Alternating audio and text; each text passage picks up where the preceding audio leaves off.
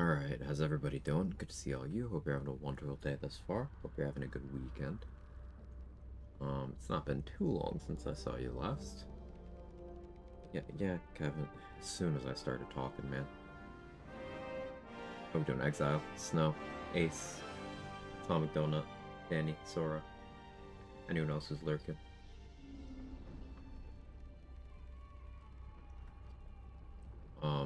Alright, how many of you unfollowed from the Go Live message?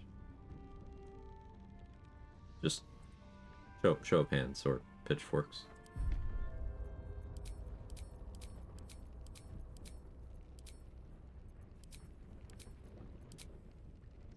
Anyone else who's lurking and jerking? Oh, have the fun. Stay hydrated.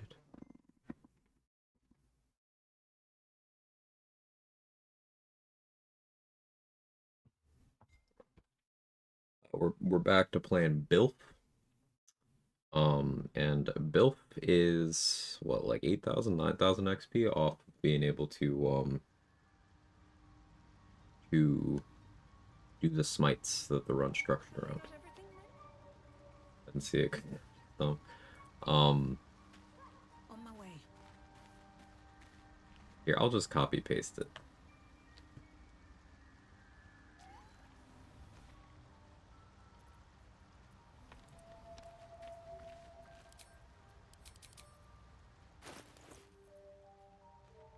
8,500 exactly. Okay.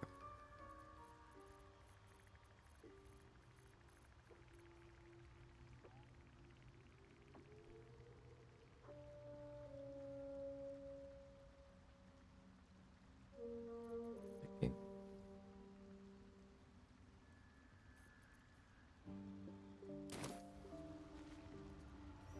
What are you yapping about, Unc? You're wet today. Watching last stream VOD, came back the moment you caught him antsy Dirge. I'm the real Dirge, apparently. Will the real Dark Urge please stand up? And, and part of him was standing up. So.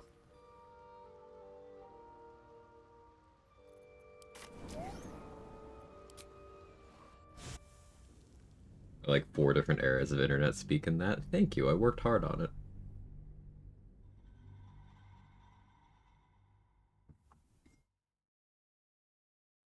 Hey, Squint Reverse, how are you?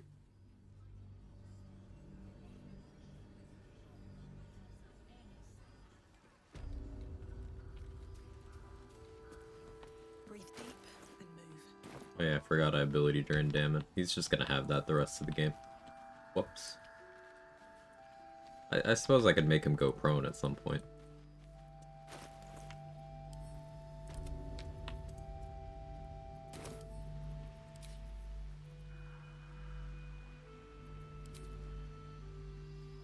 Anything you want to say? Any.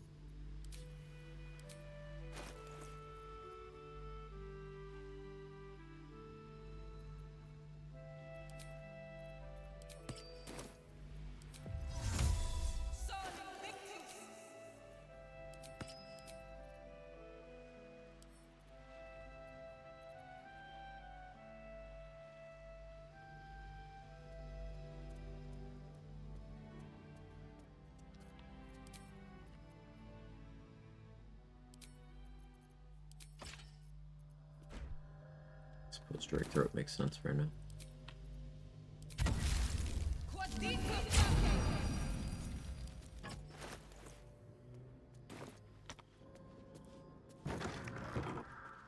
Good news, brother came home today. Operation's great success, went smoothly, so he's chilling. Love to hear that. That's good news. Very good news.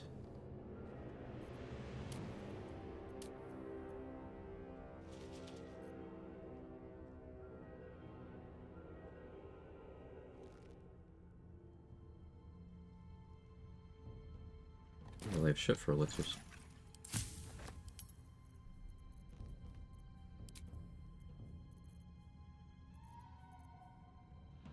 Kinda wish I had the stuff for heroism.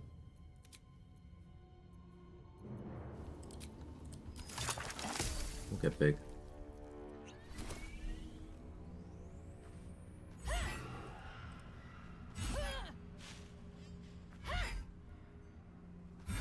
Praise be. Other my thumbnail for that moment, just a side by side of Pookie and his panties. Uh-huh. What else would it be? Hey Superman, how are you?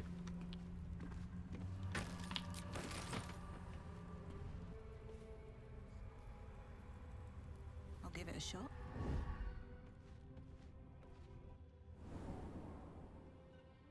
Best be on my way.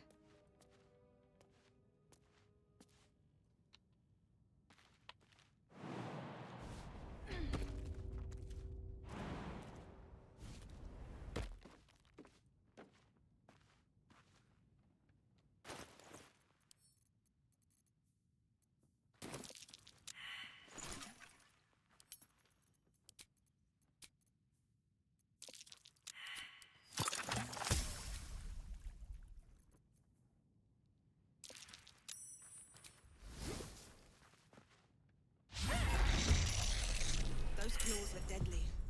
Best be on my guard. Yeah, misses something.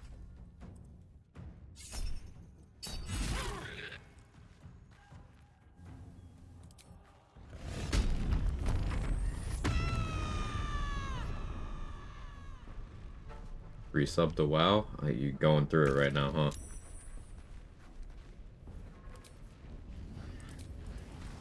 How you doing? Other than that, Castera.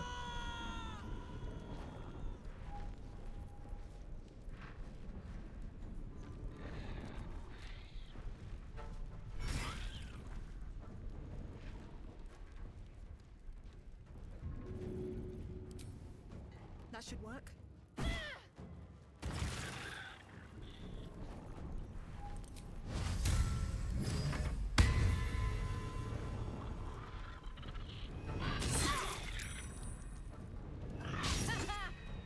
Pretty good. That's good.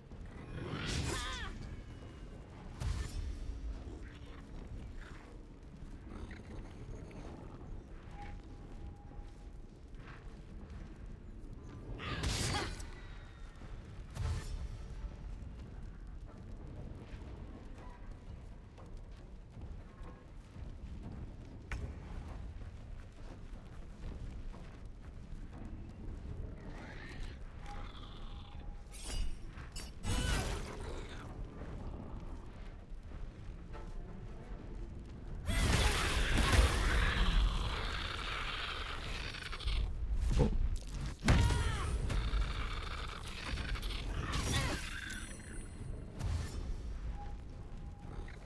They look so tiny. I guess comparatively, they are. Huge lady.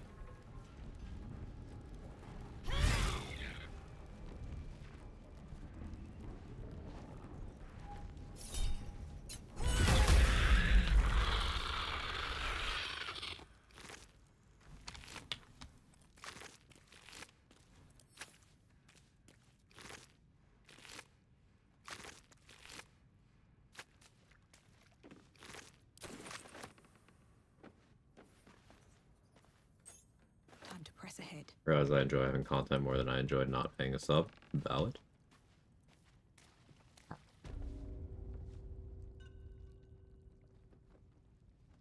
the guy doing? He's very indecisive about what he wants right now. Has some talk about you. Hey, Dave. Good morning.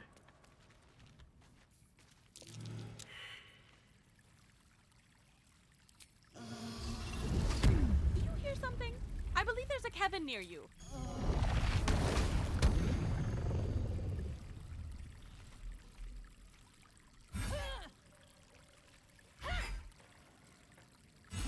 Of course, I'm not gonna roll good enough. Come on, open up.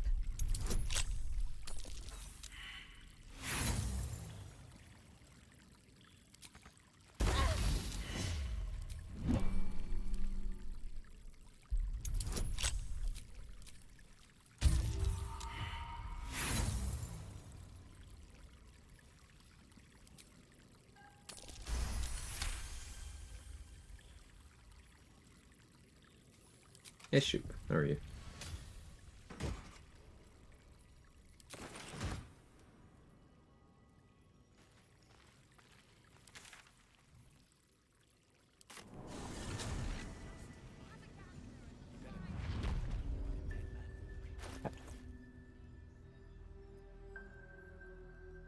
You are cat.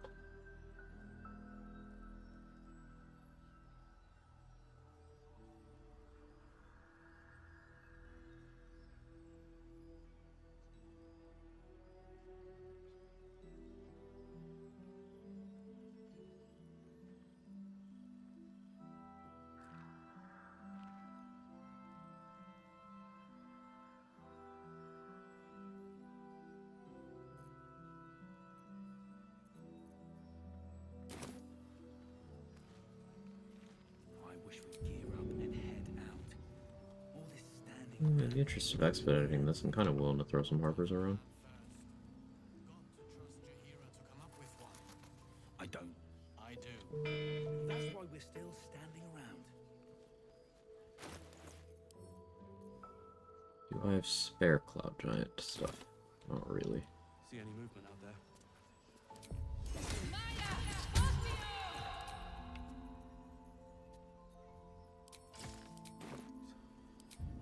Watching us. What do I have to lose?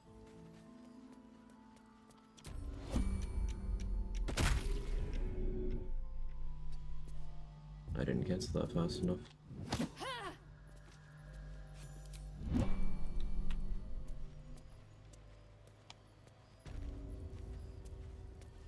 Worked out. Sight narrows at nighttime.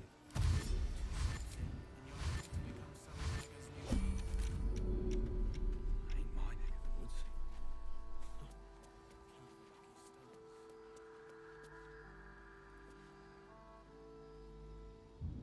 Alright, how's the orc run going? It's going okay.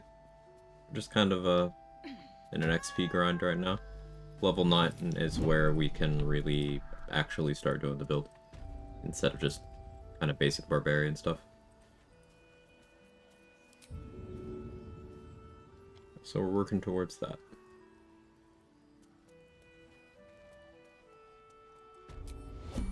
Will they come out of their cage, and how they be doing? Just fine. Just fine.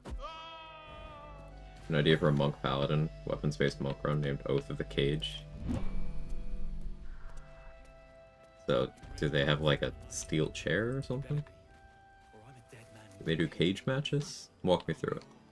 Not as long as we can put up a fight, we're not. Good man.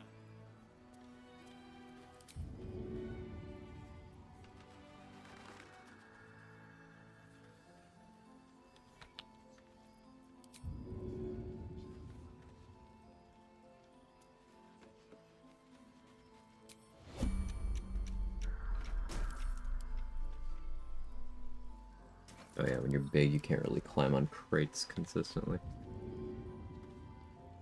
Slight downside. Fine. Don't need it. I wish we'd gear up and head out. All this standing around is making me angry.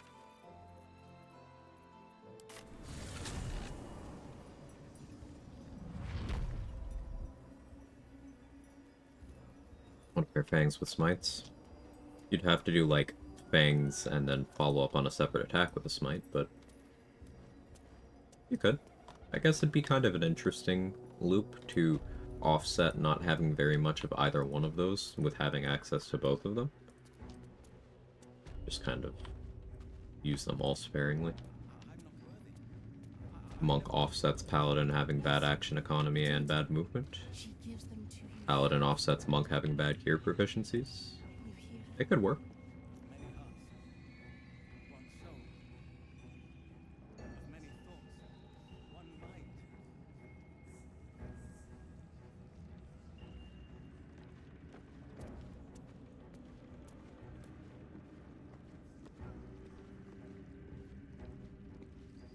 Welcome back, true soul. You've come in the spirit of trade, I hope.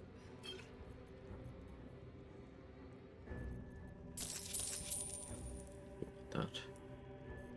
As much as I can't really justify spending on more consumables right now, I have to at least bag up some, because there are things that I am going to need a lot of later. Flight potions are one of those things.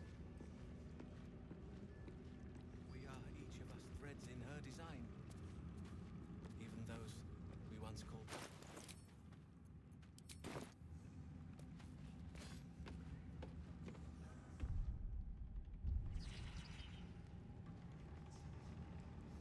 One second.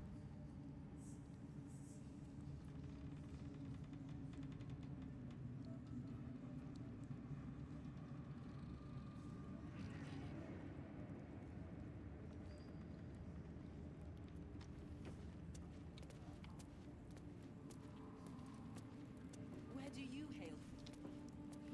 I was a farrier in Disarm. No traps, please. Can't help but feel like there's huge chunks of XP I haven't gotten, and I guess it's gotta be the Thorms. Absolute calls us all to her design.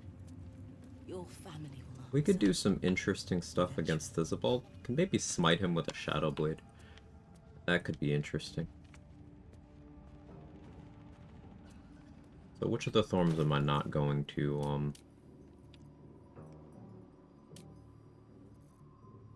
want to smite? I guess it's just Jerry. Alright. Straightforward. Time to get going.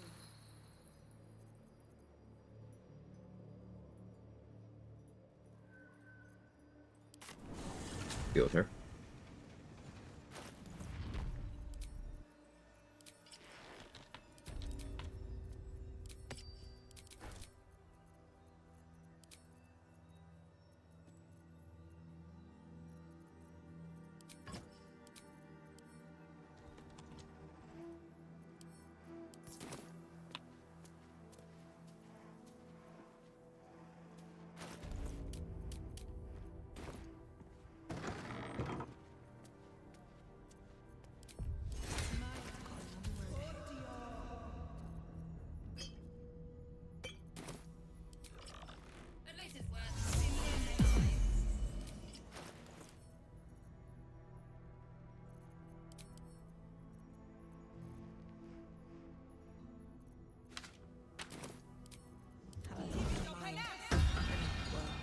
In it.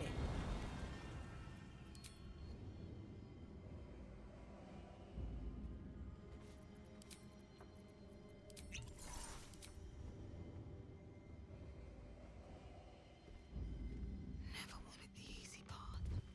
Should mind my step.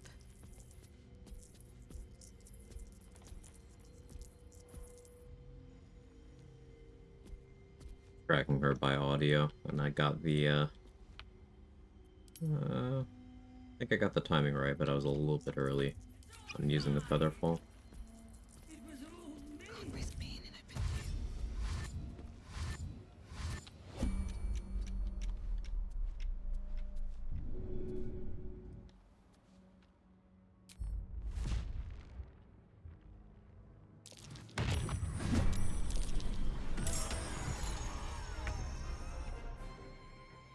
Pick for the style, you know?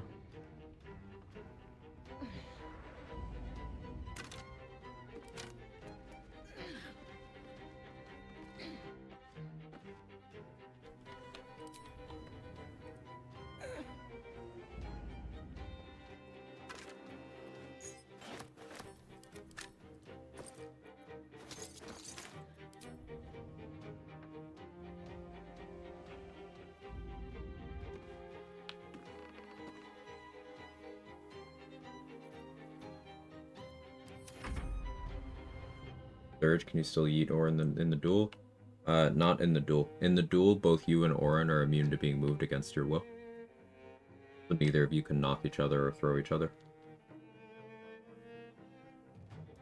Dirge, you can still throw her before the duel if you want to. Remember, on Dirge, the duel is optional. You don't have to do that. You can still handle the fight the way anyone else could if you want to. But in the duel, you're both immune to that. Hey, Higgy Brit. Good to see you. Hope you're well. No prone in the duel? I think you can still be prone. But you can't be moved. So, like, you know how Ketheric isn't immune to prone, but he can't be moved? It's that.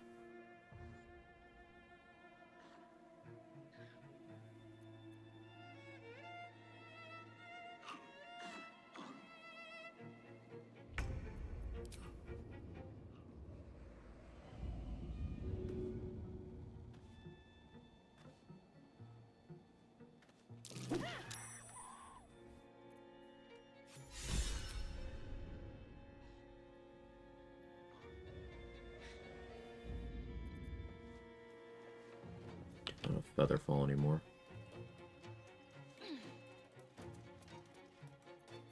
I think that's fine though.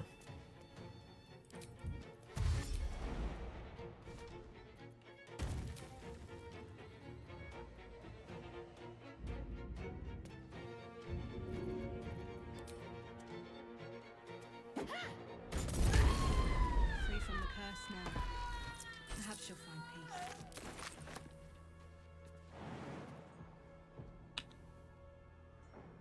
How much farther can I go?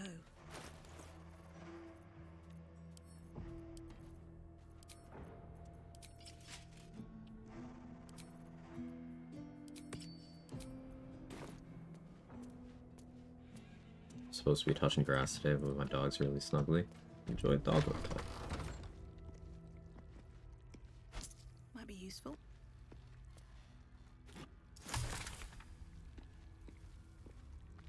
Cats have been very demanding of attention lately.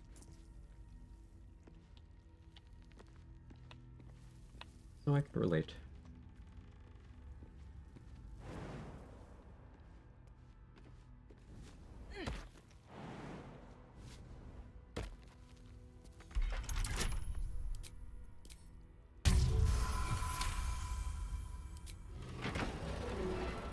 Hey Hazel, how it goes?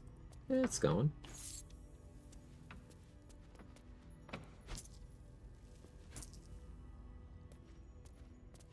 Hey, Kevin, hello. What's your deal? Climbs out of the litter box. He's just kind of lumbering around, and then he catches me looking at him, so he just, like, weeks at me and then comes over.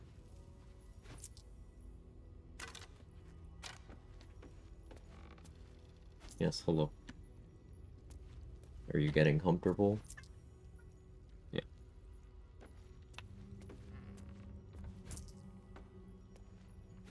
You're up. No.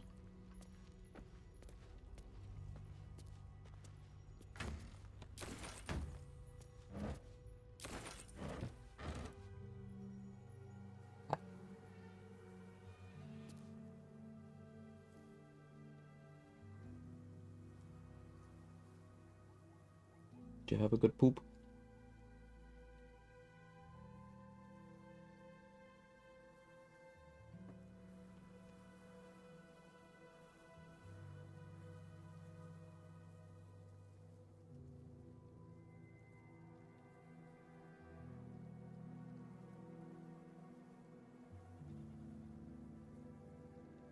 What are you doing? Are we sharing a chair now?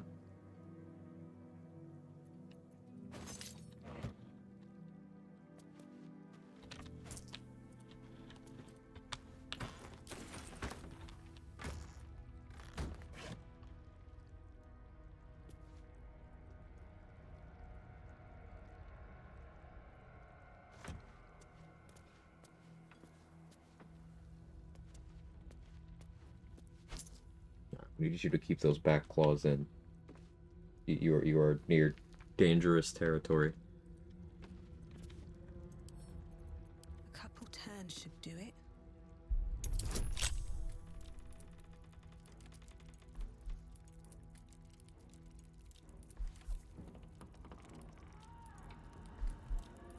Big.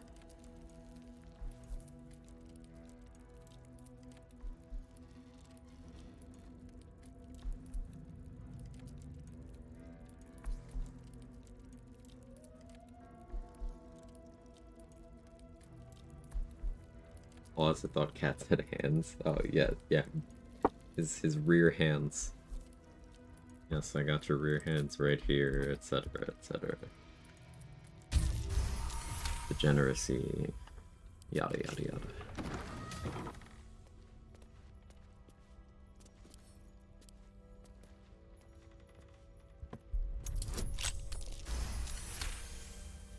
Cat's hands have teeth. Alright, you win.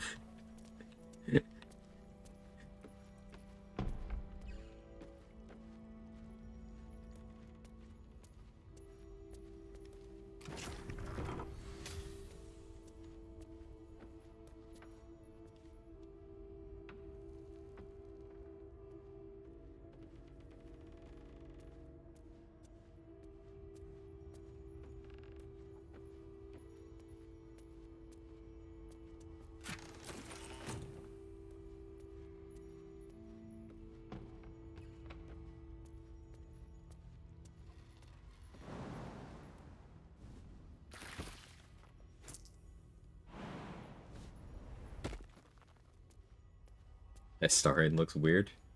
Let's have a look. Found some very strange blood and just been kind of rolling with the changes. That's curious.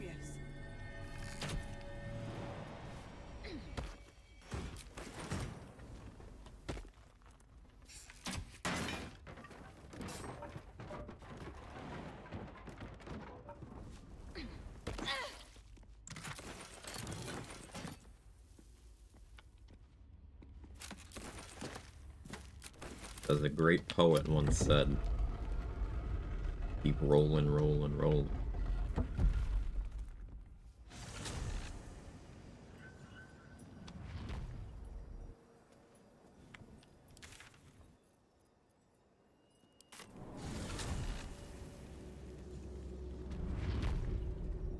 Just found a new favorite strat for disarm and trap chests. Just pick them up, take them to Paladin House, throw it off the roof so it breaks. Yeah. The more you optimize, the less you lockpick. Speaking of, Say did recently, as in a couple days ago, figure out a fun Misty Step that you can use to, bypass having to lockpick the vault where the Callous Glow Ring is.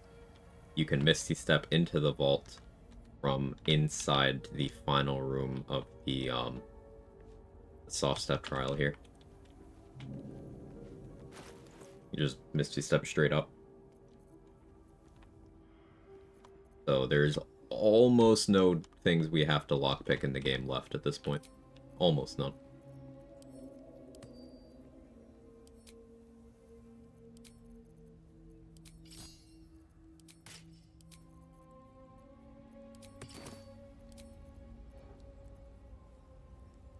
That might be the only required one. The other ones are just kind of ones that I do.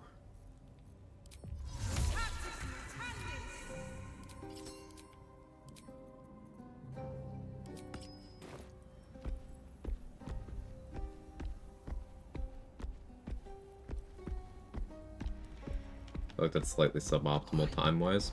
It's not really necessarily a matter of time, though you could get to a point where it is still faster to do that. It's just a matter of a useful option for, like, let's say you are doing a restricted economy run or a no looting run. I did a no looting run where I had 2 thieves tools for 90% of the playthrough, because for the most part you have to buy them or find them, and the finding ones are not applicable, so I didn't want to spend gold on that, considering how limited gold was. So I just avoided lockpicking wherever I could.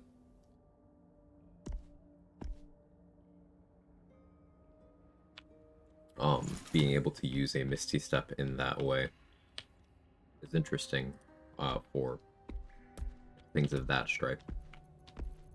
But also, if you hate rolling die, eliminating anything that is a dice roll from the game has some merit. Every time you have your big lady take his clothes out headcanon, they just stare him down intimidatingly and big ladyly until he meekly hands them over. He absolutely does. How long do you think it takes him to cave? He probably holds out longer than I would. Like, I'd be handing over the clothes before she asked. But how long do you think it takes him? Don't waste a step.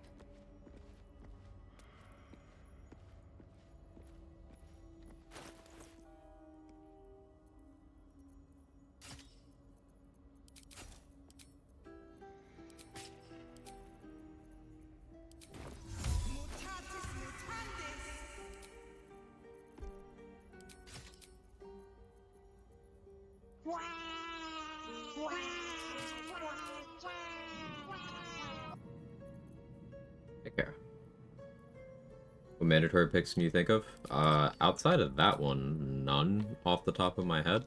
There's just ones that I like to do that are like very XP positive or loot positive or convenience positive, etc.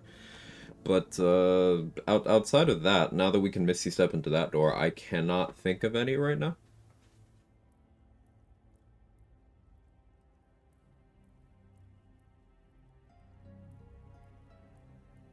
Might have been the last one.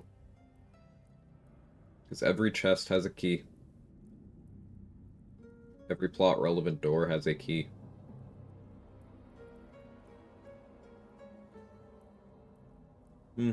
I guess the door in the House of Grief in patch 7 or patch 7 or 8, they deleted the key from the game. So you have to use either the pressure plate or lockpick or knock it, but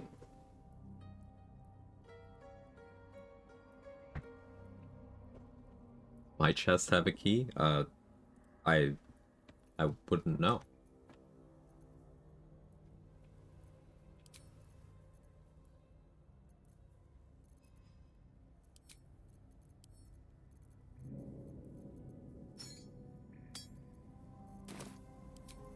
All's well that ends.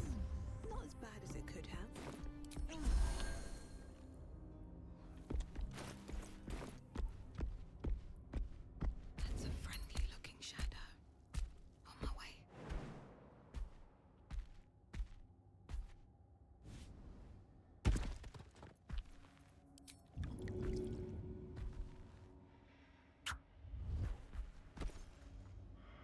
Keep the box by Alfira. What path lies Does before that one me? have one? Don't know off the top of my head.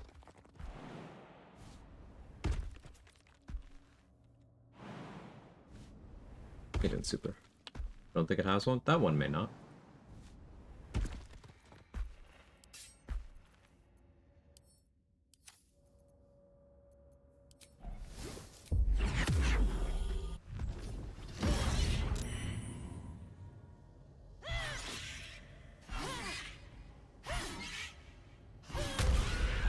And a little soul breaker.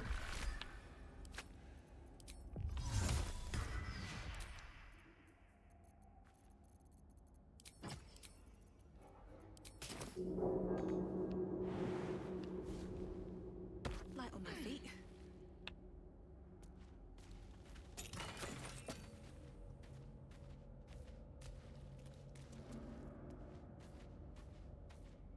Guess I could go do hide and seek. Sure.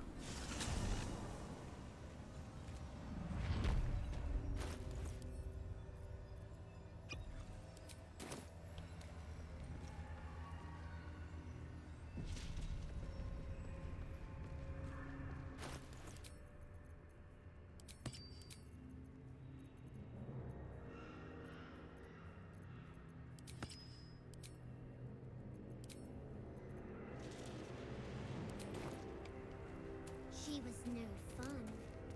All I wanted was to play.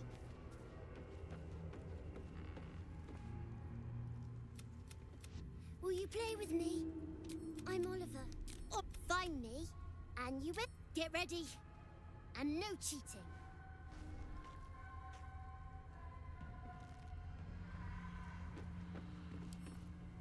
Can't keep me out.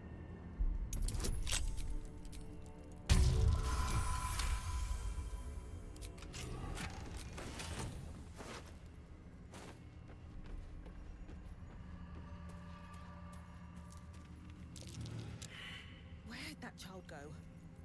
Oh, I win! I win! Good. Try to. Breathe quiet. Move with care. Quite fast enough dashing there.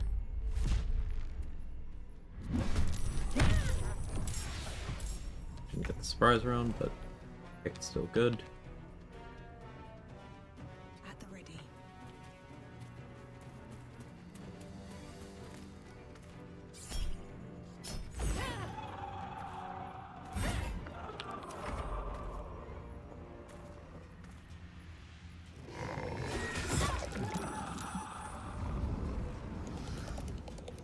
I'm kind of tempting fate, allowing life drain. Now that I don't have con save proficiency anymore, but okay, stomach, settle down. Ain't Here that we go deep. again.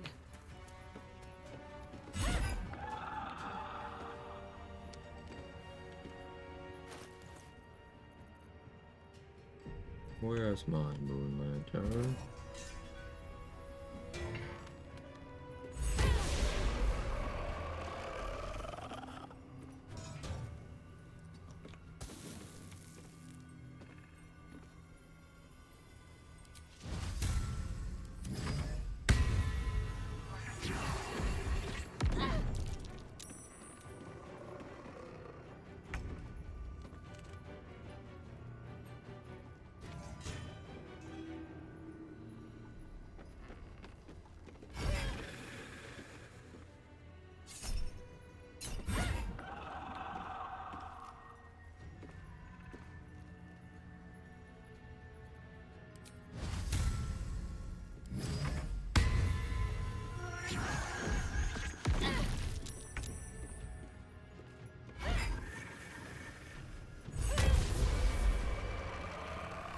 Yeah, if I don't have anything to do with my bonus action, there's nothing stopping me from just popping Inquisitor's Might every turn.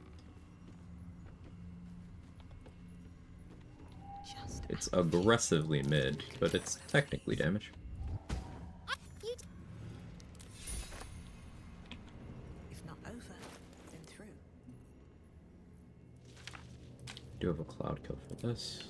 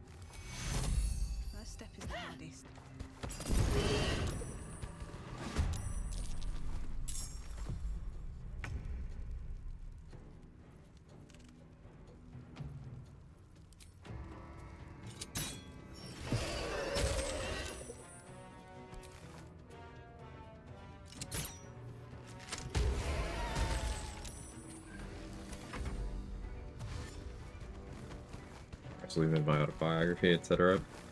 I'm glaring at you.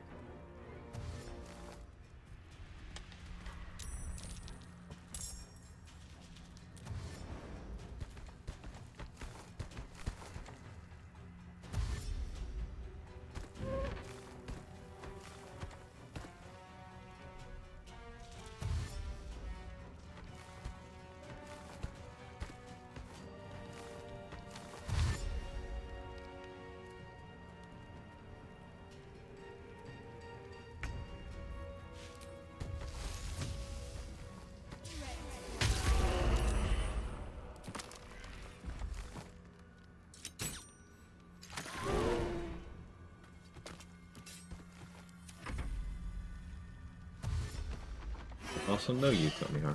How are you? Lair obscure, nice.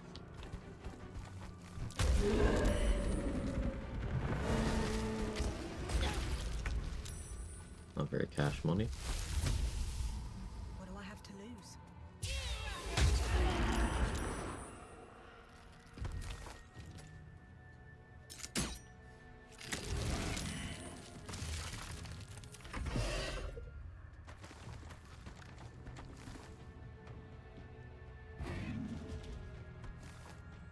But Strimmer, poison damage bad.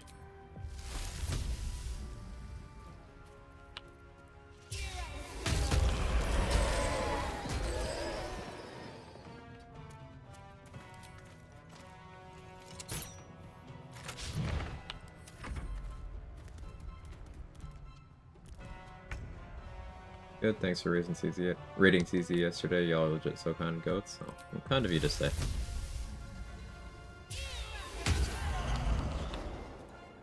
Happy to bring the love over there.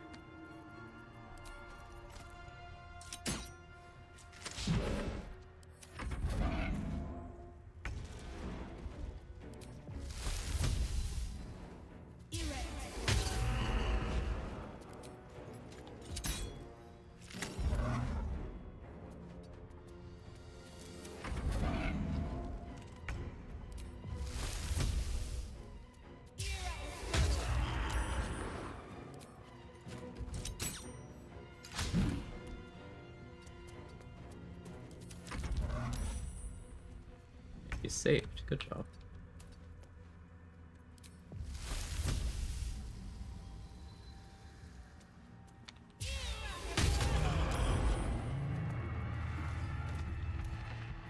Cloud Kill's so good. Cloud Kill might be in like my top 3 favorite spells in this game.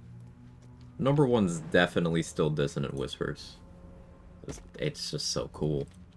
But like, maybe Cloud Kill's number 2. I don't know.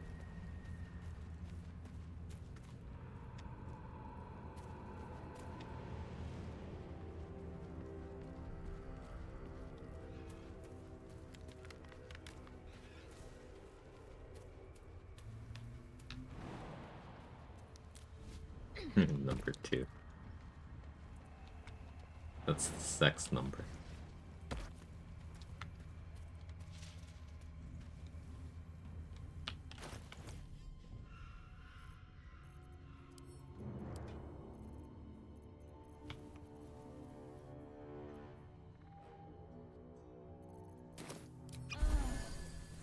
This calls for careful footwork.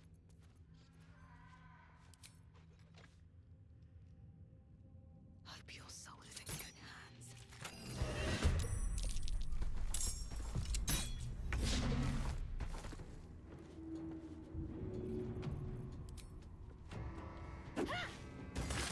Wonder if the gods are watching me. Sex number maybe in steamy Cleveland.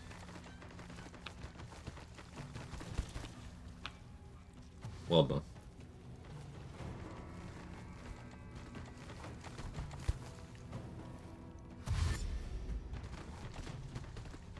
I like using a grease bottle here, because it usually keeps most of them grouped up here. Sometimes a couple of them get through, but it does assist in using these to kill that.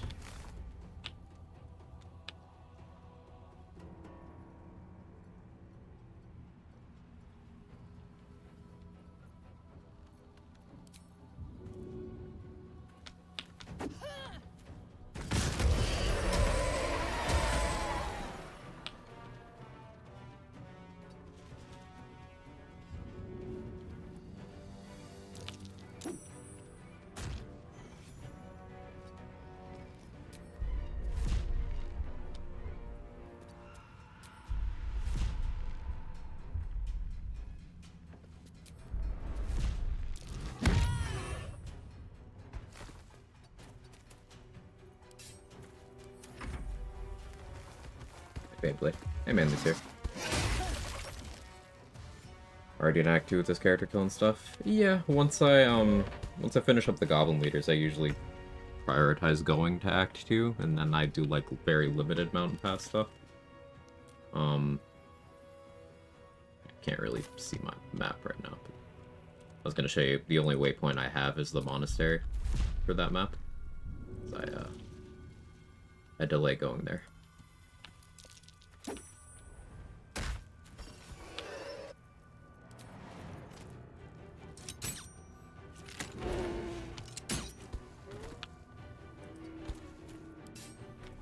There's a lot of non-combat stuff you can do here to get XP and tadpoles and loot. So doing that makes going from level 7 to level 8 very quick.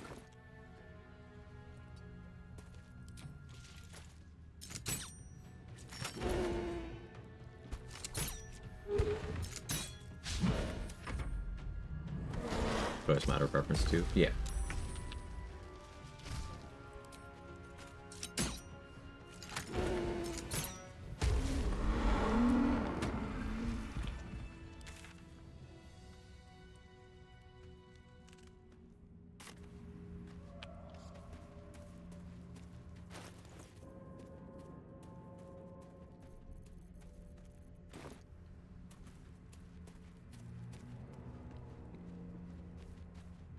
Let's deal with the measles and the dogs. Mason's Guild after that, maybe? I don't want to kill too many of the undead around, because I want to have good places to showcase smite bullshit.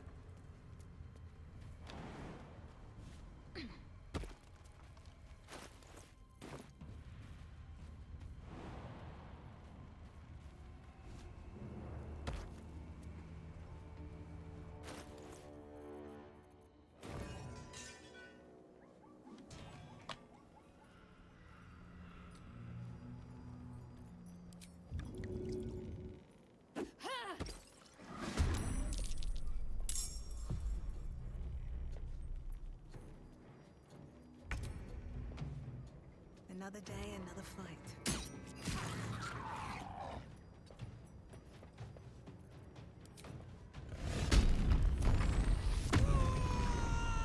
Hey, Mick. Thank you for the 11 months with the streak. That's awesome. Thank you very much.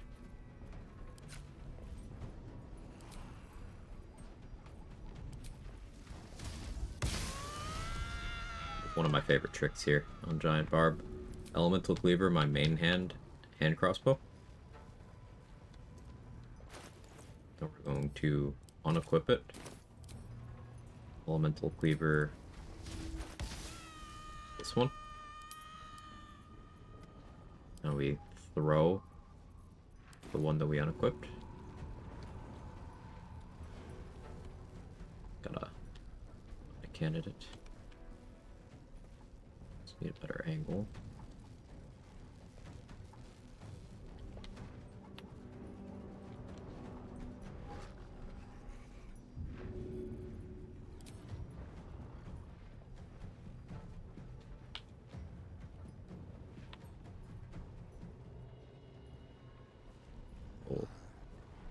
Awkward.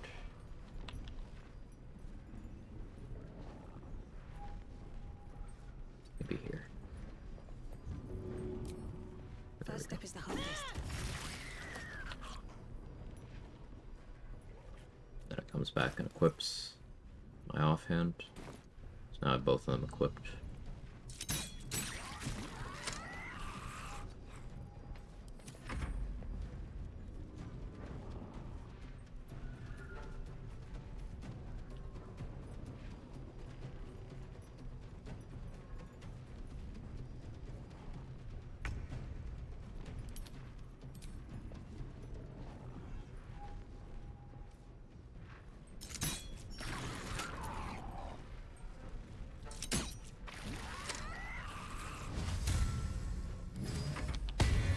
Inquisitors might get some damage too.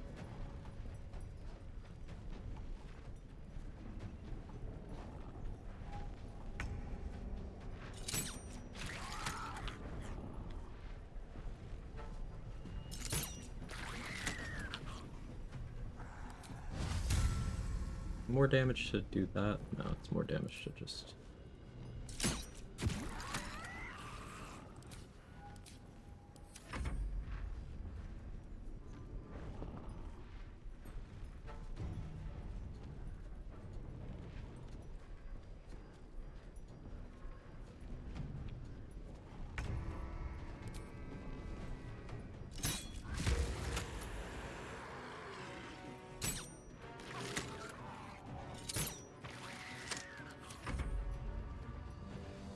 Big H.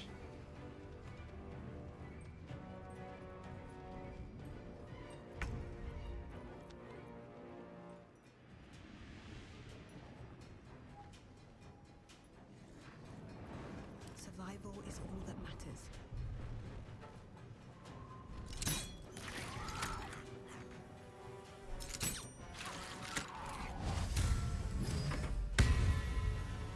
Like your owlbear cosplay. Thank you.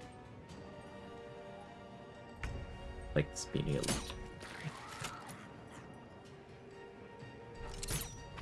And I did mention this part, but I'm getting my money's worth, damn it. It was expensive.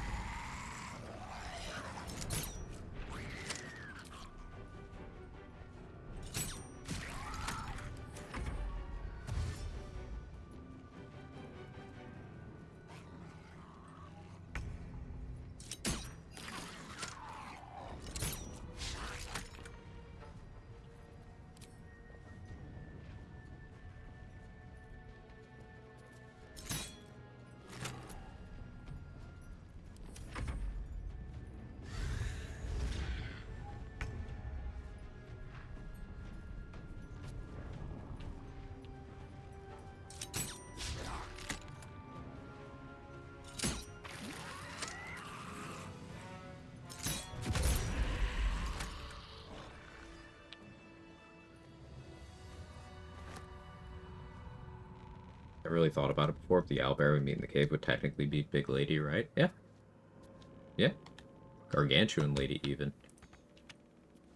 I think she's just large lady.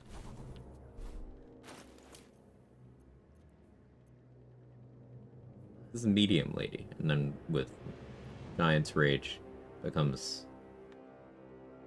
This is a big medium lady. Then with Giant's Rage becomes a big lady.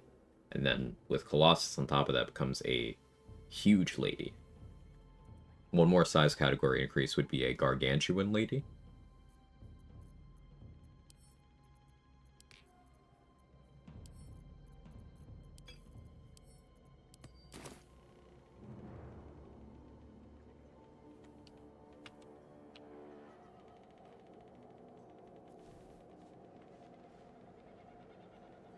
Excited to start Big Lady run. What's the sauce? I'm missing context. Or can you stack the enlarges? In honor mode, only 2? I think below honor mode you can stack 3.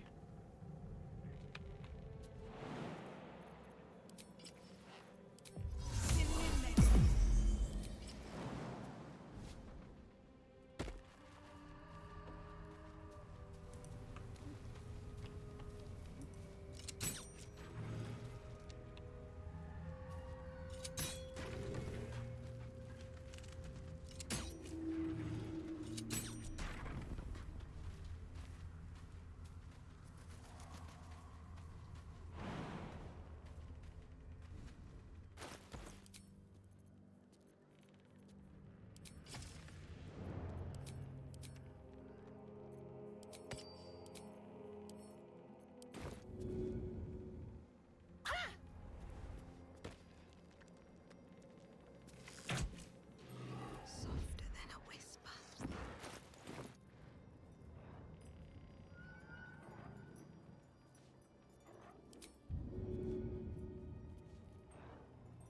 First step is the there. hardest.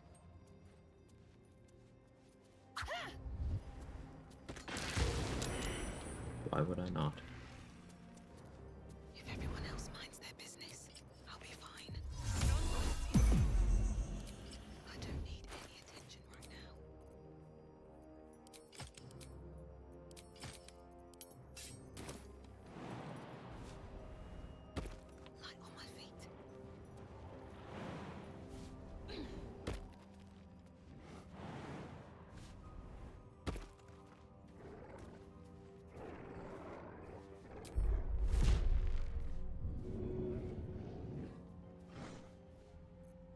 Thanks.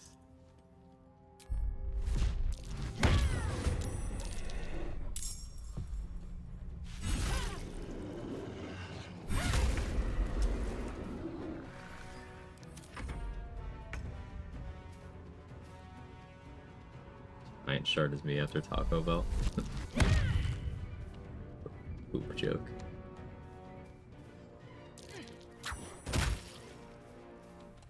Time for some bloody work.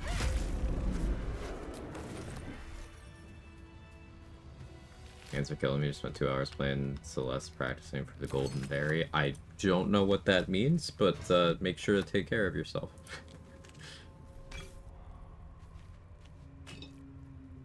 Very well.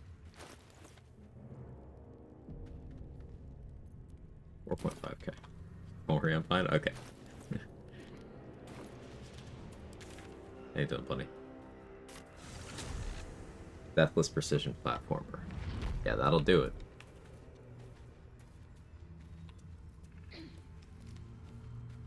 Speaking of hands and pain and stuff, this reminded me fun interaction I had this morning. I don't like in 2025. A lot of people don't write stuff anymore. It'd been a while since I'd written anything.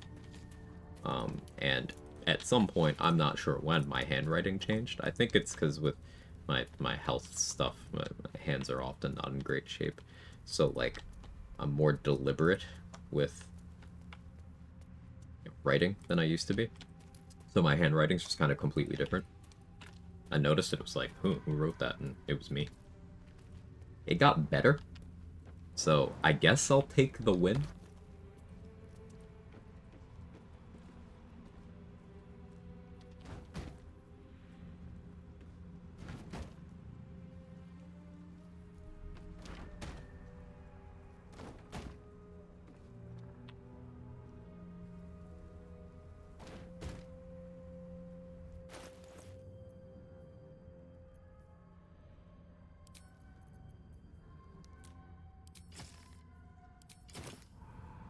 Don't want to draw any attention.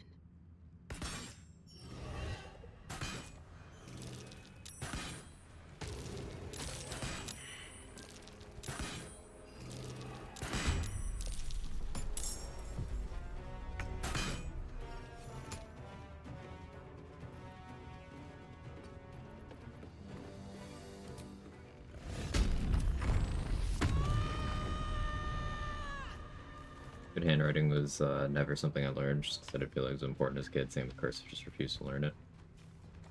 I learned it, but yeah, I get it. Worked 7 hours straight and final project homework yesterday was so awful. Ugh. So writing with more careful, deliberate, and careful strokes secretly good. I got your careful strokes right here, Mick. Don't test me.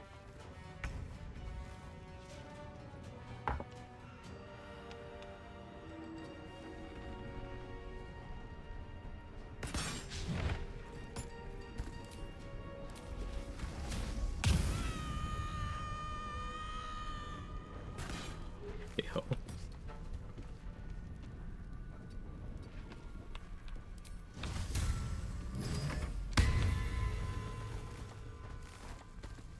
Read it a lot. Typing, I get distracted, so that penmanship improved. Mine sucks. Yeah, it was pretty bad. Like, not ever illegible, but definitely what I would classify as messy. It's still not like typeface or anything, but it's noticeably neater. A little bit jarring.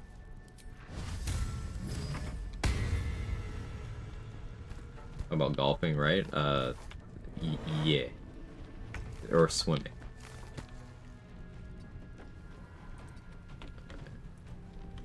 I'm gonna show you my strokes and there'll be swimmers involved.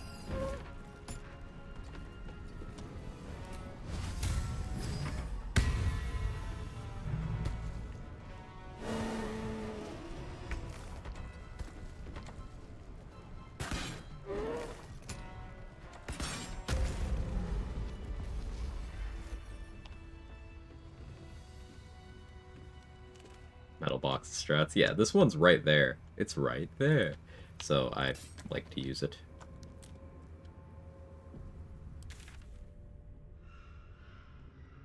That's all the plant fights done back to back almost.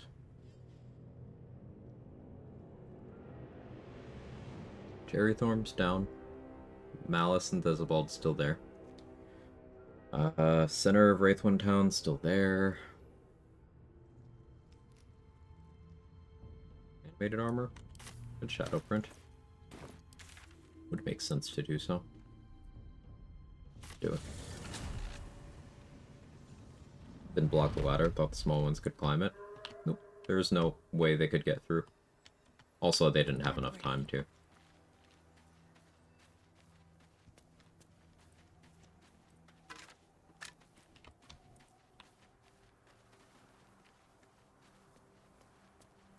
Even if that was an option.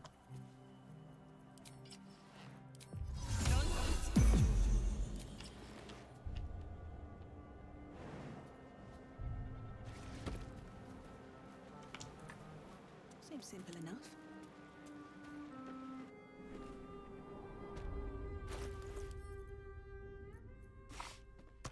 One fire arrow. No.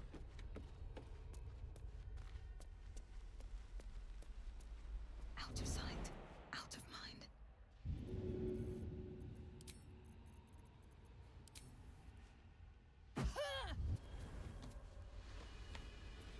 This calls for careful footwork.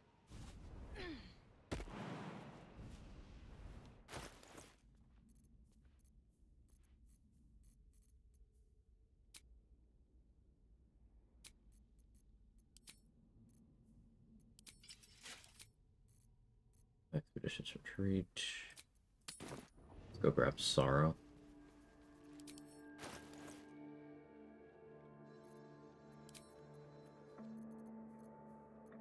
I'm so used to sending Sorrow away. I'm like, wait, I have it? Giant Barb Carry, wait. What feats did I land on? I ran Alert for a while. When I respec to grab my first Paladin level, I switched it out to Tavern Brawler. Just because it benefits my kick. It evens out my strength to 20. It makes sense right now. Long term, we probably don't stick with that, but respec's allowed, so.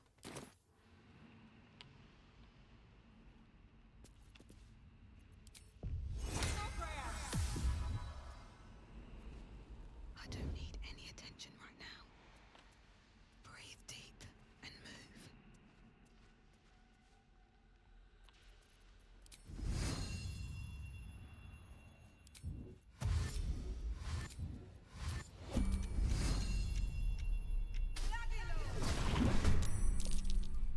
Swift as my feet can carry me. Shame the kick can't get Inquisitor's Might on it. Yeah, that would certainly be interesting.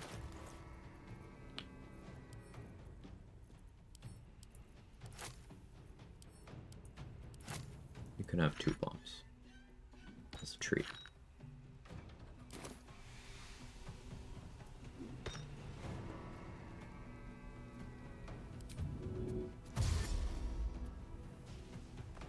Usually couple brutal critical from the levels of Savage Attacker. I wouldn't say I usually do it. It's sometimes. It's a sometimes thing.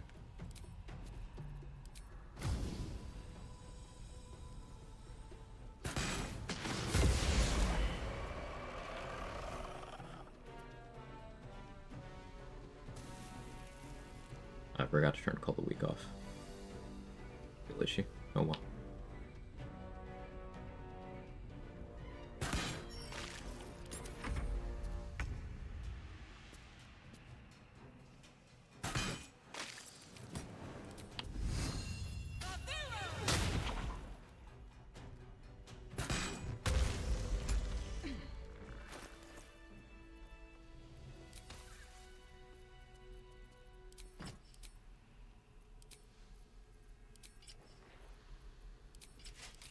That one for now. Something good here, I hope. 3.5, 3.5, 3.5, 3.5.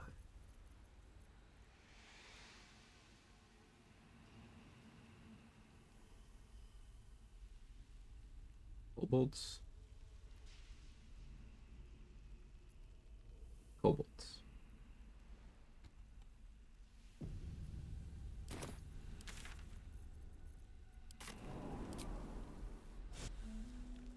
I too would be dazed by a big lady kick if it was possible.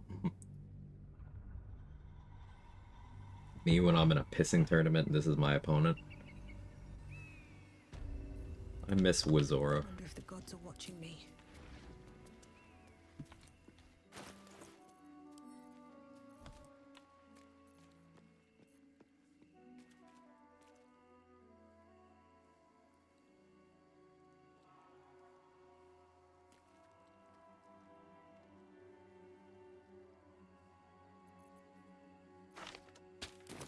Miss what now? Wizora? Oh, you're heading out. That Isabel's blessing is better. I like that, Danny. Hey, Trey, thank you for the raid. How'd the rest of the stream go? Welcome, welcome, welcome. I'm grinding to level 9.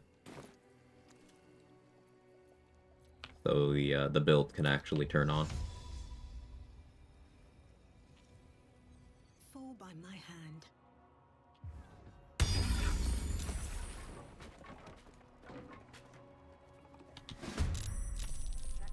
Mix of spirits. Fire could be exploited.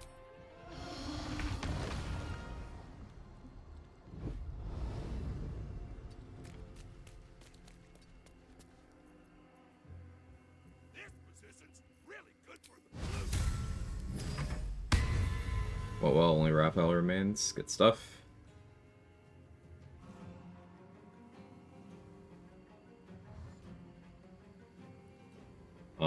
I've been doing a lot of archery stuff so far on this, because like elemental cleaver, you can apply that to bows, and Inquisitor's Might, you can apply that to bows. So it's fun to just kind of be doing a playstyle that most people would never think of doing on either Paladin or Barbarian.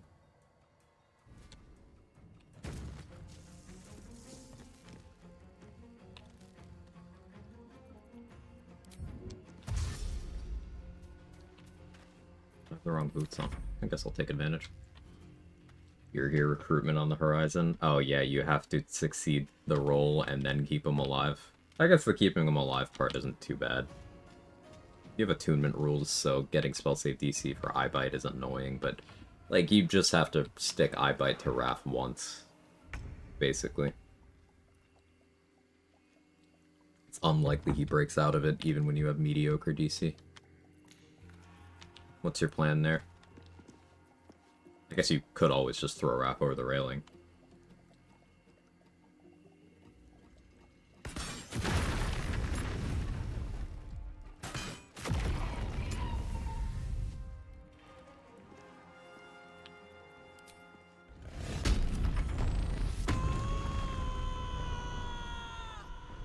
Maybe a dumb question, what do you mean by attunement rules? So, on Trade's current run, one of the self-imposed restrictions is a version of tabletop attunement rules where you can only have 3 magical items equipped. The magical items being defined as things that are granted magical effects by things other than material properties. So, like, adamantine doesn't count against you. Helldusk gear doesn't count against you. Susurd stuff doesn't count against you because it's all, crafted. It's just from the materials. But, for example, Dark Justiciar Halfplate counts. Flesh Melter Cloak counts. Speedy Light Feet counts.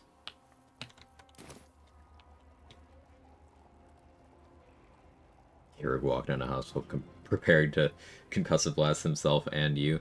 I miss him. They have patience.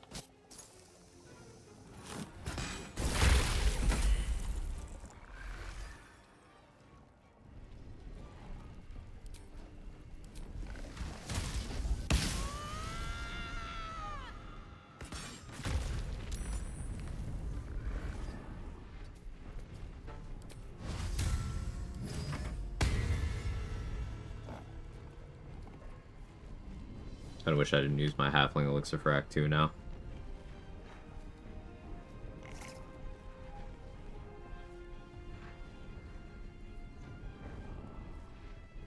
No Auntie Ethel's charm.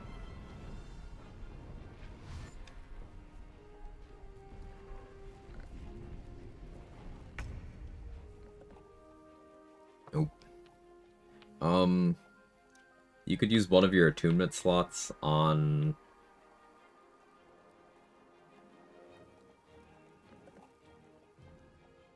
Hmm.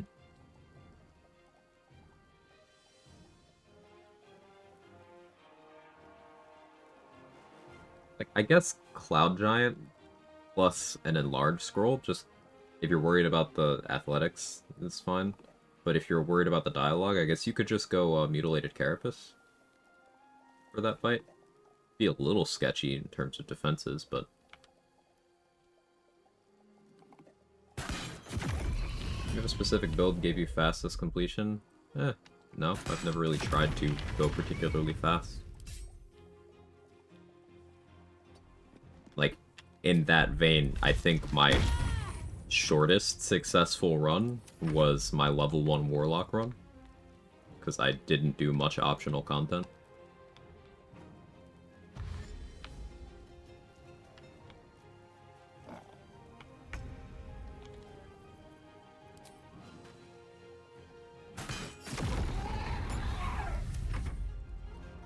Gotta go at a moderate pace, not Sonic.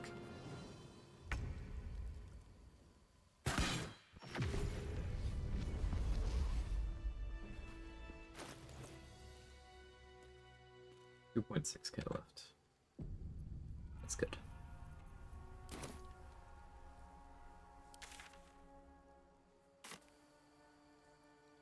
I think there's still one eagle up there.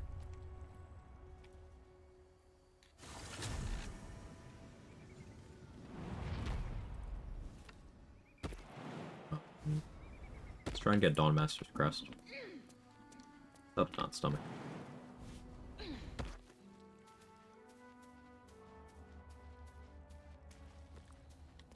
I don't have either of the perception shields.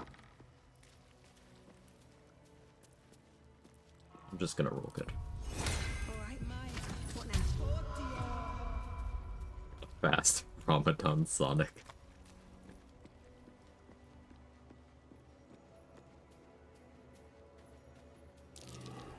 Something over there. Wonder what's past this.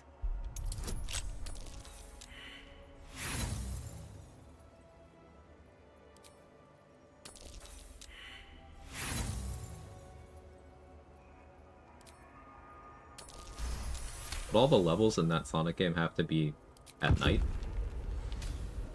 then? Otherwise you just have to walk.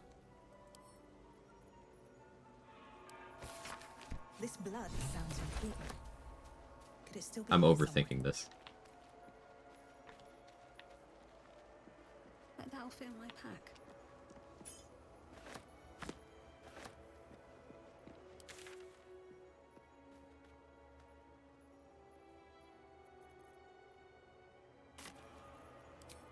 get going.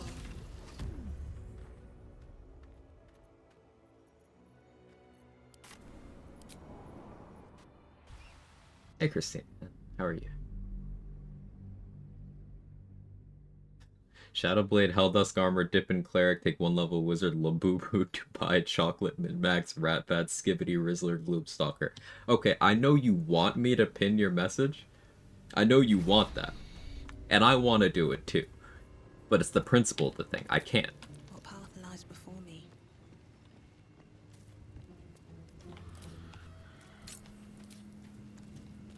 How you doing, pal? Looking for some odds and ends? I've scavenged all sorts.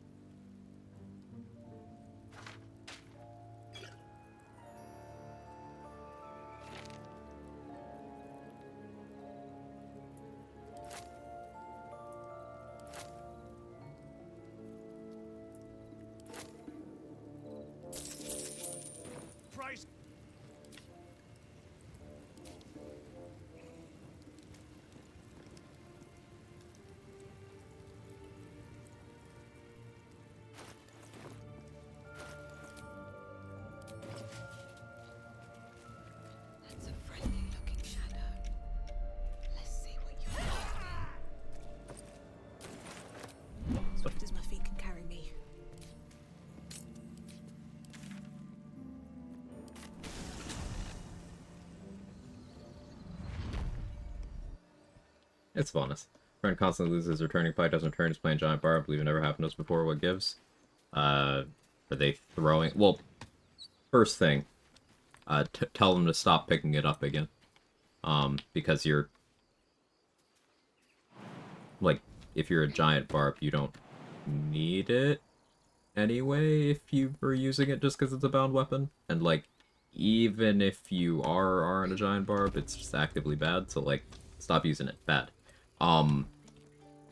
But something that I find people do often is throwing a bound weapon to enter a combat. But the reason why it doesn't come back if you do that is it's happening in 2 separate turns. You threw it on one turn, it hit on another. It's not going to come back because as far as the game's concerned, when it hit, that you didn't throw it that turn. So why would it give it back to you? Because you didn't do that. So don't throw it to join a combat. Don't end your turn before it comes back. Better be cautious. But also, if the returning pike doesn't come back to you, that's the game doing you a favor, because the returning pike is an awful weapon.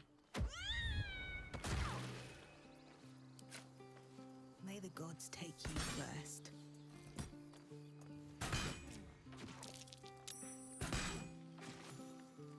Can't slow down. That's what you recommend instead. We're in the middle of Act 2. Carry around a pile of these.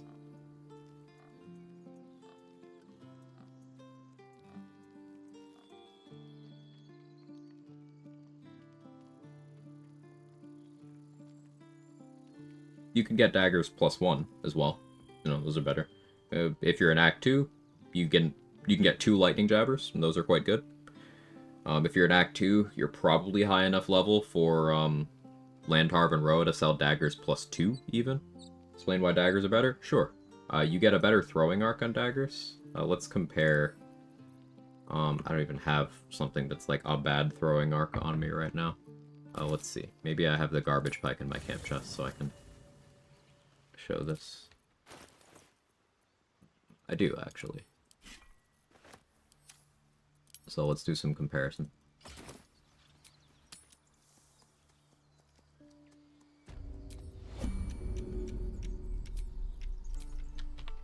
So, you see how high the arc is here? This is an issue because if you're in any place where there's a low ceiling, you'll often be unable to throw this at all. And then you see how terrain is like really annoying with how big the hitbox is. Like I can't throw to right there because path interrupted. Can't throw to right there because path interrupted. I have to go all the way out to here. So if someone's standing there, I can't throw at them unless I move. Constant complaints about the trajectory? Yeah. So if you are throwing a dagger, you have a lot less of that issue. You have a lot better targeting range. Also, you will never have to worry about losing XP. If the gravity damage when you throw something heavy at someone is what gets the killing blow, you don't get the XP. And daggers are not heavy enough to ever do that. They're incapable of stealing your XP. You will always get credit if the dagger kills something.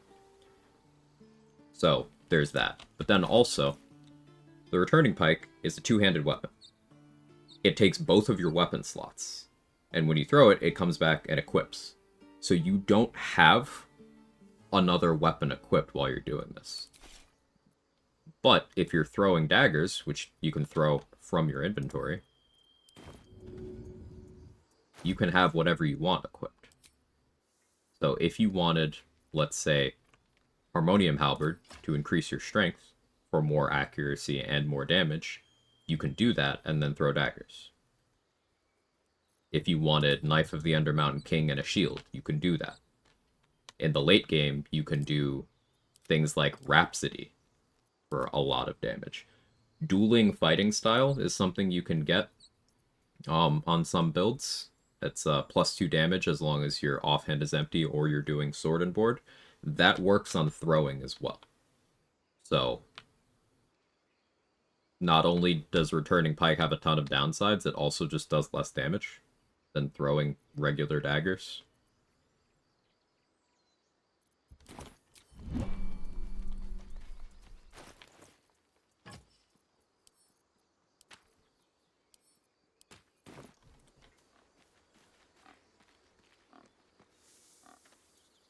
Interesting, I'll tell him all that. Thank you so much. You're welcome. Then a whisper. If you really want, you can even bind to a dagger. Yeah, if you're an Eldritch Knight or a Giant Barb, you can bind whatever weapon you want. One day I'll catch a break. Might apply twice with Rat Bat? No. Throwing a Bound Rhapsody, remove your Scarlet Ribbons? Yes.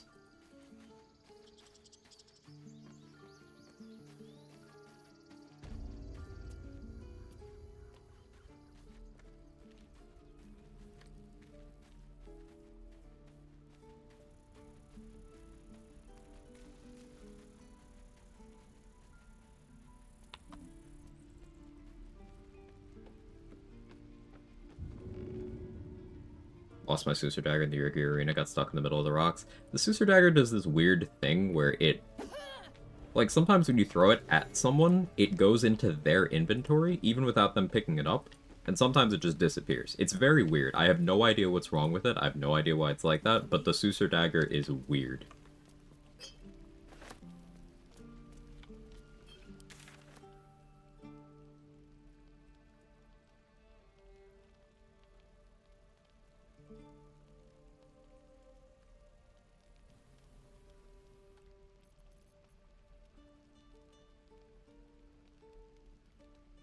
I don't really want to fuck the Bullet. It's only 150 XP right now. Like, waste of my effort.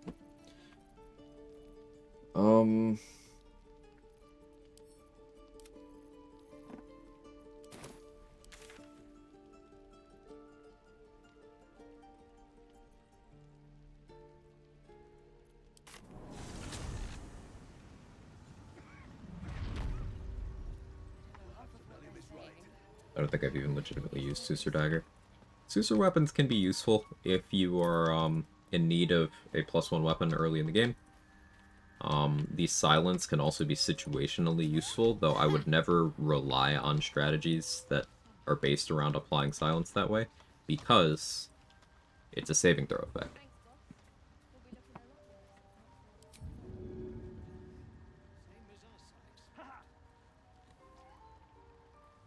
Hope your soul is in good hands.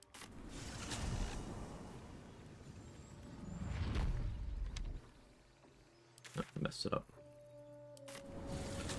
Is it fixed DC? Yeah, it's either 12 or 13. Constitution, I believe. It might not even be 12 or 13, but it is a fixed DC, not a particularly good one. I like arcane interference arrows, me too. I try to make sure I'm always carrying around at least one. Because sometimes there will be a situation where it's like, alright, I need you to just not be concentrating anymore. Or, I need you to not cast on your next turn.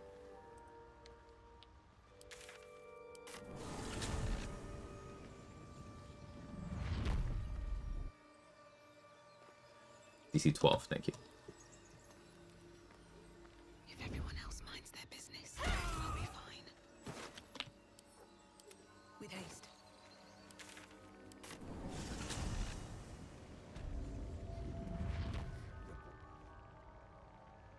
We've had some rest. Maybe we can still go back for the others. No, Lumper. Our work There's chilling. than any one of us. Even more. Why did I just fall a little bit? That was weird.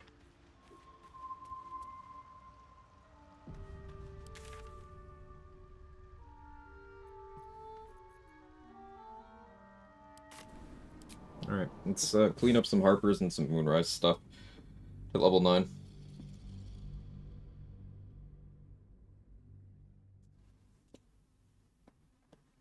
Once we hit 9, I will be checking alchemy vendors for 4th level spell slot elixirs. And that's where we can start doing the thing. Place gives me the creeps.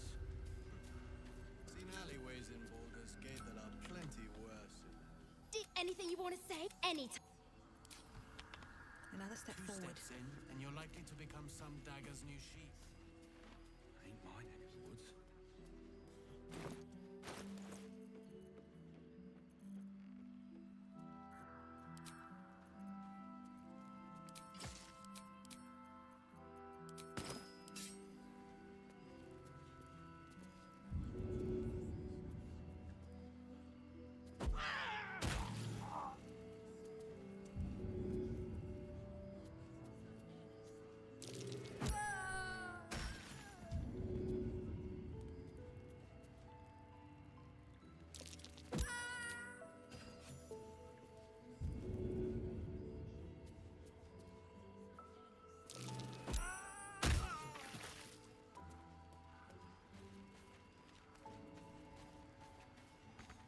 I just don't care. Yeah, their AI is very functional. Down by the river, yeah. Your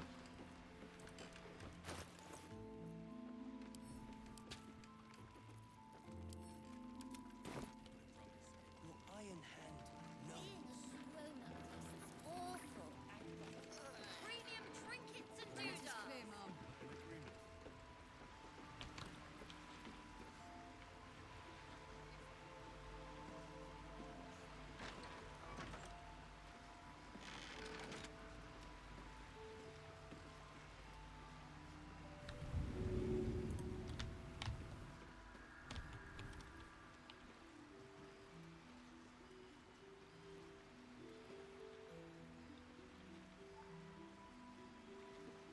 Maybe I should. No. This is good.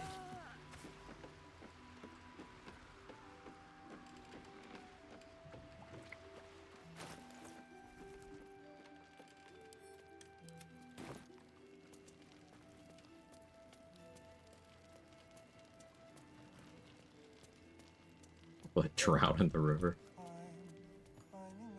Same thing, different font. 2000. I haven't bewalled yet, but I don't have minor illusion.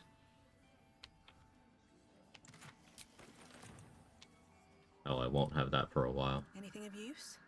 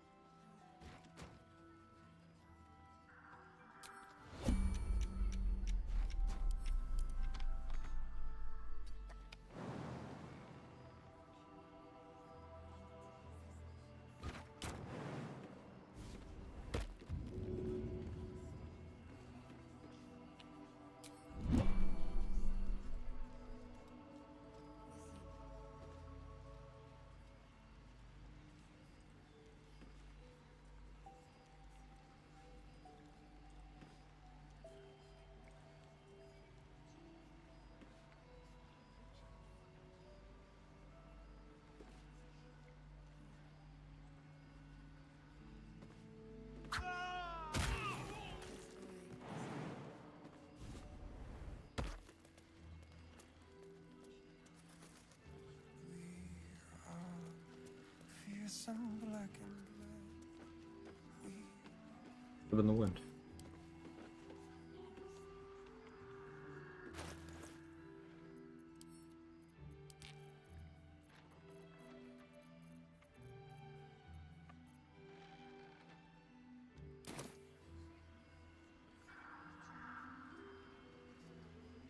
Can you pickpocket the loot off of Malice Storm? I've never tried.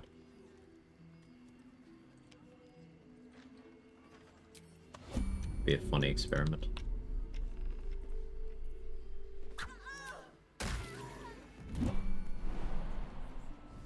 Which my 90-minute workout, almost D&D time. Gonna be a good day. Let's go.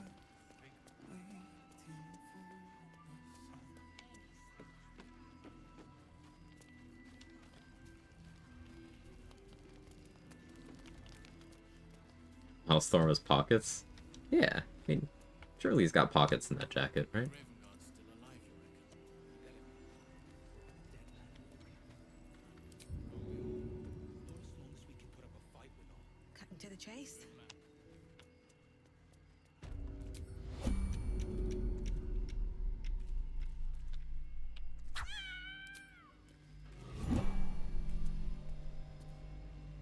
reason why Malice actually wants it, maybe just forgot he has it. Can't be paid too much attention to it. It's kind of an undocumented feature, but Malice Thorm is sort of a source of the Shadow Curse. He's not the source, but, like, once he dies, you don't need as much Shadow Curse protection in Wraithwind Town anymore, and lights work a bit better.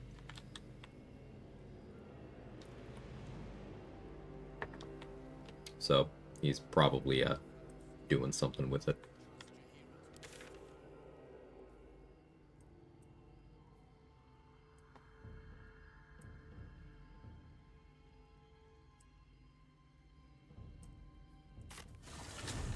Probably got multiple prison pockets grafted on. Oh. Reply the other Thorms too, or just Malice? Just Malice. So, like, example. See this torch?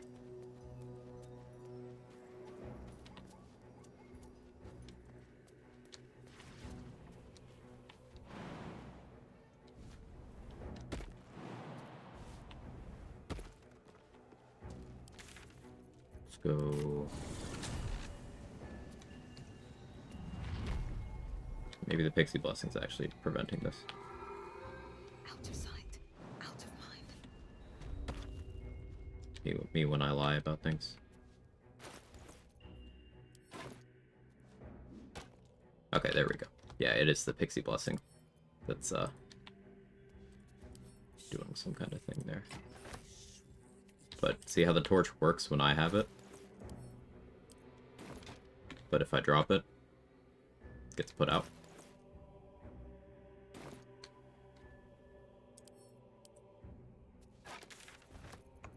If I go here.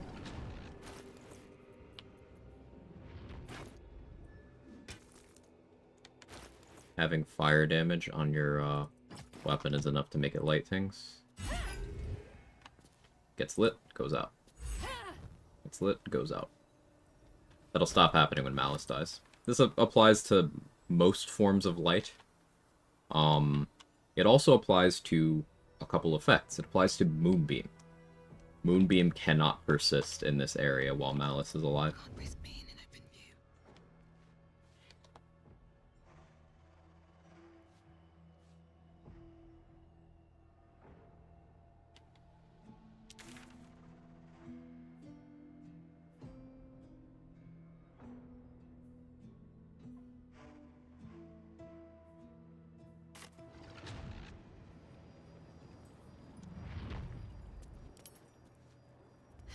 Have to keep going.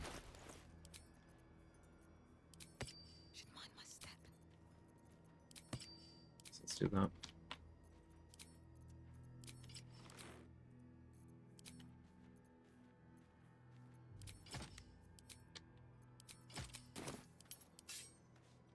Open up.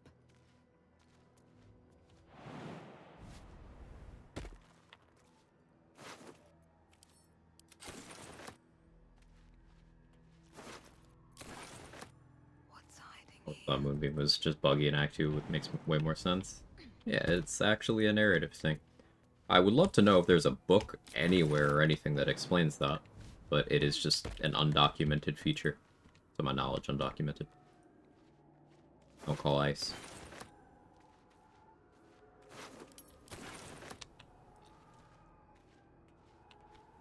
I think of Gloomstalker Archer. It's popular among people who have never played Red or given Hunter a chance. Gloomstalker is worse than Hunter in 99 out of 100 situations. Especially for the archery playstyle that people tend to pick Gloomstalker for.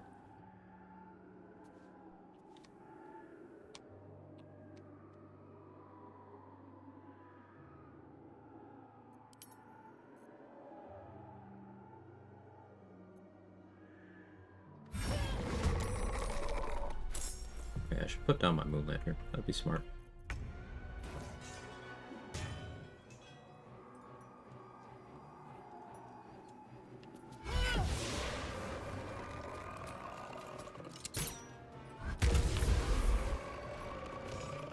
Best be on my way.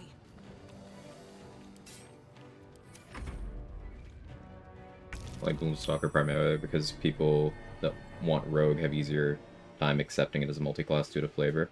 It makes sense to me. Like, bonus action hide is cool. It's just, it's endlessly frustrating to me that, people then pair that with Rogue, and it's like, but you already get bonus action hide over there, so, like, pick the better Ranger subclass. But it gives you... Gloomstalker as a class gives you a bunch of good training wheel stuff. You don't get it on mechanics. I mean, no, the conceptual idea of you're doing archery from the shadows and stuff, yeah, no, I get that. I'm talking about mechanics, too. I'm combining conversations. But yeah, I get it. Vibes-wise, you know, you're attacking from the shadows, it's your whole thing. Yeah, I get it. It's just, you can have good vibes and also good choices.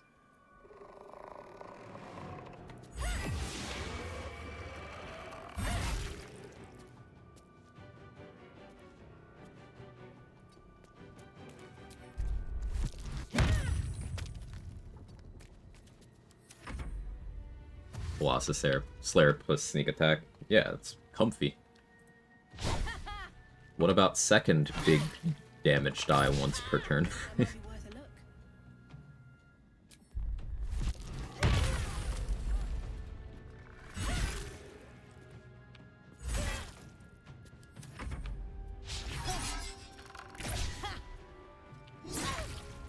I want to do melee Gloomstalker just to annoy people who gas it up as best class, to be honest. But, like, it has good things about it. Remember, at the end of the day, it's a ranger.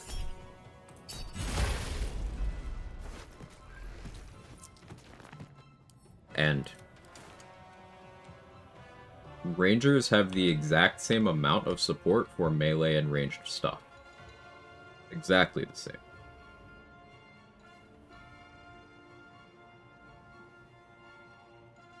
The thing is, ranged stuff as a whole is definitely easier to scale higher than melee stuff. Like, if you want 2-instance attack spam, Ratbat does that for melee, but that's using a specific weapon. If you want 2-instance attack spam on ranged, stock up on special arrows. So, that's the kind of thing I mean with, like, easier. But you have the same support on both of those archetypes.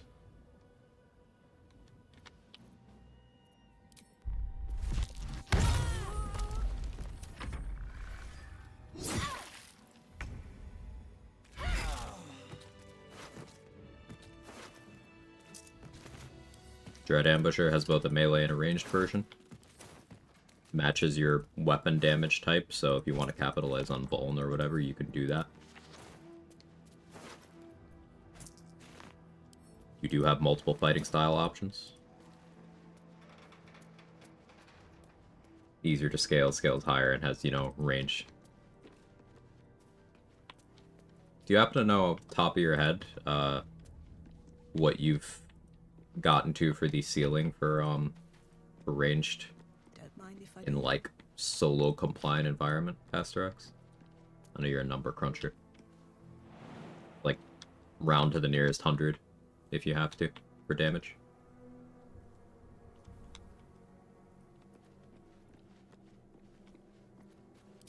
Curious. Solo? Yeah.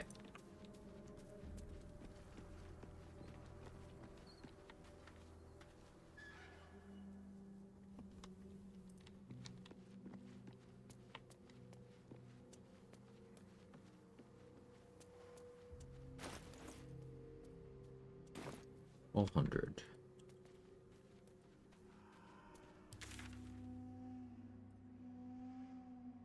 Guess I could do the morgue stuff. I really want to save the zombies though.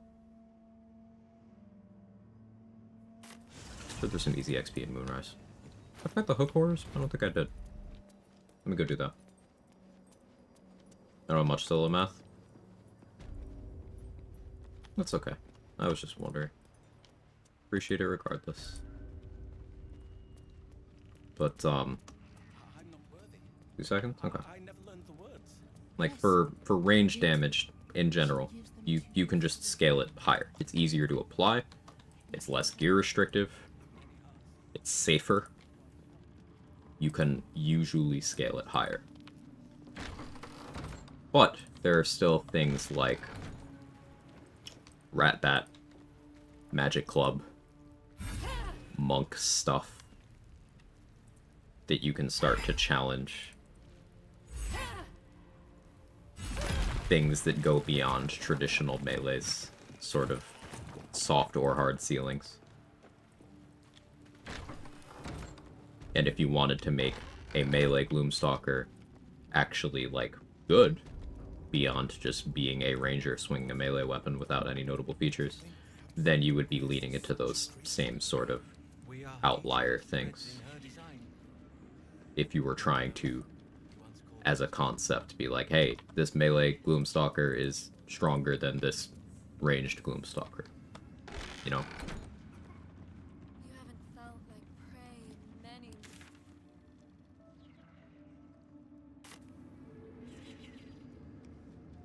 Like 4K DPR before Greater Flash? How many shots? 4.2? How many shots, out of curiosity?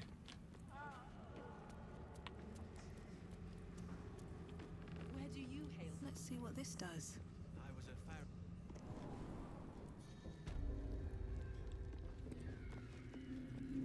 Oh yeah, I did leave a lot down here. Right, I haven't saved Minty yet, have I?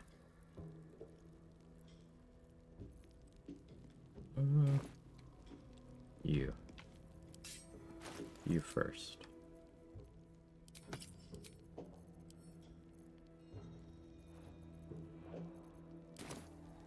All right.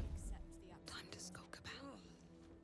Then I shall have to keep them busy praying for mercy from others, won't I? Or being arrested for assault. Don't want to draw any.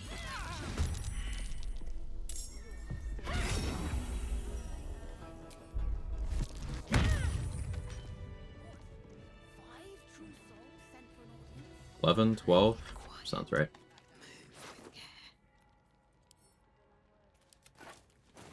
Do 12 with grit. I'm assuming this is grit, War Priest territory. Or bonus action, special arrows. Yeah. I'm exhausted. Better find somewhere to camp soon.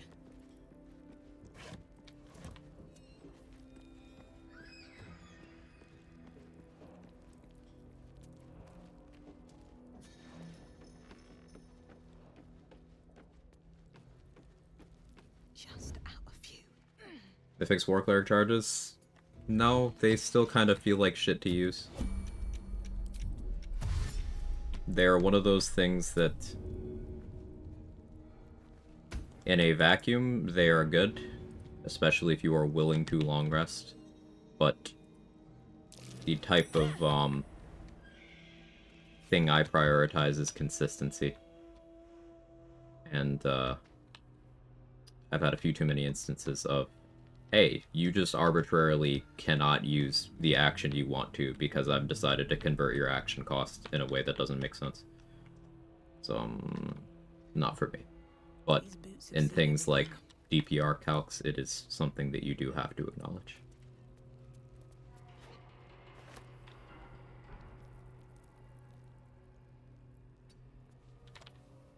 I just really, really don't like it.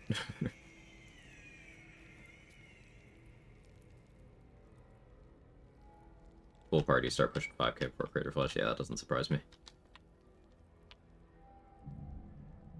Party buffing gets quite silly.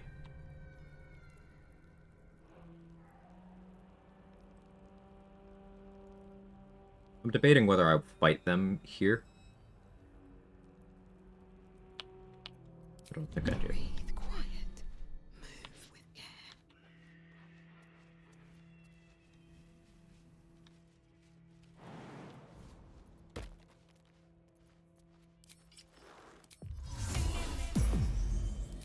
Better be cautious.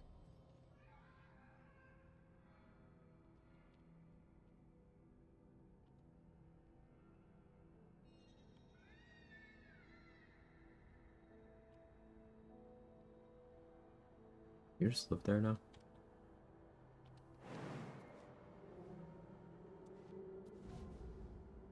These boots have seen everything. Guess you just live there now. Moving ahead.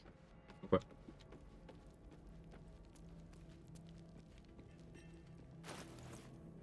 Makes my life a little bit easier.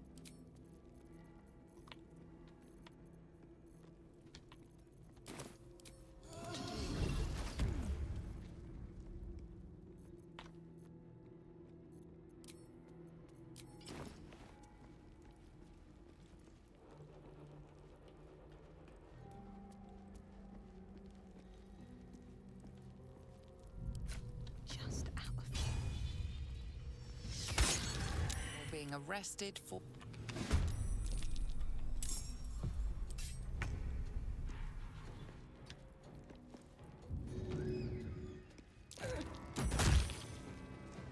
What's your aura of protection?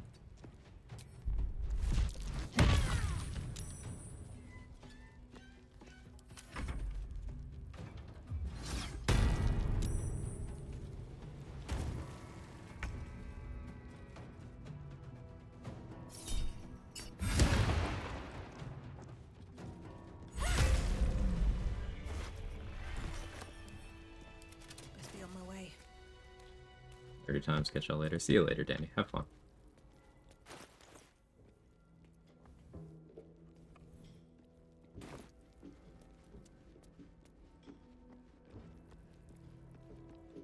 But back to damage talk. On a test save for the setup that we'll have here in Act 3, I was able to crack 1018 damage with a 4th level smite against Raphael. It wasn't as high as it could have gone, and that was 2 magic clubs. With Rat Bat instead of magic club, it's more in the 600 range. Like single hit, like click Divine Smite once, 1018 damage.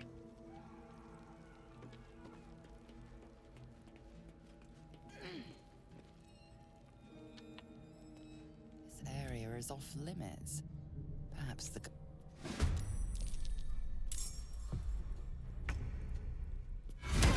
Level Smite, 4th, aka the only one that matters.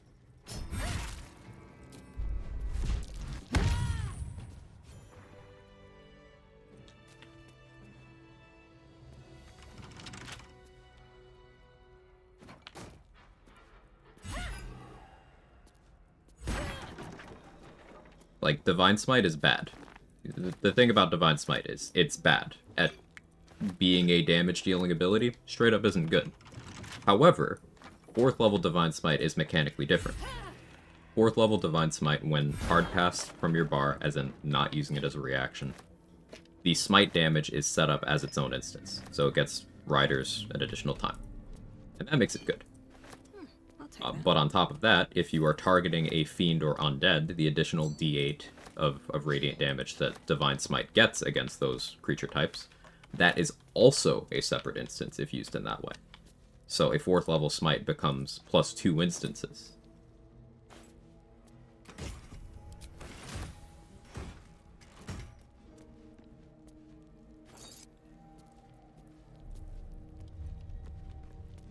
Single hit average is like 1600 in Party Swords Bard.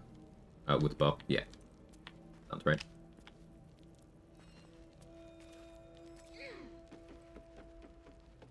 Hey, Rox might have entered the movie night call by accident twice yesterday. Apparently I don't understand how Discord works. We were wondering. I couldn't quite see who it was.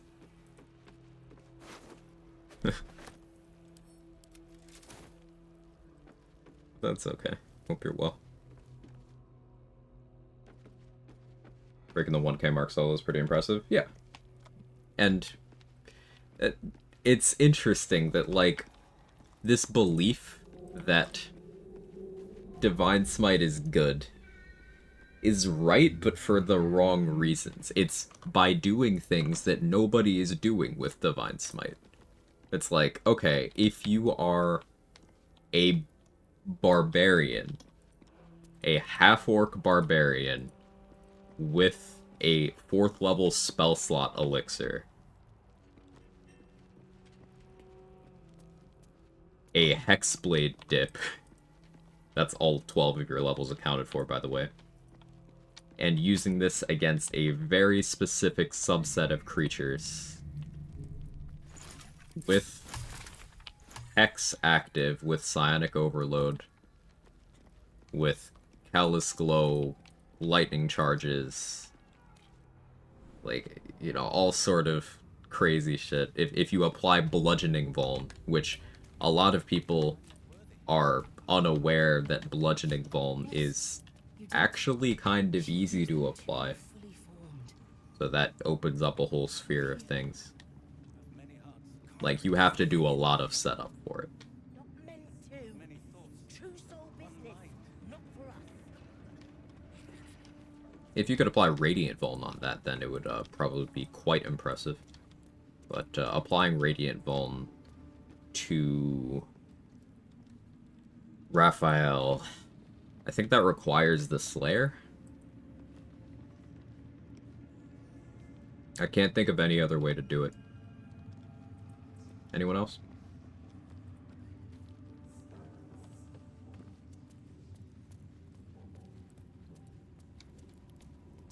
Flesh Rot, he's immune. Slayer's version of Flesh Rot can hit things that are immune. Which is why it works on Raphael, works on Cazador, Ansur.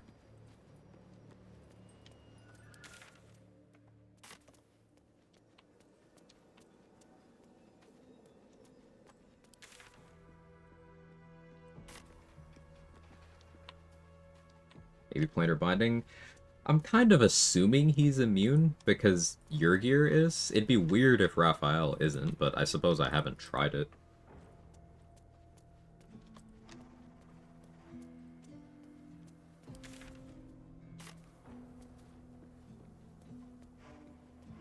Might be immune, I have no idea. Yeah, it's not something I've ever tried to do. Worth looking into.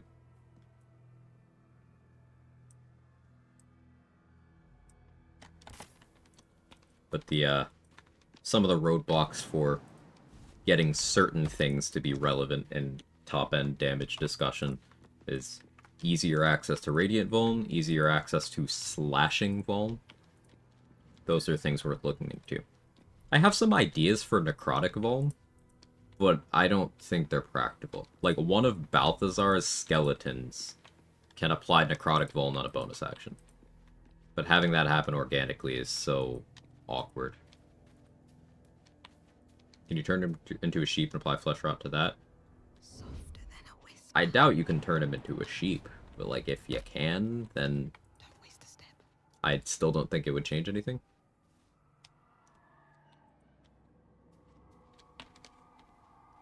But I doubt you can do it. Really wanted to save this fight. But I gotta do something, so may as well be this one.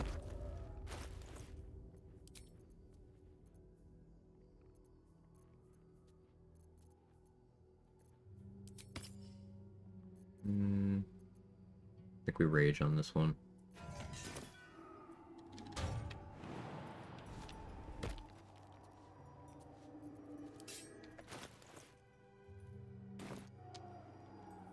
Necrotic won't be like Balthazar Skelly's, right? Yeah. And then, of course, the usual of Contagion if applicable, Slayer if not. Because that covers everything. But yeah, Balthazar Skellies, Mark of Putrefaction. The problem with those Skellies is they have no HP.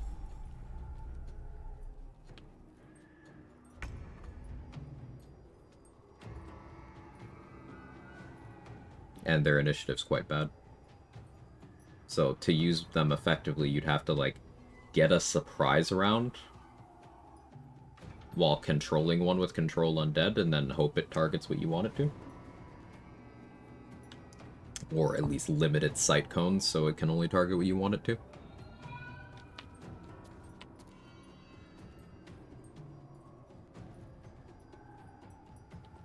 Also tested Forge Expo last night. How'd that go?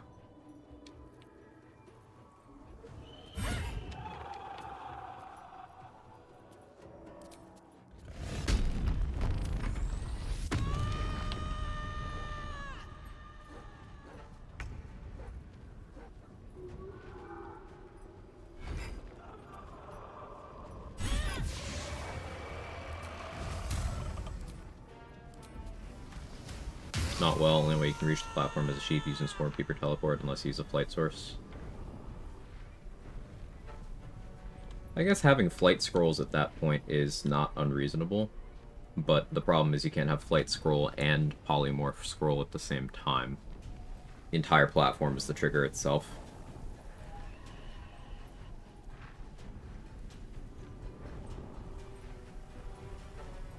Stupid idea. Do you know the height of the trigger? Like, is it possible to stand on a crate, for example?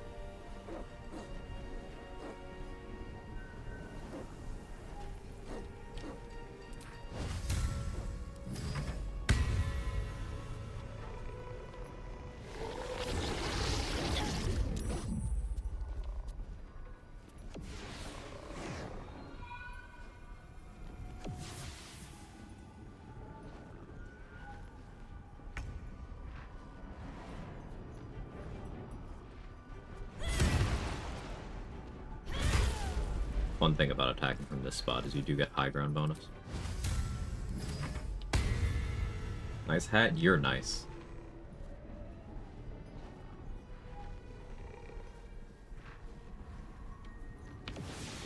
If it doesn't pan out, then Forge is just the crit immunity attacks.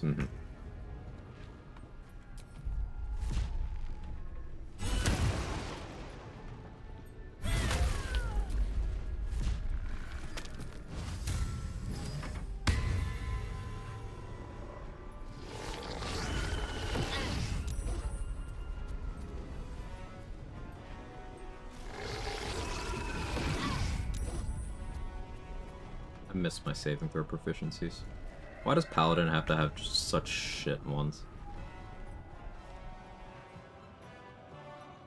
I know I bring it up a lot, but it makes me sad a lot, so... Get me? Blood follows me everywhere.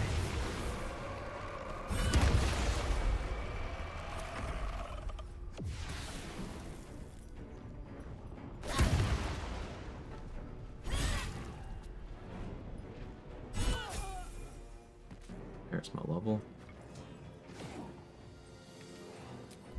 Should get started. On my way.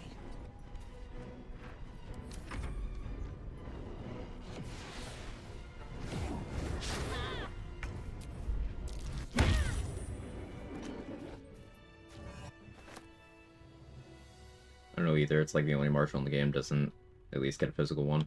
Even Bard gets stacks the same proficiency as Warlock, but that's a rare Warlock L. Having bad savings for proficiency.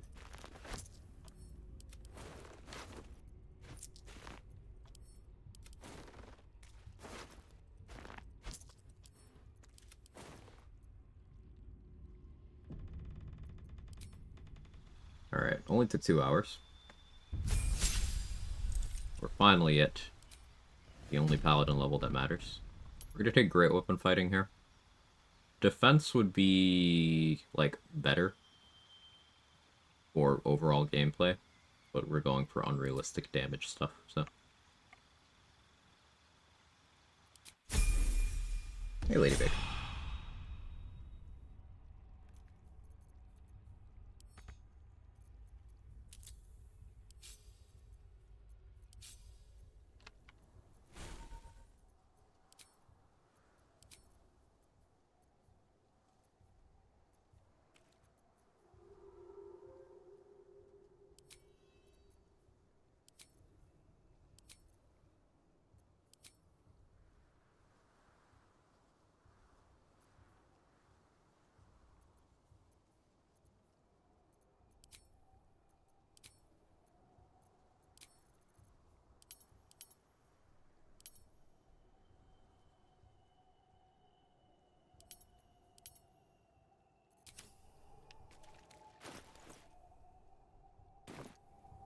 I guess I will.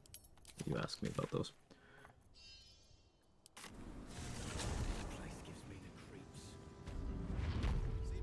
Before to make a hard save of the forge. Oh no. Oh no. If you're all right by Jahira, Divine Spike, be castle raging, right? Correct.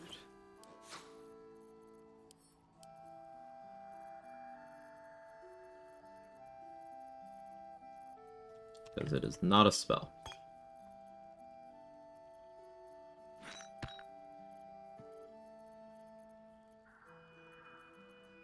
Couple things I want. I want Conjure Elemental Scrolls. I guess I am kind of low on Misty stuff. Have to. Tick. I want 4th level spell slot elixirs.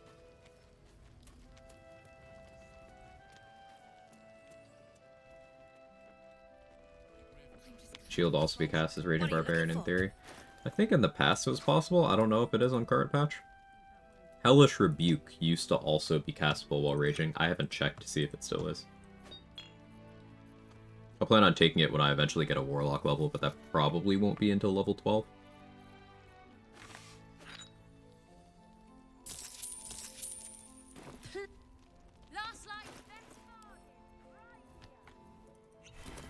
Alright, here we go.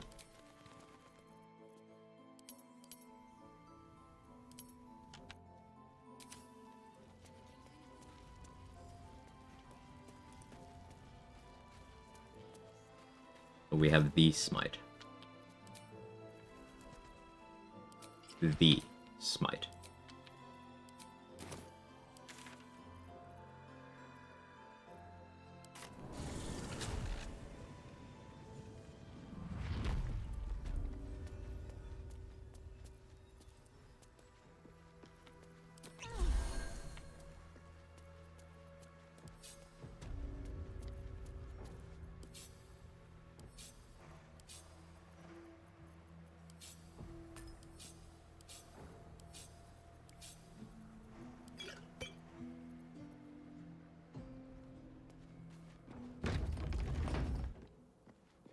The sheep could interact with objects, and in theory, you could set up the fight, just move outside the trigger range, but sheep's limitations, yeah. Hey, Larger Life, how are you?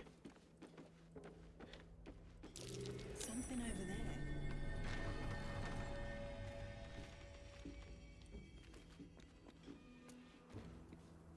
there. I don't think it'll be practical, even if it works out, but do you happen to know if the Blue Jay has the same limitations as the sheep?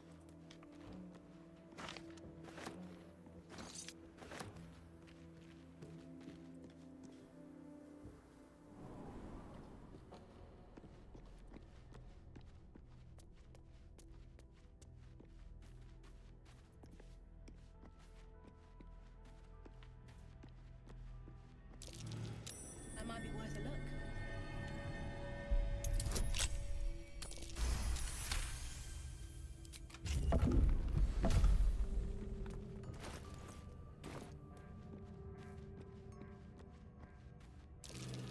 That might be worth a look. Time to press ahead. I don't want to waste that.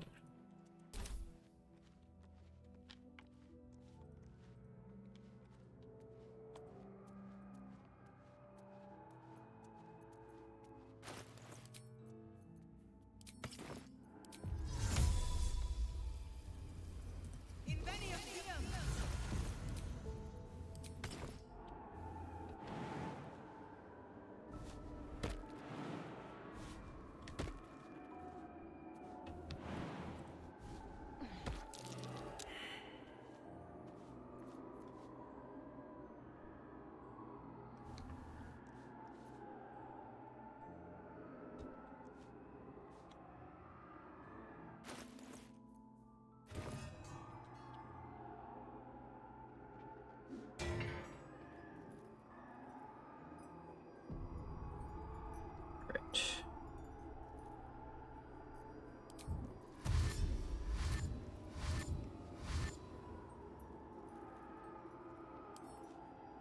Lock my controls. Need my controls.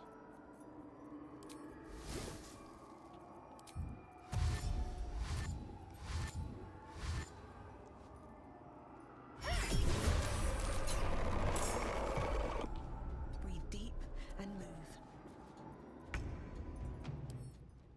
Okay.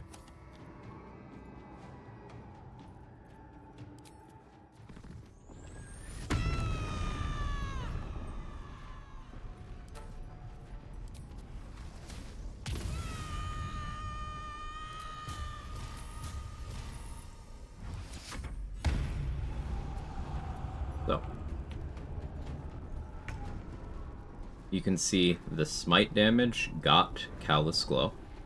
You can see another instance here that also got Callous Glow. So, first Radiant instance is Callous Glow on Ratbat's Bludgeoning. Second Radiant instance is Callous Glow on Ratbat's Piercing. Third Radiant instance is Divine Smite, which also got Callous Glow. Fourth Radiant instance is also Divine Smite.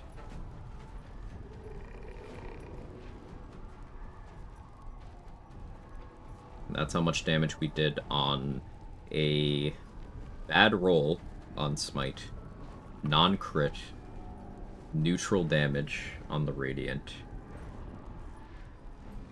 Everything but the bludgeoning resisted. Everything but the bludgeoning and the Radiant resisted. Pretty okay.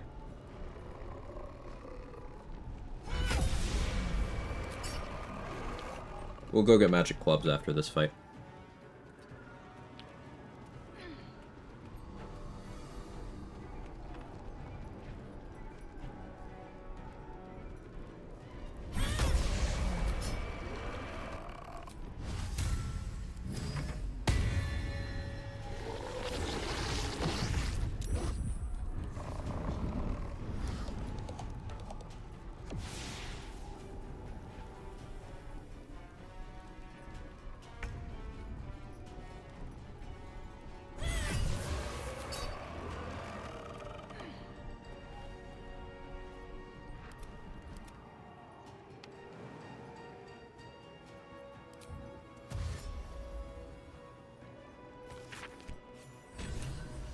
Cutting to the chase. I deal with Radiant Retort. I don't attack things that have Radiant Retort with Radiant damage.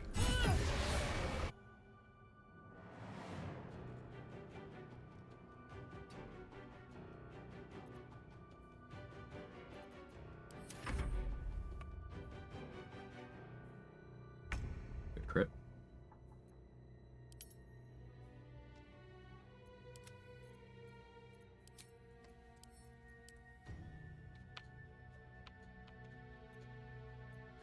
Game audio's doing a bit of fucky.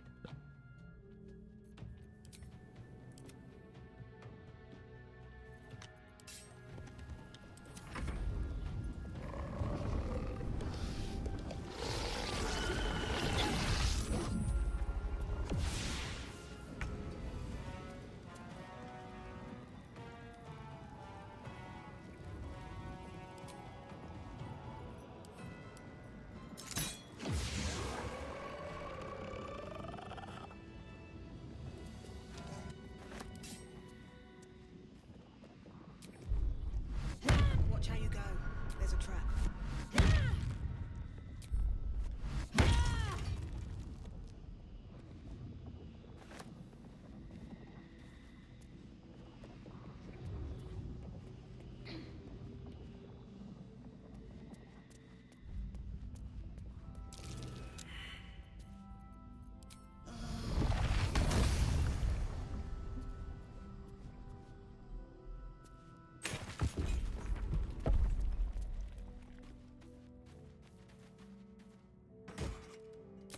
What's in here?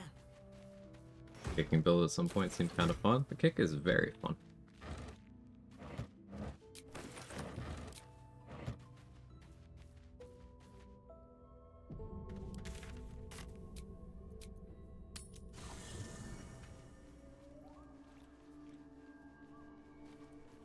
Alright, who wants to be a druid?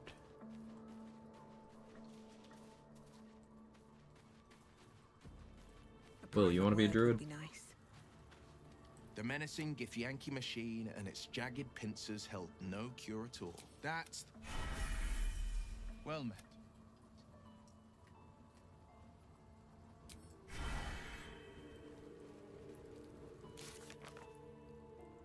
Was that not romancing, Will?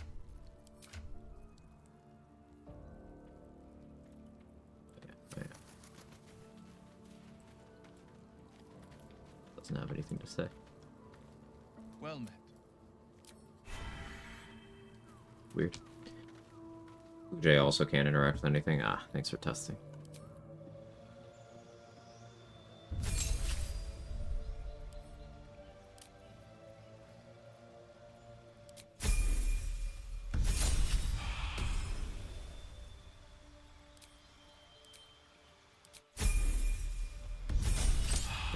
land.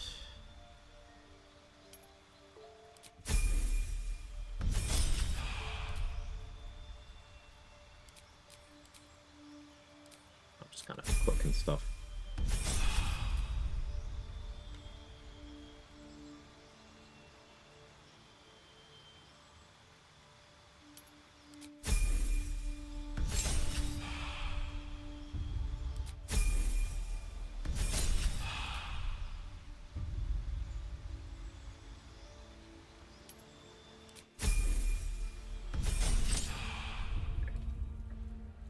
Now, Sharp as ever.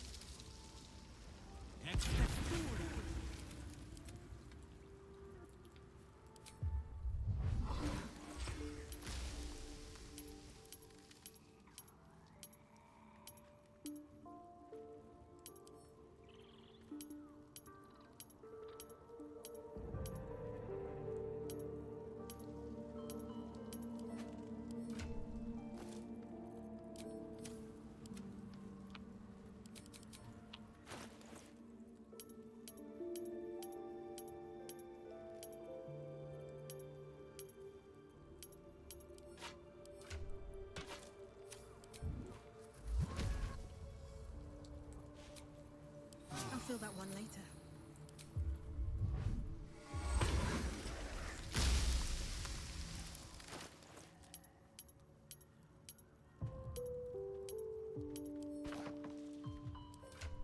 that's going forward.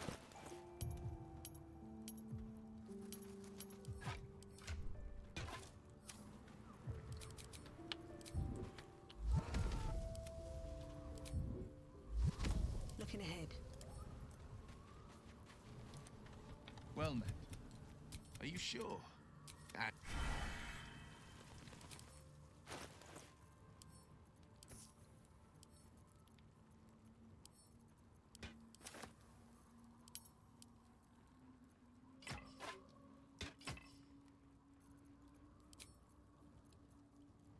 So,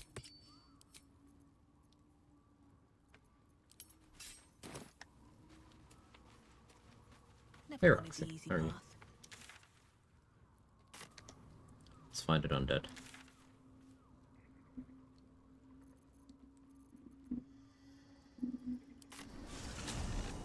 Sister Cinda? Yeah. Yeah, let's go to her.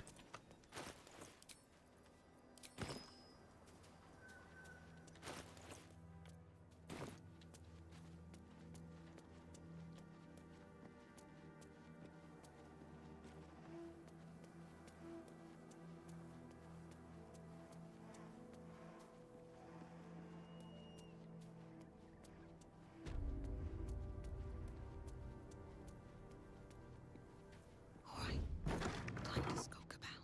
What path lies before me?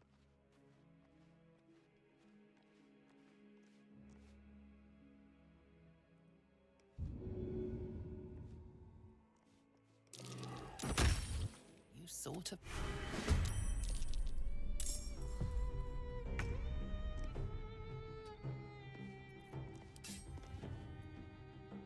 I don't think I bother raging here.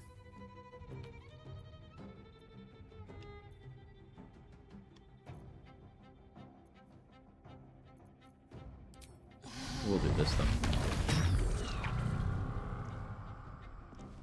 Excellent.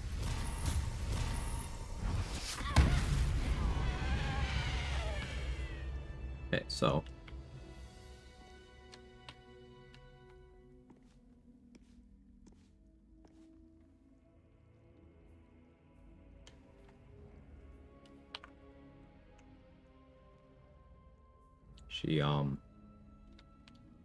she died before everything could happen.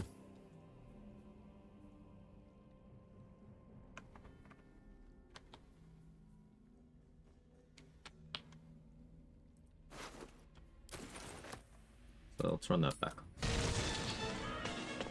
Get back here, Shocker! That was first level smite. Shocker! You can't escape me! I'll chase you to the ends of the earth!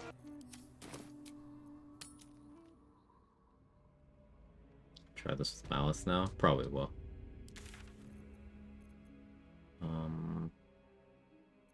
Let's go...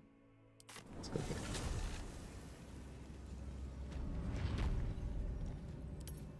If everyone else minds their business, I'll be fine.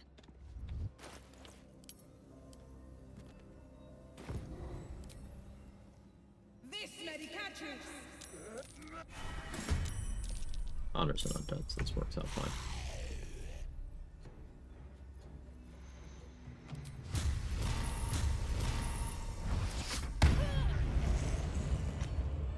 There we go.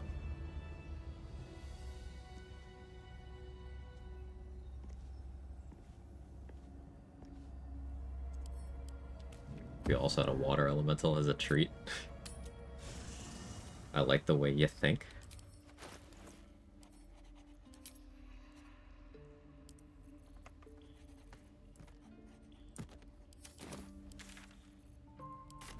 Let's get some water elemental scrolls. I'm done. We could start getting brittle going.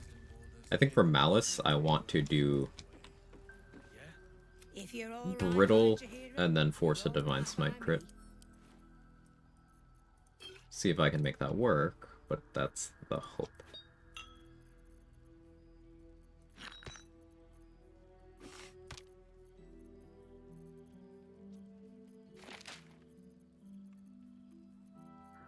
I should buy these scrolls from Roa, actually. Tech. Need to find a way forward.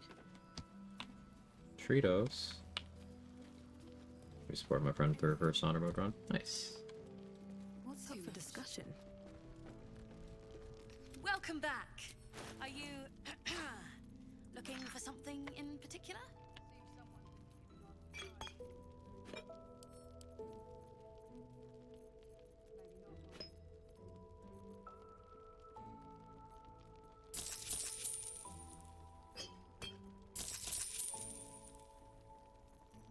What am I doing on Alchemist Fires?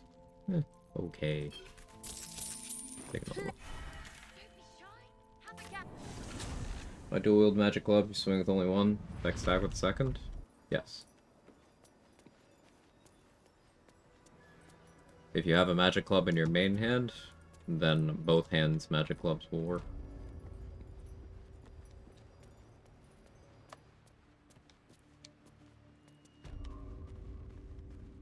My brothers had the dreams too. Same as me. The Absolute War drums beat loud in your Hey, Shart Lover. chest. How Seen you spawn Connor several times. What is the usefulness of him? The answer to that question is just kind of yes. Connor is useful for an incredible number of things. How much time do you have? The core of it is you can use him to either revive any corpse you want. AI functionality will be limited, but you can revive any corpse. But also, you can start a combat with a hostile creature wherever you want. And that is useful. Connor is an enabler for a bunch of other tech. And then there's, of course, Connormancy for him by himself.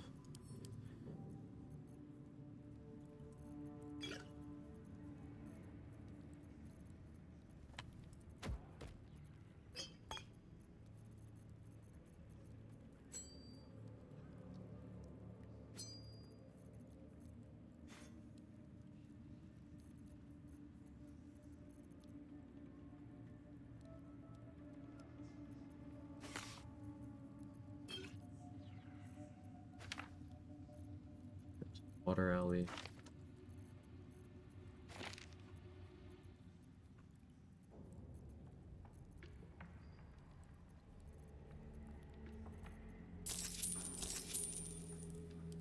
And on.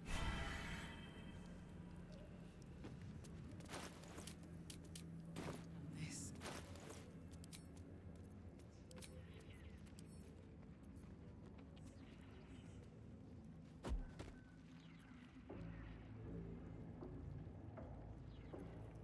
guess black tentacles to surprise them makes some amount of sense.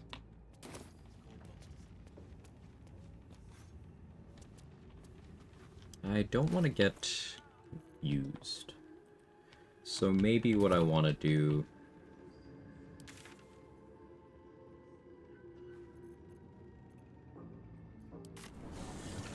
Maybe I kill all the sisters first.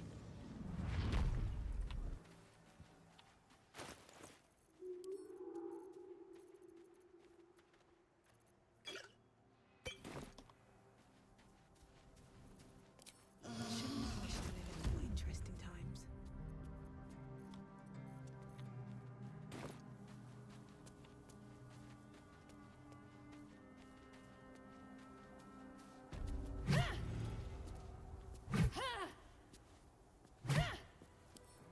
Don't give me trouble now. Fine.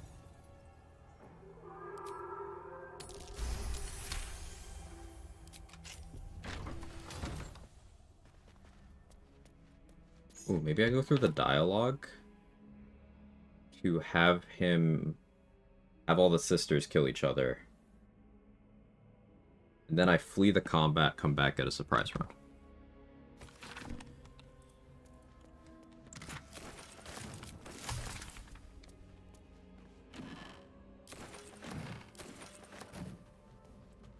I like that idea. Got +4. Only got +6.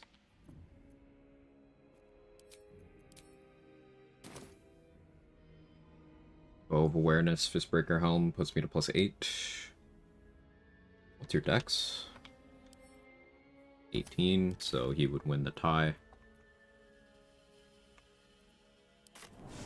Let's go by Fistbreaker Helm. I guess I could do Sentinel Shields and then do one Magic Club, but meh. Less interesting.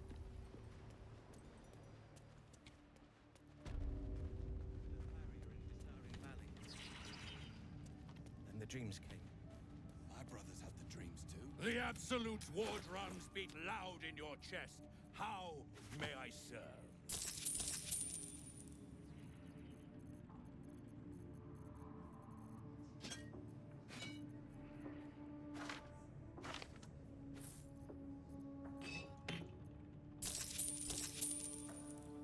Slaughter. How'd they know?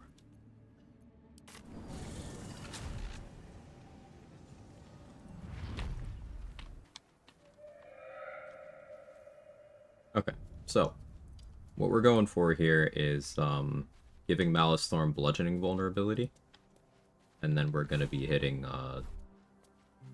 big damage. Bought a short rest potion. Slaughter was his version of Slay Queen. I could see it.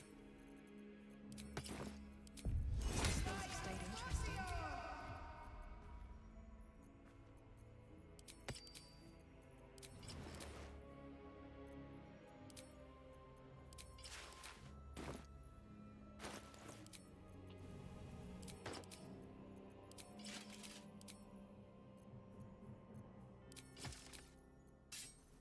This guarantees I'll win initiative.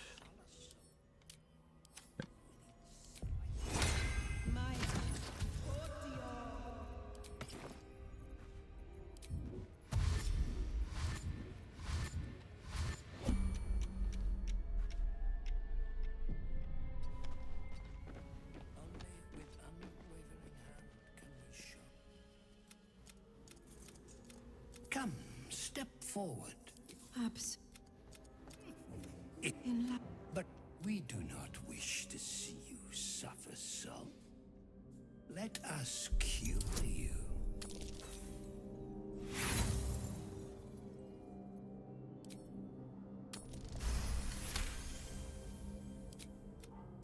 How to steady your hands, I wonder.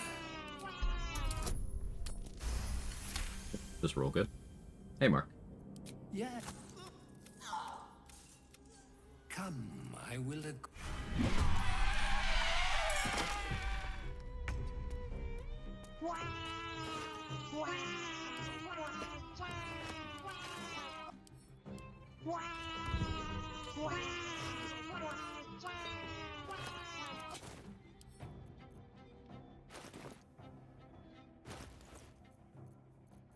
Did I forget a container? I have the curious book.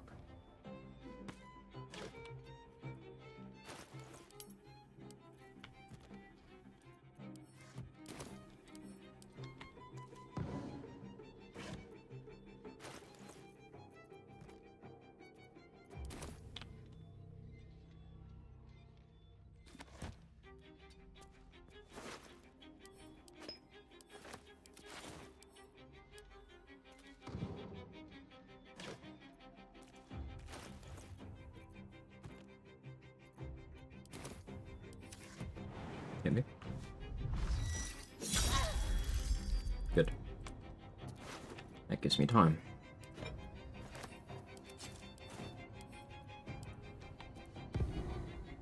Try to make it a literal Necronomicon.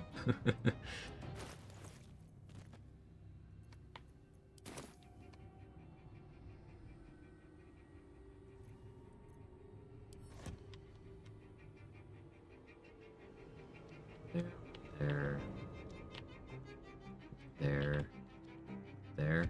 Got 4 more to dispose of.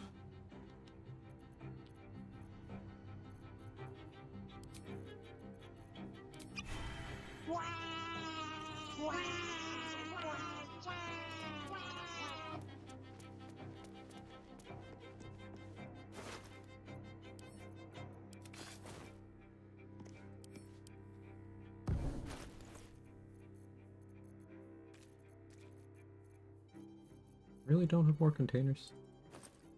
Believe me.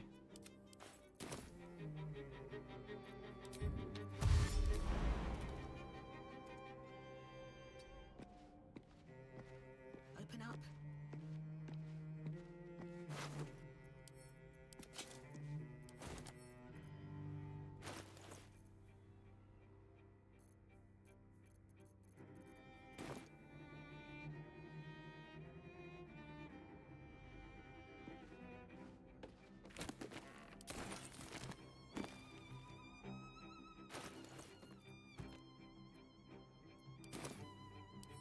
The corpse in the bookshelf.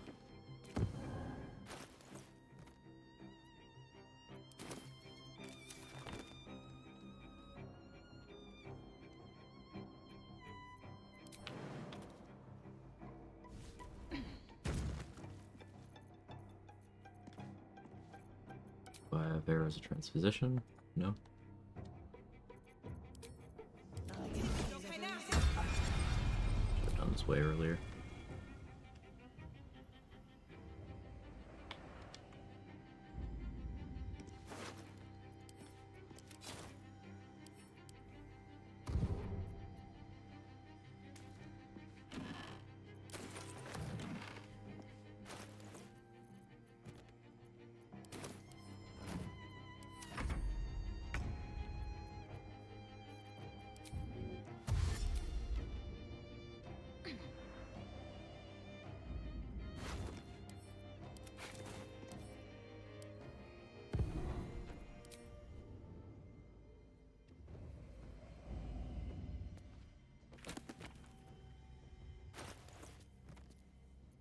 Okay, there should be no corpses left for him to target.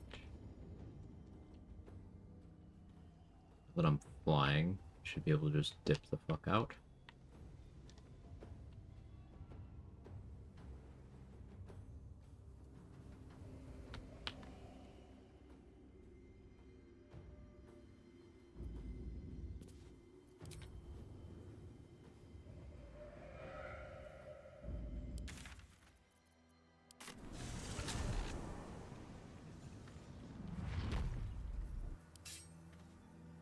Bookshelf of holding.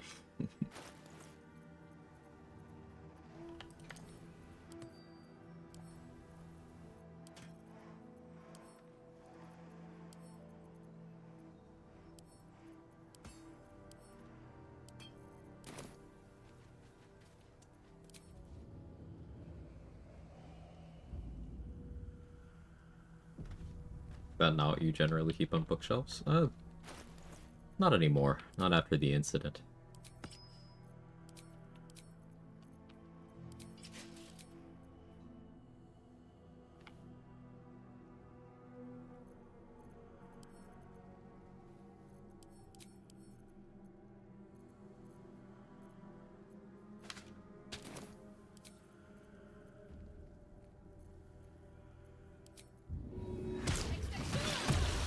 Didn't think about the smell. Rookie mistake, huh? Can't give up now. This calls for careful footwork.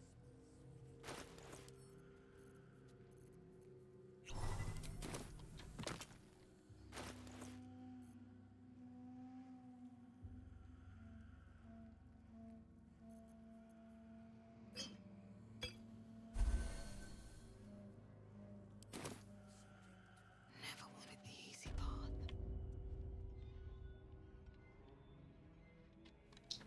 Alright, so I need to surprise him. See here how I swoop I need to light him on fire. tenderest touch. Then I need to get him with brittle.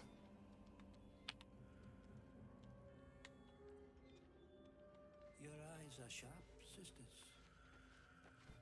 Tend to your scalpels so that I might say the same of them.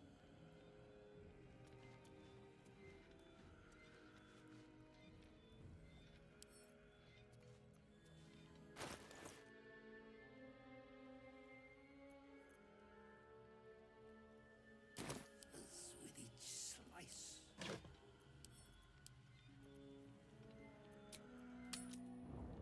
Do this first.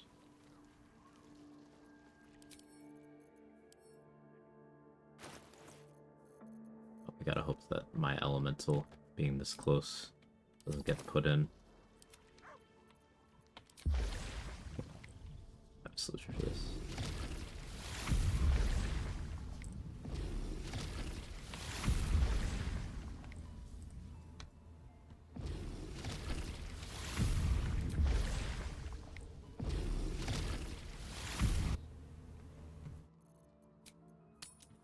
Hey, DJ Floor Pancake. only with unwavering hand can we show our subject mercy.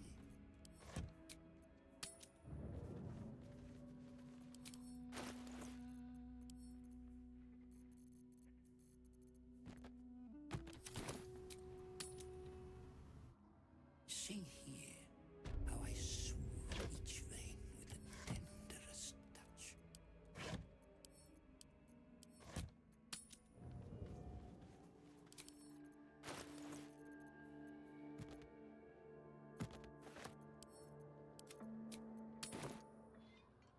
Your eyes are sharp, sisters. Ten.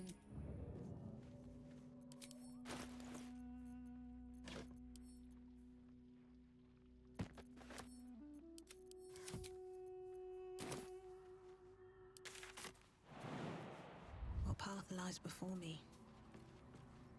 Again. So the sisters are safely dealt with. Malice will have no access to them.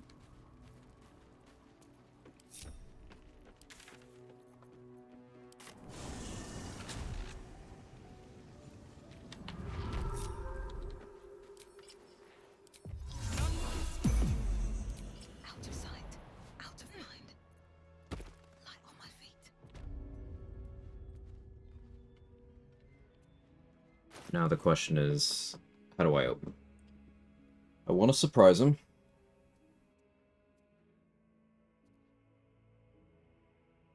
If I had Warlock levels, the opener would be a Hex here.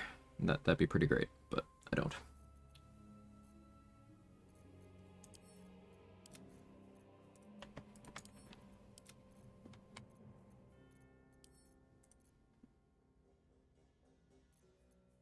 Guess Black Tentacles. See here how I soothe each vein with the Then, what's the order of operations? I think it's 14 con.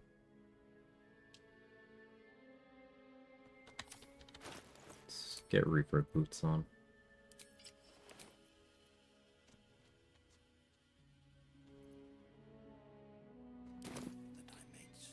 Gonna Black Tentacles. That'll surprise him.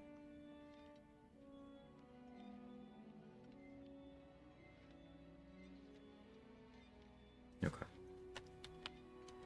Witness the solace of the whispers with each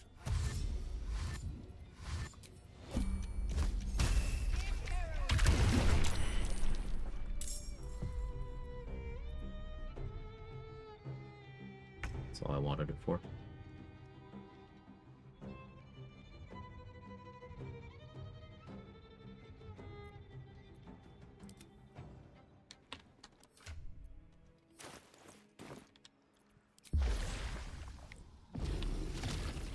Give the Water Ellie the best chance of landing the Brittle here. Optimal would be have him drink a Battle Mage Elixir, and then while he still has 3 Acuity, have him drink Cloud Giant and go for it. Can't even catch my breath. Don't have Battle Mage.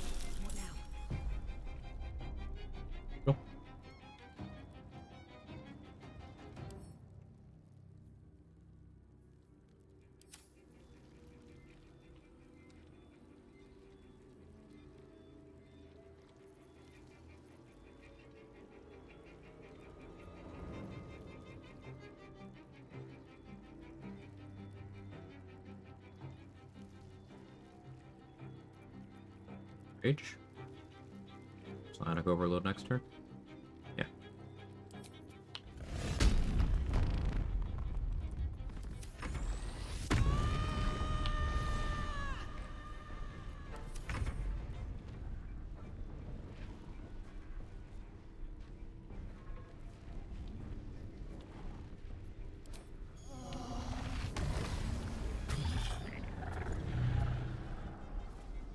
Keep going.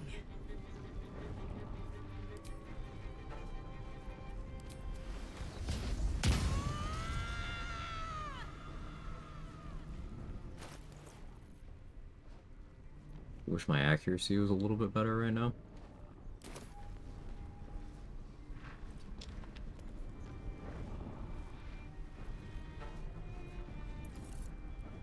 That'll be fine.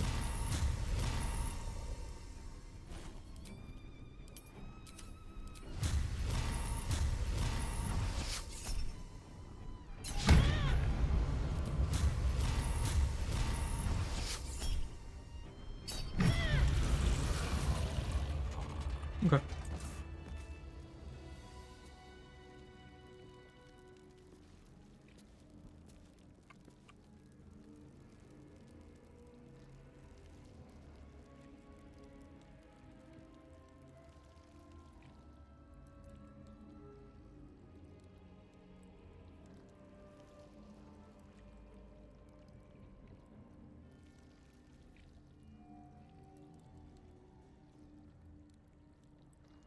Pretty good.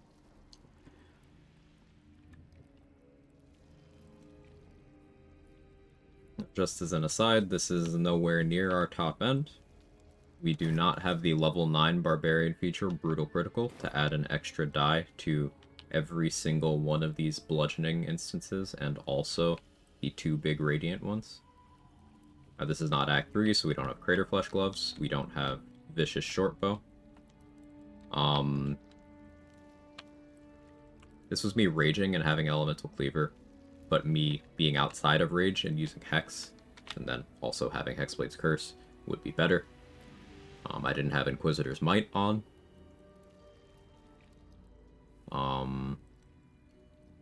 There's no Gaping Wounds, though won't work on Undead. Oh, what else did I not have? This wasn't increasing my damage, this wasn't increasing my damage. We already talked about Glove Slot. Didn't have Boots of Psionic Movement going. Second Ring Slot wasn't increasing damage. But even being nowhere near our top end, well, this was over 400 damage. I don't feel like doing math right now. But I'll screenshot and throw it in Discord.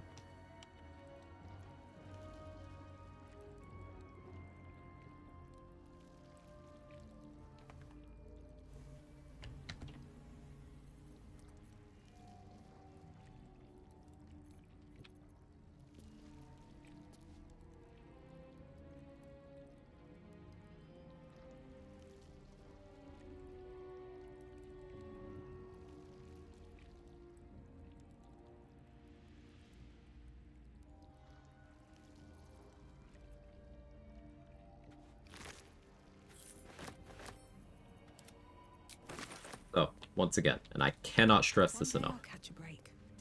Divine Smite is a bad damage dealing feature. 4th level Smite is situationally very good against very specific enemies with very specific setup.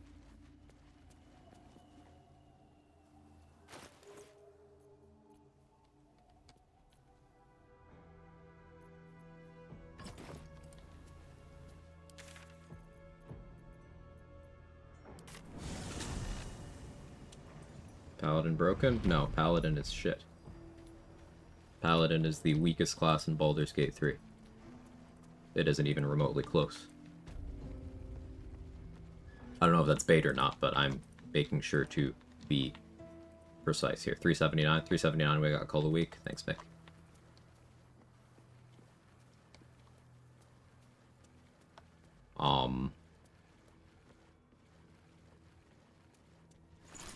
Paladin is bad. Remember, I have the absolute minimum amount required to get Divine Smite. Which is also not good, but is situationally useful.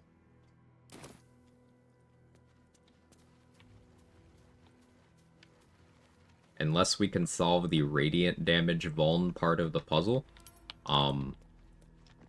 this level of Smite investment still loses to Booming Blade for damage. A cantrip. A cantrip that is available to everybody. And I mean everybody because you can take it from a feat. You could be a high elf or high half elf. Or you can pick it up from wizard, warlock, sorcerer, spell lists. Eldritch Knight, Arcane Trickster, get it. Can't say Paladin worse in the game though. I can say if we are adjusting for no subclass, yeah, I can. If we are talking subclasses, it's Bladesinger. Paladin has upsides, fewer than everybody else. Everything has upsides, everything's viable. Paladin upsides relative to everyone else is less. It's just how it is. That's how it would be. If you are being an extra attack merchant, it's the weakest way of doing so. If you are looking for defensive support things, it's worse at that than others. Your dialogue options are more restricted. Your economy is more restricted. Your XP options are more restricted. You have worse action economy. You have worse movement speed. You have no initiative increases. You have less range support than everybody else. You have awkward stat spread issues because charisma casting and charisma scaling features but you're also trying to do martial stuff, you have bad saving throw proficiencies. Say restricted, I say Oathbreaker. Being Oathbreaker is restricted. Being an Oathbreaker is less powerful than being the other subclasses.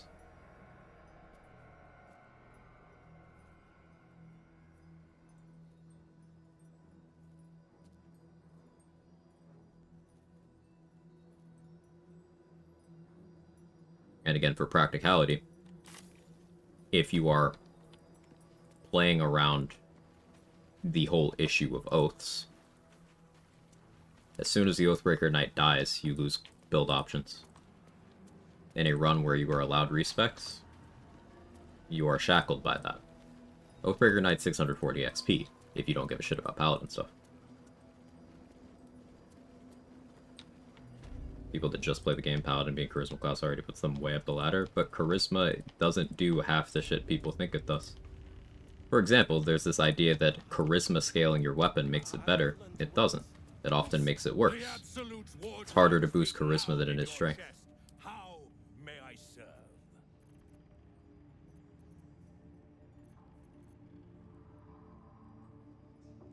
Less restrictive in the sense of not being narratively limited? Sure.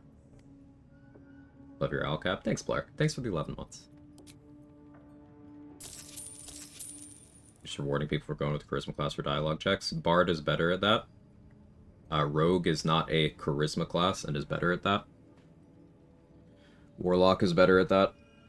I know you said Charisma classes, but it is the least desirable of the classes that have Charisma as an attribute the game wants you to take. And all of those, with the exception of Bard, are still worse in that role than Rogue is.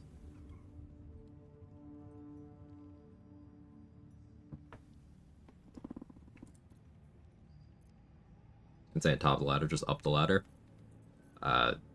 Not at the complete bottom of the ladder, situationally, I suppose. Better in dialogues than wizards, we can say. Druids get enhanceability and guidance natively. Clerics get enhanceability, guidance, thaumaturgy natively, and have really good dialogue options throughout the game. There's all the other charisma people, we went through that. Fighters get good dialogue options throughout the game. Hey, machine. Rogues get expertise at level 1. And good dialogue options throughout the game. And can get Charm Person and Friends natively. And Panache natively.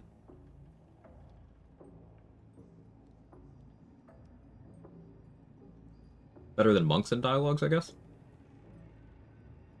Yeah, paladins are better than monks and wizards in dialogue. I'll give them that. Wizards get Charm Detect, Thoughts, and Friends. Yeah, I guess wizards do get Friends and Charm natively too, I should mention for them. I think it's near the top of the ladder for most people for their first few runs of the game. I would strongly disagree. Because, like, again, it's restricted. If you don't have the game knowledge to bypass all of these downsides, it's doing less for you. Like, a lot of people conflate having success on a class with that class being the reason for the success. And that's just not true.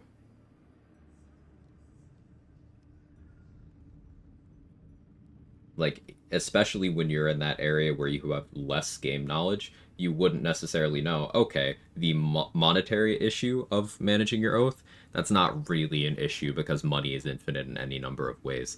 A super casual player doesn't know that.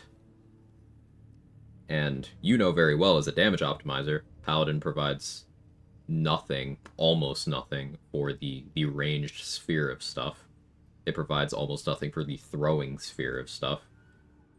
Again, the issues of initiative, movement speed, action economy as a whole, it doesn't do any of those things, and even a casual player, even a new player, knows basic things like fighter, action surge good, cause let you do more stuff.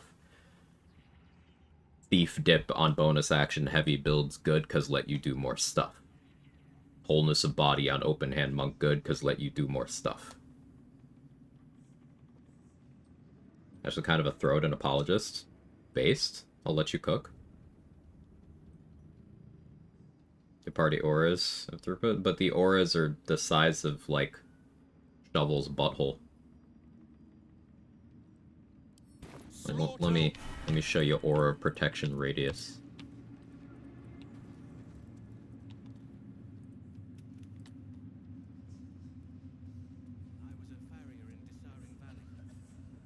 It's here. Actually, sorry, I'm being generous. It's here. Sorry, I'm being too generous still. It's here. I am on the edge.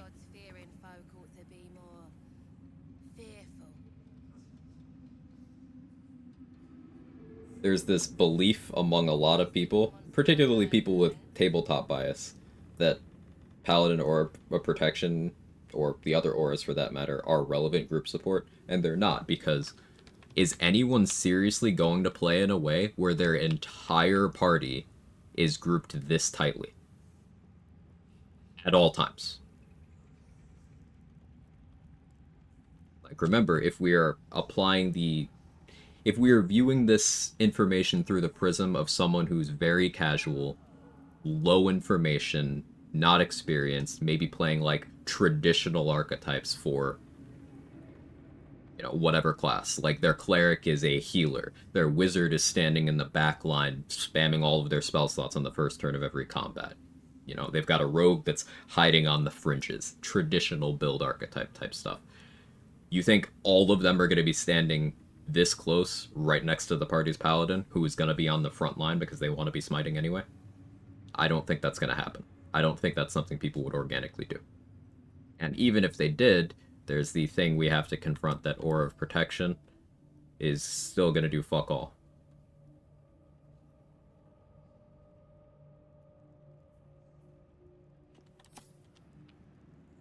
You do get hit, you'll take less damage from it? No, you won't, though. None of the auras do that. Aura of Protection is saving throws. Aura of Courage is fear immunity. Aura of Hate is damage for melee attacks for fiends and undead. And the paladin themselves. No allies are tagged as fiends or undead. Not even Astarion is. Slayer Vampire is, I think. Which is weird. Aura of Warding doesn't stack with resistances. Aura of Warding does not stack with resistances.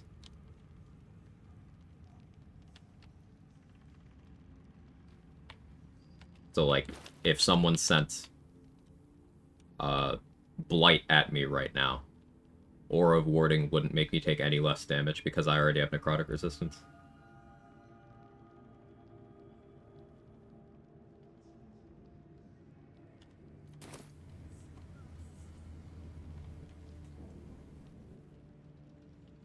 Aura Protection helping succeed saving throws is damage reduction in a roundabout way. And it theoretically almost helps you succeed saving throws with a degree of relevance, but, like, again, for the low information casual player, their charisma is going to be fuck all. It's going to be negligible. They maybe will have this 16 charisma. I doubt they would go higher. And if you have this 16 charisma, you are roundabout the level of impact of the resistance cantrip. Or the bless spell.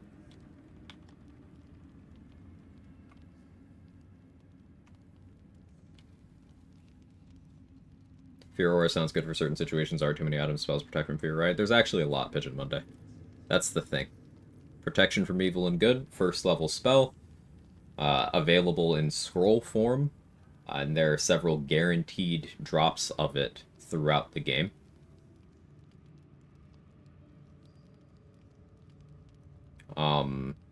Level 6 Berserker feature. Now, I'm not a Berserker believer, but it's there. Level 6 Berserkers are immune to fear while raging. Clerics have the Calm Emotions spell. Bards can also pick up Calm Emotions. Archfey Warlocks can pick up Calm Emotions. And Emperor's heavy armor in Act 3 works. Sarevok's helmet in Act 3 works. Gortash's clothing in Act 3 works.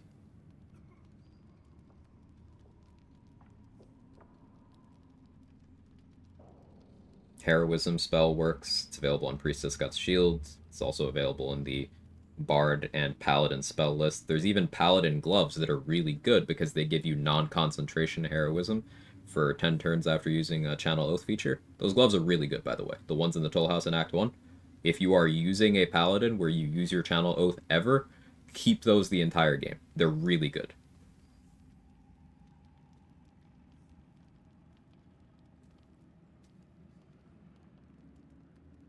Hey, Sanguine. Auntie Ethel's amulet, too, for protection from evil and good, yeah.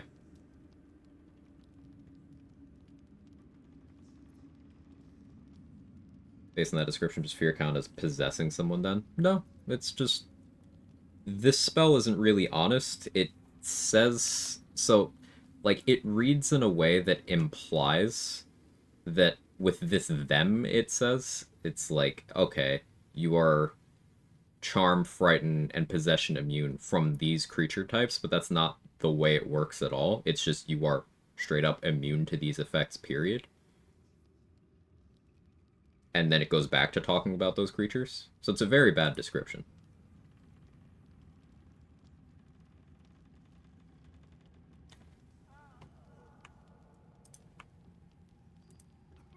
Not gonna lie though, just seeing the Aura of Protection Radius makes me not want to play a Pally. That Radius is so sad. Also, Aura of Protection turns off if you are ever prone, stunned, paralyzed. Anything in those 3 status groups, your Aura turns off. And you have to manually turn it back on. So the uptime of Aura of Protection, a permanent feature, is very limited.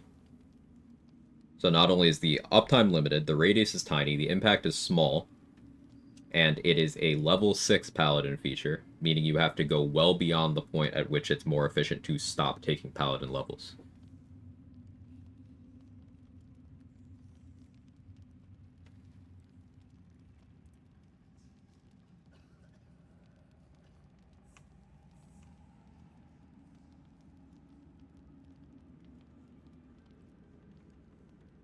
Thought process is mostly Paladin exists near the party and throws stuff some more valuable than Paladin going to melee because Divine Smite sucks ass. I kind of get that logic. That's a line of thought I can get behind. Like, if you are going to commit someone to party support, a Paladin hugging the squishies is probably better than a Paladin smiting. But the problem with that is you're still in a situation where why not just have a cleric do this, or a bard do this, or a druid do this? Because they'd all be better at it. It's also better than a life cleric. True, healing is terrible. Healing is terrible. Why make mistakes that require healing when you could just make moves that prevent the need of healing? I agree with you.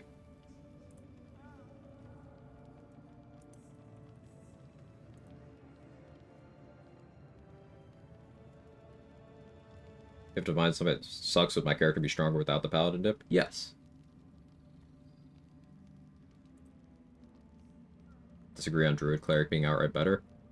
Hero's Feast is a hell of a drug. Just by, like, having Hero's Feast. Now, sure, you can make the Campcaster argument, but for my gameplay, I use the abilities of the active party. You can feast with a hireling? Yes, but that means that that hireling is providing more value than your active paladin. Like, you are still getting Hero's Feast.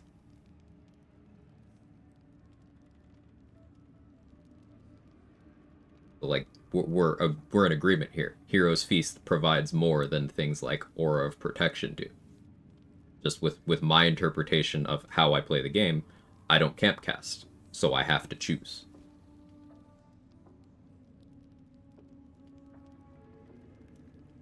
Am I right in thinking the annual stats released by Larian said Paladin's the most played class? Why? Yeah, you're right. And for 4 different analytic drops that they've done, I believe. It's either 3 or 4. In fact, check me on that. Paladin has consistently been the most played and most popular class.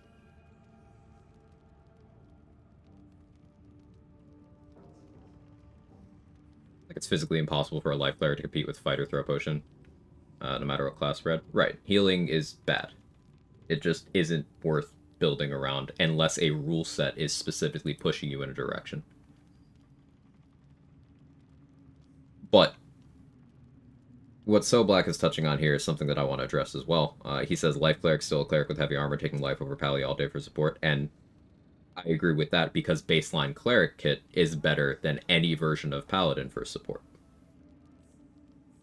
Because of things like Hero's Feast, Upcast Aid, of course. Now Paladin can do that too, but they can never go beyond 4th level Upcast Aid, whereas Cleric can go up to 6th.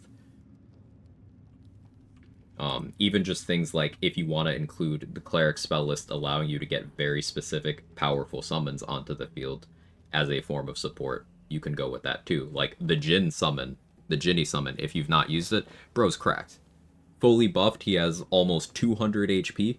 He's got crazy resistances. He can make enemies drunk. He can also spam whirlwinds all over the field, which can restrain anything that fails a strength check. So, like, battlefield-wide non-concentration CC on demand that's completely spammable. I'd say that's pretty good support.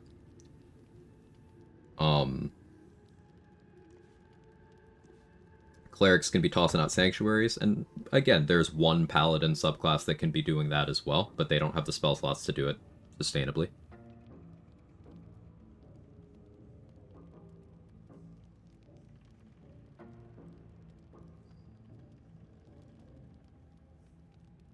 I said, how are you?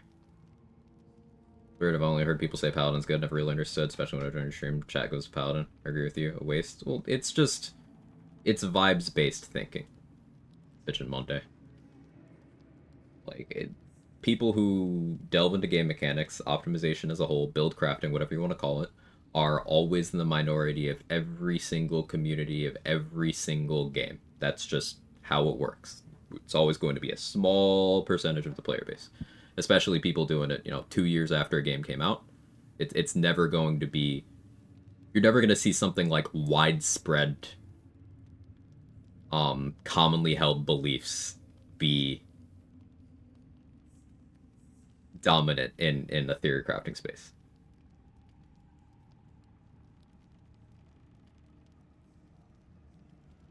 Not warding bond cheesing Ancient 6 is good IMO. Why warding bond when you could have elixirs of universal resistance?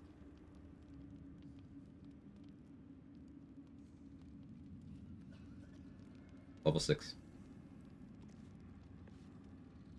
Elixir sauce for damage. Elixir of universal resistance is a 10-turn effect that is not mutually exclusive with anything else. It's just 10 turns if you resist everything. Stacks with everything.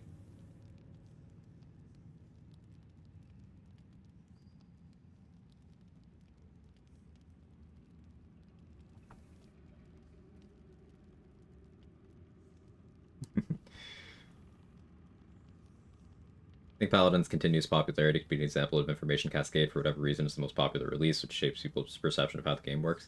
I think you're onto something there, Sanguine. I think it's also, the vibes thing. Like I said, people like the roleplay aspect of Paladin. They like that Divine Smite has cool animation, cool sound design, and they like the idea of, I have a button that just adds more damage. That's cool.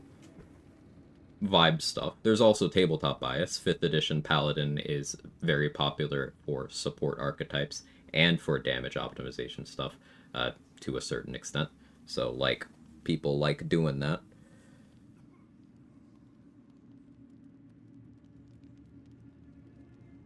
People see big smites go boom, big damage, Paladin being cool, automatically single class. Yeah, beat me to it, Shard Lover. Given how easy it is to do ridiculous numbers and destroy the game, think people without prior knowledge could be easily led to believing Paladin's that good? Of course. It's weird, this attitude of people being amateur players stating opinions so dogmatically. That's just the human condition right now, Pigeon Monday. Everyone is an expert on everything. No experience required, no nuance required. If someone decides that they know something, they do.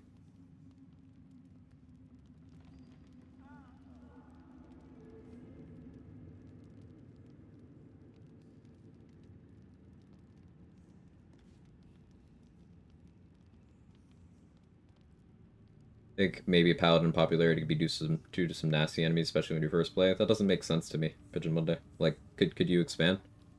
Like, there's classes that are better at mitigating the threats of all enemies at all points in the game. Or are you referring to certain enemies that are paladins, making people believe that having those features on your side would be better?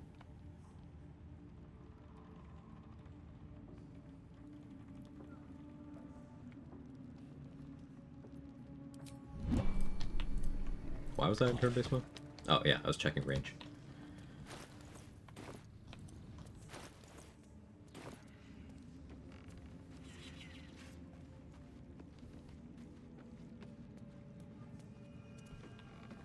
Correct me if I'm wrong, doesn't one level in Hexblade easily outdamage multiple levels of Paladin on most martial characters? Yes. And by most, all martial characters.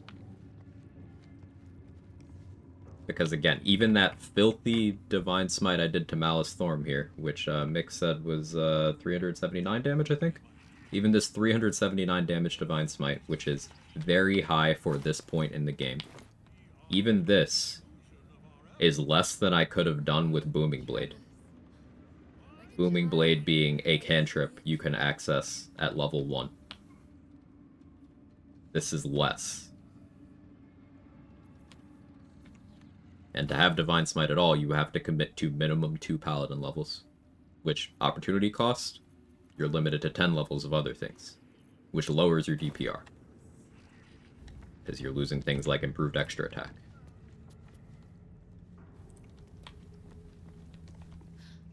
A little saliva from the wound.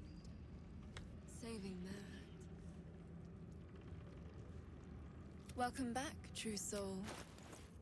You've come in the spirit of trade, I hope.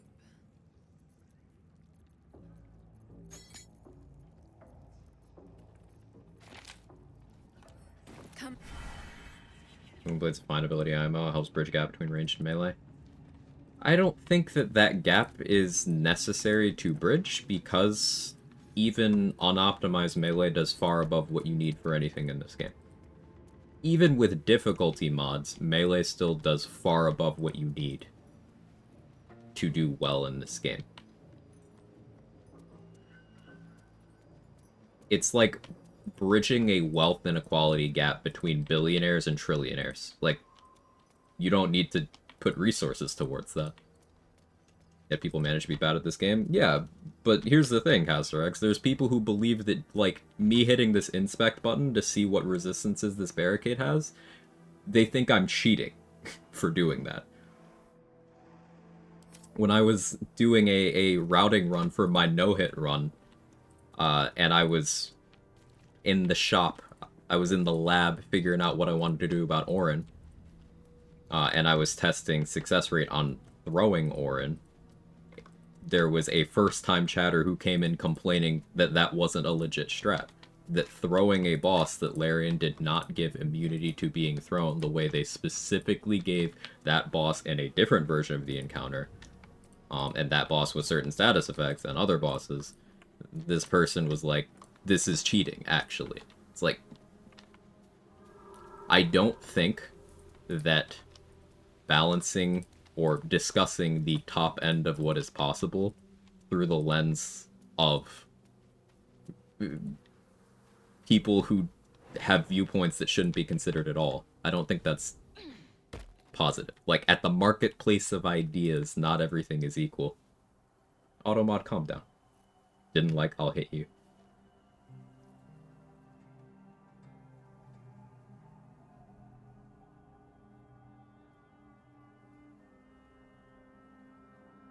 Wrong about cleric damage, just wrong. Give me this fresh, hit you with a bigger one. Okay, so here's the disconnect here.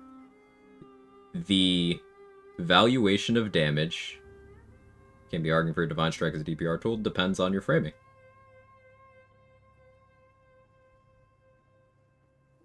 If you are viewing practical gameplay applications rather than vacuum DPR calcs, Divine Strike has a lot more value than I know you view it as having. Because, again, that Divine Smite isn't sustainable. Like, look at this build right now. I have one 4th level slot. Unless I use an exploit, I can do this once before I refill it. Sustainability is something that factors in. Also, you can Divine Strike more than once per turn if you abuse summons, but I don't like to include that. Not arguing for Divine Smites here. Yeah, but it's a point of comparison. We were directly comparing Cleric and Paladin earlier. And one of the things you mentioned was that you prefer Paladin because you can have better damage than Cleric, and that's not always sustainable. No one stopped me yet. It also doesn't account for things like a Cleric could be sitting there with Spirit Guardians on, turning their movement speed into damage. Now, Spirit Guardians is nowhere near a damage leader, even among 3rd level spell slots that are concentration, that do its specific damage type. Even among that, it's not going to be anywhere near a damage leader, but damage application matters, especially when you're looking at things through the lens of a challenge runner, where you don't need that much to clear an area. Like, look how many fights in the Shadow Curse lands are thing that has less than 50 HP that's vulnerable or neutral to radiant damage, and you have a Call to Weak threshold of 17. Lawnmower. Like a thrower out damages Cleric CPR? Of course. I don't think anyone's saying it doesn't.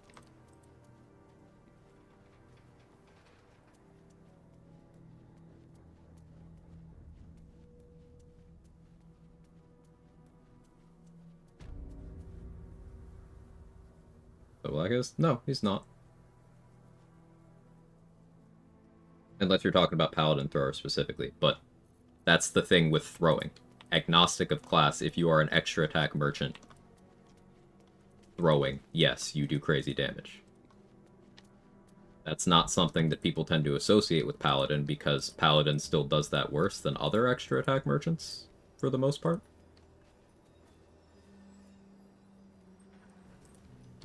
So, like, can we attribute that to the class necessarily? I guess we could. I personally wouldn't, but difference of opinion there.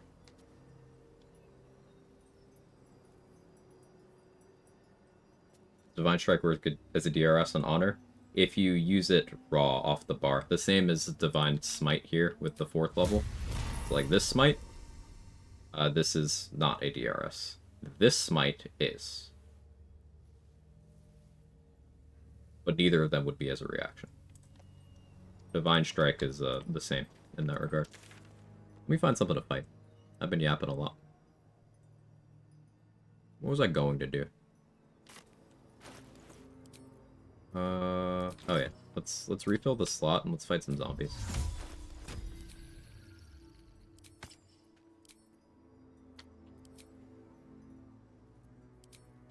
I think I like Rat Bat mode here. And we'll rage. I don't really want the water Ellie here. Still breathing, despite everything. Having a party with more throughput, it's not worth running a Cleric IMO. Can't slow down. Agree to disagree. And again, this is possibly due to differences of experience. I am almost exclusively a solo player, and I value things Cleric does in solo very highly. Especially at certain sections of the game. I think Cleric downplay is largely similar to other class downplay. Like we were talking about Hunter downplay versus Gloomstalker. It's just lack of having tried.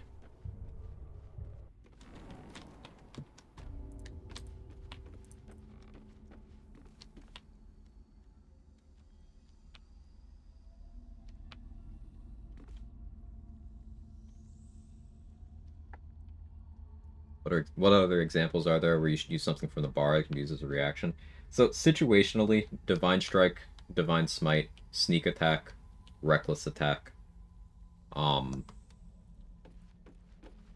of them have situations where you would or wouldn't want to use them off the bar. It's entirely case by case. Like, Sneak Attack off the bar is something you would want to do in a melee setup where you don't have a different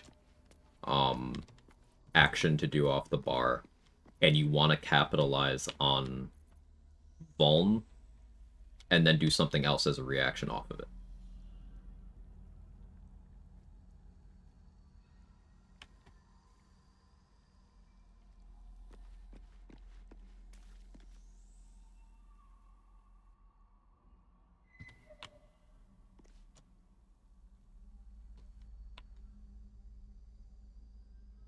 Alright, how do I want to do this? Do I just run in there? Yeah, let's just run in there.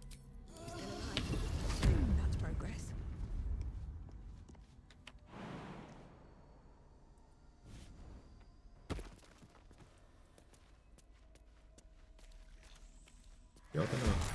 There we go. You picked the wrong fight, friend.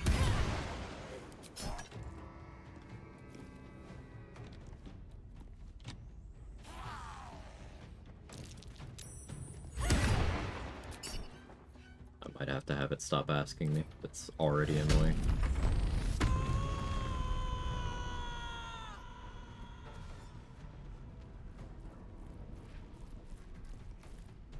Like Withering Cut beats a sneak attack reaction? Yeah, Withering Cut is everything that's good about Divine Smite, but stapled to one specific weapon.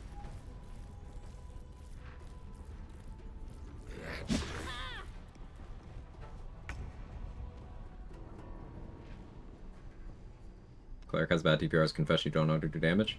I'm gonna put an asterisk next to that. It might necessarily, because like for context, Casterix knows how to do damage, but is one of a particular kind of person who values vacuum DPR calcs above other things.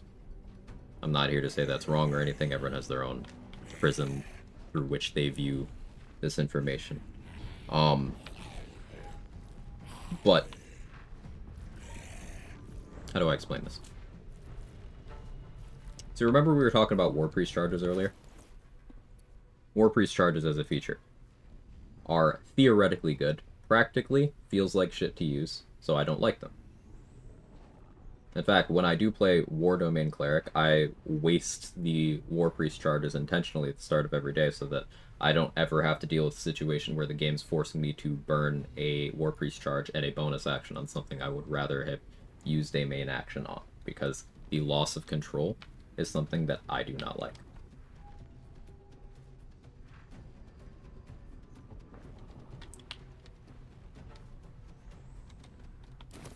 Cleric features just don't allow for a lot relative to other classes. I don't agree with that. Death Domain Channel Divinity is pretty funny and pretty adaptable. It's short rest gated, but you can get 3 charges in Act 3. And depending on your cleric investment, that can become a relevant amount of damage relative to what enemies require. I really need to stress the what enemies require thing. Another good example is when we were fighting Malice Thorm a bit earlier. This 379 damage hit, individual hit, got him low enough to kill him with Call the Weak. So it's enough. To the point where someone doing double that damage killed in the same amount of attacks. It's enough.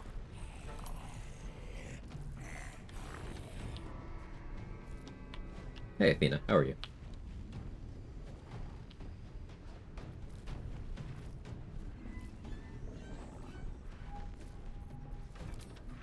Like, this is a build capable of clearing 1,000 damage with one attack. There's nothing in the game that requires that. Being able to kill Raphael almost twice over with one swing is badass, but it's not necessary. It's enough to kill Answer once over, and then, what, a third through the second one because of his DR? And that's cool, but it's not necessary. More damage allows single characters spread their damage across multiple enemies and combat quicker. In theory, but not in practice, not always, because if you're doing it over the same number of attacks, you can't spread that out. Another point, extra attack classes. Yeah, extra attack allows you to distribute that, but there are other ways of getting action economy, and the difference between non-fighter extra attack and non-extra attack havers is 1 attack in honor mode, which can be good. 1 extra attack is a big difference. That's why extra attack is good.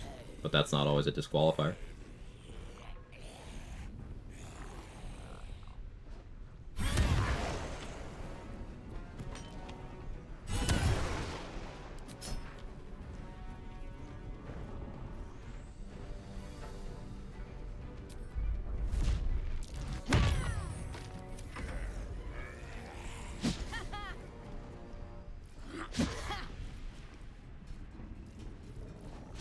Be emitted with fat, it depends, and we go by each encounter.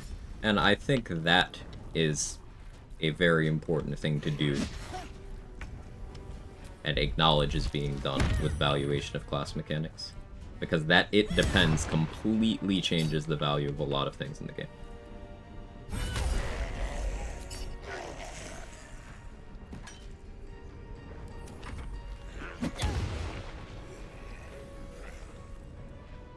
But I don't know, after 2 years, you can smite while raging. Divine Smite isn't a spell.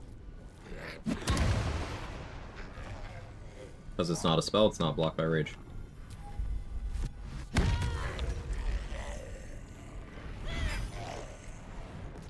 Now, there are some spells that are not blocked by rage either, but it's because they're spells that aren't spells, instead of just being things that are not spells. Like what I mean by this. Shield and Hellish Rebuke, unless they've changed them on patch 8, which I'm still being lazy about actually testing, you can do them while raging.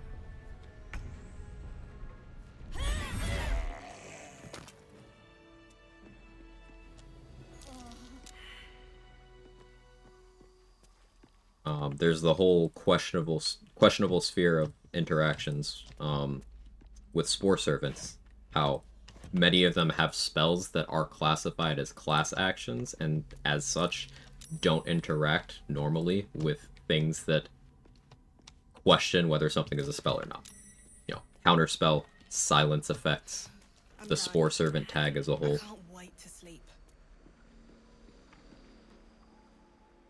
Makes raging good. Damage. Also damage reduction. Also, a lot of barbarian subclasses have features tied to raging. Like this elemental cleaver thing, I have to rage to do this. And this is not only more damage, but it also allows me to make any weapon return to my hand if I throw it. Rage's resistance to slashing, piercing, bludgeoning damage. Its advantage in strength checks and saving throws. It is more raw damage on any melee or unarmed attack and throw attack. Giant Barbarian even gets double that bonus on throws. Rage is a trade-off thing. You have limited rage charges, it costs a bonus action to turn it on, you have to keep it attacking or being dealt damage in certain ways every turn in order to keep the rage going. It only lasts for 10 turns, and you cannot cast most spells or concentrate on most things while raging. So, trade-offs, trade-offs, trade-offs. As Mick said a couple lines up, context is key. Rage is good except for when it isn't, and you can apply that to literally anything in the game. It's good except for when it isn't. For some things, it's harder to get to that point where you're able to outline something that isn't good about it. But things are good until they aren't.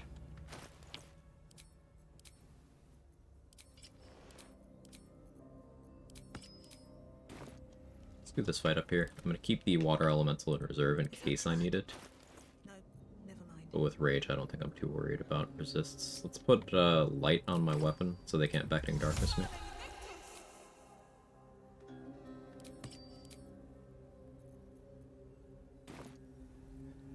I don't need any attention right now. And this is not a fight where I'm going to want to use my smites at all.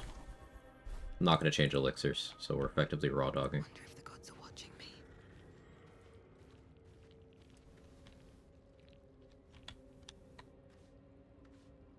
People should approach classes and builds on a per fight basis, not as a whole. Not all enemies are created equal. I think that's true to a point, Mick, but like, even a way of thinking like that has its flaws. Like, if I were to apply that logic to my own view of Paladin, it would fall apart, because Paladin has situations where it does have positive matchups, and where it can provide some tools that are nice to have, and I would value those tools above what other classes can provide in certain situations.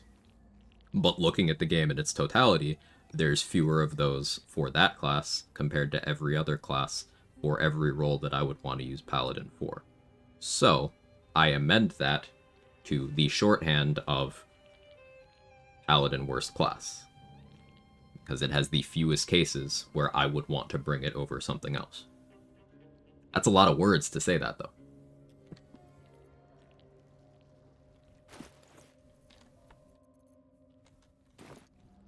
Merkle. Paladin's got a great Merkle matchup. But if monks are also able to delete Merkle with one attack, then our Paladin's better at it. Like, if monks can also fulfill that role while doing a bunch of other things in the process, I personally wouldn't rather bring the Paladin. Hunters can also do that quite cleanly. Giant barbarians. Imagine respeccing every fight for optimal party setup. That'd be horrible. That takes so much time. One attack or one turn, one attack. Example. I don't know. Do you have a clip, Soblack? If you're still here, on your polearm rogue, he did half of Merkel's HP with just a sneak attack. Like just sneak attack, brittle sneak attack. Half the bar. And the level of output there is far lower than what you can do with top end Booming Blade, top end 4th level Divine Smite, top end Shadow Strike, top end Fangs of the Fire Snake, top end Flurry of Blows. Like, all of those things are above what you can pull off with just a sneak attack. Because the parameters of that fight don't allow you to do things like sneak attack's actual top end, which is, if you are a swashbuckler who is outside of combat, you can sneak attack on a sneak attack.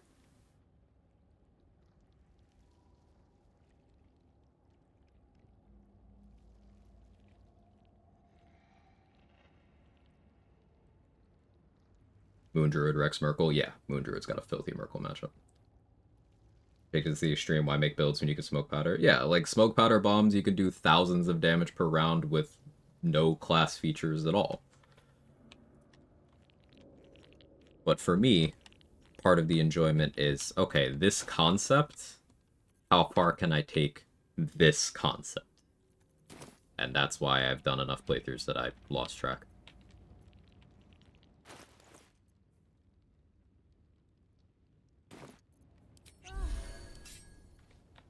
I almost want to do Wizard's Bane Oil here, but I don't think I actually care about Beckoning Darkness. It does no damage. It'll just be annoying. Let's stick with accuracy. I will accept that I probably piss Balthazar off. You upset? One day, I'll catch a break. It's been my favorite, most fun challenge run so far.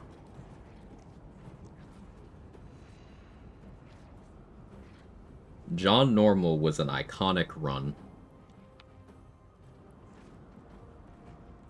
That was, human male fighter with 13 in every stat, not allowed to spellcast unless it came from an equipped item. No tadpoles, no flying, no hiding, no jumping. It got me viewing certain things of the game in more interesting ways. Also your favorite? Nice. I also like the Will A. Karlak B pair of runs that I did. Whereas, like, anything that I did in the Will A run, like any item that I pick up, any permanent buff that I acquire, I couldn't do that on Karlak B. So I had to, like, budget leave things for myself and such. That was really fun. I enjoyed that.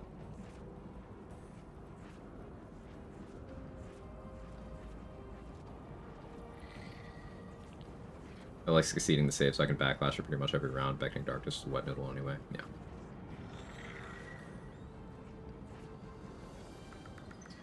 Jake says hi.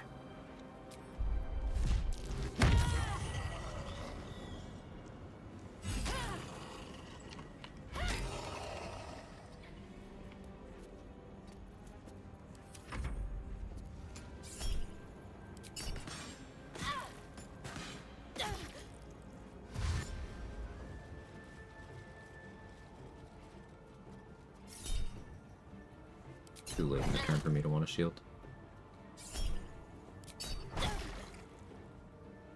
27 is the AC number you need to be mostly safe in the Gauntlet of Shar. I'm nowhere near that, but Having damage reduction is better anyway.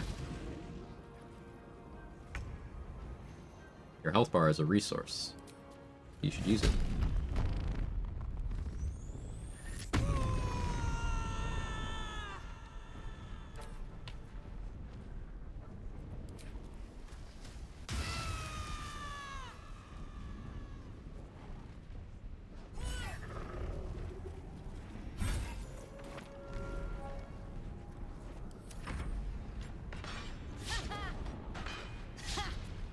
What's that doing?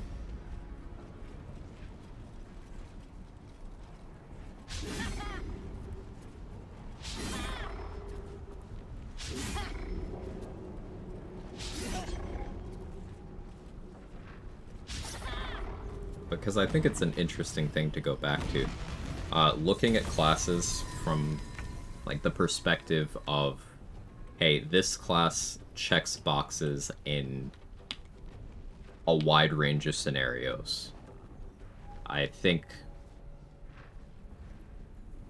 Eldritch Knight is a great example of something that's good because of that. Like, Fighter as a whole is adaptable, but then Eldritch Knight's kit lets you do some crazy bullshit. Eldritch Inertia, access to the wizard spell list, War Magic, like all of the features are great all-rounders.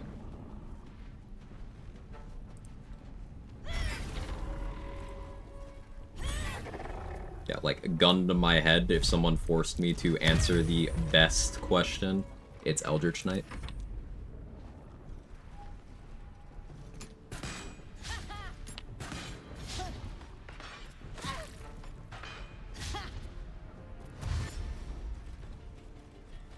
Not Swords Bard, not even close.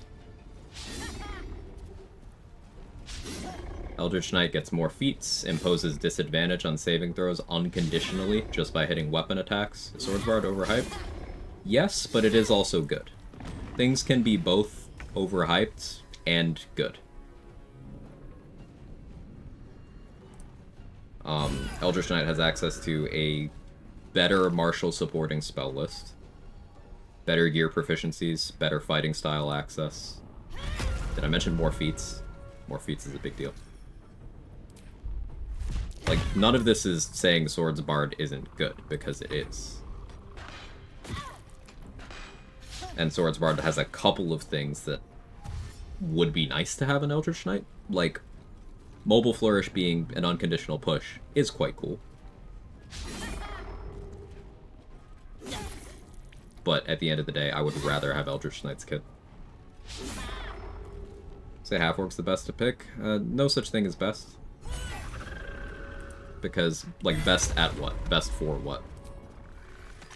This build is an exercise in, like, I'm showcasing how hard you can make very specific weapons crit. And Half-Orc having that extra crit die is very impactful for what I am doing here. There's still competition in the role. Like, depending on what part of the game I'm at, Karlach or Astarion as features that will not require me critting, so they have better damage on a non-crit. Playing any High Elf, Astarion notwithstanding, gets me access to Booming Blade without having to get it from a class or a feat. Wood Elf for more movement speed is more practically helpful in certain situations. Like, best isn't a thing. Best doesn't exist until you get specific.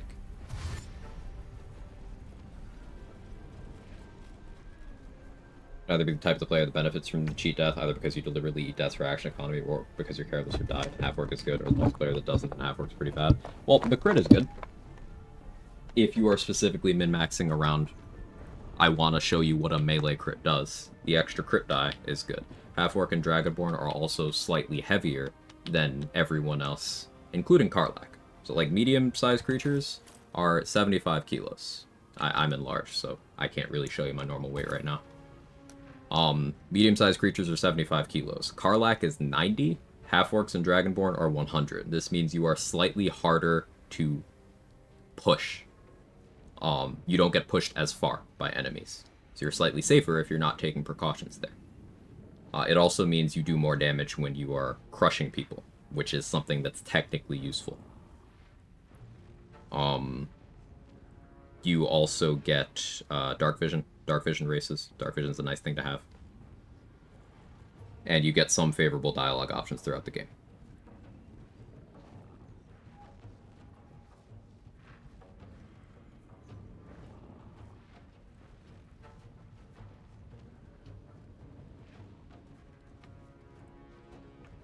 OBS, let me scroll up. I'm trying to talk to my chat. The last couple months, there's been this annoying bug where it doesn't want to scroll up. Swords Bard overhyped? Yes. What do you think the strengths of Sword Bard are? So, like, you get to be a full caster with, some gear proficiencies. You get extra attack. You're a charisma class, so if that's something you value, there's that. But it really depends on what you're doing. Whether the value is in line with the perceived value, and then also the question of multi-classing. Like, Bladesinger wishes it was Swordsbard. Let's put it that way.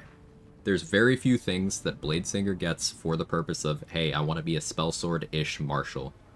There's very few things Bladesinger gets that Swordsbard doesn't, and there's many things that Swordsbard gets that Bladesinger doesn't. And if you add in multi-classing, then you can get everything from Bladesinger more effectively in a multi-class involving 0 Bladesinger and at least 6 Swordsbard.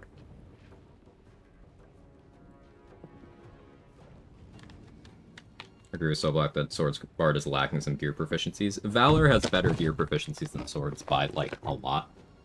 Cat. But, nobody talks about Valor.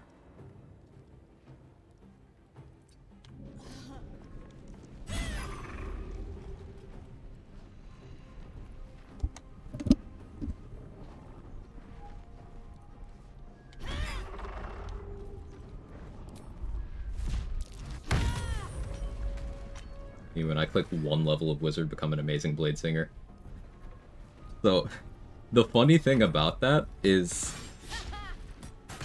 if you take your first Wizard level, and then you add a second Wizard level, the second you click Confirm on Bladesinger, you have gotten weaker. If you're looking at what is possible in build crafting in this game with a level 12 cap in its totality, you have capped yourself at a lower ceiling. You've made a grave mistake.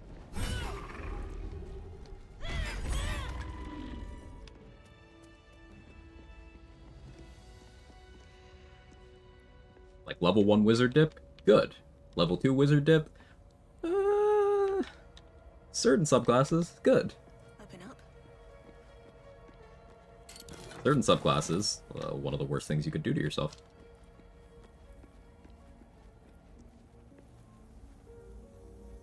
Since I'm casting while raging stuff, you can clench while raging from 4 elements. 4 stuff isn't spells. Yeah, we're aware.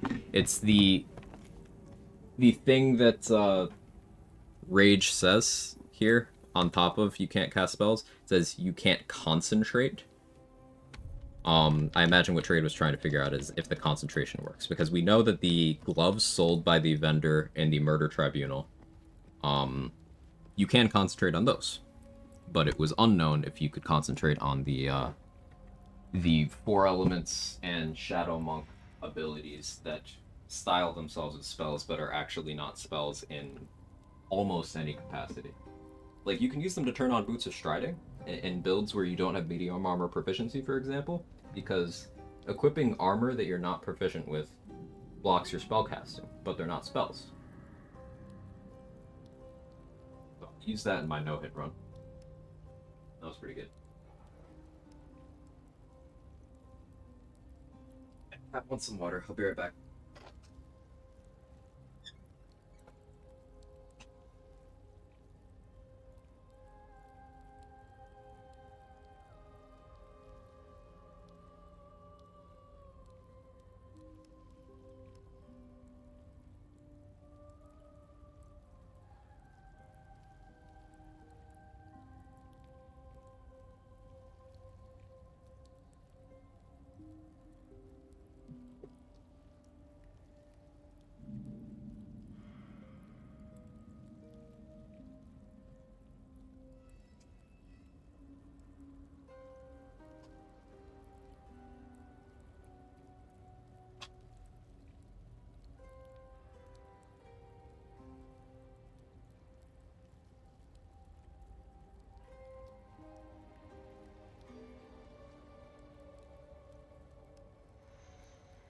Yeah, he really wanted water.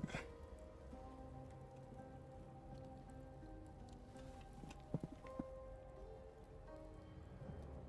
think that sounds pretty consistent if you ask me. Yeah, it is. It's just how many things are pseudo spells in this game. Like, aside from 2 monk subclasses and 1 piece of gear in Act 3, I can't think of any off the top of my head. Like, pseudo spells that present themselves as spells, I should clarify.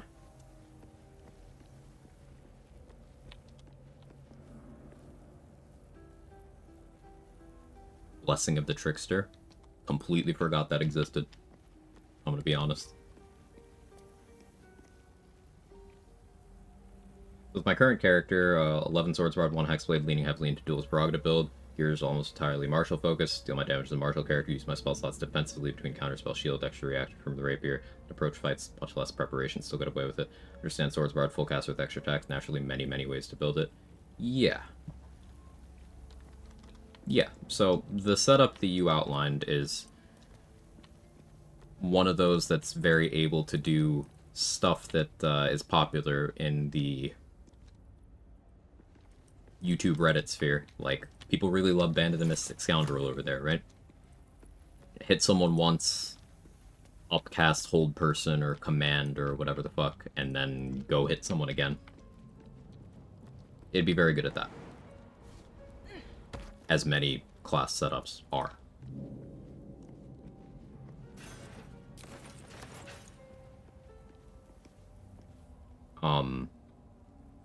Bringing in the Eldritch Knight point of comparison, the demon itself, Eldritch Knight, the elephant in every build crafting room, EK can do that too. Sure, you only get to 2nd level spell progression, but you can always elixir to 4th. If you really wanted to do upcast hold person to a bunch of people or something.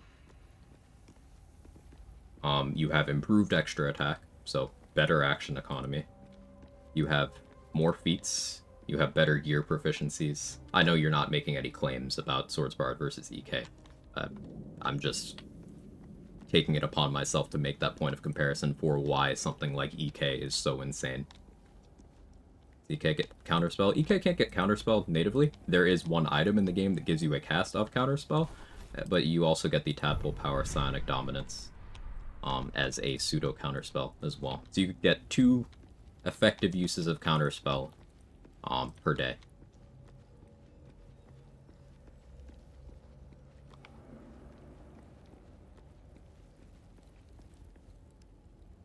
Ring of the Enchantment Wizard. Yeah, Band of the Mystic Scoundrel, Ring of level 10 Wizard subclass feature.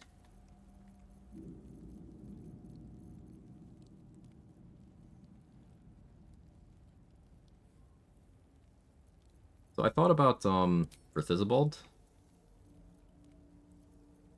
smiting him with Shadowblade, as we thought Raging does break any active concentration, so you gotta do it in the reverse order. Target fails the save, you keep concentrating on it anyway. Oh, there's a couple spells like that, huh? Wall of Fire continues its concentration indefinitely if it just, times out. There's something else I'm trying to remember. There's another spell like that. It's escaping me right now.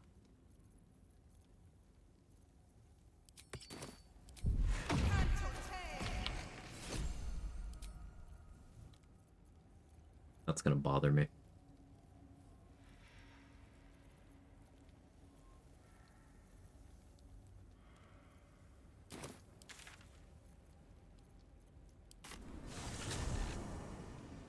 It was Ensnaring Strike. Thank you, Hazel.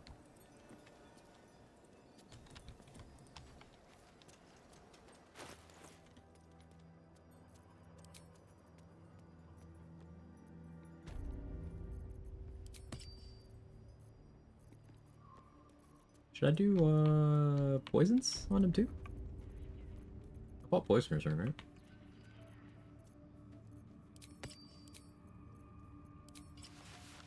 Spreading myself a little thin with this, but like, why not?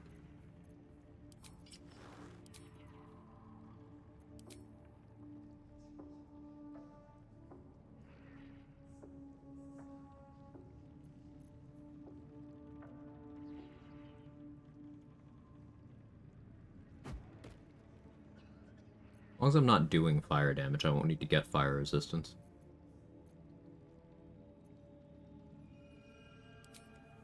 Hellish Rebuke still works? Sick. I might use Hellish Rebuke to get Pyro Quickness going in Act 3. Like, that's gonna be worse than doing Horns, or Grit, or Martial Bravery. Probably worse than Arcane Synergy from a practical standpoint, too, at that point. But, like, I want to do it because I think it'd be funny.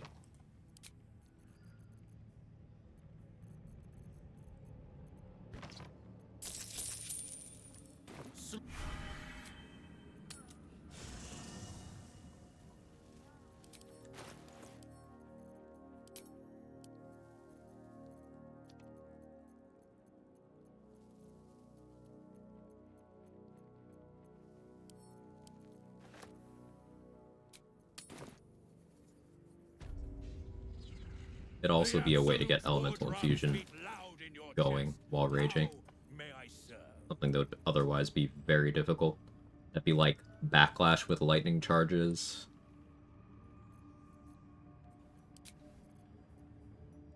That's the only other thing I can think of that would work.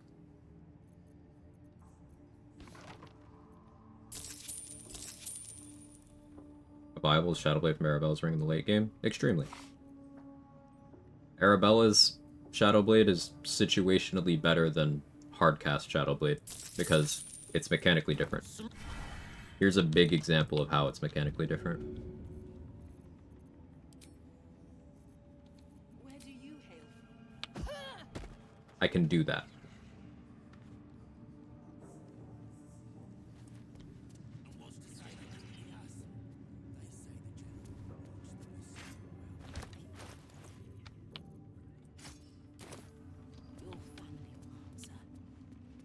So, I could, for example, Elemental Cleaver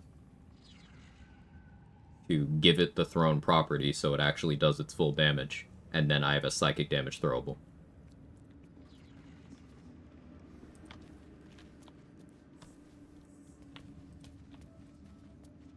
It also means it's relevant in setups where you are not able to get Shadowblade natively, but you still want to do Shadowblade stuff.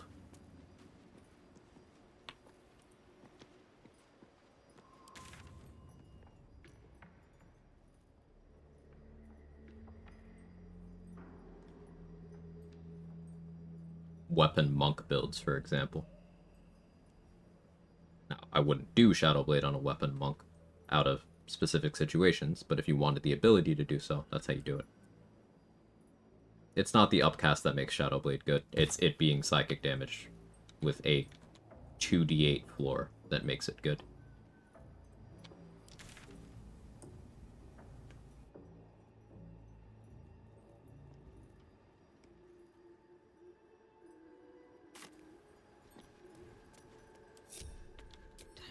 Something like a high-level rogue built to Resonant Stone which doesn't get Shadowblade natively. Is that a bad idea? Well, that can absolutely work.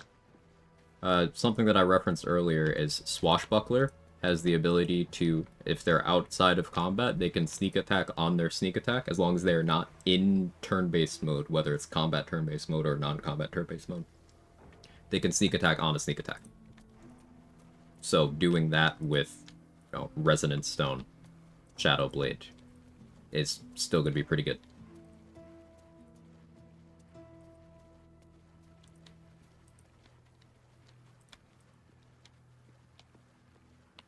Even without that, just a finesse weapon that is not resisted commonly is desirable. Slashing, piercing resist are like semi-common. That one gonna outdamage Ballast Armor build in terms of DPR? No?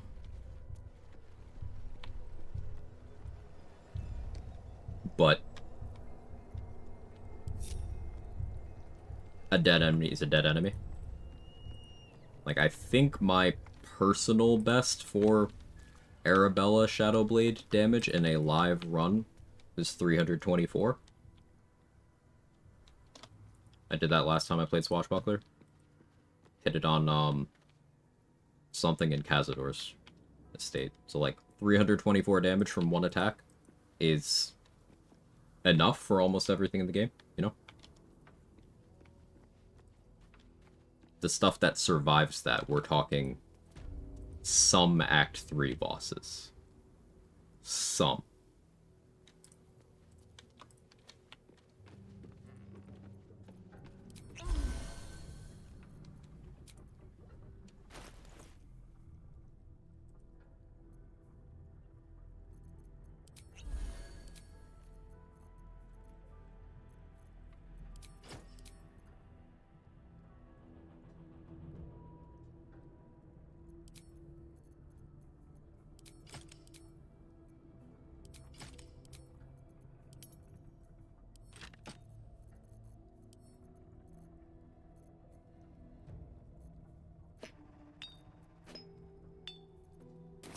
Making enemies dead twice over isn't better than just making them dead once. Right. As was brought up, having additional action economy to spread that damage over other things is valuable, but if you're talking the metric of I'm going to hit this thing one time and see how big the number is, there is a clearly defined point for each enemy where having more doesn't help you.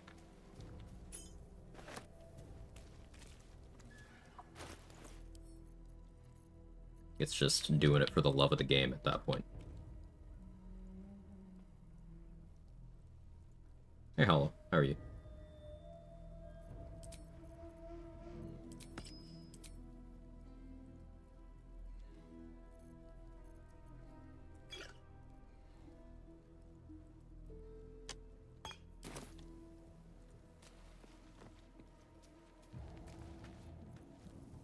What a waste of Ms. Potts doing this in an inefficient manner. Best tip when I got new to the game is think of action economy, giving yourself more and taking turns from the enemy, whatever way possible, still applied after 1,000 hours. Yeah, the more stuff you can do, the more options you have. The less stuff they can do, the more options you have.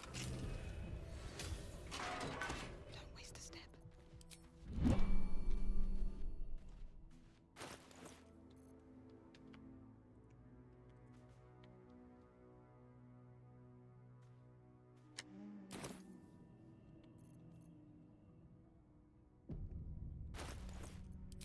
I do actually need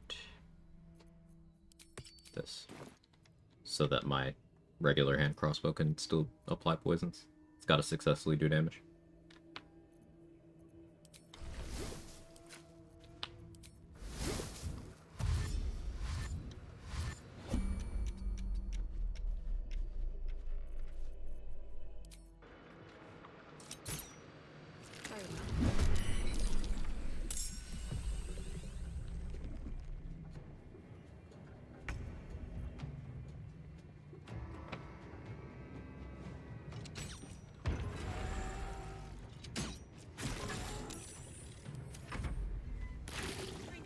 Make sure he's got reverb on him.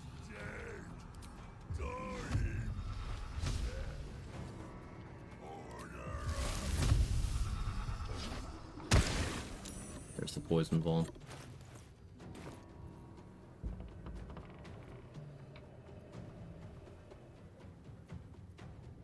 Rage here for Cleaver? Sonic Overload would have been the play if I had it right now, but I don't. Extra poison stack or Cleaver? Cleaver's more.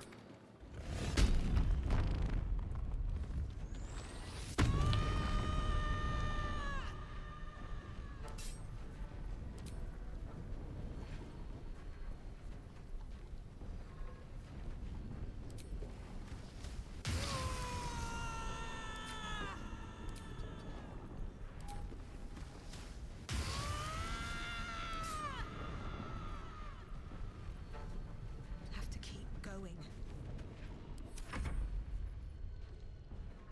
Think they did go after shields? Okay. Interesting change to make.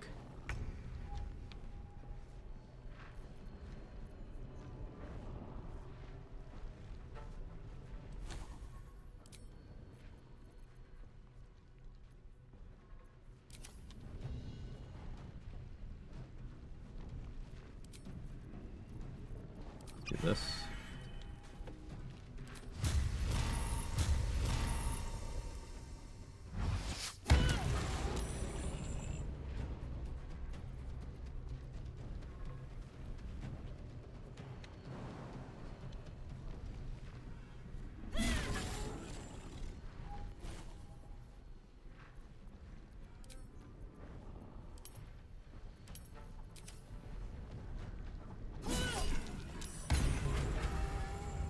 action smite there, both because we crit, so it's slightly more worth, and to apply more poison.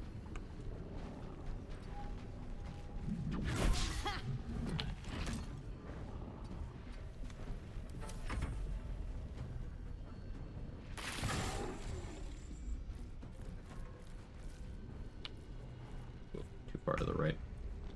Skill issue.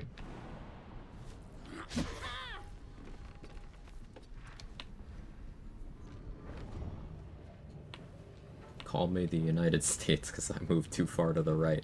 Haha.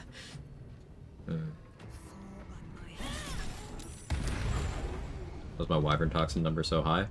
Apply multiple stacks. So I applied multiple, but also he's Poisonable. Because I applied Poisoner's Ray.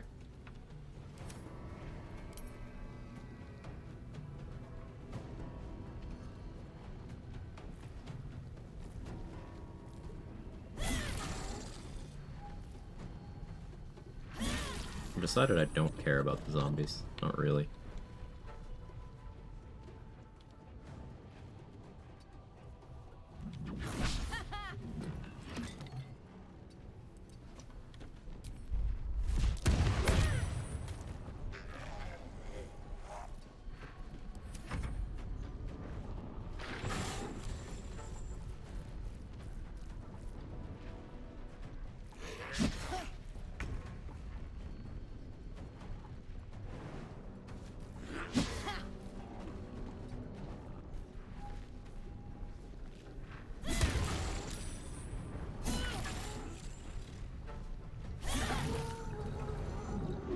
Pretty fast this bolt.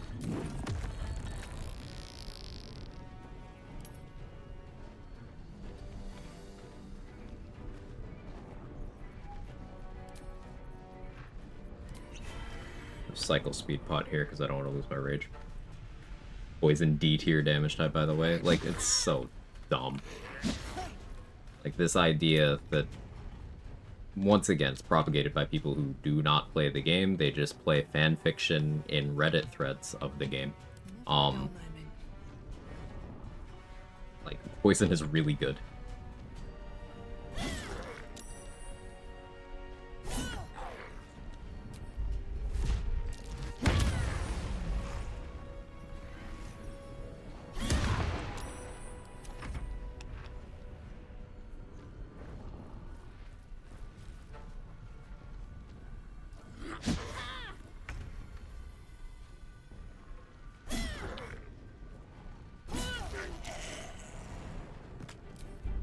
Hey CT, how you doing? Love Purple Worm Toxin, it's super strong.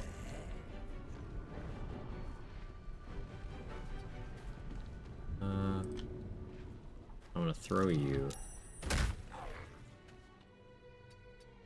back up. It'll take you enough time to get to me that me dropping my rage won't be a big deal.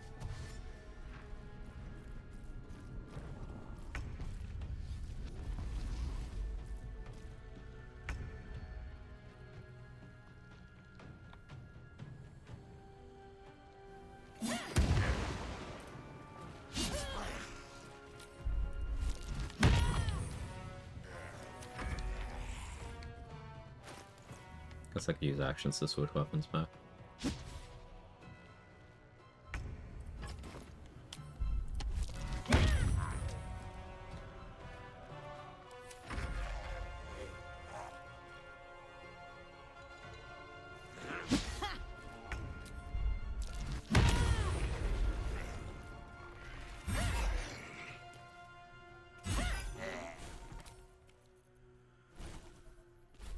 Didn't even ask me to reckless attack there, that was strange.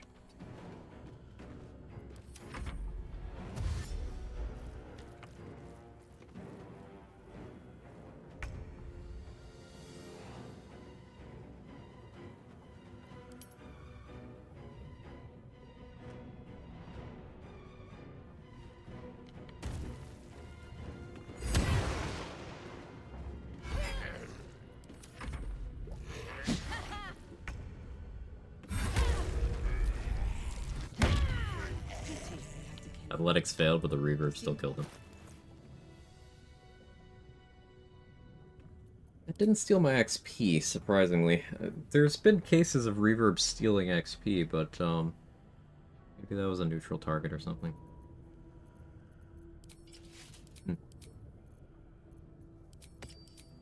Anyway.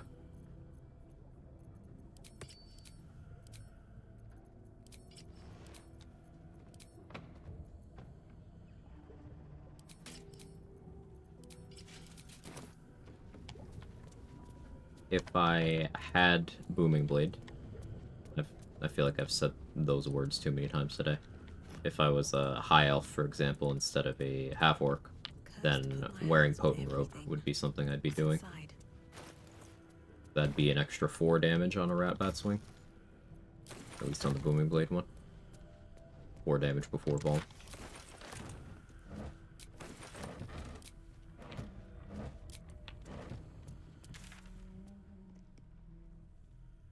And I have heavy armor proficiency from the Paladin levels, so I can just keep crit immunity with Grimskull Helm. AC would be low, but AC is a bad stat anyway, so who cares? I forgot my elemental over there. Meh.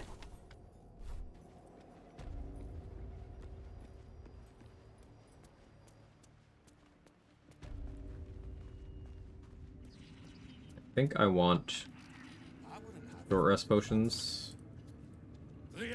I only get 2 smites because Paladin spell slot sustain is ugh. But I want smites for saving Minthara. May as well have my damage instead of not having my damage. I didn't loot the back room in Thistlebolts, but I'm pretending that I'll remember to do that. Please humor me.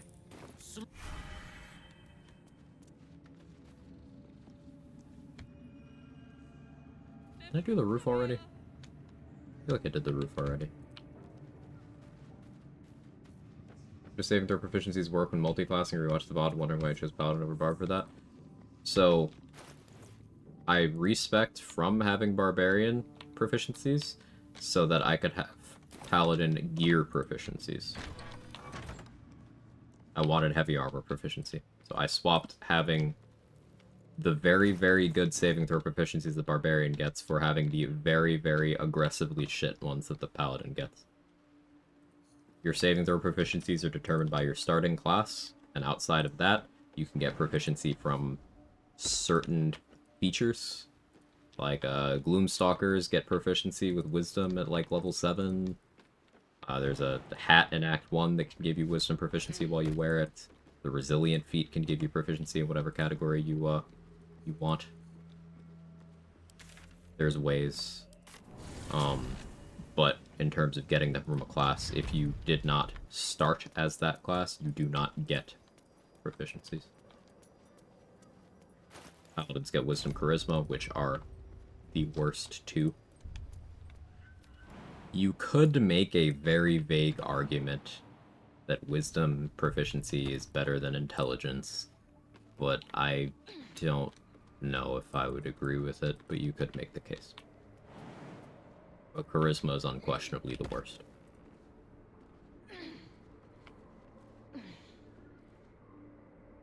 Does wearing Grimhelm prevent you from raging? Nope. Wearing heavy armor in any capacity does not prevent you from raging. But Grimskull Helm does not give rage impeded either, because the game's only checking the chest slot. This does also mean that you don't get Heavy Armor Master off of Grimskull Helmet, but bad did too.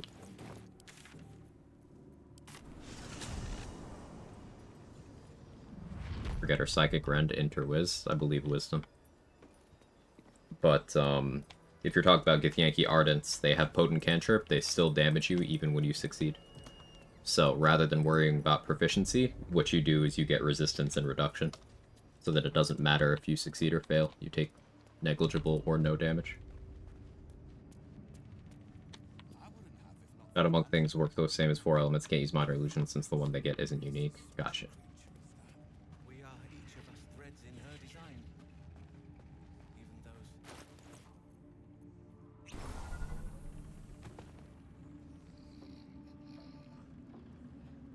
If I'd stayed with Barb as starting class, would have kept good saving throws and lost one instead, think I might have missed something. I wanted heavy armor proficiency for this. This gives me the flexibility to pick up crit immunity in my helmet slot before Act 3, which is something you cannot do without heavy armor proficiency. So I don't have to be wearing my adamantine armor at all times. And I even have the option of, if I want to go outside of a mode focused on rage, I could go put on adamantine splint. I could go craft it and put that on. I'm on the fence on whether I'd do that. So you could have something heavy in every slot, be fine as long as your tits are out. Based. It is this game, you know?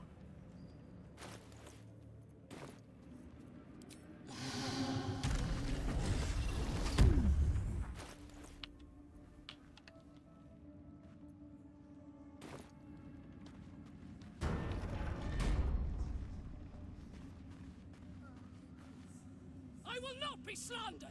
The facts, if I use it, A blast. let me. If I oi, a blast. Who's then?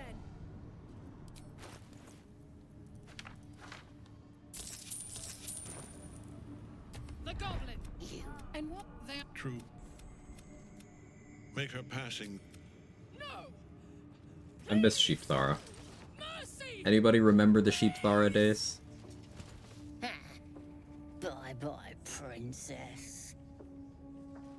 Kill the goblins too. What? No. Chart Lover and Trade, remember? Yeah. When the 7-2 split with Barb starting class, not give you the same thing? No. When I said heavy armor proficiency, I have to do it in this order. You do not get heavy armor proficiency by multiclassing into Paladin.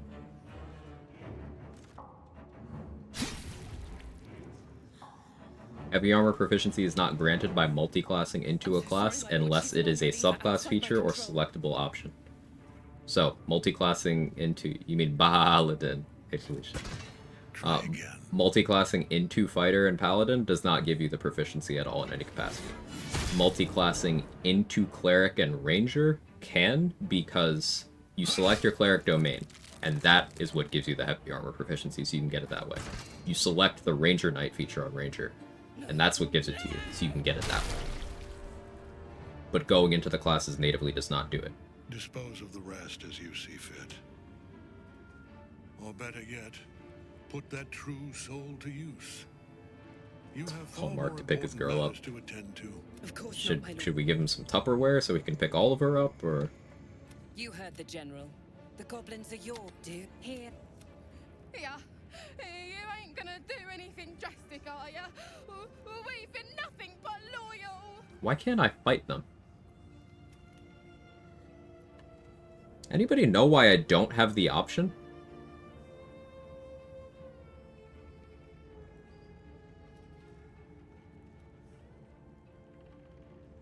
This is new to me. I've never seen this.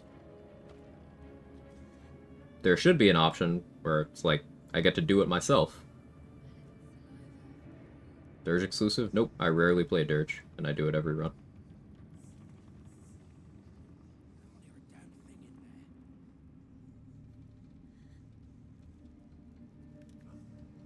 I wonder what could be causing that.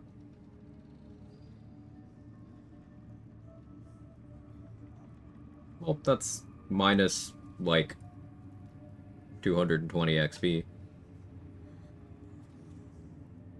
What we did with Thara matter? Nope.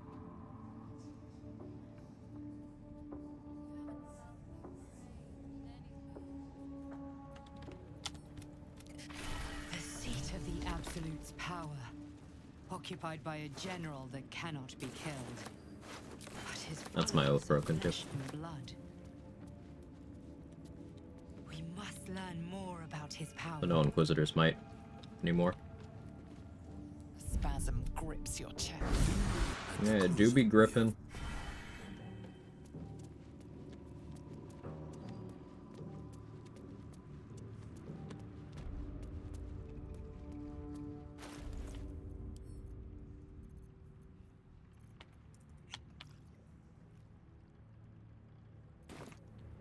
Let's save Minthara first.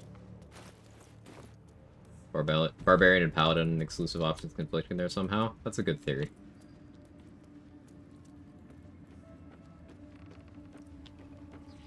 Could be that. Looks like this has been mentioned as a bug a few days ago on Reddit. Ooh. Reddit sucks for many things, but tech support, pretty good for. Breathe quiet. Move with care. Do you yet recall your name, prisoner? Minthara Bale. We will take it from you soon. Do I have any paralytics? I didn't bother to go get Crawler Mucus.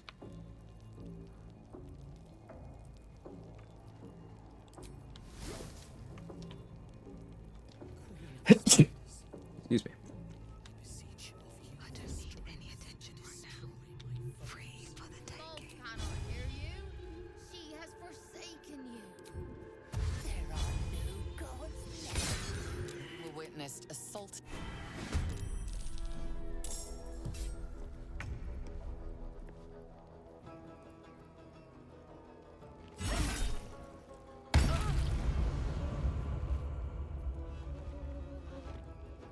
I did that specifically so that she is in range for Backlash and Gaping Wounds on Confusion can kill her.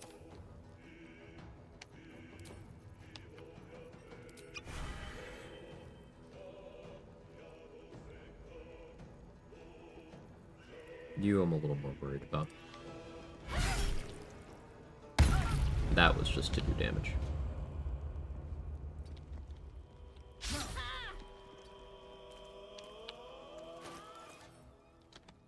I do not want these to be wasted, so they're going to my camp.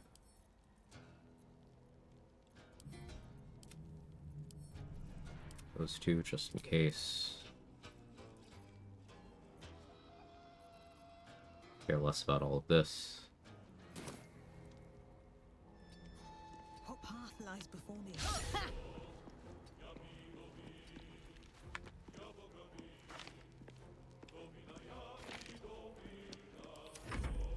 You dare. Okay, Minty. Lock it in. I will gut you. Oh, okay. Aid us. Prisoners are demented. Reason why I moved is so that I wouldn't be in range of that confusion.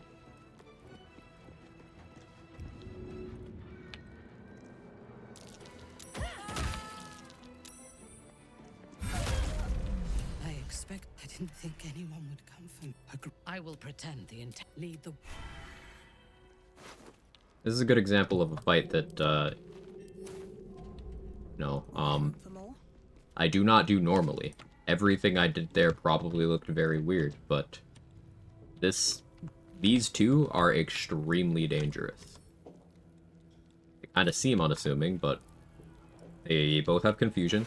They both have Cloud of Daggers. They both have Eldritch Blast with Repelling Blast. The quicker, the. They have good mental saves by being gnomes. They have advantage. And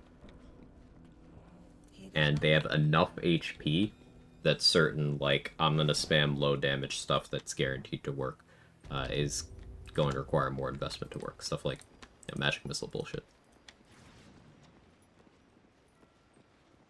Cool encounter design. What is it? What's wrong? Minthara, stop doing that.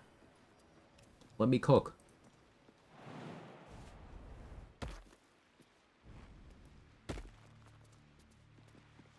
I last left Moonrise. Now The artifact connects with her, the prison. Her mother. there is much we must discuss.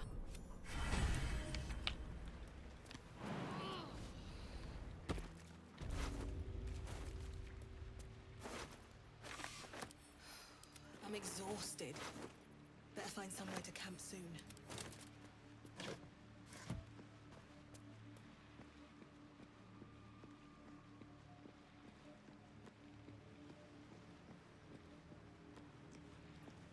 What was I doing? Never fight those hook horrors I talked about fighting? What 20 strength comes from +2 potion, +1 from a feat. Yeah. Hi, cat. You know that you're a cat? Yeah, it's crazy, right?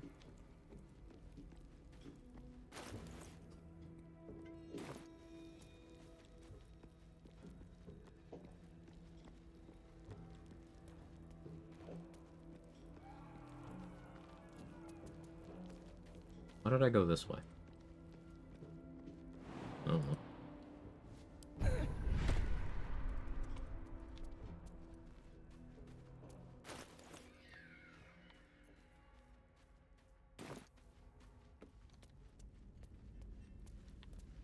That might be worth a look. Staff from the Dryad's interesting. It's 3d6 for its damage die. Obviously, it's not going to be rat bat territory, but pretty good for two-handers. +1 even.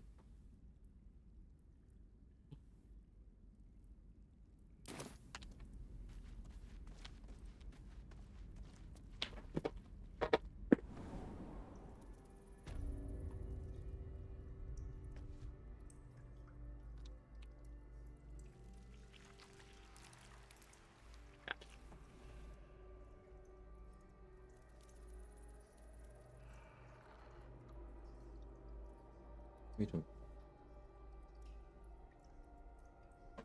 This calls for careful footwork. Seems I did not kill the hook horse. Best be on my way.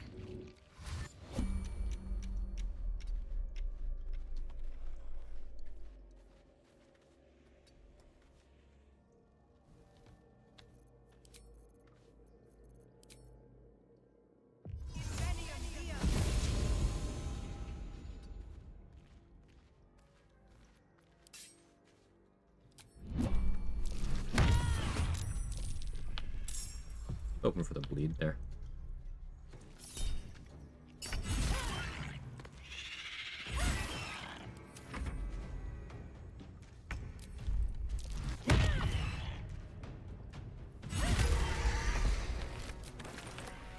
Failing athletics like that is one of the reasons why I really like having a rogue level, at least one, in kick builds.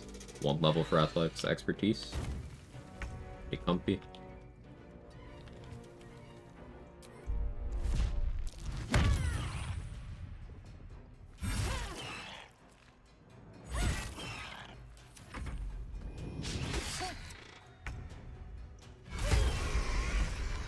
I wonder if the gods are watching me.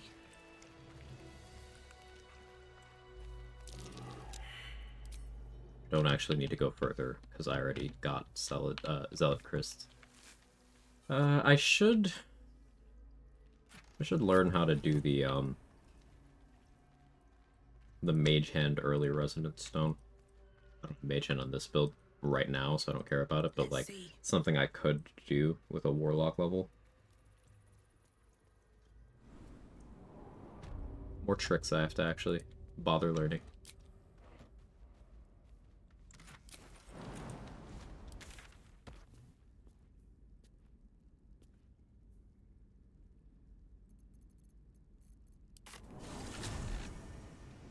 Happen to anyone else that sometimes when you use shield off a warlock spell slot, it's not consumed upon use? No, that's not happened to me. That I can think of.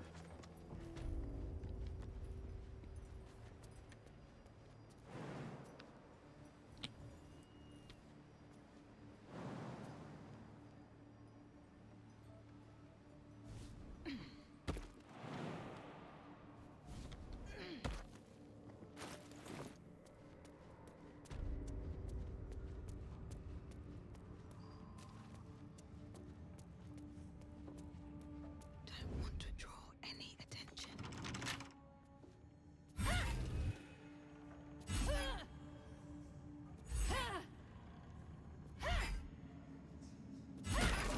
With haste. Better be cautious.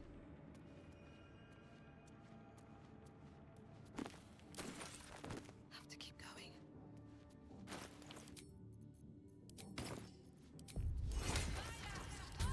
Should consider doing anything else that would break my oath while I'm in this state, but vengeance is pretty hard to break.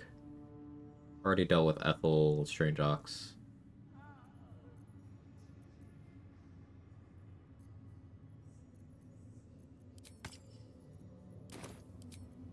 Do all attack rolls trigger shield prompt? No.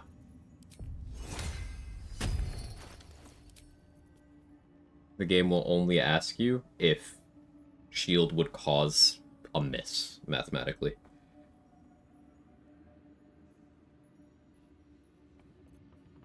There's a little more to it, but that's the shortest explanation. Swift as my feet can carry me.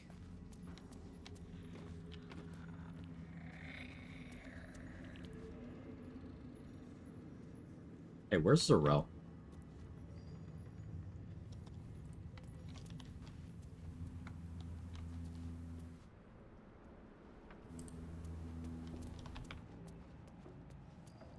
Is that why the option didn't work? Where the fuck is Zarel? Why are you here? Why did she stay here?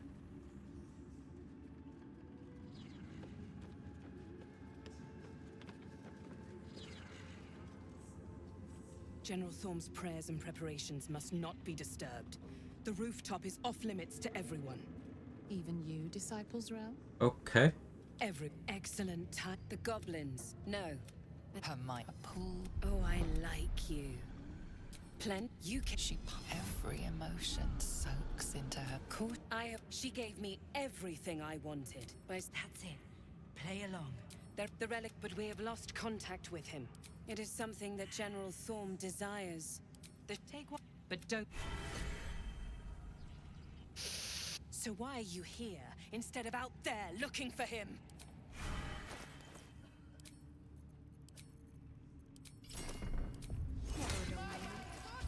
I really don't like this. So why are you here? Oh, good. It is something that General Thorm desires.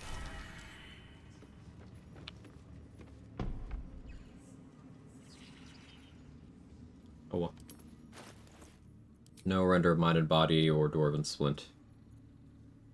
Probably wasn't going to use either. It is money negative not to get those things, but oh well. I don't know why she's fucking here. I had this exact bug once several months ago, no clue why.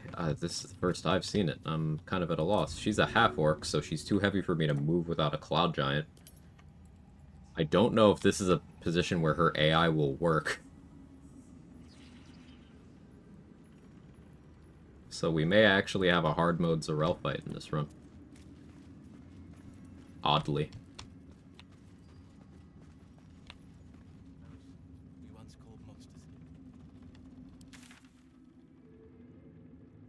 Is my game okay? I don't think it is.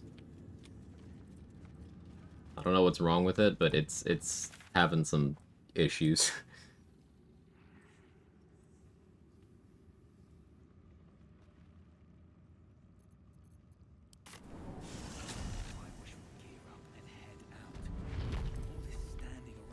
Making me antsy. 10k off of level 10. Now that I'm level 9, I'm kinda willing to start grabbing Crush stuff, but I could maybe try to save Yes? Creshielek until level 10. We could long rest so that I can do Big Smite on Yurg.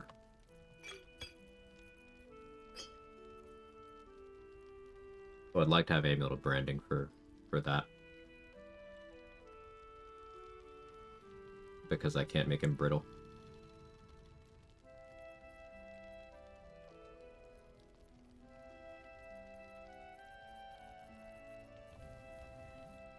Does mean Jira needs to die.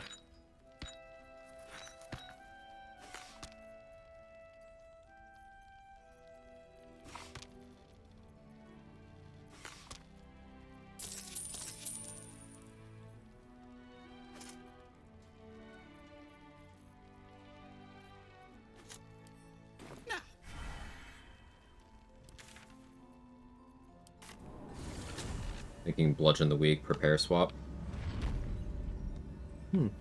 I could Prepare Swap. I hadn't been thinking about that.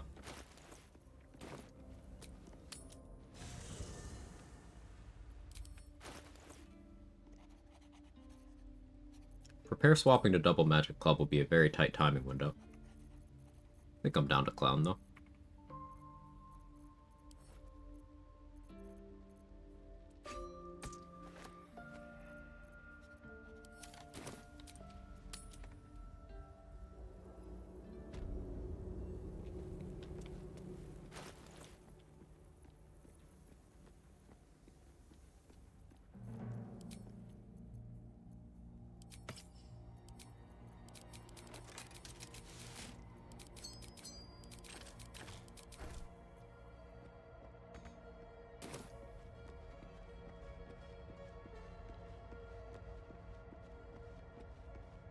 Fail those dialect checks as a relevant party playthrough, redo those with a different party member. I'm unsure. Anybody know? The vault contains an ancient...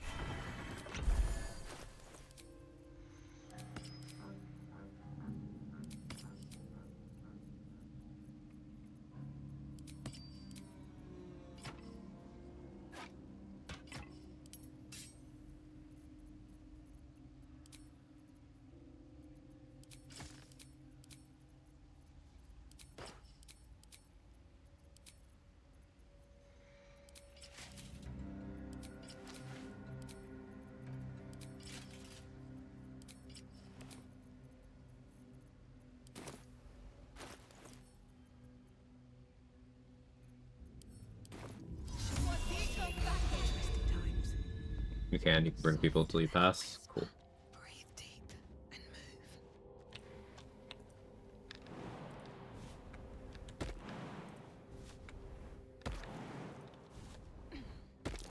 I smell a trap.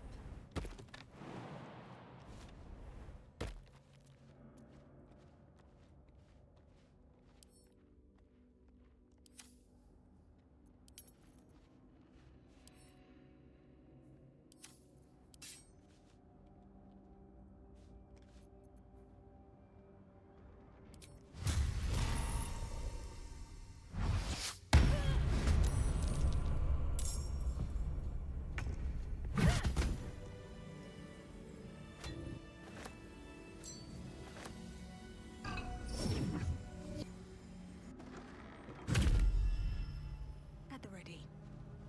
A lot of damage. Meh.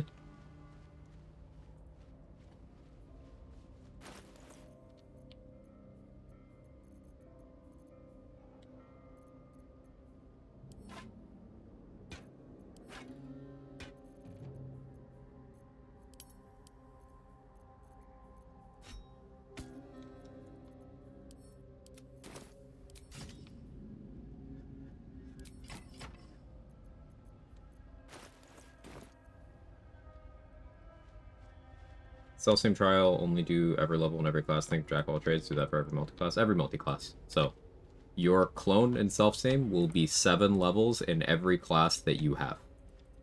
So for me, that clone was 7 paladin, 7 barbarian.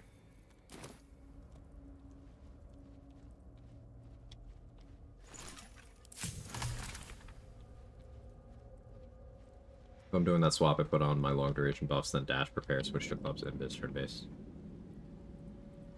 Makes sense. Makes sense.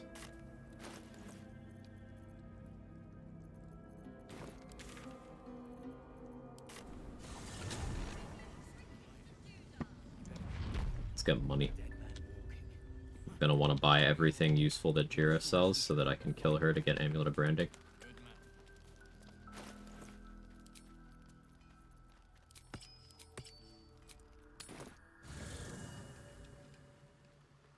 If your hands are fast, you can sneak in a brace swap too. Less necessary. Ooh, a brace would be spicy.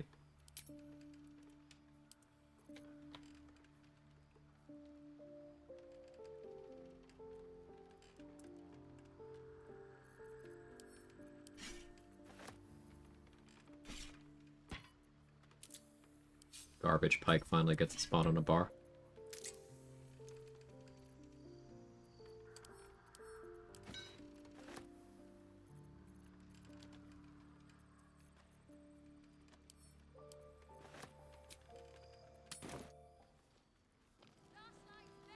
Does that have any impact on HP, just class features? I'm unsure how it affects the HP and the stats. That's actually something I don't know much about.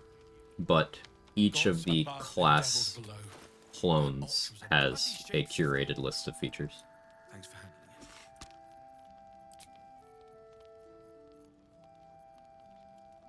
it. Anyone ever encounter Roa not selling their misser? Maybe I fucked something up. I don't think I've ever had that.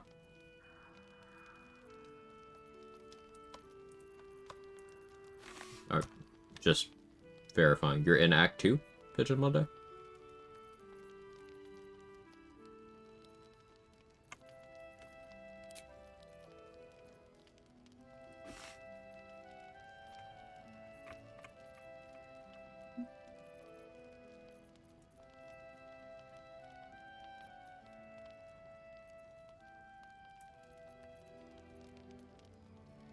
I have 2 of those already.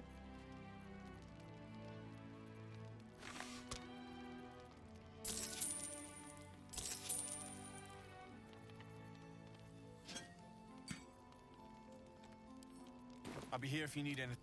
Isn't selling any alchemy ingredients either, does she normally? No, she does not. Potions, yes. Ingredients, no.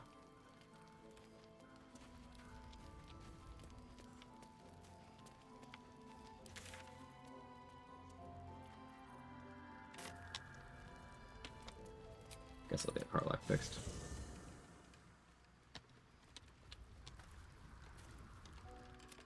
Another dead end.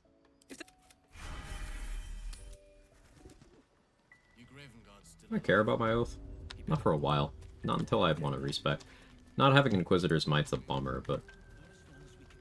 meh. Before... Well, 2 things. Yeah, sure. Only one way to find out. Before... I won't stop trying to figure out a... I'm so happy for me too. Withers was giving me the... What's on your mind? Sounds boring. Knocking out vendors, invites, things like that. Yeah, I've had Dareth's inventory not update in Act 3 because I knocked her out in Act 1 once.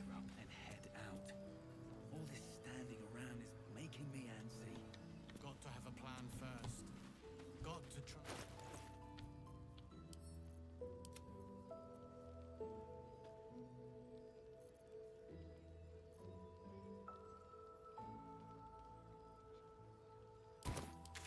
Let's keep selling stuff.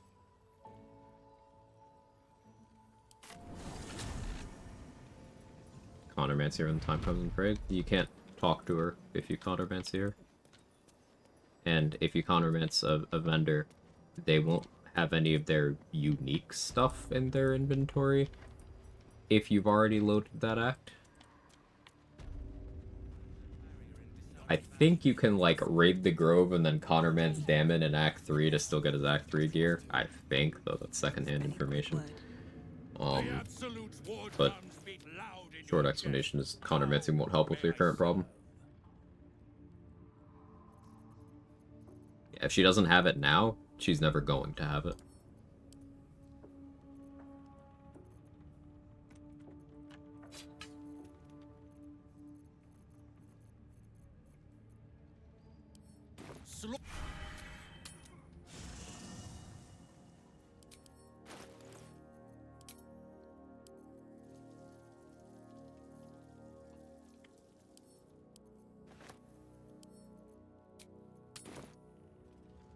Brothers, sister, pray with me. The Absolute's war drums beat loud in your chest.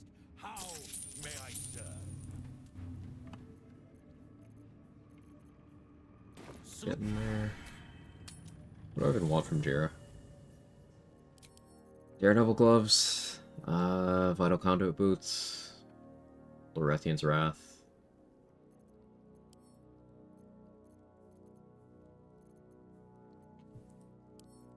Defender Flail. I don't care about Unseen Menace. Or Mountain King will drop as long as I don't fuck up our inventory too much.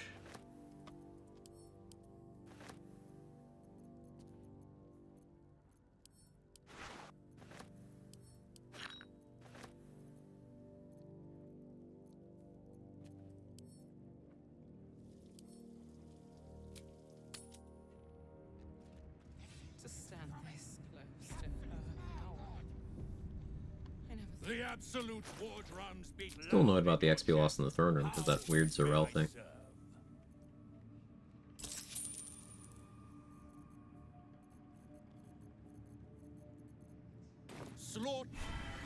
Lord. I'm encumbered. I'm a giant barbarian with 20 strength. What do you mean I'm encumbered?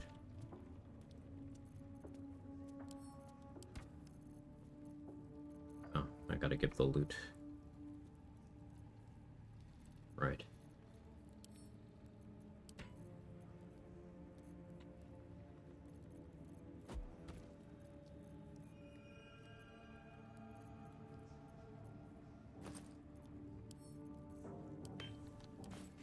The dreams came. Means I'm a hoarder? That doesn't sound right. Like, I'm an enthusiastic collector of things useful and otherwise.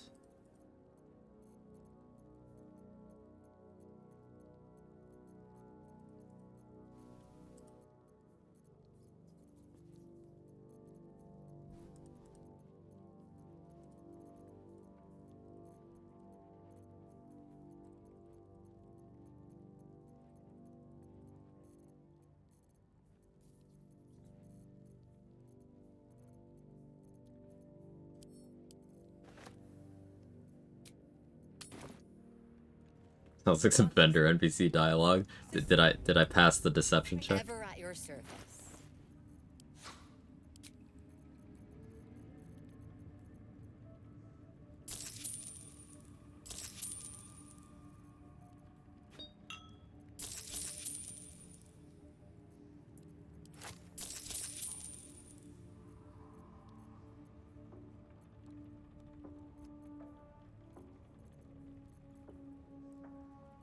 Considering Gloves of Crushing, it's 2 bludgeoning damage on a kick. But I think too low value outside of that.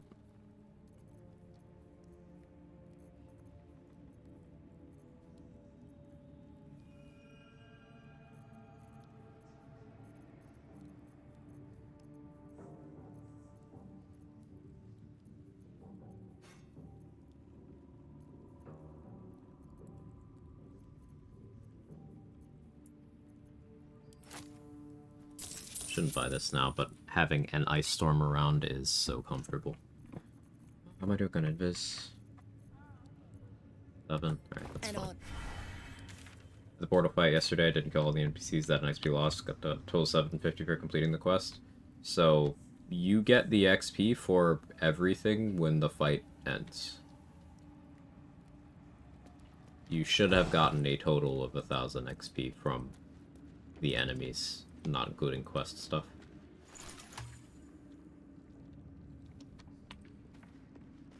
I think it's 1,000.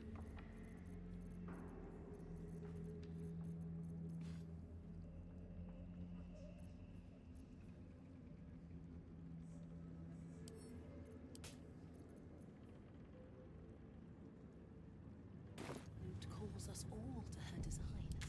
Good. So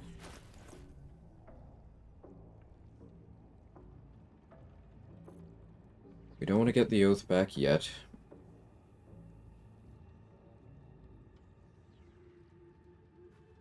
Already got the side door exploration spot. Okay, I don't really need to do much here.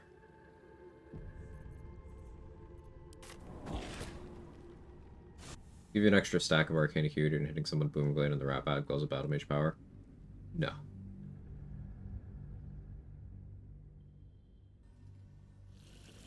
Maybe. Maybe. To my knowledge, no.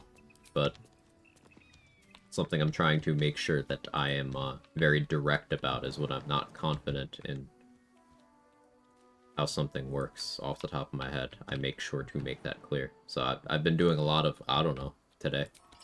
Which means good questions are being asked.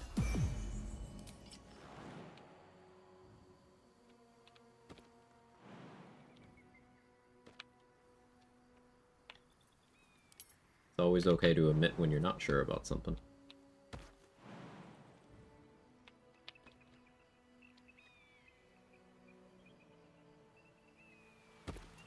better not be cursed. Science it soon. Thank you for testing.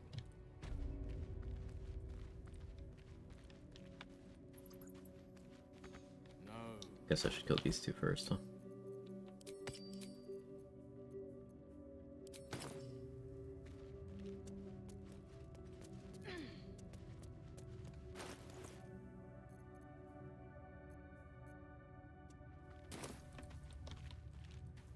Can't risk being in open view.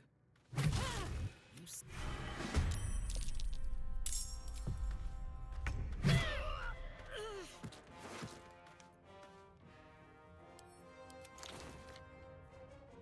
Yeah, Savage Attacks Magic Club.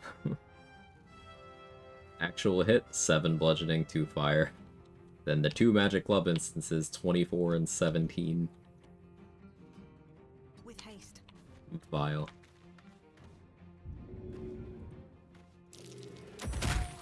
Booming Blade would be nice here. Would allow me to get around his ready to party, but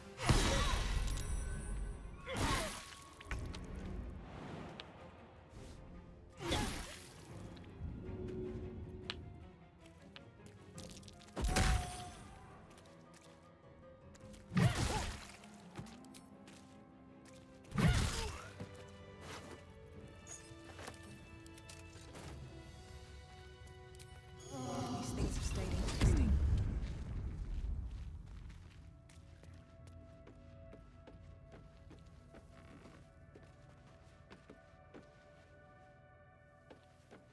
Isn't Drake bonk? Yeah. Magic Clubs are stupid. To the point where I feel uncomfy using them for long periods of time, so let's switch back to Rat Bat. Better find somewhere to camp soon.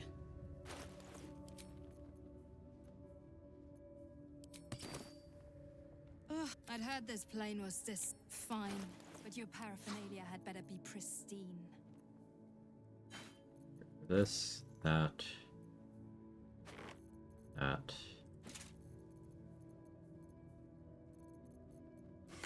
Sure, I'll take those.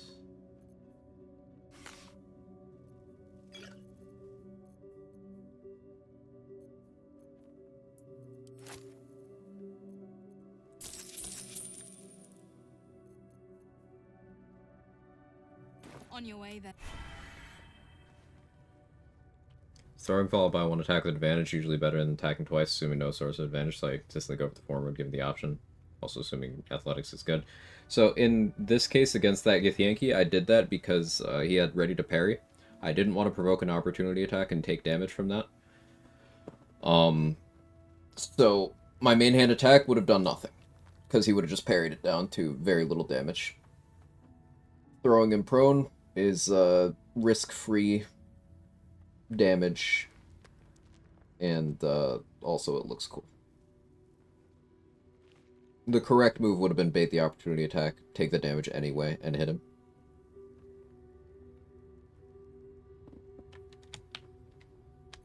I just didn't do that.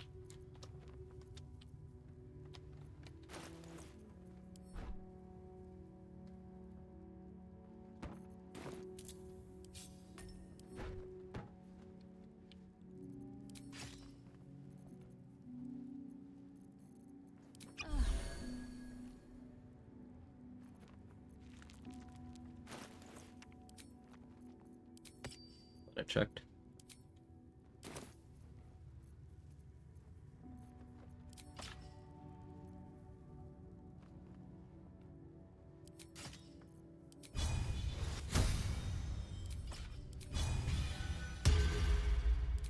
If everyone else minds their business, I'll be fine. What do we have here?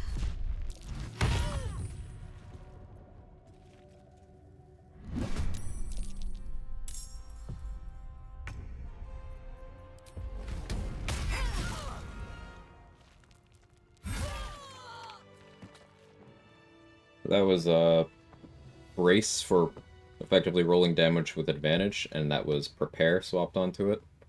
Only goes in the primary instance, but still 5 extra damage there is nice.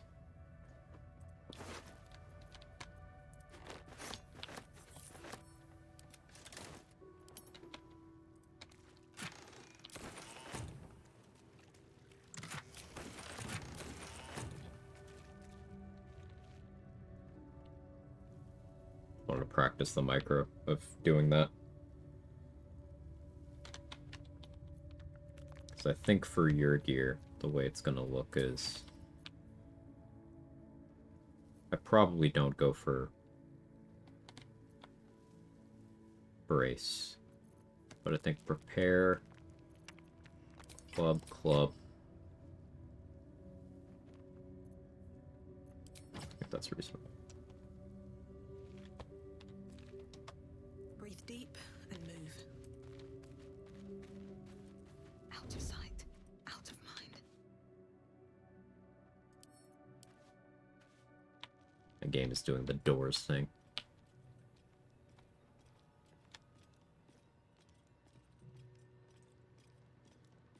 Think the Kithrak will cheer up when we find it? I think we all will, when this pestilent search is finally over. Ideally, I'd like to be able to destroy this door from here, but... On my way. Not happening.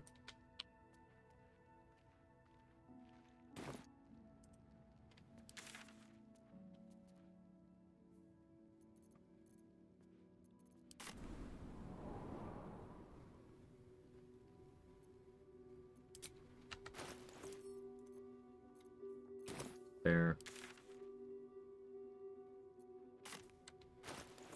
What am I going to do about initiative?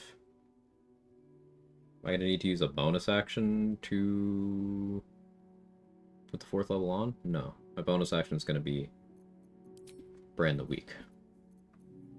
So how am I going to get the Yurler's initiative? I guess I don't necessarily need to win. As long as I do get the surprise run.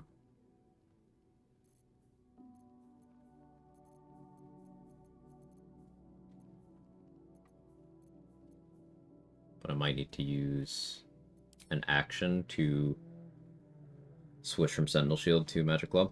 Let's try the Throne Room with your Paladin, Barb level split, and Cleric Sorcerer split. Guess which one had the dialogue thing. Was it the Cleric Sorcerer split?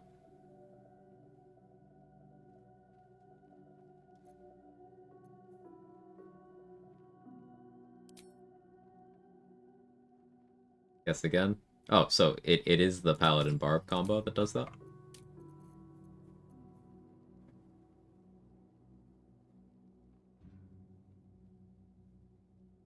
That's more mundane.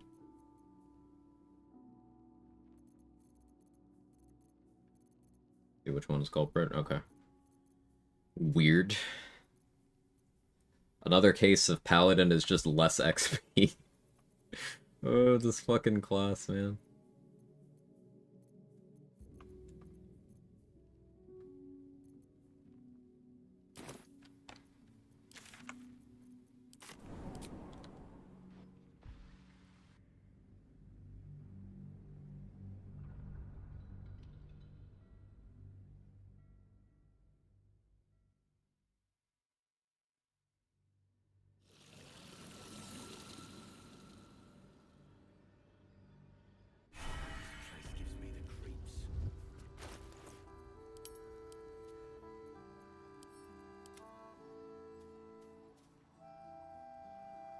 How much farther can we go?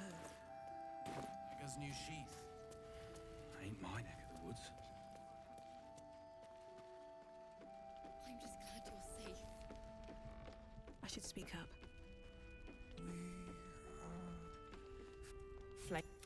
This is no physical ailment. My lute. Do you know him?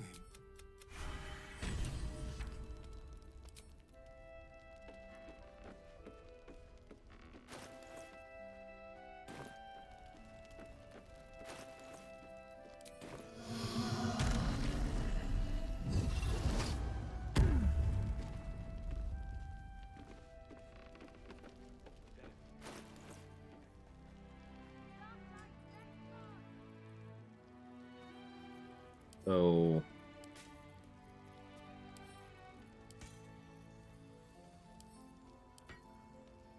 I'm thinking.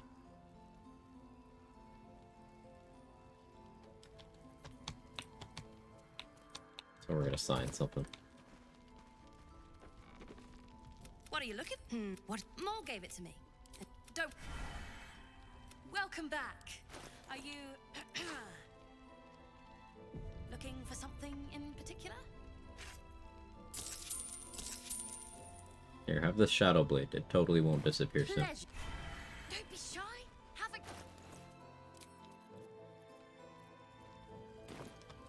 Got to trust Jahira to come up with one. I don't. I do. Technically speaking, that's infinite money on region travel, by the way.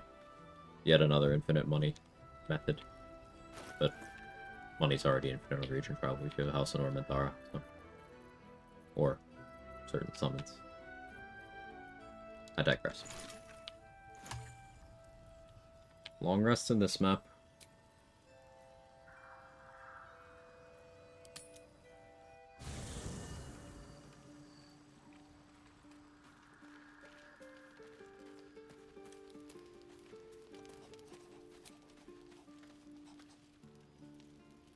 You know, it'd be funny. But with the I will go. Just kick Halcyon out of the camp at night.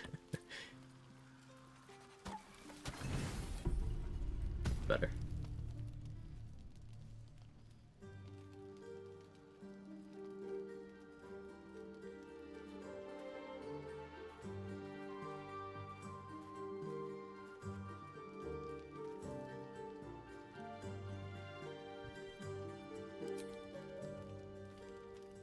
Paladin is innocent. It's barbarian. Okay. Okay. I've attended my share of fancy balls and masquerades. A few elegant moves can turn all the right heads. Figured it was time to brush up on my skills. I wouldn't want to fail my new partner.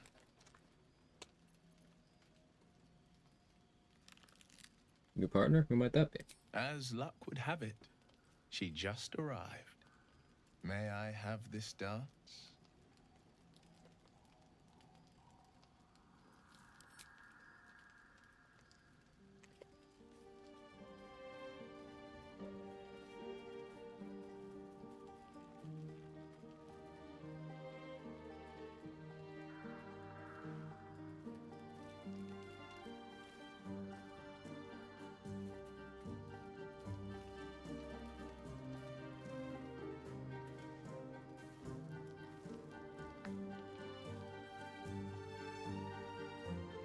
Once refusing to look at his face made me want to die. He's such a sweet little dork.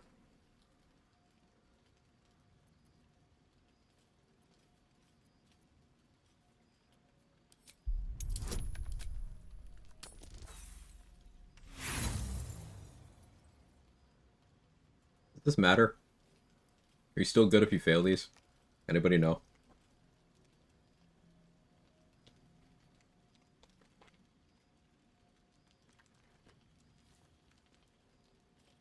I'm good? Okay.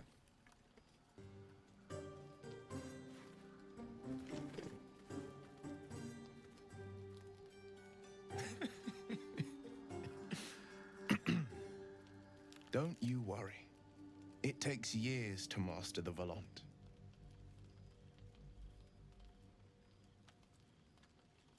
Beautiful dancer, I'm sure he'll teach me in no time. I'll show you everything I know and then some, I promise. But perhaps we might try a more intimate style.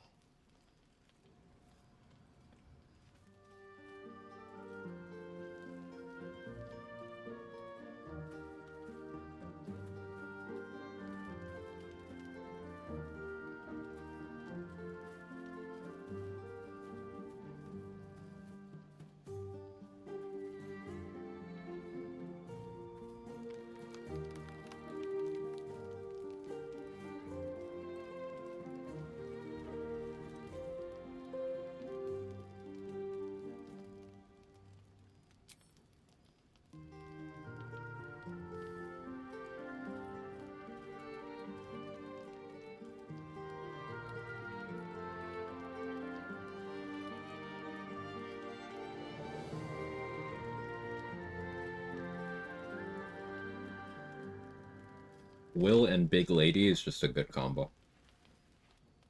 So much shadow around us. To think I almost missed the light. Well, it's getting late. We can't face the morrow if we don't bid farewell to the now.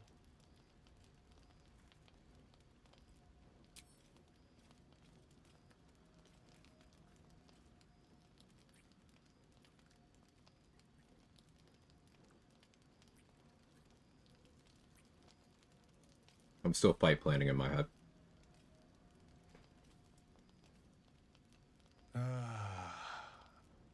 I've drunk wines from Daggerford to Cormyr, but I've never known a taste as rich as yours.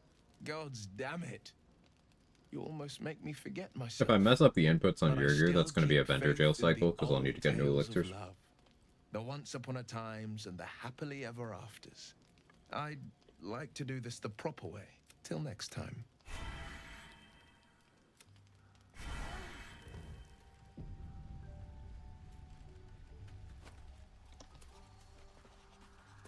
I think I'll be fine.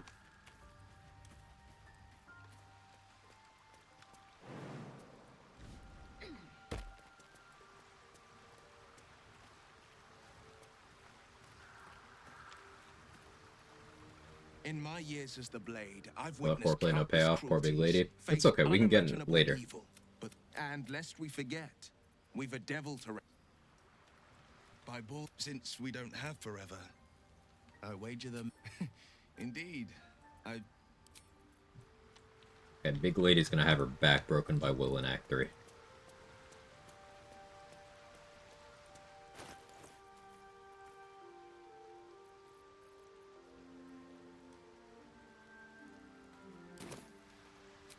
Hey, we passed 600 kills.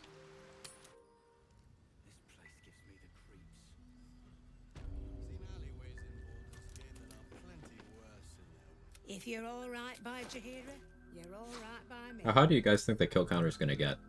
I have no concept of, like, how many.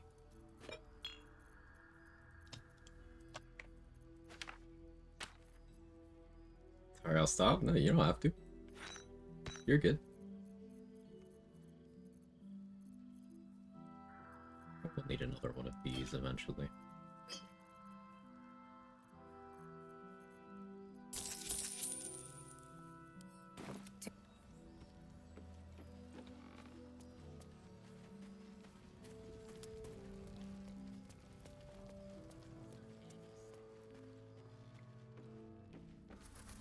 Welcome back. Are you looking for something in particular? Premium trinkets and doodahs. Yes? I'm sure you would. I'm gonna include one more gear swap here. Go automaton gloves.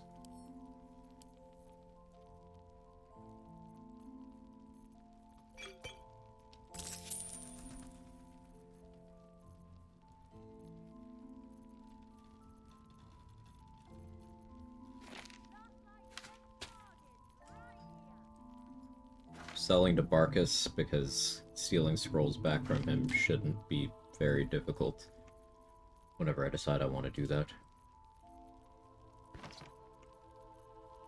Stealing whatever back from him. I just don't feel like walking over to Damon to sell this stuff.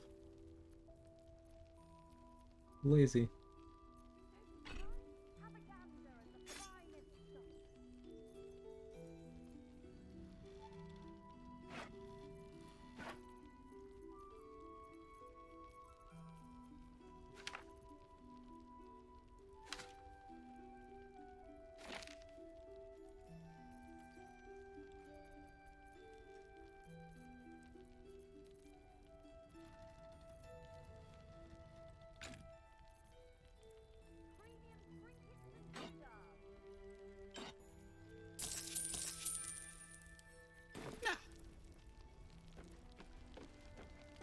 The fact you're at 600 already is crazy. It doesn't feel like there's that many characters in the game.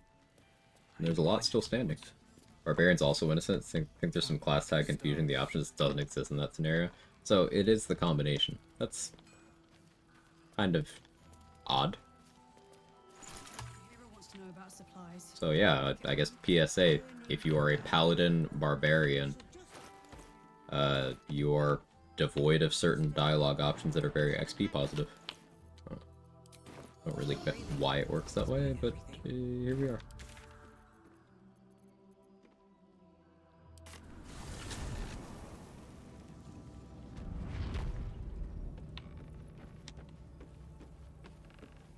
First part 600 completions? No, kills. Curse of the Barbadin. Yeah, very weird.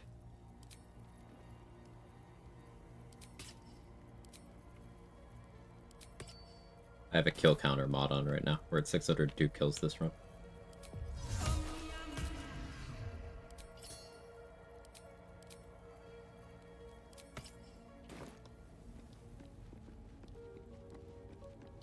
Guess they didn't think people would do this multi-class. Guess not.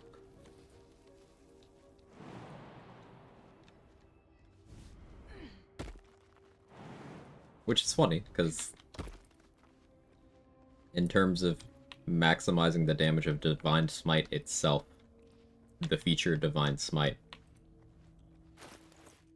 Barbarian is one of the few that actually helps with that.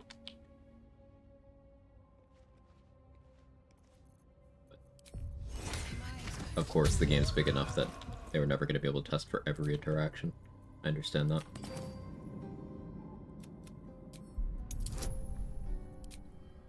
Roll good? I don't think I ever moved curse. Fine.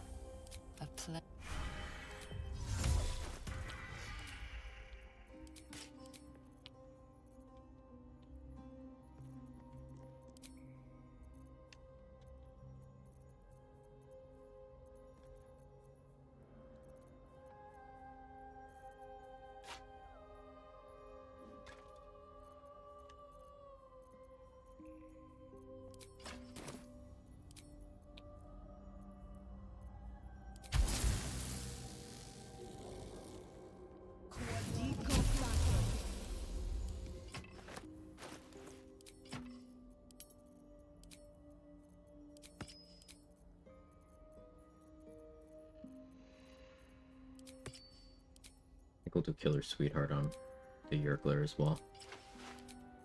I need a Sea Invis scroll. Let's see if Bolo has one.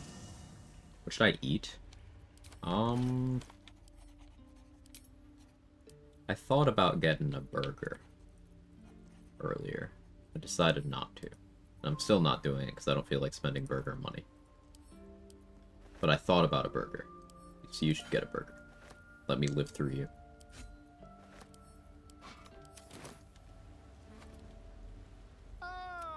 Quite the cozy setup you have here. Some chicken Alfredo. Ooh. Thank you so much. Sounds good.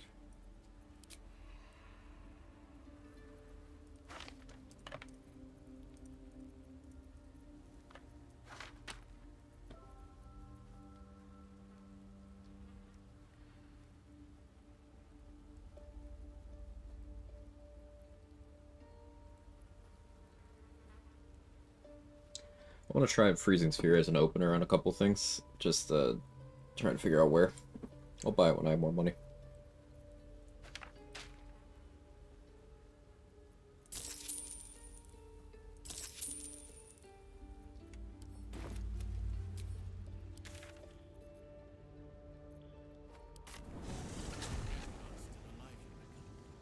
Guess there's an incompatibility between champion yourselves and trial by combat and show me your will to live by fighting me. Guess so.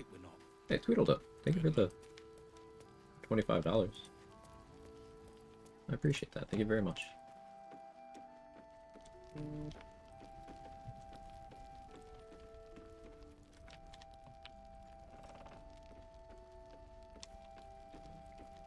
What am I here for?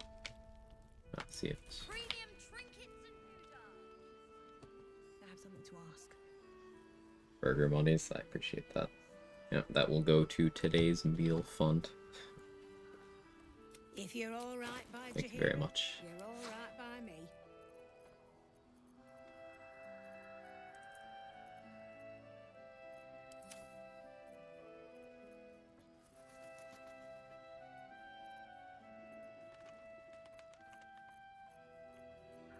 Maybe Roa has the invis. I swear one of these vendors had that covered. But what we're doing is running around getting prepped for. I'm going to attempt to one-shot your gear with melee. Attempt is like a strong word. It's gonna be pretty clean, because he doesn't have very much HP. But doing so safely is also a concern, because there's gonna be a whole fight after that. So. I never learned the words. The Absolute's war drums Doing beat my due loud in your diligence. chest. How may I serve?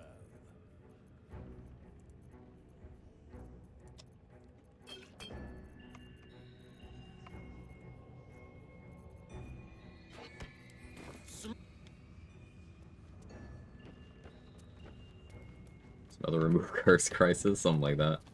No, it's an XP loss. You ever recommend allying with your gear in the Gauntlet of Shar? If you want to guarantee that you get him on your side against Raphael for whatever reason, then that would be a reason to do that.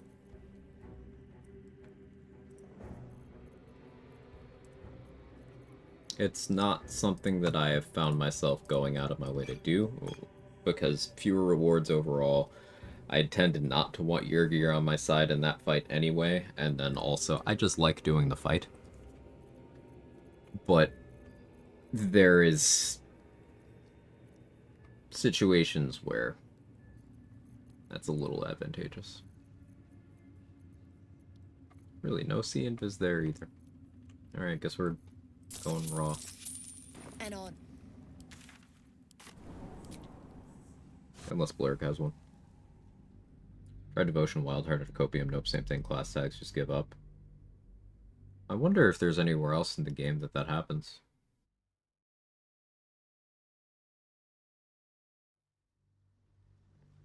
And I wonder if there's other classes that happens for. Don't waste a step. Perhaps Amelia is right. I should get a mask. Something's on my mind. Welcome back. I do enjoy a good bargain, if anything in my private collection is to your liking.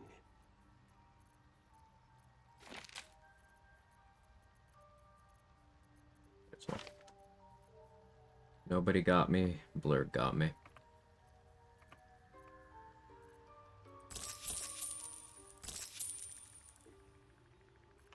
Right. Things cost money. Big if true.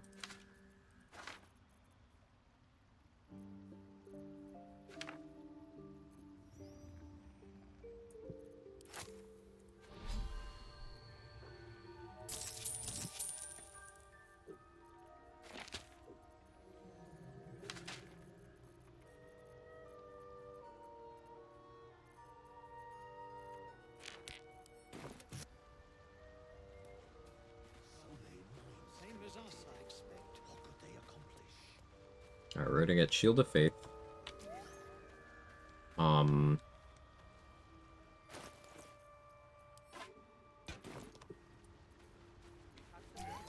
I'm gonna need to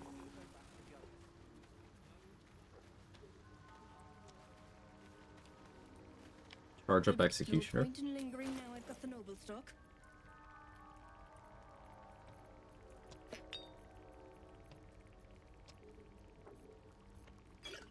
Which I can do on Connor. I also want to have a universal res, because I am going to go into this and allow your gear the chance to outspeed me. And by the chance, I mean he almost certainly will. You know, I'm going to need prone immunity, I'm going to need good damage reduction. I'm going to need to ensure that I get the surprise round, so I don't have to deal with being in a bad position where the Americans can blow up the bombs around me.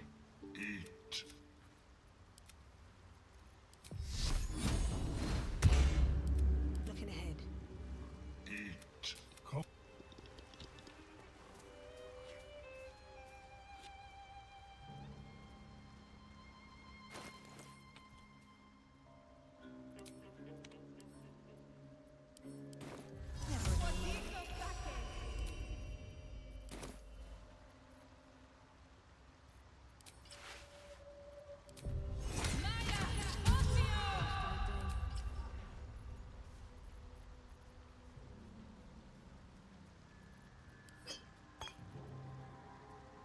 Still forgot to use that crooked wand. It's far past the point where I ever would now.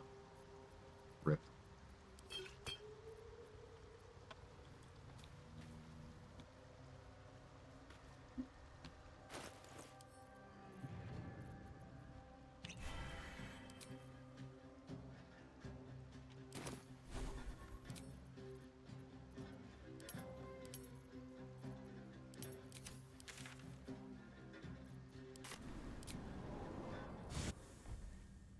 Earlier you said not having Dwarven Splint's gold negative. I assume since he can't loot it if he dies? Correct.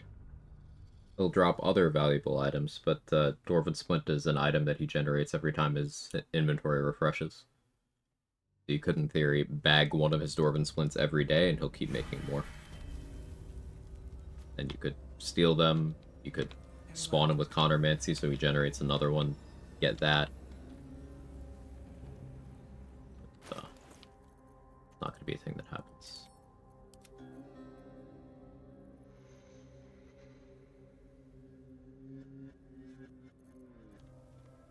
Go Gloss of Dex here. Breaker. +9? Much better chances. As in, like, having a chance? Because you need 12 to guarantee. 9 gives me a chance.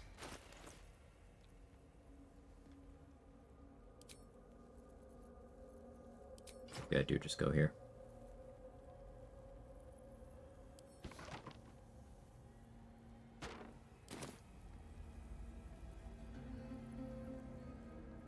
Alright, let's get Executioner, and then we'll practice some swapping. Or practice some menuing. To get the configurations down.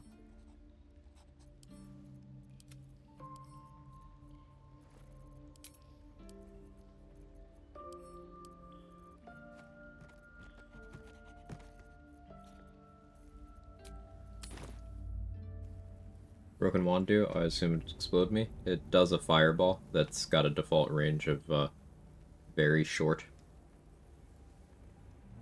But if you go on high ground, because of how the engine works, you can target away from you. Or if you just don't care about fireballing yourself for whatever reason, whether that's having good dex saves, having fire resistance, having evasion, you just click it on yourself.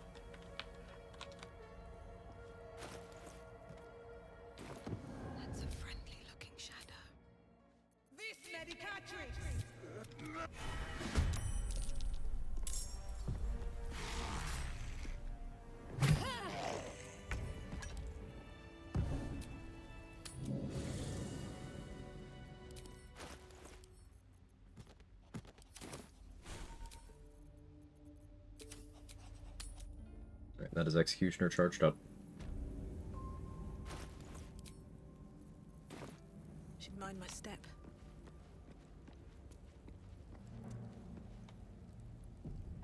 So it'll be from this Great Axe +1. Hair will be here. Then that'll be switched to Twisting Branch. Sentinel Shield.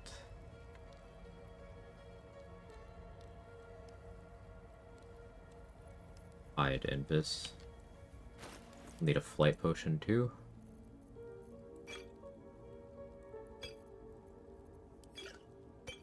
We'll want to pre-Oil of Sharpness on both of the branches.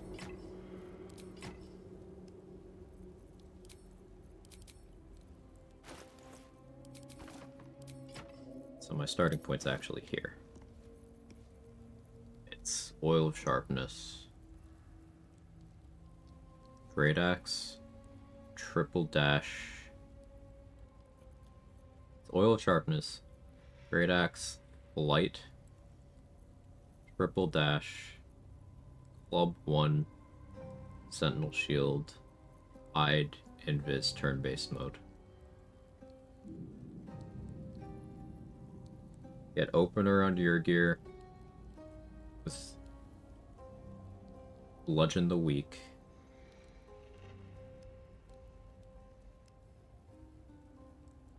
Use an action, switch Sentinel Shield for Club 2, which means I will need to have a Speed Pot rethrown on the ground.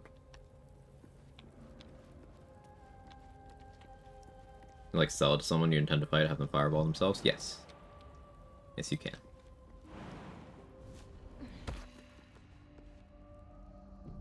What will I be concentrating on here?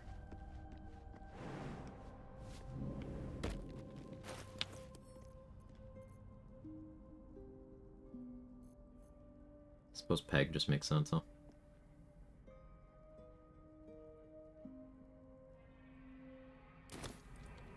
Alright, time to skulk about.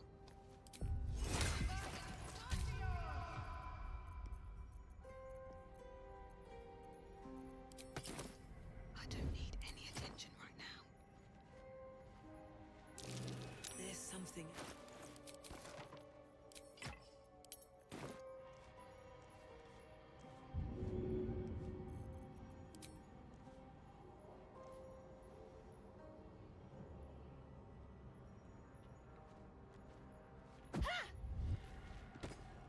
Can't risk being in open view.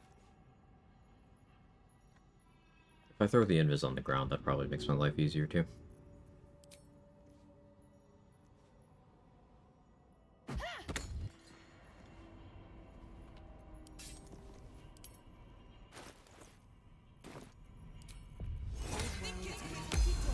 Not as bad as it could have.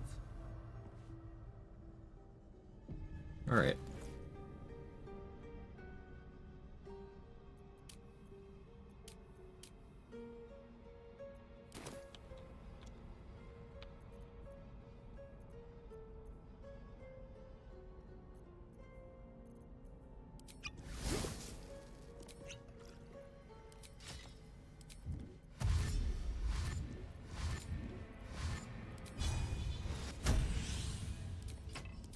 Alright, time to skulk about.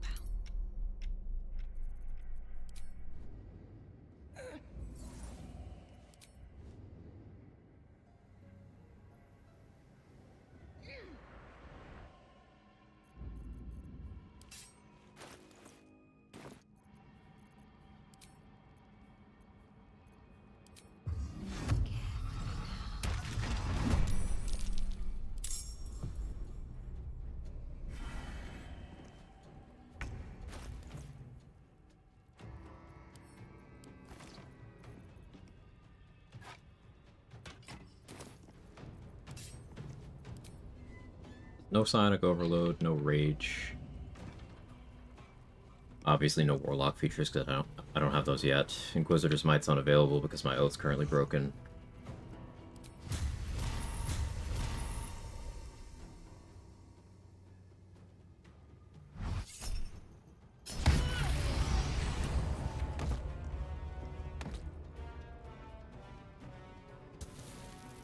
No.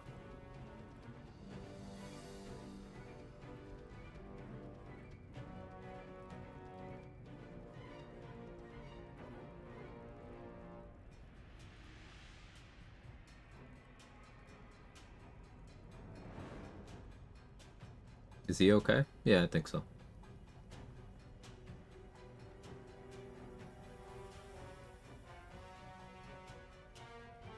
Also keep in mind, once we get Barbarian level 9, we will be adding an extra damage die here, here, here, here, here, here, here, here, and here. Once we get level 12 to pick up the Warlock level, we will also be getting Hexblade's Curse, which is going to be an extra 4 damage. Here, here, here, here, here, here, here, here, here.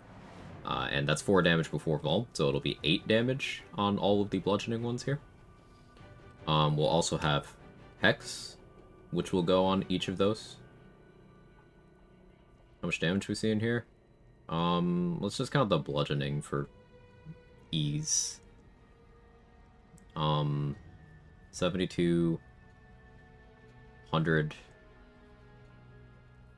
158, 208, 244 bludgeoning damage. And then 297,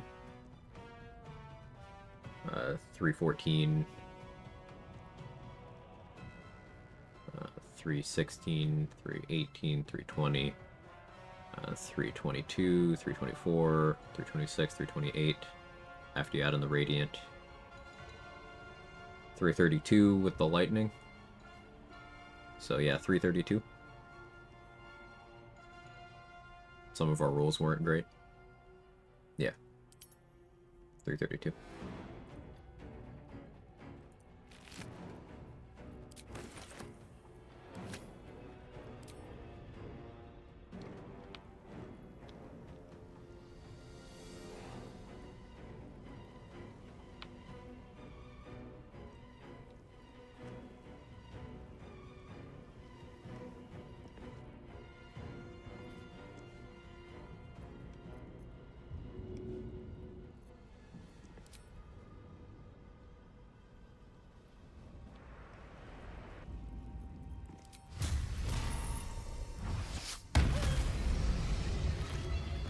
Oh, glad I did that. That is smoke I do not want.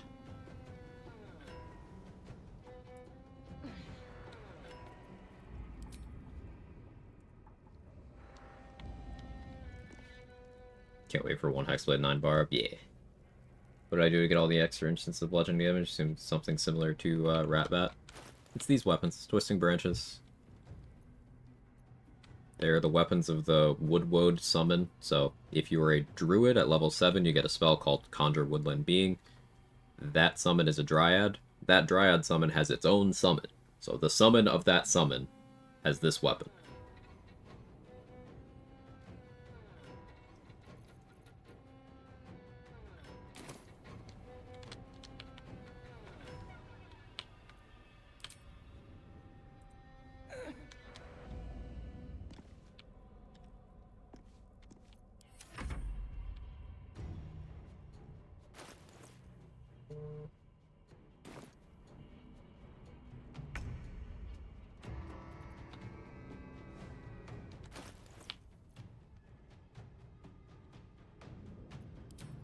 Now I'm going to use actions to gear swap. I think. Pretty sure I'd rather be in Ratbat mode here. Well.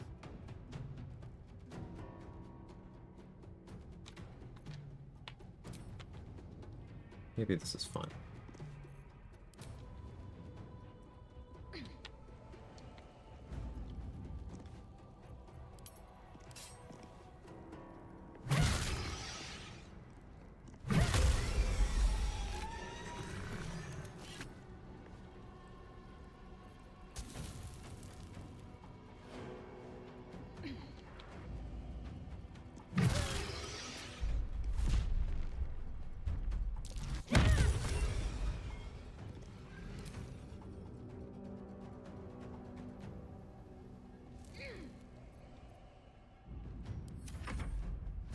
And you disarm them. Didn't realize I could drop those plagiarisms almost exclusively. On PC, you can use an inventory trick. Just clicking this button allows you a few frames where you can mouse over and drag the weapon out of the equip slot.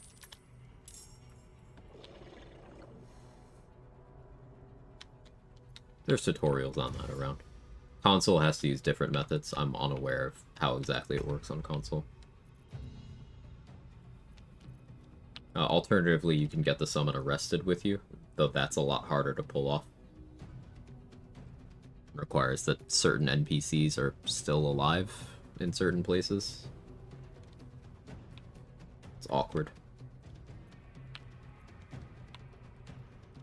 Don't want to rage yet.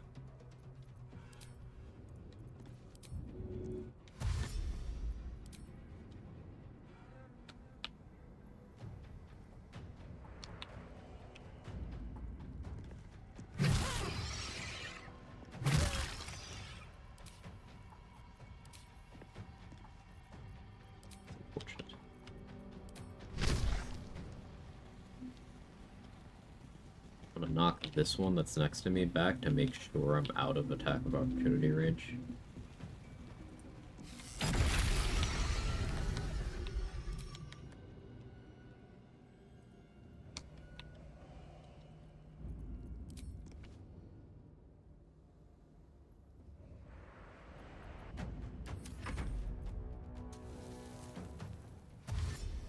did want to leave combat by accident.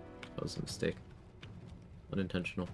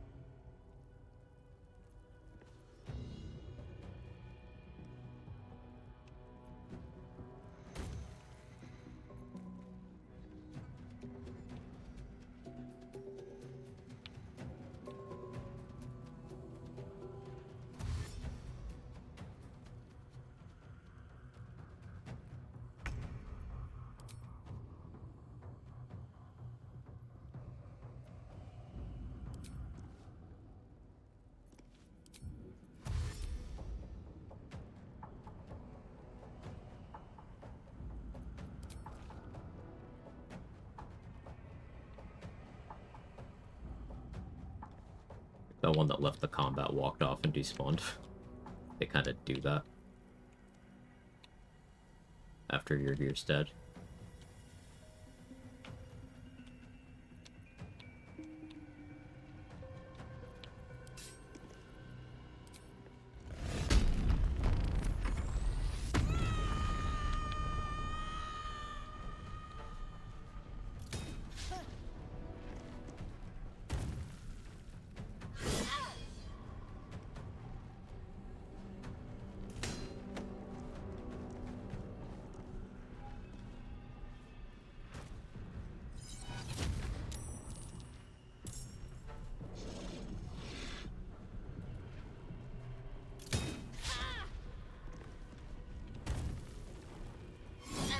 I've definitely been sloppy with my XP this run.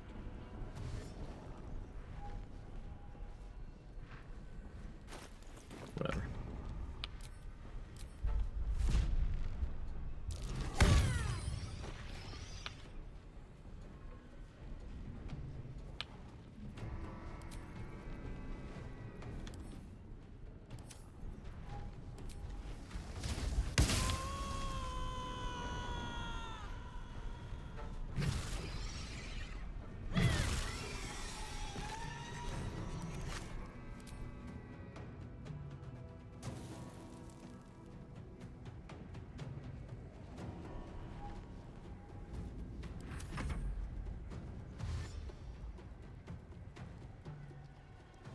But for this fight, I took out the threats in order of importance.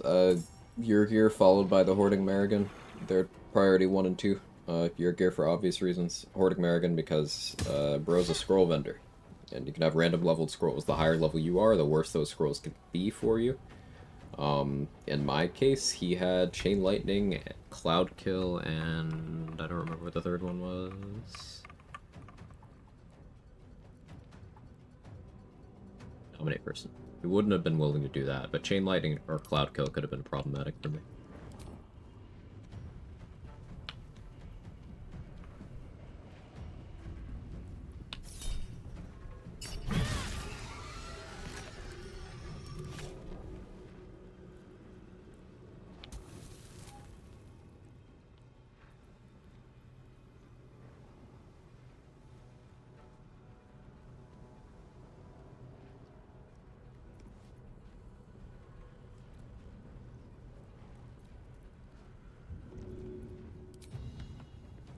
Good idea, I think.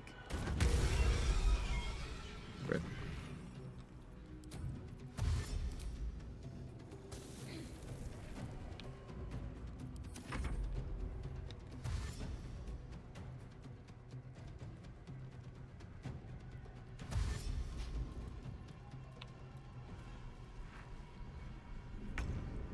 I eyeballed that distance. That was 2 meters from being a problem. Good job, me.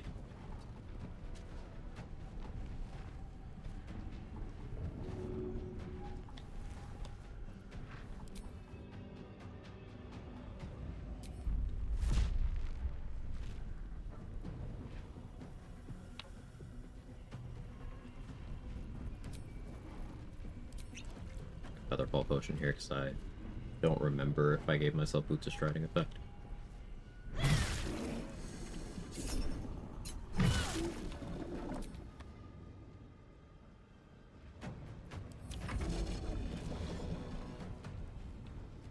A lot of damage.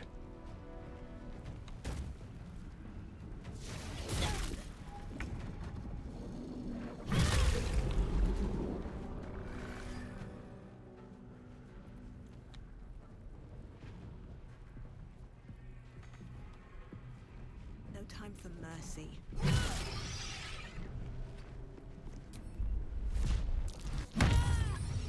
These boots have seen everything.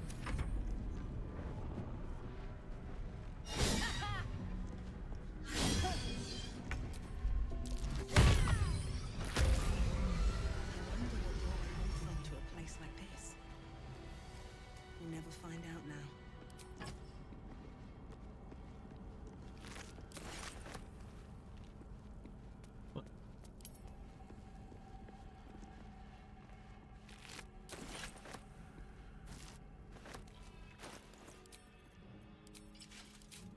Oh, and the melee attacks through that whole thing were slightly nerfed because I wasn't able to wear my damage increasing gear in my glove slot because I needed the initiative. The alert tax coming around to smack me. Taking TB instead of alert hurt me there.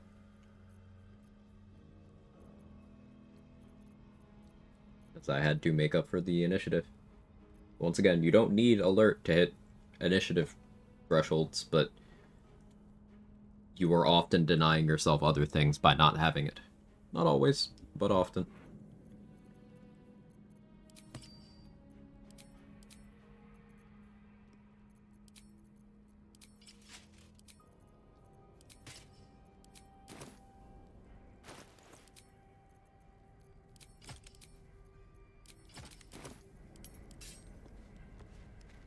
So much blood. What the hell's has been happening here?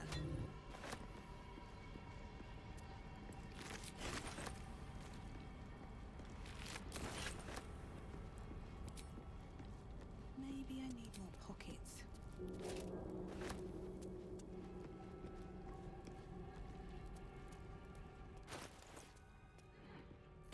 8.5k off a level 10. Something good here, I hope. What does level 10 mean for us? It means I could either pick up my Hexblade level and start doing that, or I pick up my 8th Barbarian level, which is my 2nd feat, and that leaves me 1 level shy of getting Brutal Critical, which is going to be our next biggest damage increase. Hexblade's Curse is going to be a big increase, but Brutal Critical is technically capable of giving more. It's just RNG.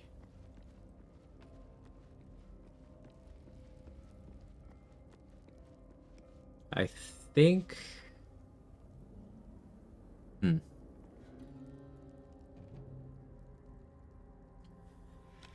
Do you guys want to see the most powerful we could possibly be for Merkel? Or do you want to see that minus some features?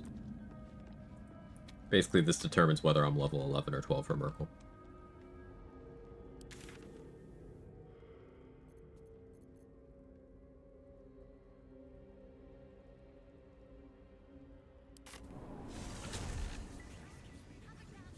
Let's look at how many instances Magic Club Smite on your gear was.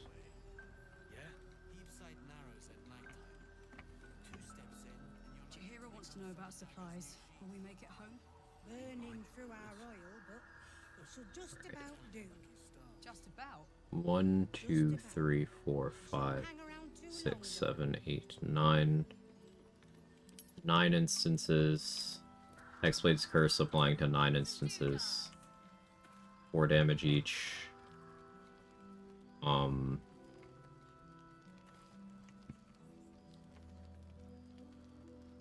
Works out to 8 on each of the bludgeoning. Helps overcome BR. Your Graven Guard's still alive, you reckon? He better be, or I'm a dead man walking. Vines beckon. As long as we can put up a Balls of the wall. Yeah, we'll be spending some time in the mines then. I haven't done it in a minute.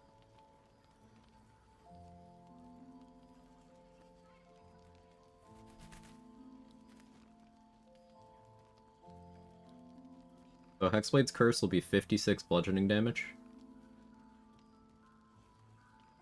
By itself. For, context.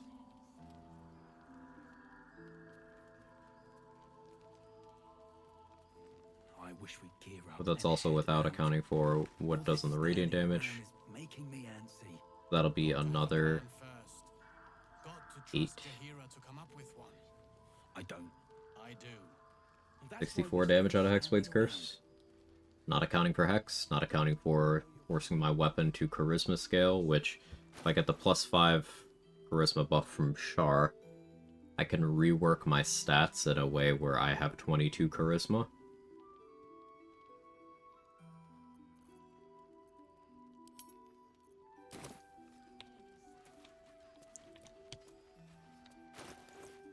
Which just means +1 damage. But I could do it. This place gives me the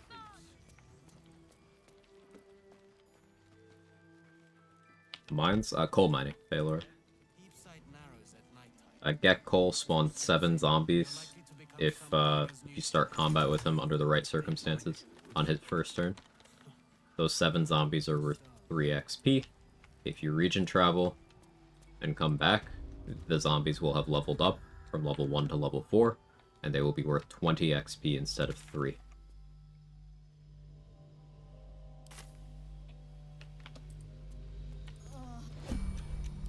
Something's wrong. Anything you want to say?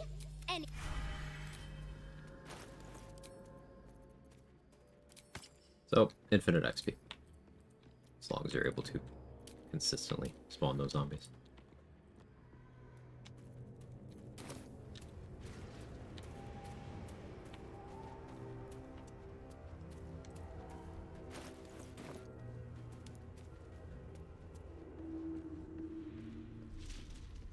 The level split currently. 2 Paladin, 7 Barbarian. The next level will be either Barbarian or Warlock. Barbarian would allow me to pick up Alert, and that smooths out my initiative issues against Githyanki. Now, if I was focusing on damage, the next feat would be either an ability score increase or Savage Attacker. Savage Attacker would be massively more damage on average. It would increase the top end, but it would give the numbers we actually see a more realistic chance of being not shit.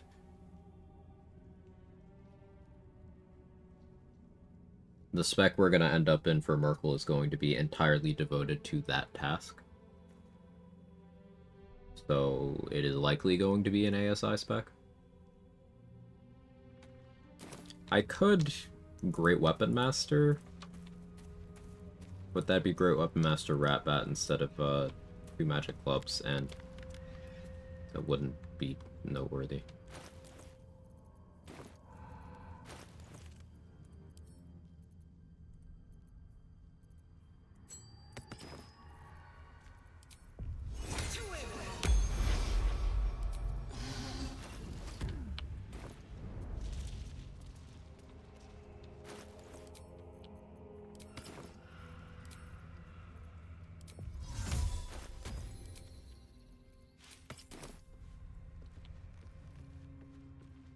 Big fan of Savage Attacker throwing a gazillion dice, yeah.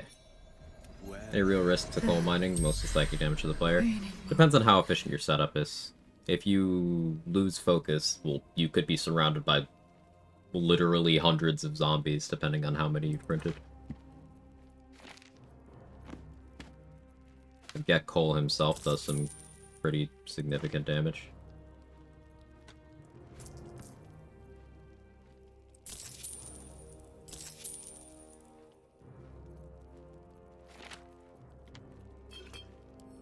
So, depends. Stay your hand and be... The murdered lie silent. Then you Yet they died because of her. You see it? Through it, I can summon her spirit. My reason. Will you take it? I go.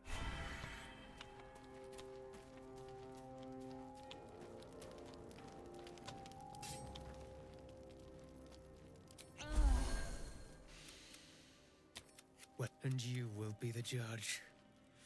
Make her beg. The Raven was right. We were fated to meet. Break her, my friend. I have to see this coal mining thing in action. I can go set it up shortly. The Dark Justice on the cup. She never said stop. I'd do anything to take it back. Anything.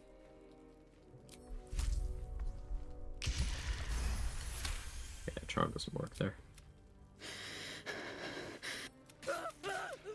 I'm so sorry. Damn, big lady. I'm... You...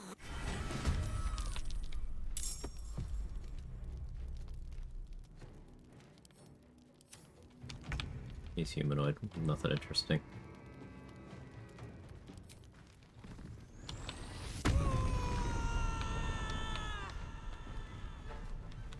This defeats the purpose of me doing protection from evil and good, but I'm a greedy fuck.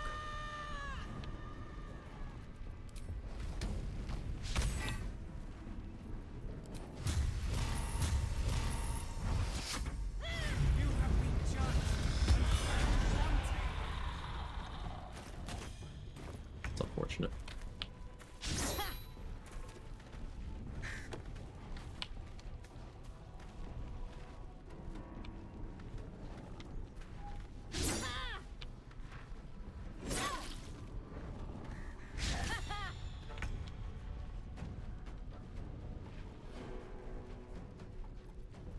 And guess what? I took Tavern Brawl.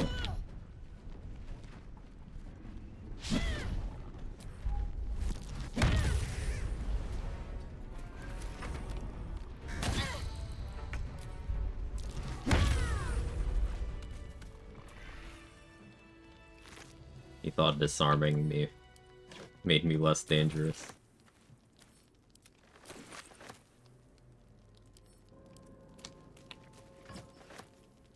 Yeah, right into the circle. That is great.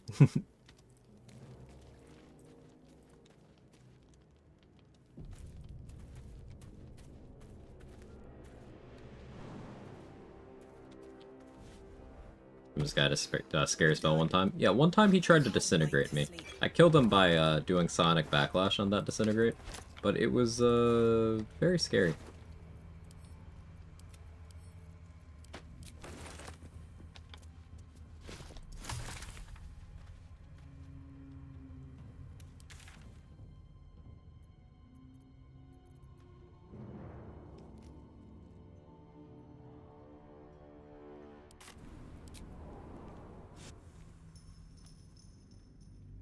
It's a fun little trope. I use weapons to give you a fighting chance. That's one of my favorites, no?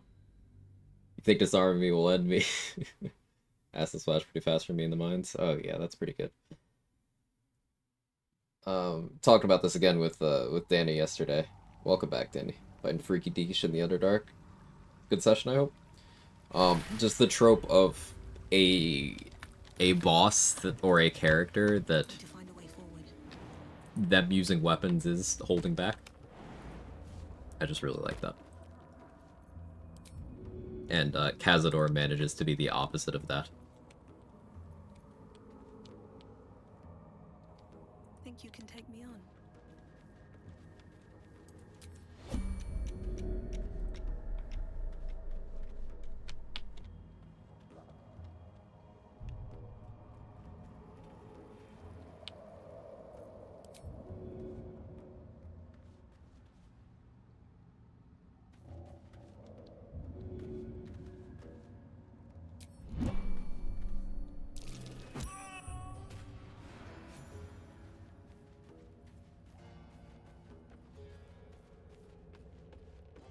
My kicking the bird's fucked up. That bird's an asshole. Have you ever listened to it?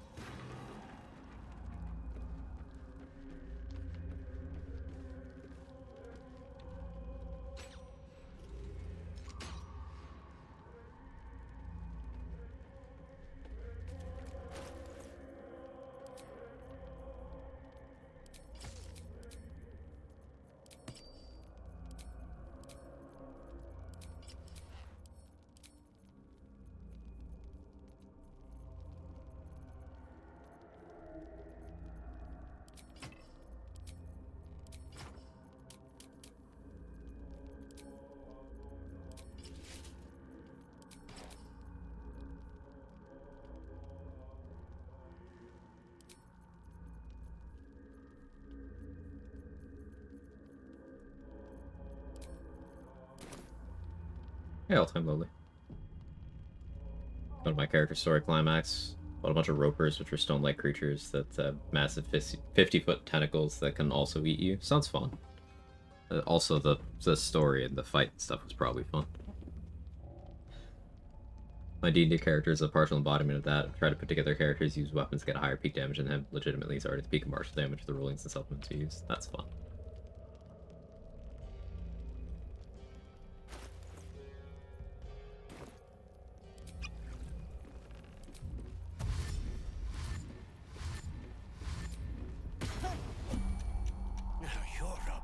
Alright, I'm talking to him here because he's mad at me for stealing the boat.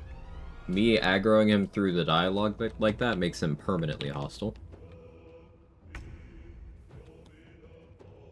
Makes the setup for this a little bit easier.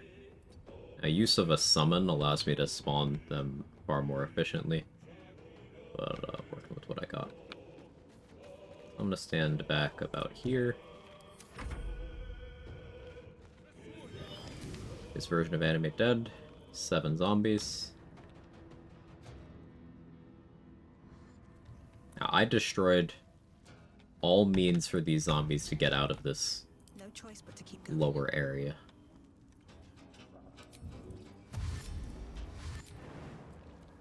So now my task is just get out of this combat.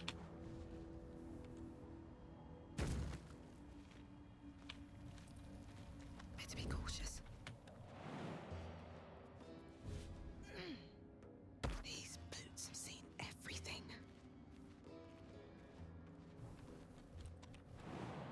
Been trying to figure out what sort of build I want to go for so I can start another solo run. Any classes you haven't played that you wanting to?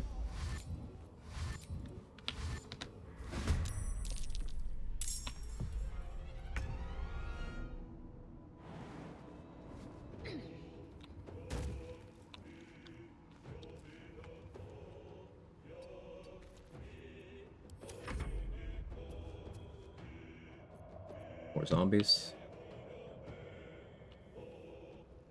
No, I don't use the lineup on this side often. I tend to do it from the other side, especially once I'm actually starting to kill the zombies. But for demonstration purposes, this works just fine.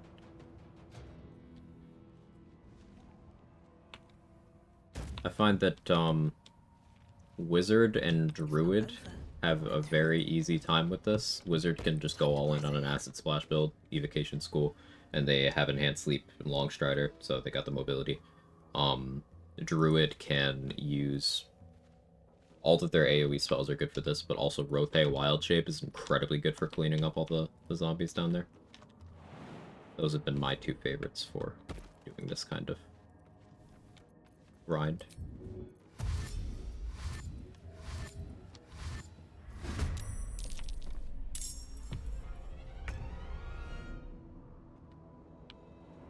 Math here to get to level 12.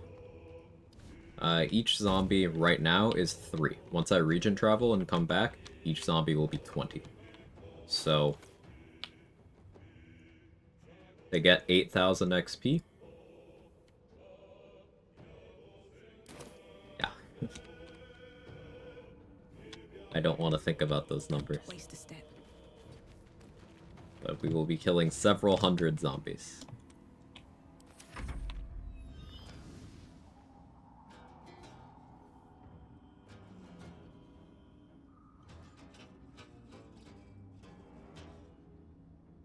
How would I go about dedicated Scorching Ray builds? Evocation Wizard is going to be the highest output of that, bar none. So 10 Evocation. Beyond that, you have a little bit of flex. Highest raw output there would be 1 Hexblade. And then you would just kind of have a level of... You could go a 2nd level of Hexblade to pick up Agonizing Blast, and then you'll have powered up your Eldritch Blast as well. You benefit from basically all the same things. You could go that way. Alternatively, you could go 2 levels of Circles of Stars Druid. And use Archer form, because the bonus action in Archer form is an evocation spell. So it gets all the same stuff, too. And that's pretty good. Could make an argument for going Spores Druid as well for Halo Spores for action economy purposes. But the core of it is you want to have 10 levels of evocation, and your remaining 2 levels need to get you 6 level spellcasting. Dual Wielder is a feat that you take. And you are trying to have as much intelligence as possible. If you're also doing Eldritch Blast, you want Charisma as well. Cole or Cole? The former.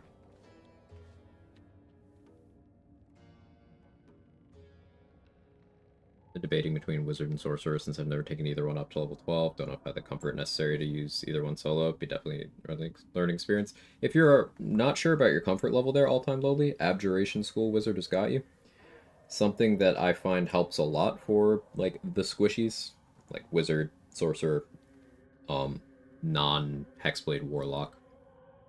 Play a race that gets good gear proficiencies. So you're going to want to be either human, half-elf, shield dwarf, or Githyanki. Because all of them get at least one proficiency that allows you to have crit immunity. Dual wielder for double staves, assume you don't care about making offhand weapon attacks. Dual wielder is so that you can stat stick multiple items. It gives you the option to do magic clubs, it gives you the option to do Marco Heschker plus Rhapsody. And before those are available, it gives you the option to do things like Valor Loose, Spell Sparkler. It's just for stat sticking purposes.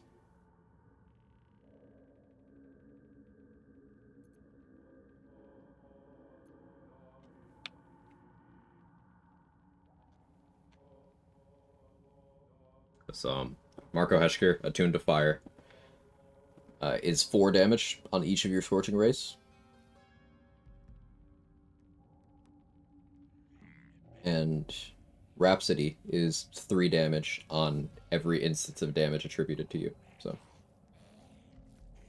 the core gear, I guess Callous Glow, Broodmother, not Broodmother. Broodmother would provide nothing. Probably looking at Amulet of Greater Health for good buffer, but if you're talking raw damage output, Amulet of Elemental Torment would be the choice there.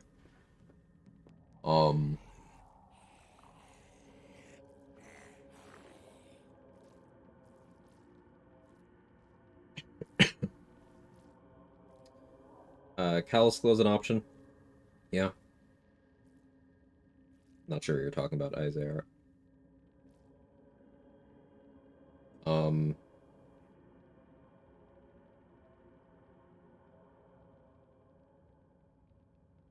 Rings, you have a lot of flexibility. Situational gearing.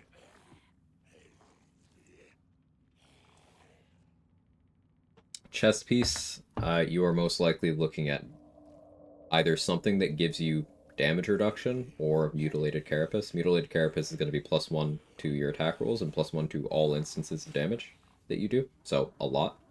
But if you're using Marco Heschker and you're attuned to fire, then every time you do damage with a spell, you're going to build heat. And if you don't have damage reduction, that heat damage is going to hurt you quite a lot, especially because it will be boosted by your damage boost. So Rhapsody, you know, if you have Psionic Overload on as well, if you have Callous Glow, if you have Lightning Charges, if you're wearing Mutilated Carapace, then you're going to be chunking yourself for quite a lot at the end of each of your turns. So there's an argument for trading off a little bit of damage there to wear either Helldusk Armor or Bone Spike Garb. Does Helldusk help negate heat? Yeah, it gives you fire resistance and 3DR. It'll make it so your heat can't hurt you, because even with Rhapsody fully stacked, it's 1d4 plus 3. So 7 divided by 2 rounded down. You'll be good. Marco Heschker boosts self-damage too? No. Rhapsody does.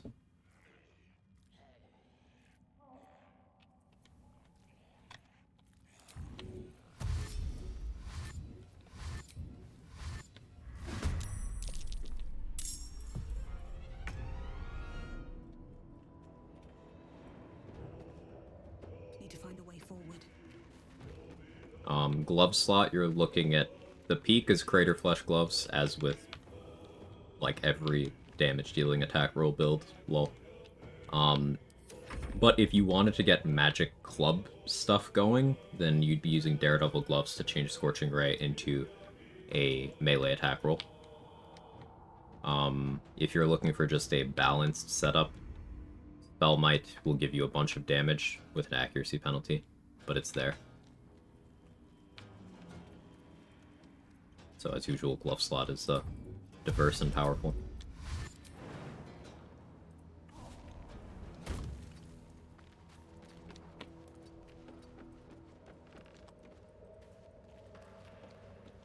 Boots.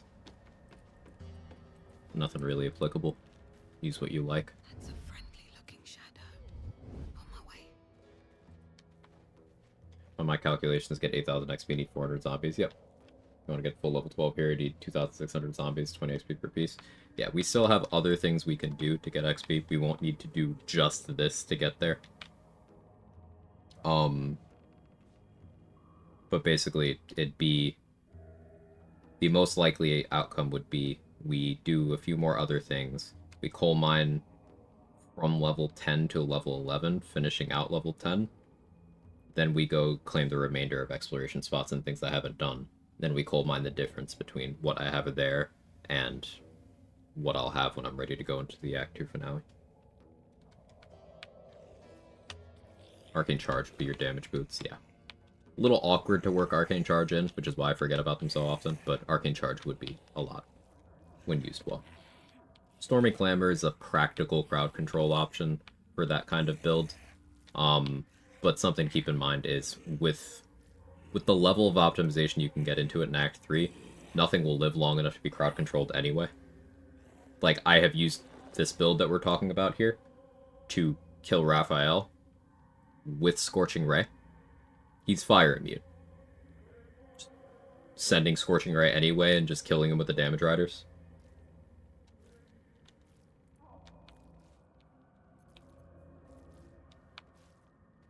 I believe it took 2 turns.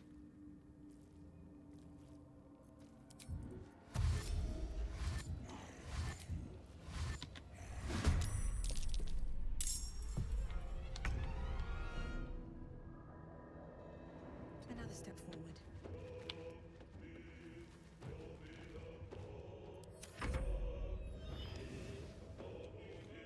Is that my wizard run? Kind of want to see that. That was the Evil Will run that I did. Not the most recent Will run, nor the one before that. 3 Wills ago. I believe it was 3 Wills ago. Damage Riders using Magic Missile. Magic Missile is nowhere near the damage output of attack roll based spells. The strength of Magic Missile is that it is guaranteed as long as the target doesn't have shield. But in terms of damage, it's quite a bit lower. Not bad. It's still enough to deal with most things, but substantially lower. If everyone else minds their business, I'll be fine. Breathe deep and move.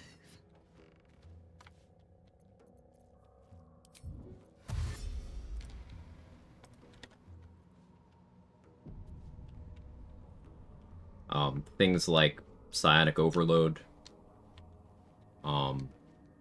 Crater Flesh Gloves, Hex, those are not going to apply to Magic Missile, because those things require attack rolls.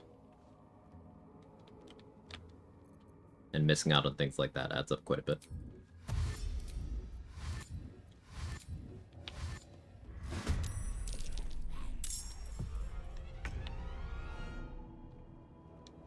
As other damage enthusiasts can attest to here in the chat.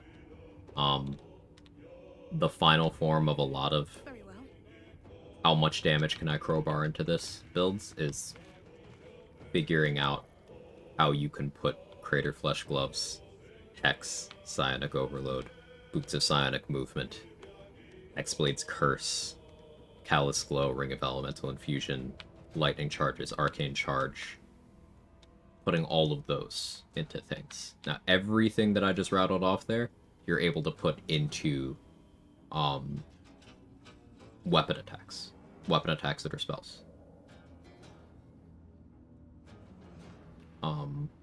You're able to put most of those into spell attack rolls. Half of those are not going to work on non-attack roll spells.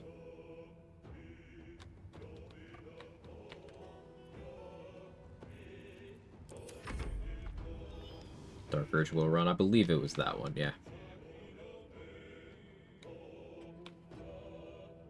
First casual Dark Urge was a Draconic Fire Sorcerer. Scorching Ray was going nuts, even with little actual optimization. Crazy good spell. Scorching Ray is awesome. One of my favorites. It's a big reason why I value Fiend Warlock super highly. Warlock being my second favorite class. Fiend getting Scorching Ray among its other features is quite good.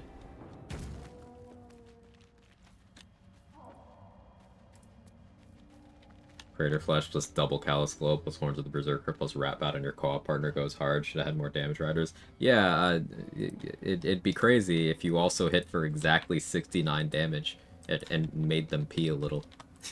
That'd be wild, right?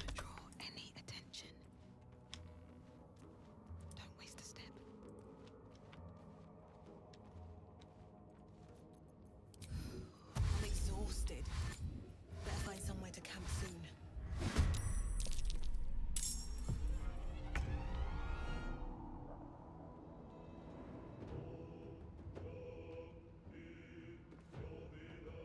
Can't slow down.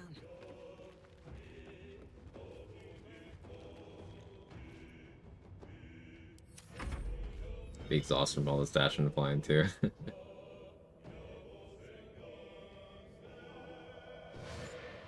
many zombies do you need? If I wanted to level from 9 to 10 from where I am right now, doing nothing else, I would need 204? 205 zombies?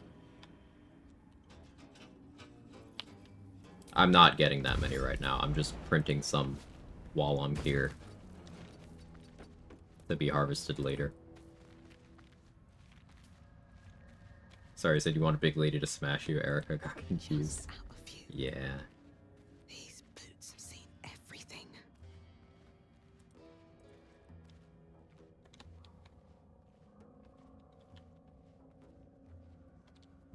It's a mouthful. Sounds fun. Thanks for the info. I'll try that out next. Yeah, no problem. As always, feel free to ask stuff, you know. Scorching Ray machine gun build, super fun. And you can strip a couple layers back of some of the this is for peak damage to add in some other interesting things. Like I mentioned the Stars Druid version of it and the Warlock heavy version of it for getting either Archer form or Eldritch Blast, which are practical things that you can click that are sustainable, that don't require you to be dumping Scorching Rays constantly, resting constantly. You could do 2 Sorcerer if you just wanted to give yourself infinite spell slots of 5th level and below. Be less damage, but you could do that. Lots of ways you can slice it. Something to keep in mind, though, is Empowered Evocation is a level 10 feature, so if you are focused on that, just be aware that that's going to require you caring a lot about your XP if you want it for more than, like, half of the game.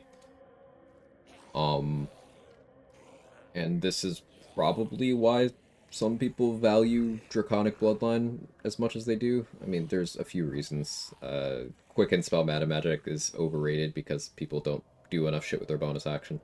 And then there's also the assumption that Empowered Evocation and Draconic Elemental Affinity apply the same way to the same things, and that's not true. Elemental Affinity does not apply to damage riders, whereas Empowered Evocation does. Rather, to damage riders that are damage sources.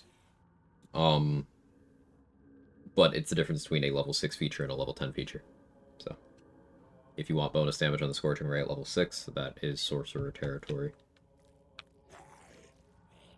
Or you grab a Hexblade level early and just Hexblade's Curse whenever possible.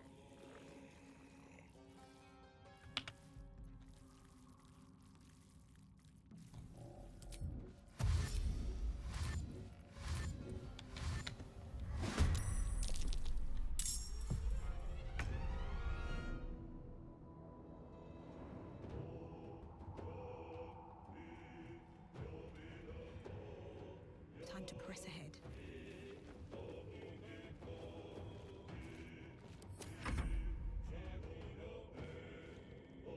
Game's not super happy with me. Probably enough zombies for now. Again, I'm not trying to use this to level right now. This is just doing some of the work for what I'll need later. I'm gonna show the absolute ceiling of what this setup can do. We are going to be going for a Merkle one-shot.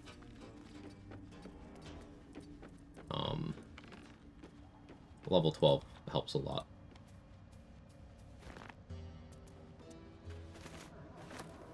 Wish I had a bag of holding.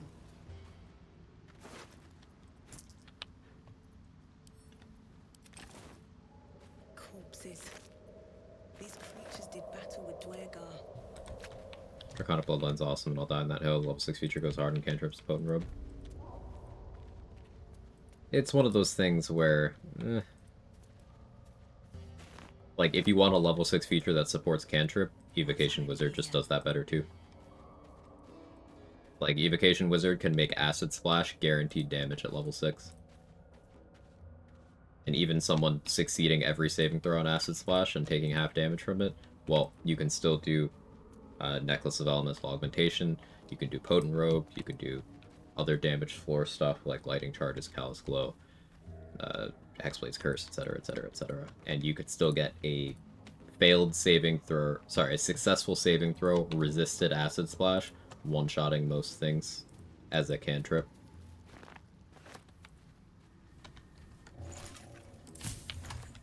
But the top end of that build would be also taking the 6 levels of Draconic Bloodline anyway, so there you go. Give you marginally more than Hexblade's Curse. Marginally. Not that Draconic's bad, just really mediocre. It doesn't hold up well compared to other level 6 features, in my opinion. There's a lot of extremely competitive level 6 features.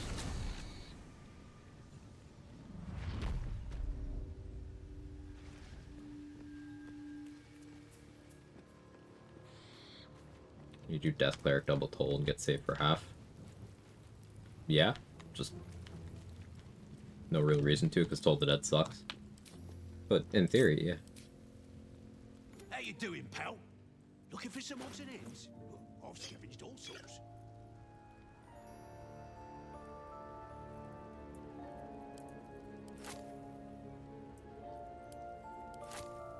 Unfortunately, Toll the Dead and Bursting Sinew just don't do enough damage. They just have extremely low damage, even by cantrip standards.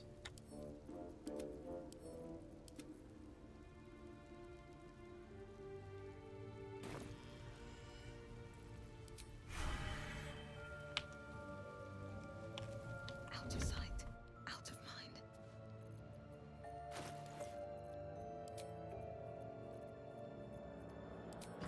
Don't mind if I do.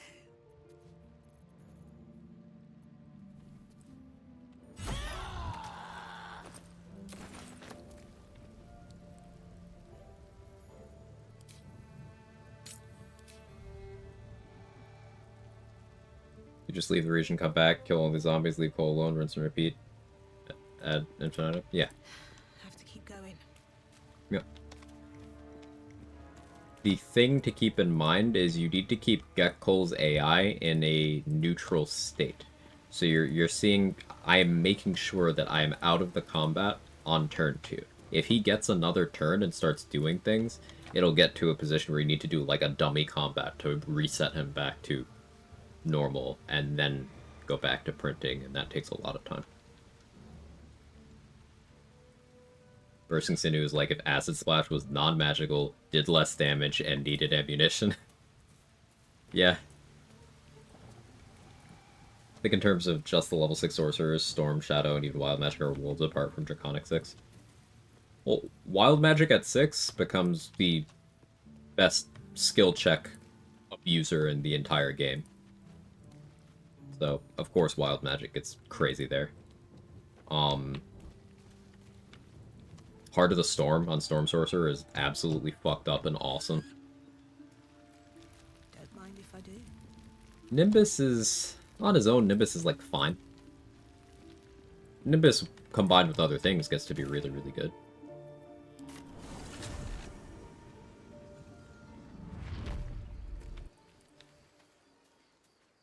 If you're doing the cursed split of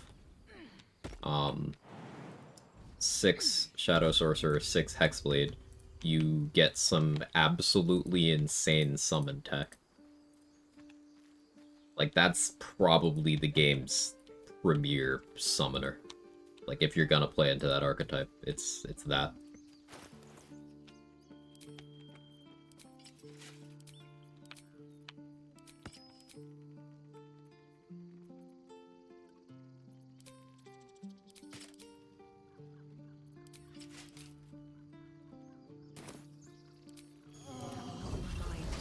And, well, in it.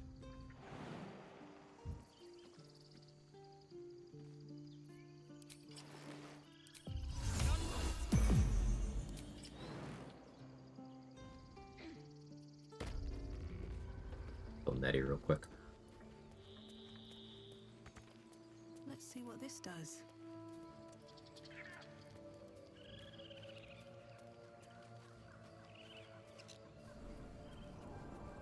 Thinking about cantrips.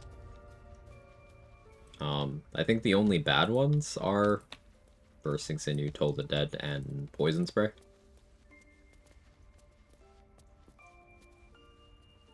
All the other ones are good. Degrees to how good, but good.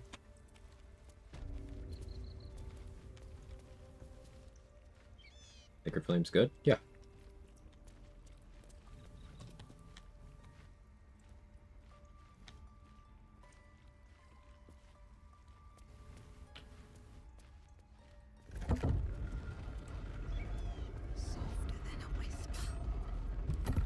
Let me define good here.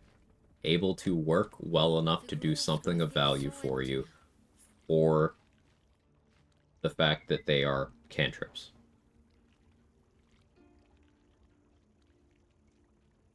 Sacred Flame is radiant damage, and radiant damage has favorable interactions with a bunch of gear. It's an evocation spell, so you can put empowered evocation on it for good damage. It's a dex save, so it's pretty easy to force disadvantage to lower dex saves on enemies with investment.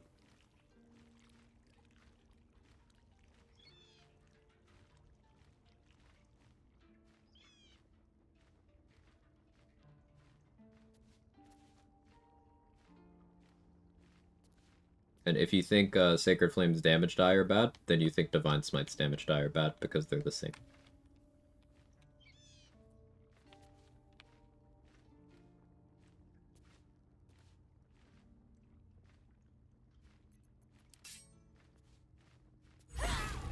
Takes. Another step forward. And they say have a dislike about it. That's a choosing better targets issue. A lot of people run around in Act 1 with no spell save DC increases, clicking Sacred Flame at things with positive dex modifiers.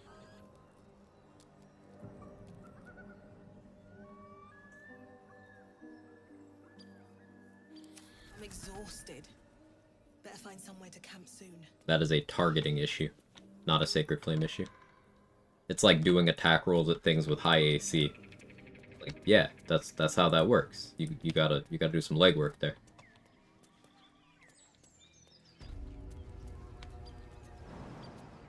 And avoid cantrips that rely on saves since they're unreliable early. All cantrips are unreliable early.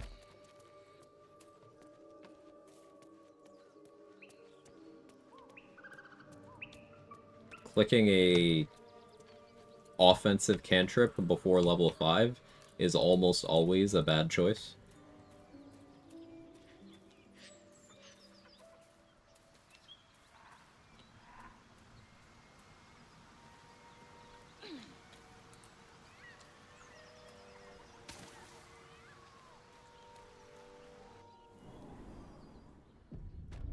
But Sacred Flame is in a much better position than certain other ones.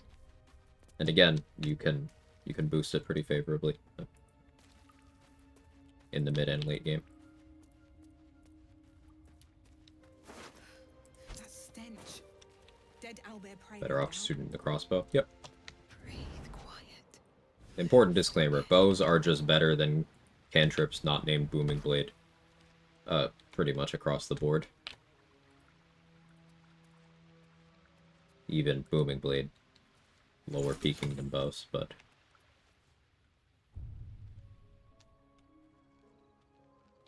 Only Death Cleric has a case use cantrips for level 5 IMO. Twin Bone Chill is, you know, twice as valuable as other cantrips at that point. So yeah, with Warlock, you can make a case for Repelling Blast being useful, and Thorn Whip can be useful because it's an action refresh. Outside of that, very questionable, the rest of them. Maybe you're sending Firebolt at a barrel. Maybe you're doing Ray of Frost to kite someone.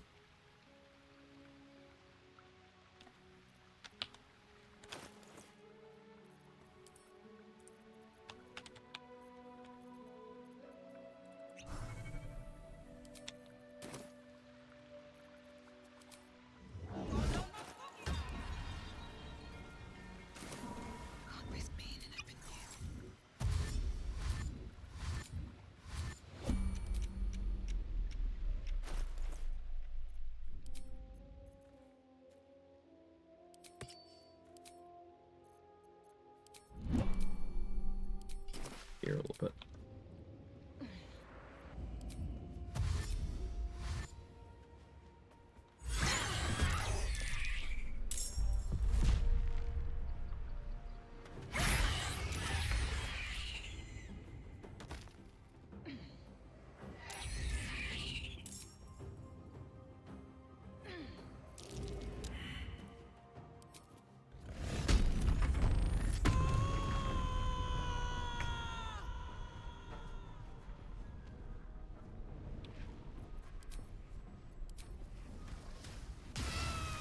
Yeah, Repelling Blast definitely has use cases. Repelling Blast so much from my first playthrough. And this is because Repelling Blast is not trying to do damage by itself. It's about the repel. The repulsor effect. So, like, you don't have to deal with your cantrips having bad damage die if you're guaranteed to knock someone into a chasm by hitting them. Now, accuracy is an issue early game, but if you're opening from stealth, maybe you have Bless from Whispering Promise active, maybe you got lightning charges from Spell Sparkler going, you can get enough accuracy to reasonably ensure that you knock a thing into a chasm. It's only one beam at that point, so hedging your bets on that is still sometimes questionable, and often worse than getting good strength and just throwing them yourself. But it is an option, and it has value.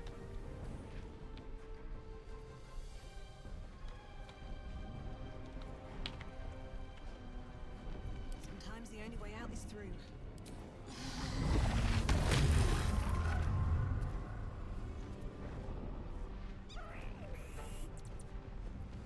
What do I have on? The wrong one.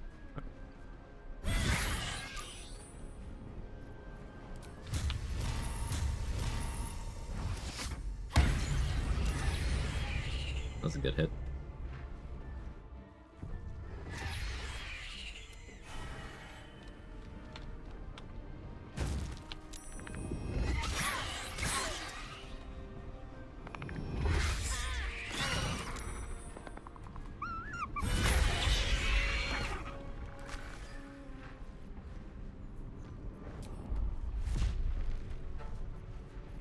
If I still had my oath, I'd do Inquisitor's Might right here.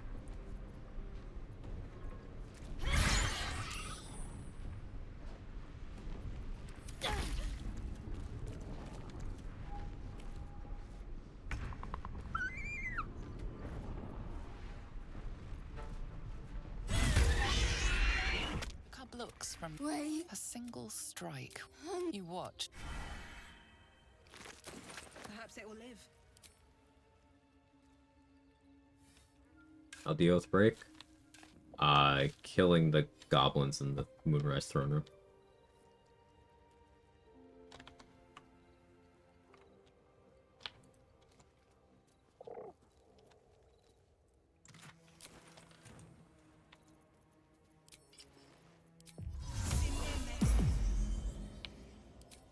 original way of killing Jorax then was going for the rafters with Featherfall, shooting him into the hole from stealth with respect for it. Not bad.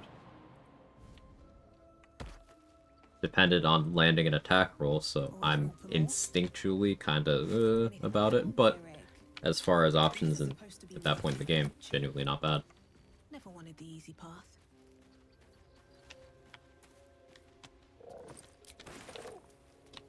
Yeah, not a bad habit to be in.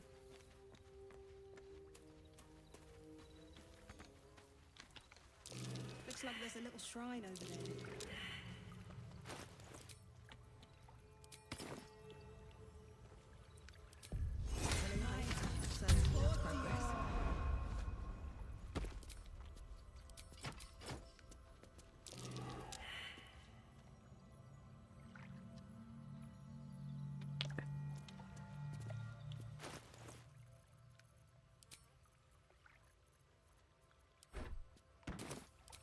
More XP I'm gonna have to get elsewhere.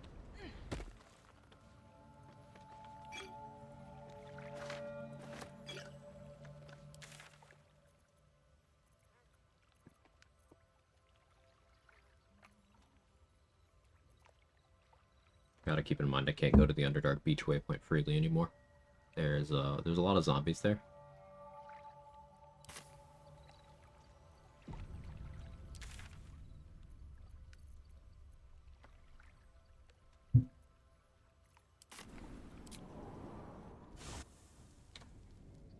My preferred method of killing Drawer is an absolute necessary amount of explosive barrels. Think about 15 around doing a call playthrough just for the reactions. Good times.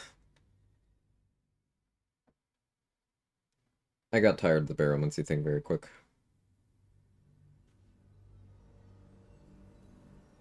But for some people, the spectacle is enjoyable. Which kind of bores me, but that's me individually. In your head.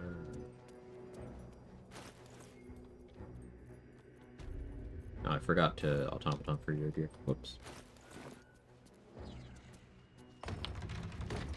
These two still alive. Fuck it, we ball.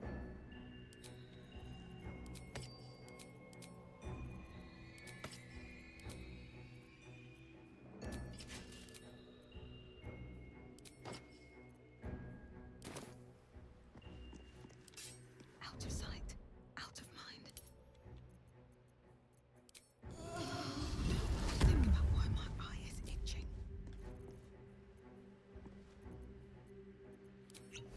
Softer than a whisper. You were witnessed assaulting someone. Wait You're 6 headed for the seconds. cells.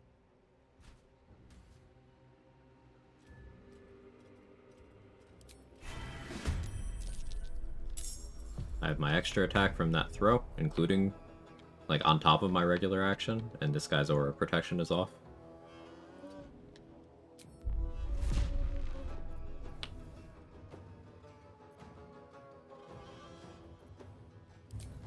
Start with rage.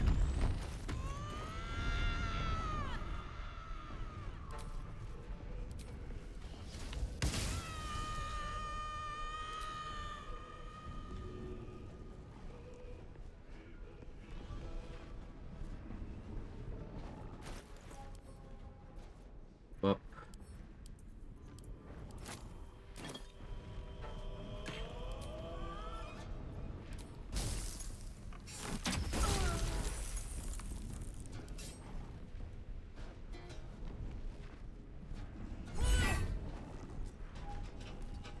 You miss.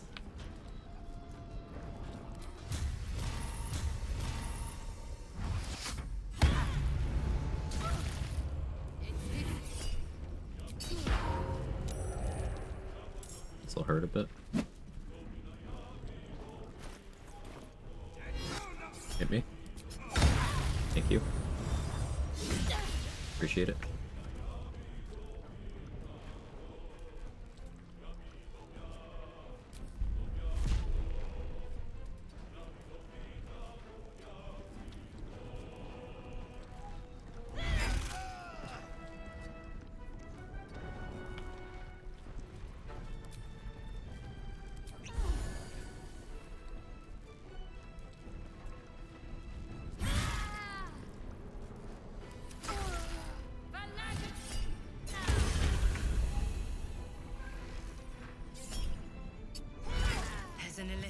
parasite in that corpse.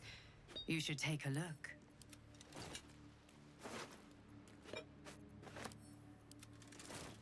Time to press ahead. Big lady.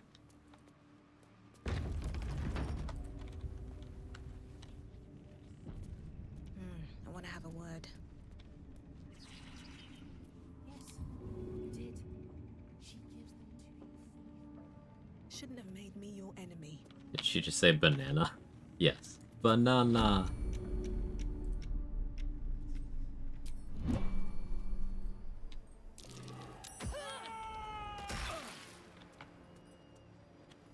Should get started. You witnessed assaulting someone. Your head. Got him while he's still prone. A bonus action pack, so we just skip him along the ground more.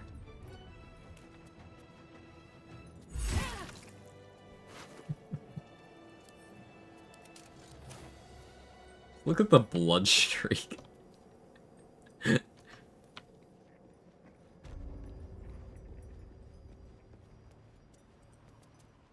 be good, but what if it was Wild Magic Barb with Ratbat and Marco, or Ratbat harmonized?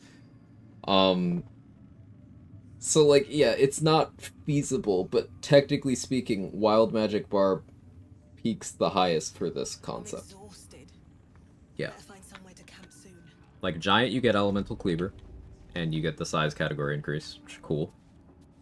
But with Wild Magic, you have the option to do Ratbat plus something else.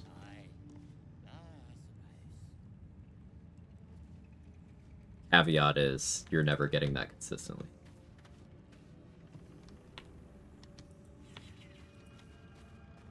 But it's a theoretical winner, for sure. Where do you hail from? I was a farrier in Desarin Valley. And the Dreamscape.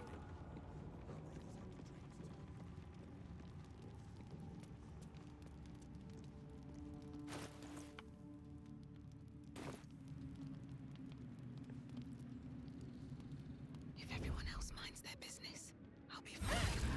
You were witnessed assaulting someone. You're headed for the cells. Waiting 6.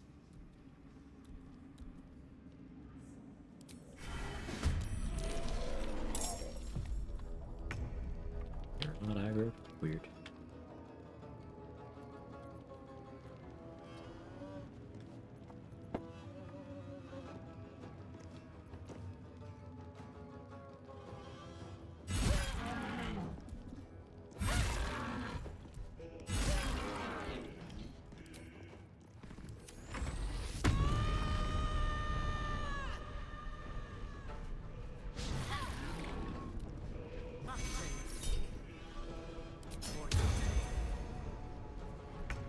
Technically possible, just never happening practically. Yeah.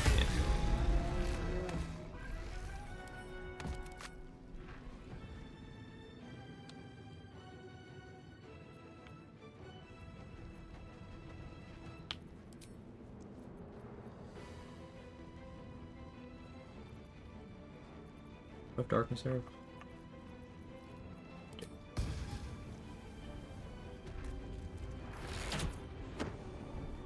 Light on my feet.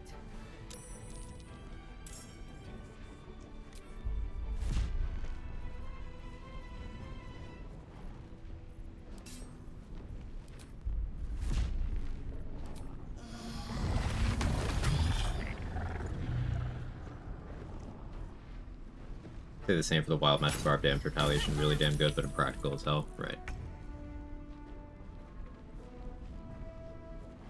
I'll strike you down.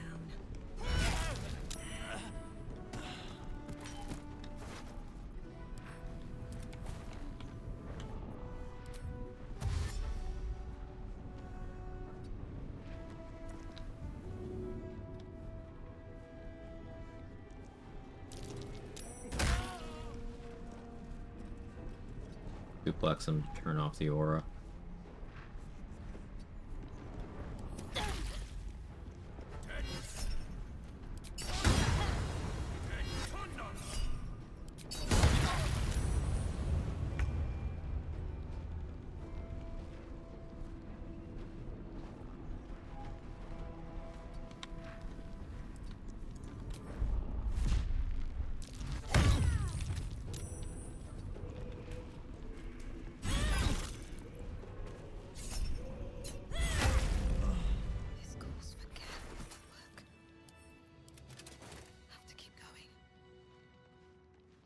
Death or animation unique to Giant Barb? To my knowledge, yeah.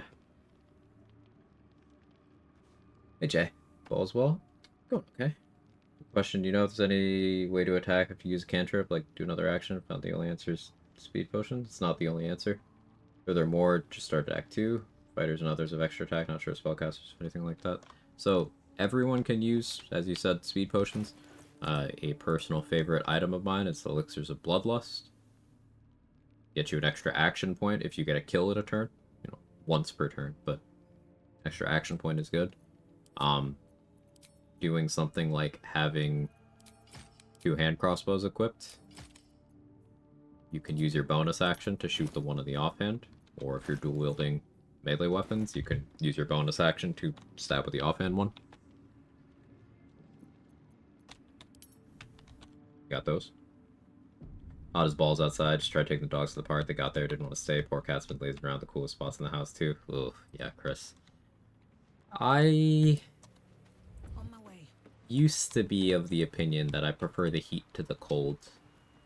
But I think that was a byproduct of living in a particularly cold area for a bit. And also, climate change hadn't progressed to the degree that it has. These days, I'm like, I think I'd rather have the cold. I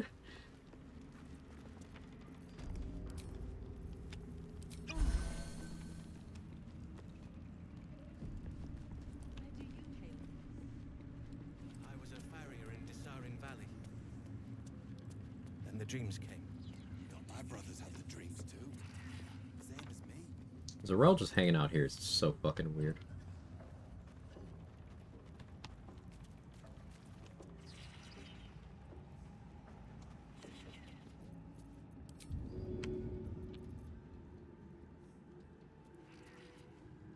Let's get this over with. Had some input delay there that made me nervous. Yeah, why am I having significant input delay?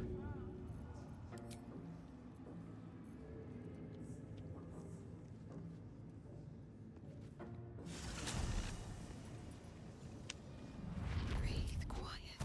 Move with care. I just want a little look.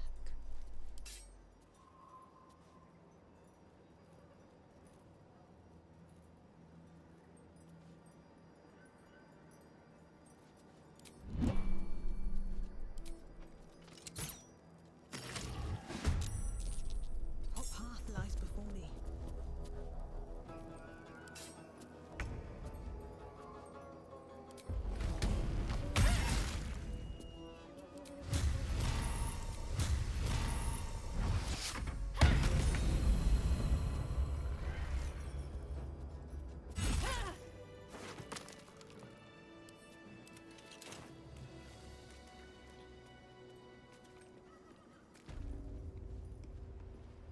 Didn't have any damage riders active to benefit from the smite being its own instance there.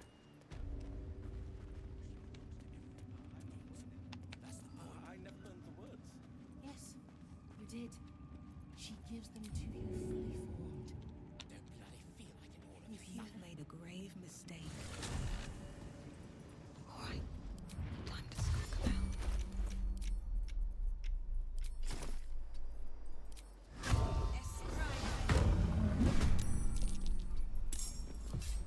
Easier.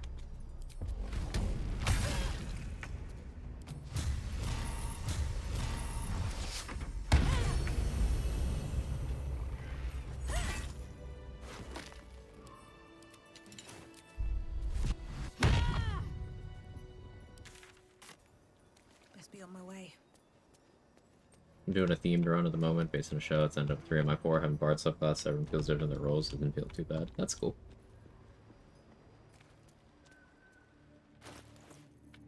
Bard is pretty diverse like that. Makes sense to me. I wouldn't have if not for the lantern bearer.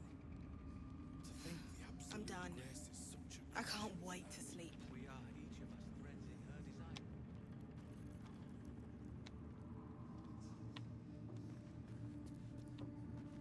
Got her bow out. I think I'm gonna keep her that way.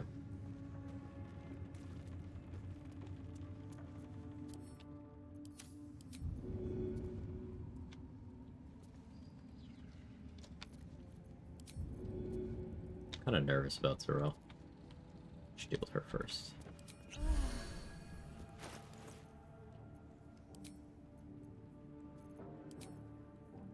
Do I still have that on? Oh yeah, for after me. I don't actually care about that though, do I? No. This because it's more DR.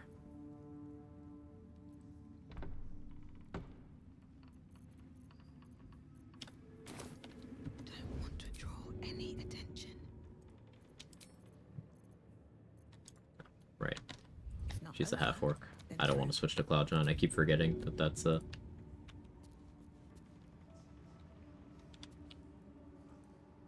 Blood follows problem with this build.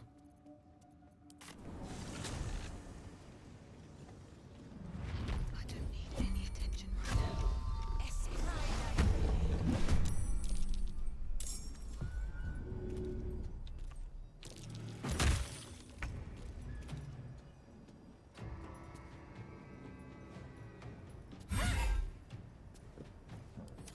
Nice miss, I guess.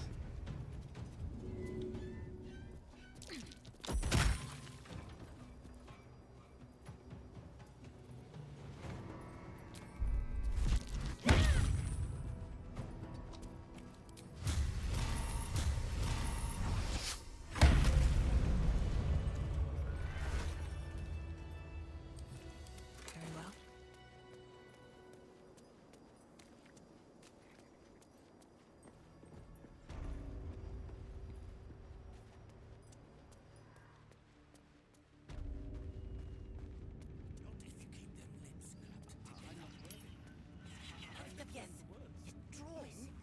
Exclusive for Metro Runner Speed after Guilty Gears made me want to play a fighting game.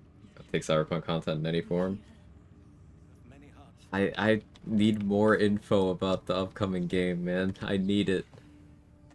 Also, you know, Edge Runners 2, excited for that, of course, but like, you know, give me the new game. I need it. Just, I need my fix.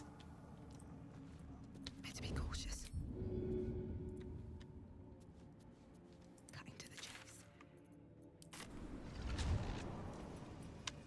That's a friendly looking shadow. Have to keep going.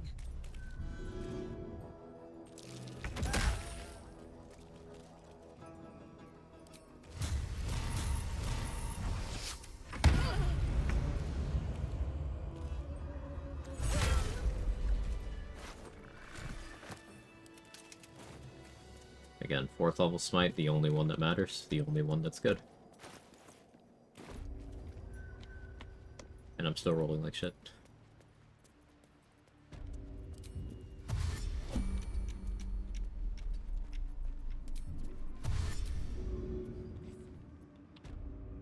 You picked the wrong fight, friend. So yeah. Savage Attacker. Between Savage Attacker and Alert. Could be stupid and just take the Hexblade level, start getting acquainted with the gameplay loop.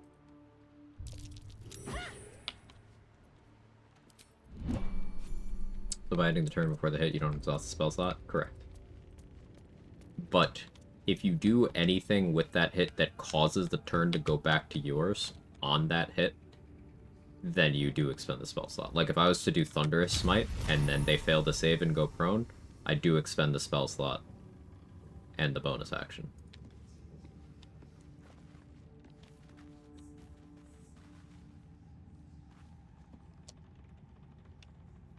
Where do you hail from? So the selection is still limited.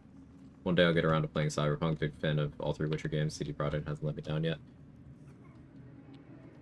I don't like open world games. Open world for the sake of open world is fucking slop to me. I despise it. Intense fatigue from it. Lifelong RPG enjoyer. I was sick of just empty open worlds that I didn't give a shit about. As of Skyrim. I don't care for Skyrim.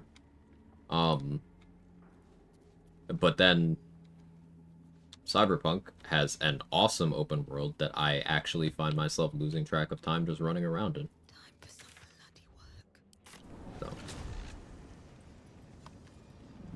So an open world that's like actually good and made better by being open world.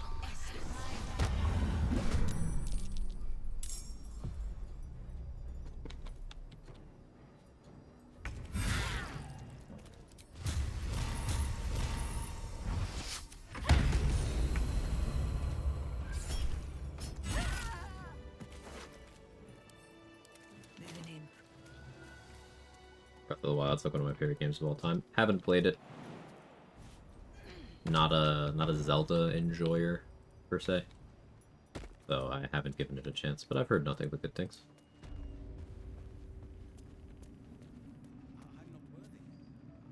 Skyrim lost my interest in the entire Mage College questline. Ended after like 4 quests, you just become the Archmage. Skyrim lost my interest when it didn't feel like a progression of Oblivion in any way that mattered, other than movement.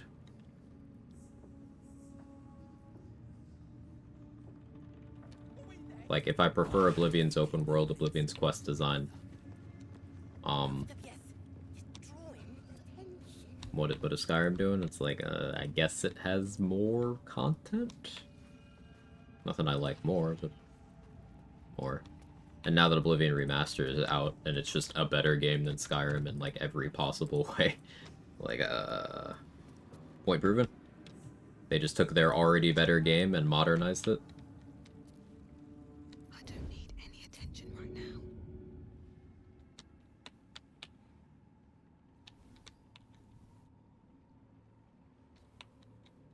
Just, I don't like the Bethesda formula. The Bethesda formula is take mostly empty wasteland, put a cursory amount of quests,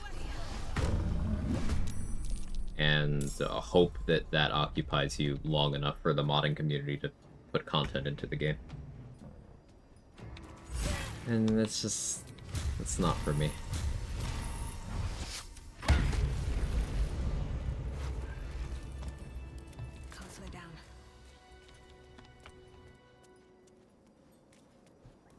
I don't like the Breath of the Wild formula for Zelda games. I think Majora's Mask was peak Zelda. I've never liked a Zelda game that I've played. I've only played some of the early ones. Very little. But never quite clicked for me, you know?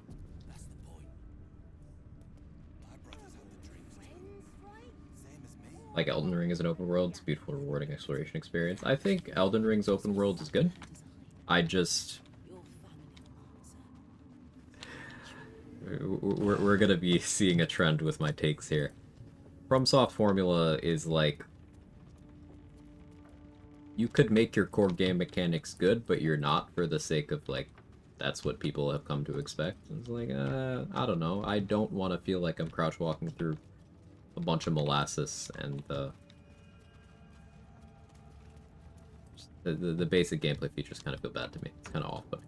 But I do think the open world in Elden Ring's great. The quest design's great. The sound design's great. Storytelling's great. It's just kind of like The Witcher, where it's something I get a lot of enjoyment out of watching, but zero enjoyment out of playing. I have played some Souls games that I've liked, but again, before the formula tired me out. I liked Bloodborne when it came out. I liked Sekiro.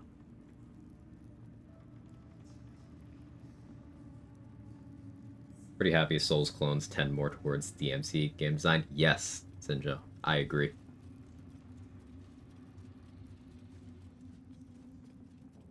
Back with the throwing question. Giant Rage reads that thrown weapon equips back in your hand. You said I can have other stuff equipped in the meantime, so how does it work? So you can choose what to bind, Sylvanas. That's the thing. So with Giant's Rage, if you are using Elemental Cleaver, which is the thing that makes things come back, not the Giant's Rage itself.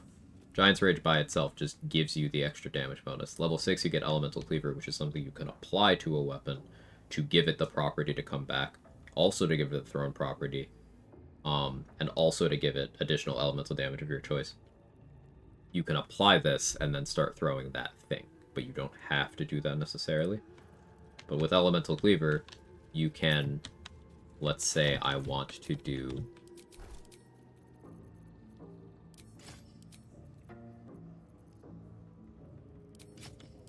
this.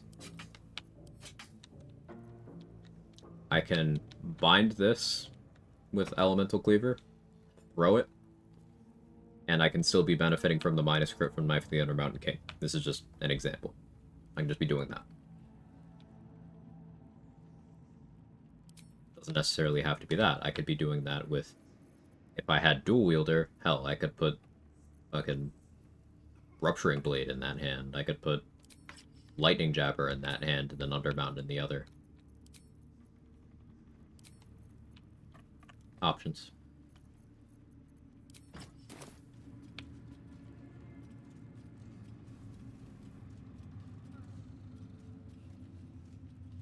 Dual-wielding Barbarian's playable after all. Why wouldn't it be? Offered you an Accord to go even faster.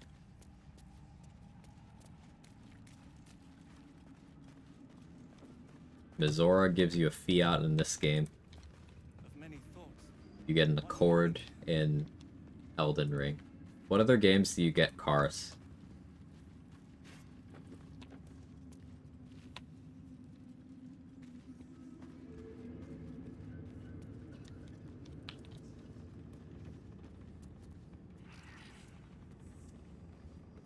Asked many people how dual-wielding Barbarian looked like. Nobody ended up with a working concept. Oh, well, I like dual-wielder for stat sticking in general, especially on throw and caster builds.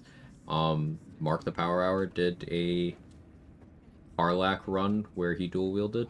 I believe a lot of the run he was doing Adamantine Longsword in one hand and then various other slashing weapons in the other. Pretty cool. Like, it's a matter of what do items do. And there's a lot of items that do good things. Again, some of the most desirable stat sticks in the game apply to everything. Rhapsody boosts the damage and accuracy and difficulty class of whatever you want it to. So having Rhapsody plus another stat stick is always good.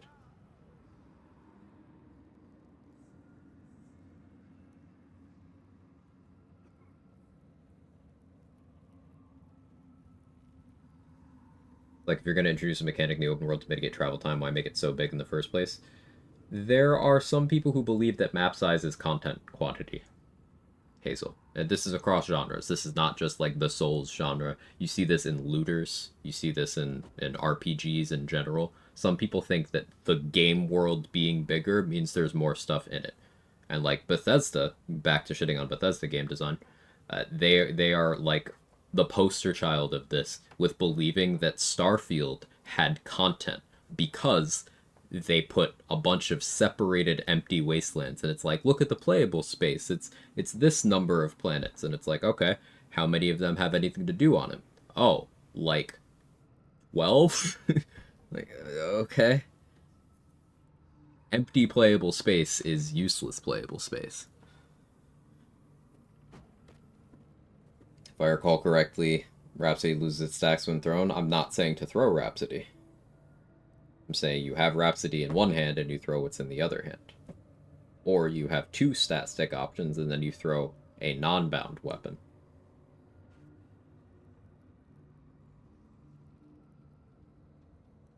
Not about the size, like 2025. Listen, my map doesn't need to be big. You have fun while you're there, right?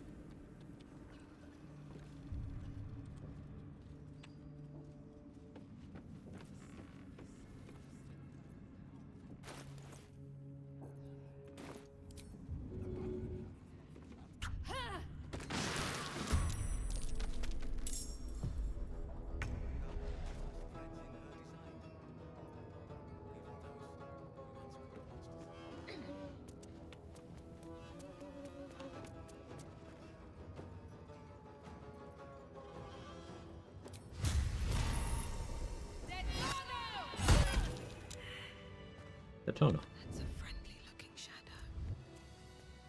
Don't waste a step. Bethesda watched No Man's Sky fail, lose a ton of money and faith, slowly build itself up to a great game over time, then proceeded to just make 1.0 No Man's Sky, but with less features. I was a farrier in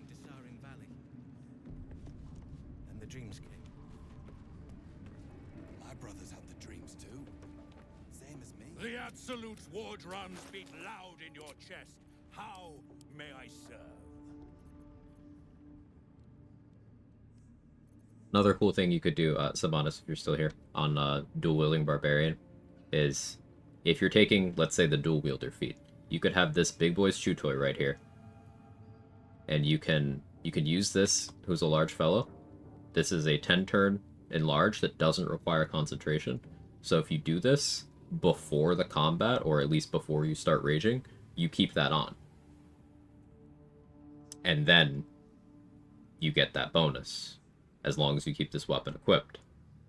So then you could start throwing other things. You could have this in one hand, Rhapsody in the other, and then you throw non-bound weapons. Or you could have this in one hand, and then something else in the other hand, and then Elemental Cleaver that, and throw that thing. Another thing you can do while having 2 melee stat sticks, and this is a really cool giant barb tech that I like. In fact, let me go pick another fight somewhere so I can be silly.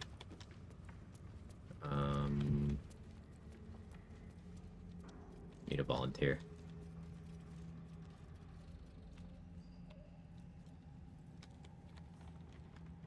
Hang on.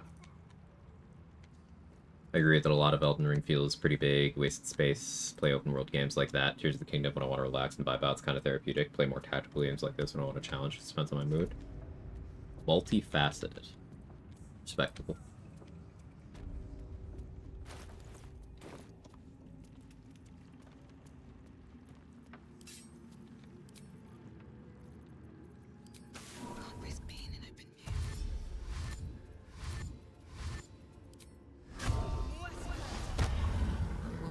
Assaulting someone. You're headed for the cells. Saw that scrying eye bolt out here. Time to press ahead.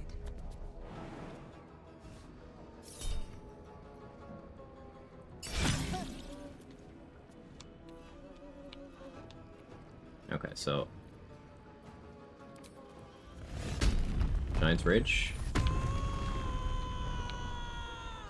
I don't know, I was throwing wrong. Should have been using improvised weapon throw instead of regular throw. On who? I'm confused. What's the context? Let's do Elemental Cleaver here. See how it's on my melee weapon? Nothing about Elemental Cleaver says it has to be on a melee weapon. So if I take out my bow, I can Elemental Cleaver on my bow. My bow now has the thrown property. I could just throw my bow.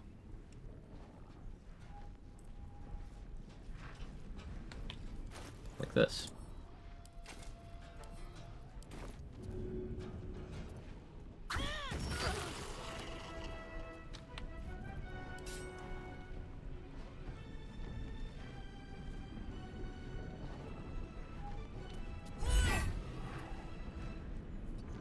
Bonk.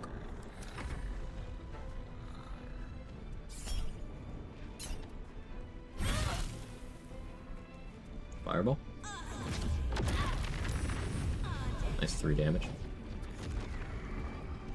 Double stats, 6 melee, and throw in a basic bow. Doesn't have to be a basic bow. If I had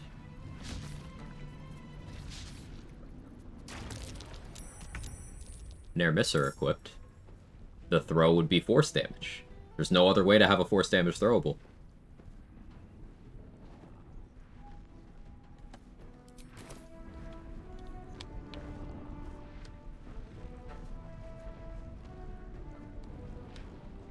Cool stuff, right? I'm okay with the sculling reinforcements. It might call Zarel. Do I care? It'll call the guy who's in here raging, so I don't think I actually care.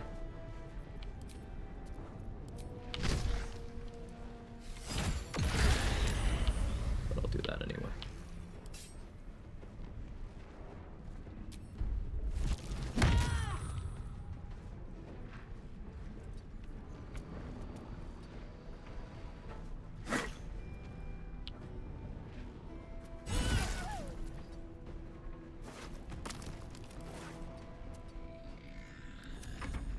Like that build, maybe I'll try it myself.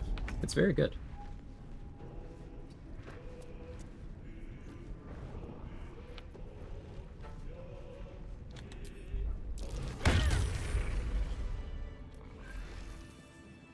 you can apply that same tech to, you can throw the Shadow Blade from Arabella's ring, because this one is allowed to leave your inventory.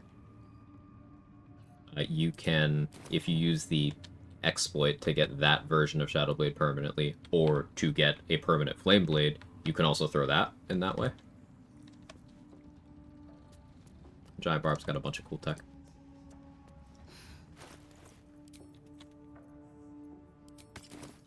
Don't want to draw any attention.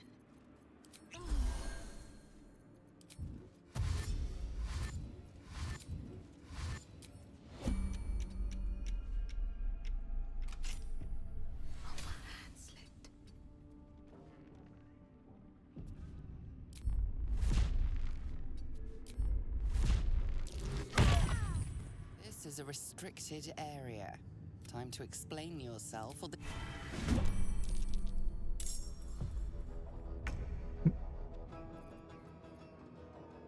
You okay down there, buddy?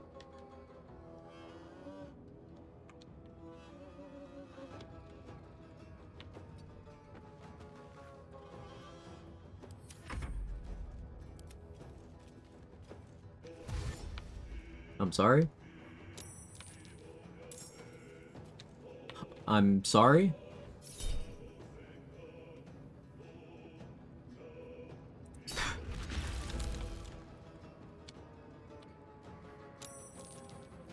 Oh, okay. Cool.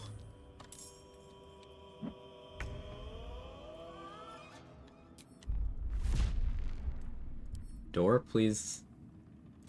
Please work? Oh yes, I see. I get the most unfavorable version of events, where I can't kick him because the door is closed for me, but not him. Sure.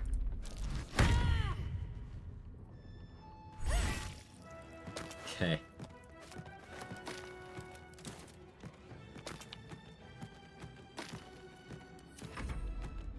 Functional video game.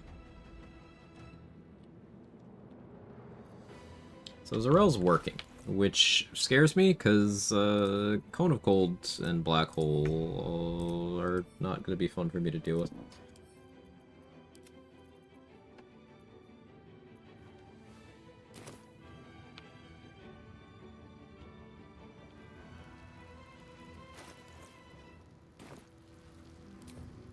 Need to find a way forward.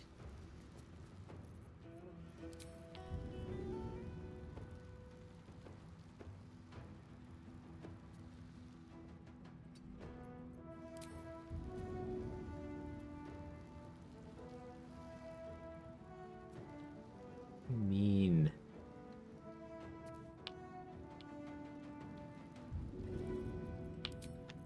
Change of plans.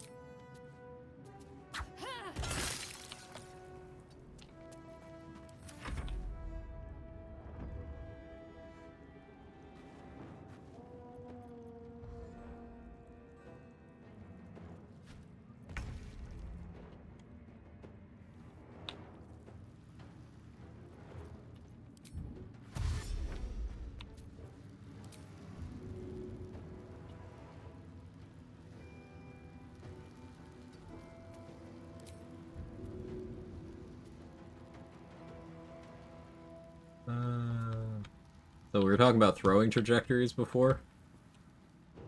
Pain. I attempted to destroy that and then jump up there.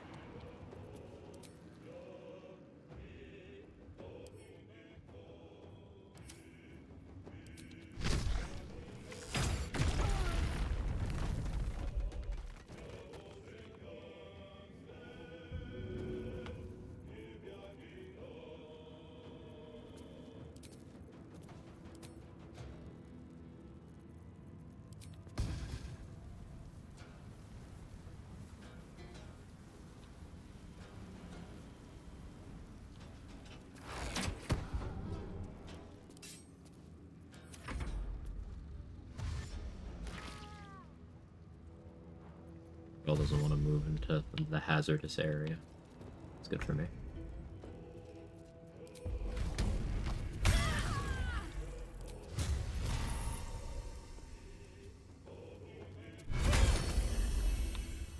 Burning.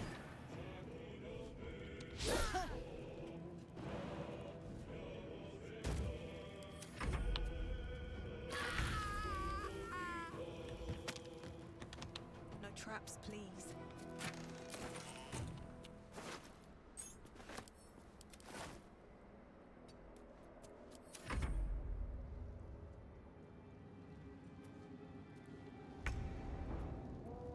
I'm gonna do this.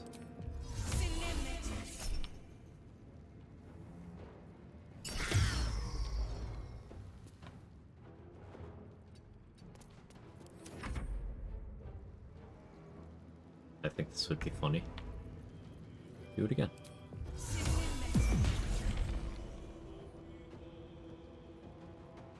Backlash me. No more counter spells.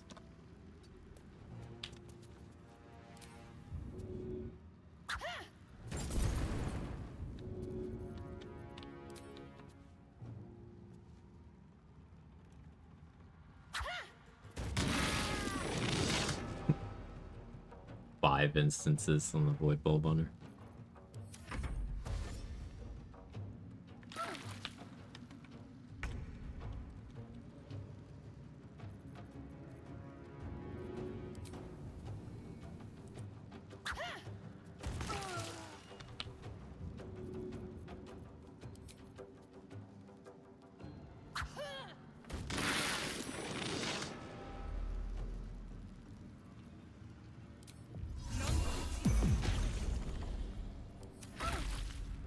Gonna black hole me.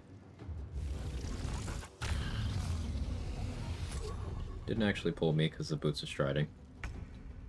Forgot that I did that.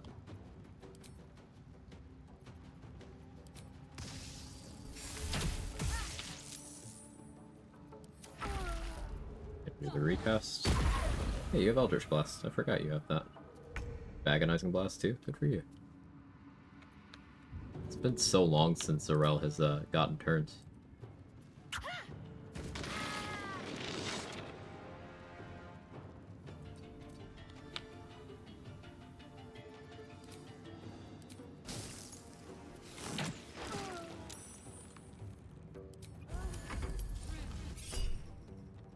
I don't know how I'm in range of that, but okay. Wait.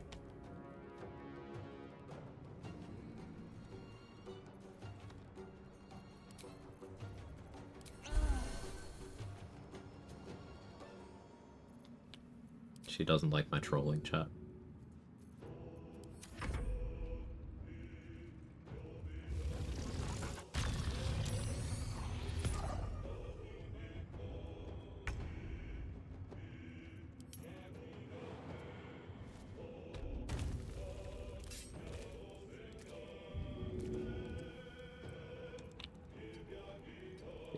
Attack.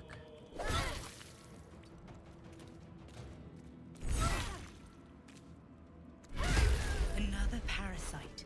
Collect it. That was fun. Might be useful.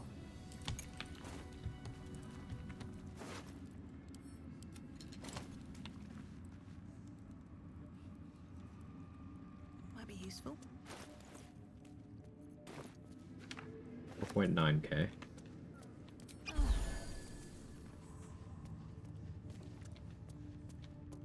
Just out of view.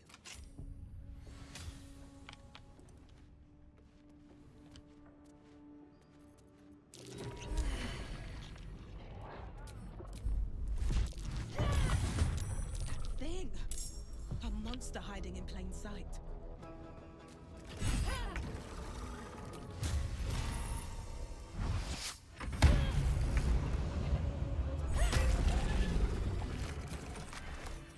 Have to keep going. Open up. That condition 645 stacks, that's just a kill count. Yep.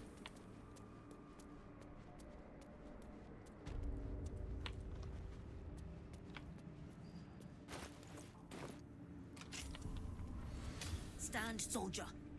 These... Do you, though? Since you are nice... I've passed... This calls for careful footwork. Let's get in and out.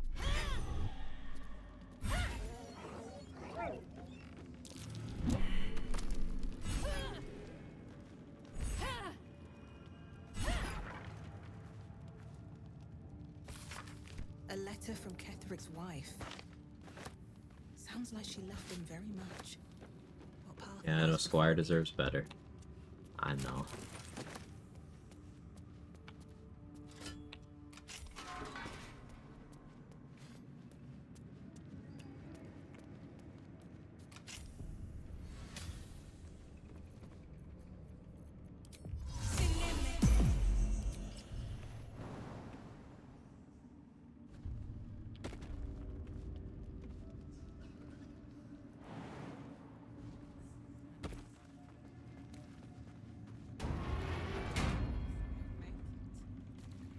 If everyone else minds their business, With haste.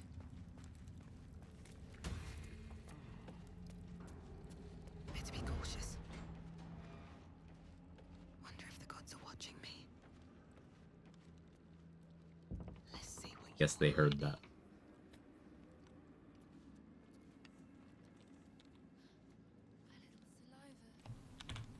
I don't want Yerl or Erna to find me because they're tied to Roa. If one of them goes into combat, all three of them will. So I'm gonna just move out of there. He better be. Or I'm a dead man. Time to press ahead. Aren't we all? Not as long as we can put up a fight, we're not. Good man.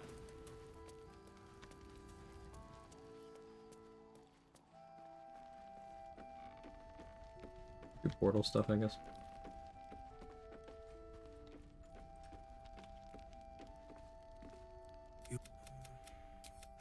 Me. Meat.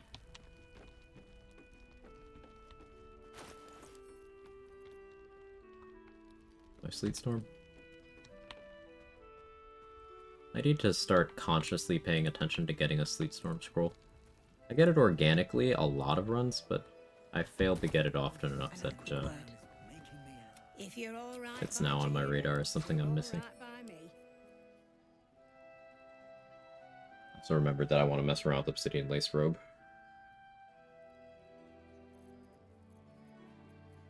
So much stuff in this game. I could be super duper lazy and just globe for portal.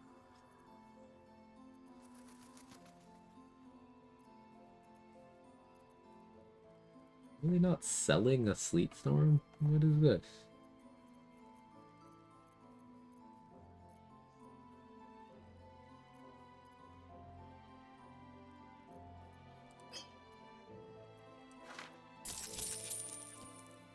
Take. Lame. Guess I'll check Roa.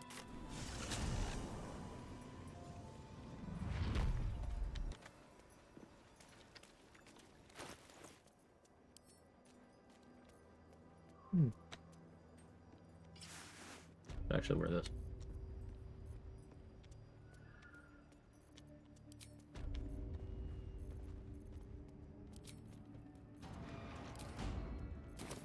My brothers have the dreams too. Same as me.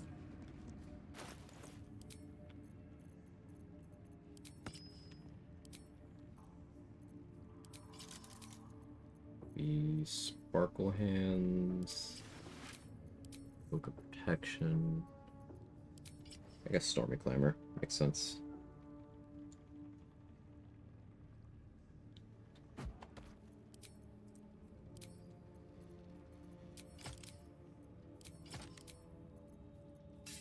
Definitely that route.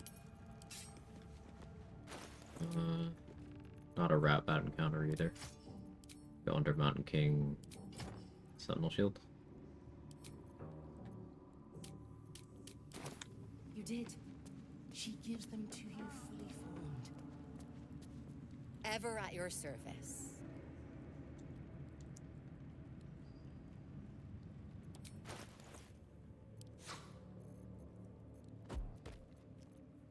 Alright, Sleet Storm. There's one. Q. Just the one? That'll be fine.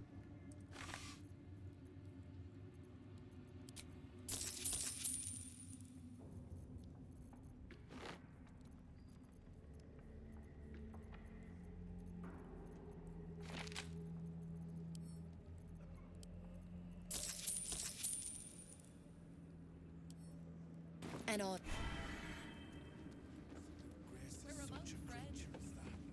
The Absolute's war drums beat loud in your chest. How may I serve?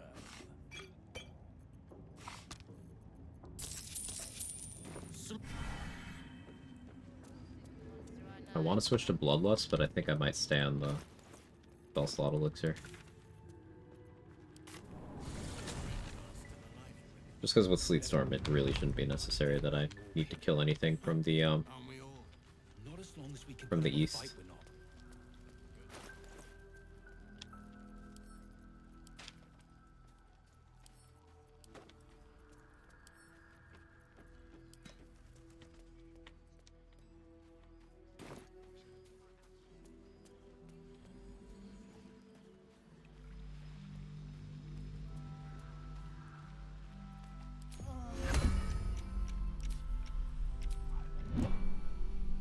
Anything you want to say? And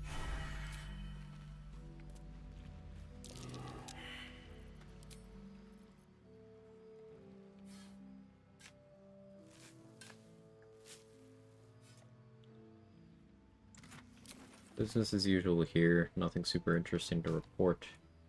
I'm just going to use the objects that are already in the area.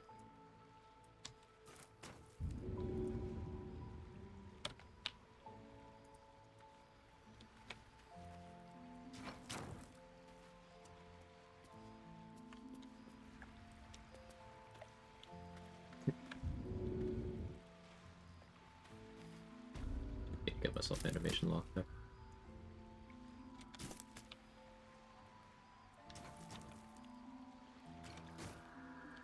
I like putting that crate there, so it's something I can stand on in the sleet storm if I decide I want to. Move these over here.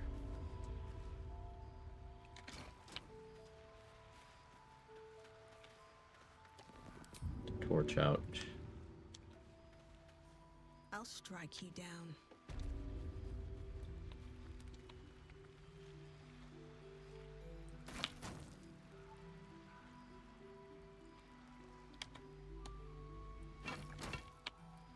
Let's go there.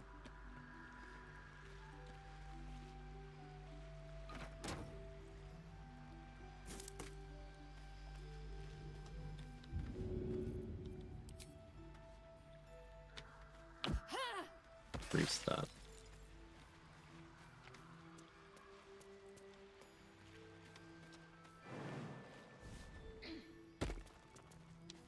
Victims of the Shadow Curse. At least they were afforded a burial. Probably be farther along this run if it wasn't for no compelling reason than I can think of trying to get 100 rep with all recurring vendors in Act 1. Yeah, you probably would be.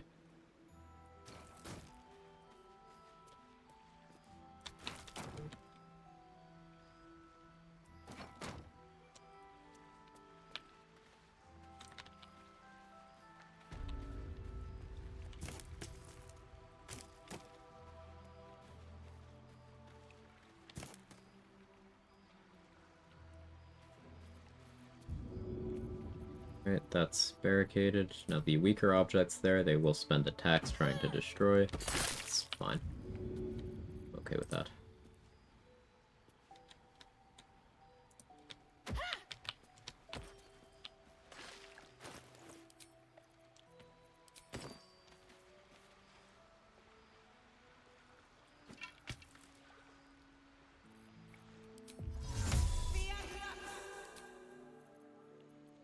Light on that fishing rod.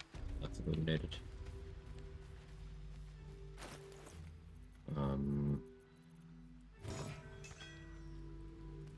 Lantern here.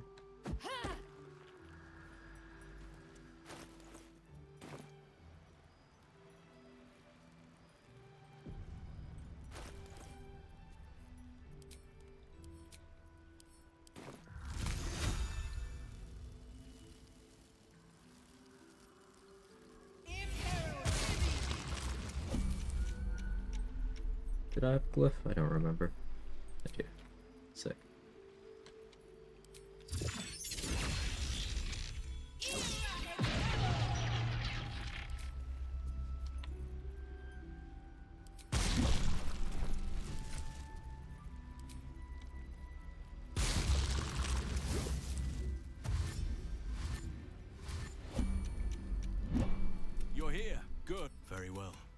I need you to stick. It's ready.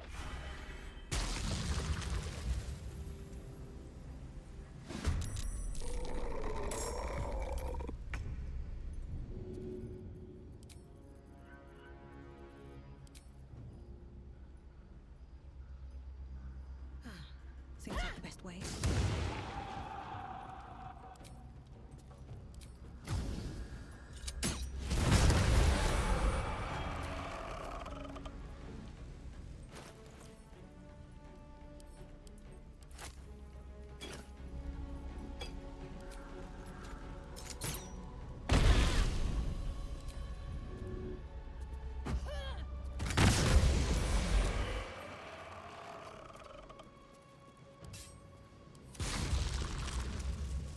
Good luck, thanks, Carrie. I'm getting stunned by Stunning Gaze wearing Baldurn Helm. Did the game lie again? Stunning Gaze is not a stun in the traditional sense. Helm of Baldurin is not the problem there, Stunning Gaze is.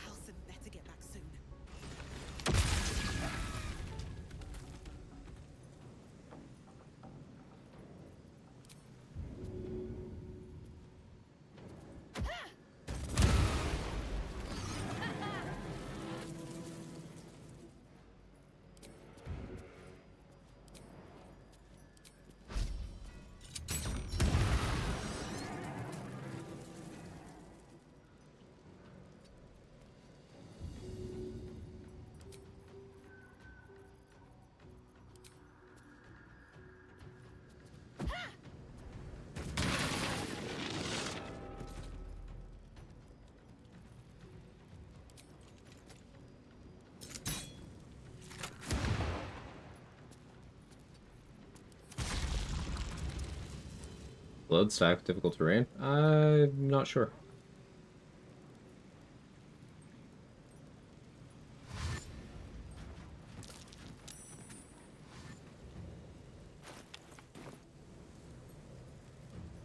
Gith warriors.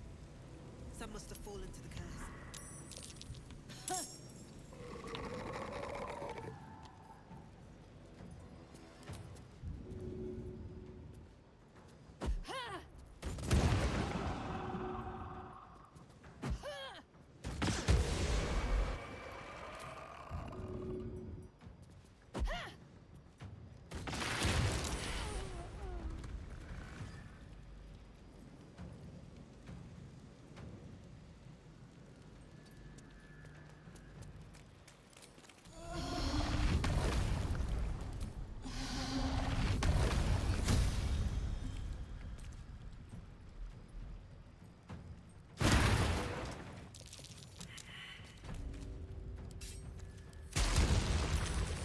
Being needlessly reckless here. Because I can.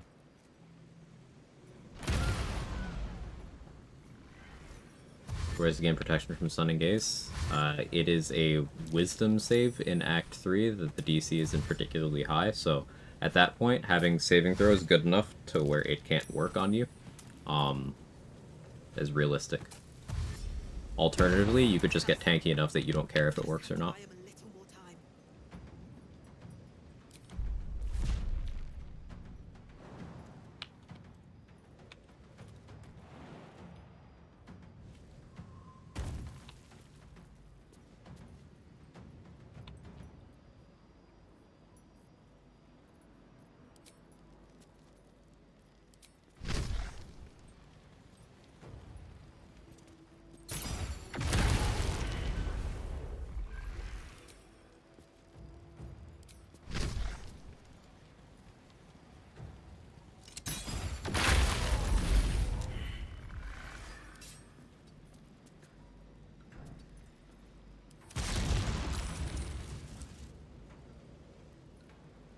Good case for animating longsword on the Gulak Black Tentacles build. You're thinking Mortal Reminder off objects? That was like that.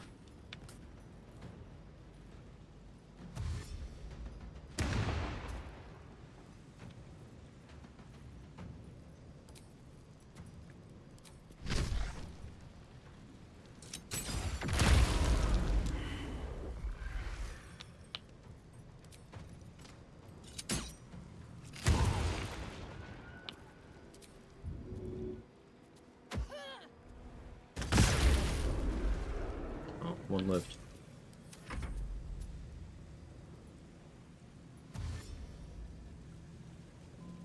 Kill issue. But as you can see, I still got the 50 XP for him. No. Come see him.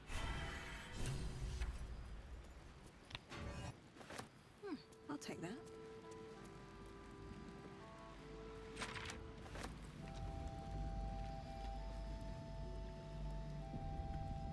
The annoying part is when 3 of the stunning gates try to hit you with it over and over until one of them eventually works. There's a lot of stuff to it. So let's talk about stunning gaze. It's on their bonus action. So if you get them to waste their bonus action, they can't do it. Also, they are set up to where they will not consecutively stun and gaze you if it succeeds. So, for example, what Hazel just described of multiple can and often do try to target you until it works. But after your recovery turn, they won't try it again until the following turn. At least not on that person. So you can weaponize that. But there's also the fact that it is DC 16 or 17 most of the time. I don't know of cases where it's anything other than DC 16 or 17. And that's not terribly high for that point in the game, because one option Trade mentioned is you can use Wizard's Bane Oil, and you just land a hit on them with a Wizard's Bane coated weapon, reduces their DC by 3. So at that point, you're rolling against DC 13. Pretty good chances. But let's talk about Wisdom saving throws in Act 3. Currently, I have +5 right now, 4 of which is from proficiency. The classes that get proficiency in Wisdom saving throws are what? Paladin, Warlock, Cleric, Wizard? Right? Druids get that too. But there's a bunch. So, you have that. That's going to be +4 if you're at least level 9. Helmet of Autonomy gives you that effect if you don't have that already. If you really care. But even without that, you can get flat saving throw bonuses. Anointed and Splendor is a permanent buff you can get, and it is actually permanent. It lasts even through the Act 3 finale, unlike a lot of this other stuff. That's +2. You can get a permanent source of Bless, either from the Umberly Church, or from a statue, or from some sort of loop that gives you Whispering Promise uptime. You know, any of those, that's 1d4. Let's assume the min roll on that, +1. So you're already at +3 to your wisdom saves. You have Helm of Baldurin is an option for +1, so we'll say you're using that instead of going the proficiency hat route. So you're at +4. Wave Mother's Cloak is +2, as long as you don't take damage. So, +6. You can do Absolute's Warboard, +7. You can wear Flame Enameled Armor, or various other things can get you +2 or more to saving throws in the chest slot. So, we'll call that +9. Isabel's Gloves give +1 to all saving throws. They're the only gloves that do this. They're the only gloves that help with mental saving throws at all. So, +10. There are weapons that help with this too. But let's assume you're not doing that. You can go Elixir of Heroism. That's another +1d4. Let's call that +1. And you can have in your amulet slot, Face Semblance Amulet or Amulet of the Harpers to have advantage in wisdom saves. So you could be reasonably running around with +10 and advantage. I didn't even include rings there. Ring of Protection is an option, but you could reasonably be running around with bonuses to the point where Stunning Gaze only works if you roll about a 5 or less through advantage. And I left out a ton of bonuses there.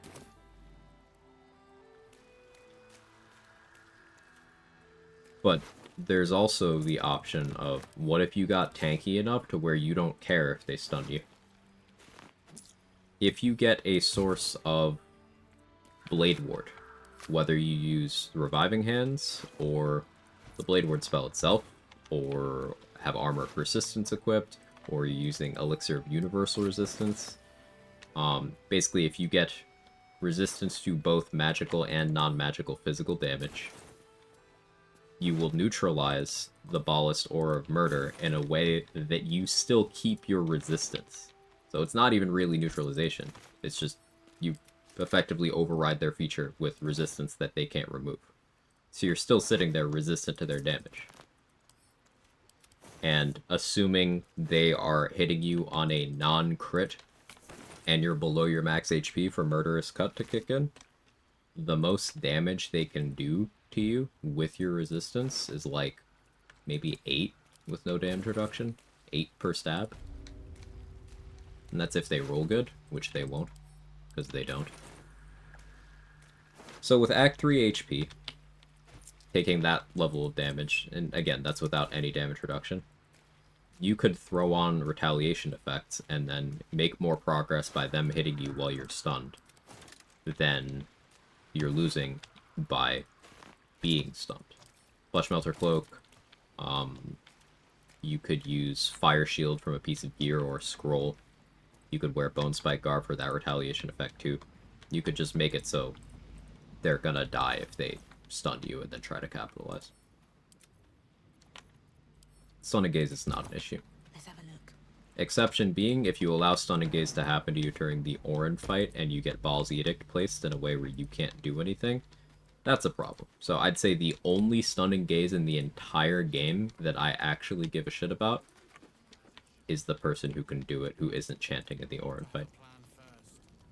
Got to trust Jaheira to come up with one. I don't. I do. That's why we're still standing. Anointed Splendor, Veil of Shar, Minerals on Blessed and Rapture is +6. Yeah, I didn't even mention Rapture.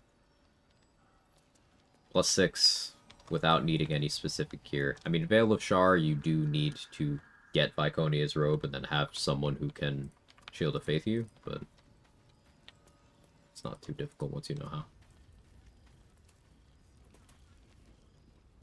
This guy's still patrolling. One hit level 10 before...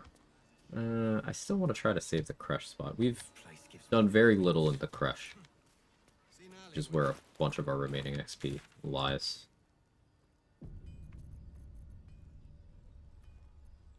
Let's try to get more there. Veil of Shar is relatively new. It's been there, just we have only known about it since a few days ago, in terms of it being applicable. I'll show that off this run too. Is this an Aelin Dies run? So I can do purple DJ plate in Act 3? Just for funsies? Maybe. Same as me. Maybe. The Absolute calls us all to her design. Because I can get my Oath back, or go Oathbreaker mode, and then use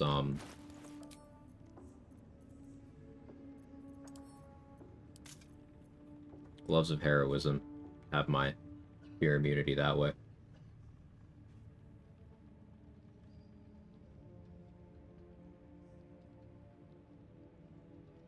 Yeah, I think Aelin dies this run. Hadn't been thinking about that. So that means Fall of Last Light for XP is on the table after we've killed Marcus.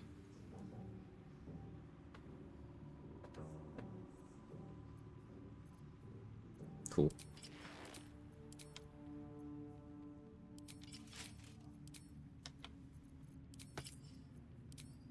When did I equip that?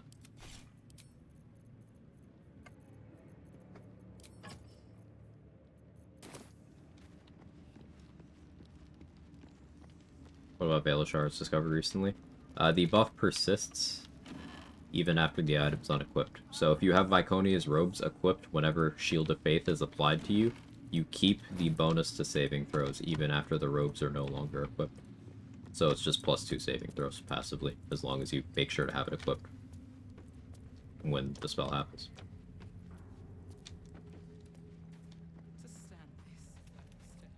I don't know if it applies retroactively, but I do know that it allows you to just keep its effect.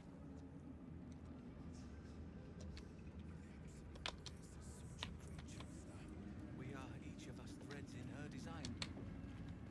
Even those we once called monsters. Each can't trust them to sweep this. Thank you. And we've got lots of Shield of Faith outlets. There's still science that I want to do in that department. like, I want to figure out if we can get an NPC who doesn't normally have the spell to do the Sword of Justice version to you. But the margin of error for that is rather slim, because it'll deplete the sword until long rest if they pick the wrong target. And the Dreams King. My brothers have the dreams too. But we have two NPCs and lineups on how to get them to do Shield of Faith.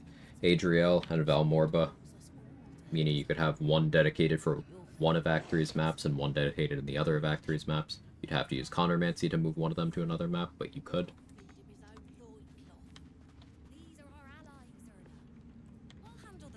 I guess this doesn't work because he's mad at me. Fine.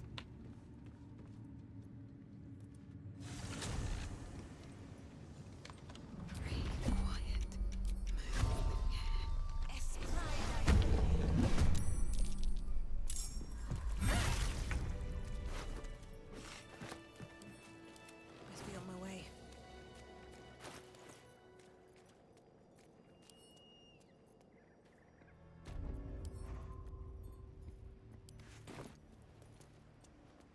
I can see if it retroactively applies.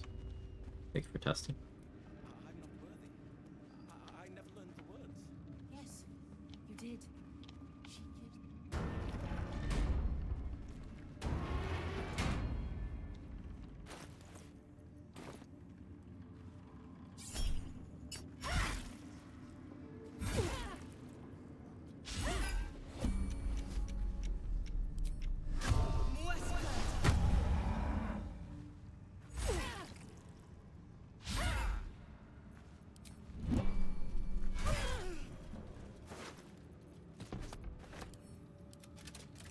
Just do more damage. Char again just winning on gear. Yeah, Char's gear is just... More for me? She just doesn't really miss. Even Spear of Evening being detrimentally bugged so that one of its effects doesn't work the way it says it does. Like the bonus to saving throws scuffed. Even with that being that way, I still don't think Char has a miss in terms of gear. Like, Justiciar your Scimitar are kind of buggy, but also it's a Scimitar that isn't a Scimitar, so you don't need any gear proficiencies for it, and it's a +2 that has a good weapon maneuver. Like, is there a Char gear L?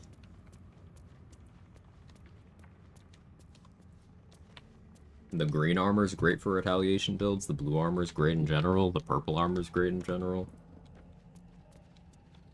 I guess the once per whatever rest Shadow Step boots are kind of very limited, but like they're free with the good gear. I don't know. It's kind of cracked.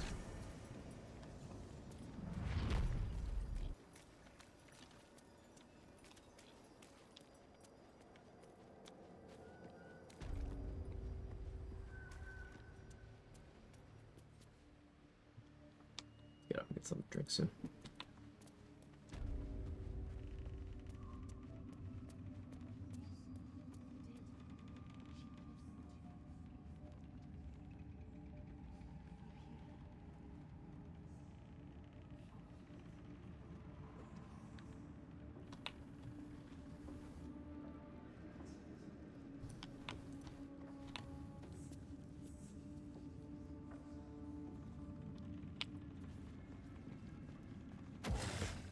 Not much XP left in this building.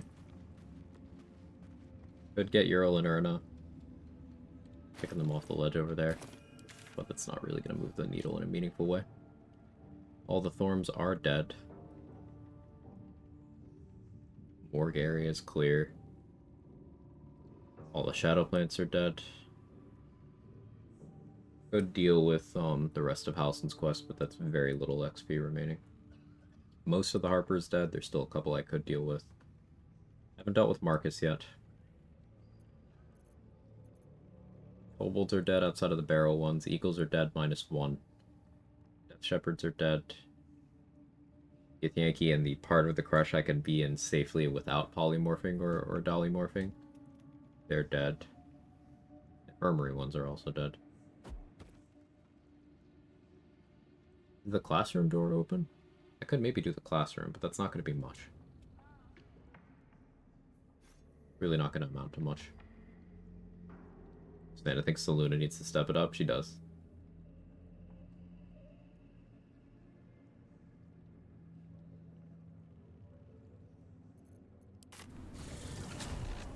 Let's see if Sister Lidwin is selling Crawler Mucus. If I can get a Crawler Mucus, then we'll go do Boulette.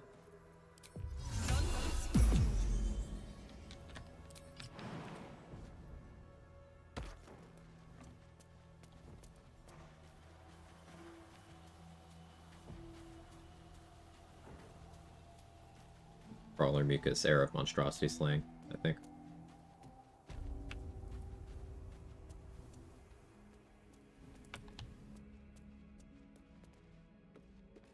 The doctor's found Oblivion. Still not feeling better. Let's see if I Crawler can Mucus. help you. I know she's got these two, but... can I afford them? I can. Fuck it.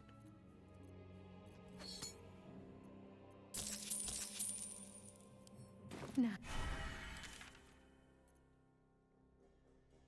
Can't go to Underdark Beach. Well, at least not without being invisible. Look at the Sousa tree.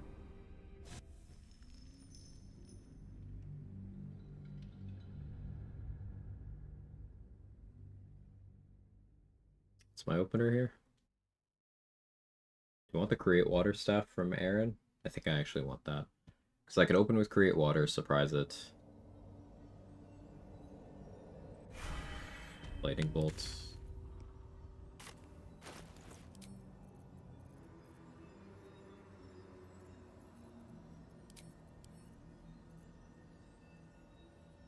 Alternatively, I could just open with Blight. Yeah, I'll be lazy. Alright, you won't resist Nair Misser.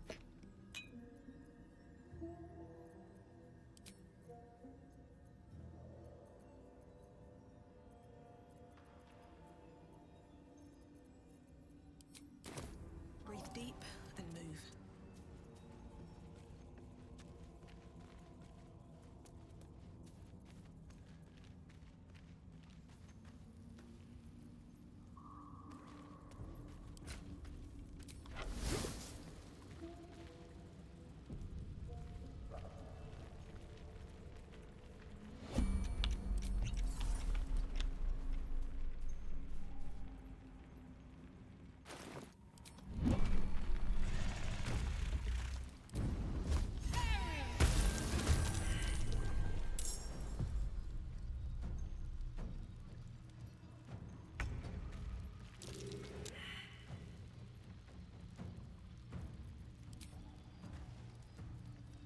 Didn't even check to see if I have slaying. One.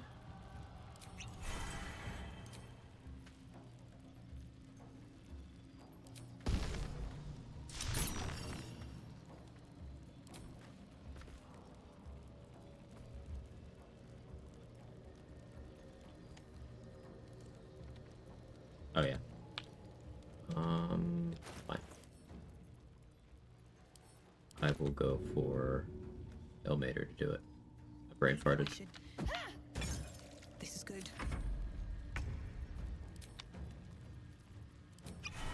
Still got the dex drain though. The lightning bolt. I don't really want to use chain lightning, but I will. Sure.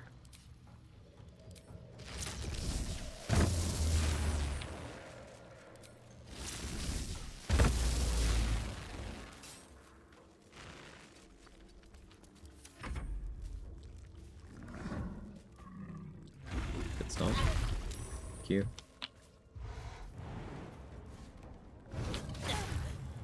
Ow.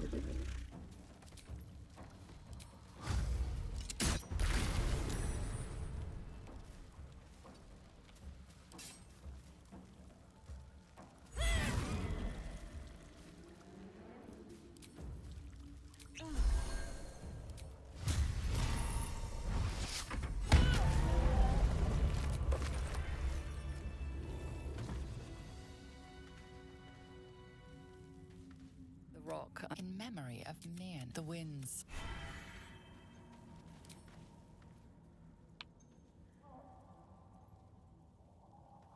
But water whip, someone a mortal reminder every turn, they're just fucked, so the thing would be making sure limited water whips stick.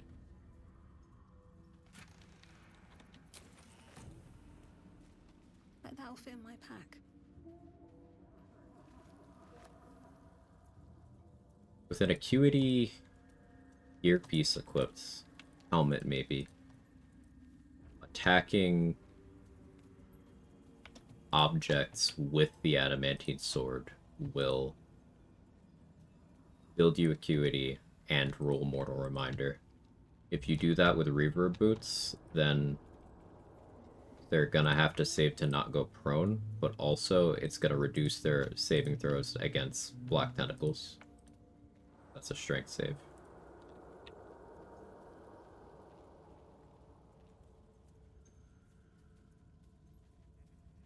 Goes together nicely.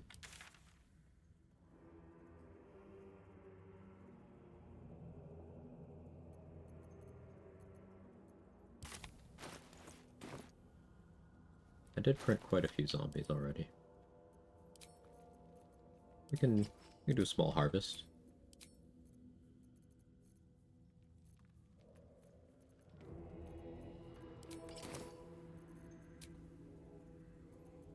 I'll fill that one later. So one more kill, then we're at 690.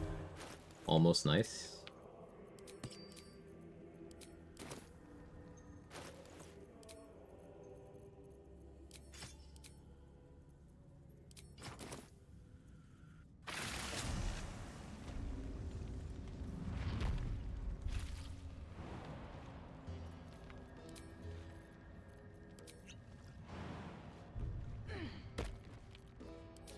Softer than a whisper.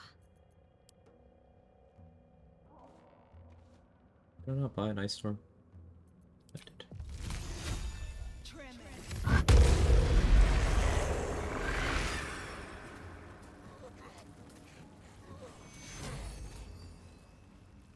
Game's trying.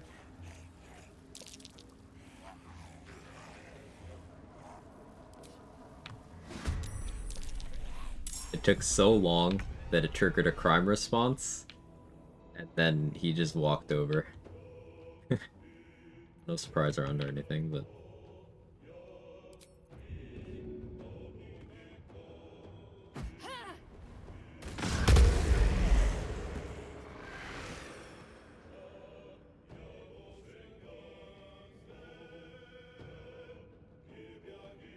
The game doesn't love this. I do. The game doesn't.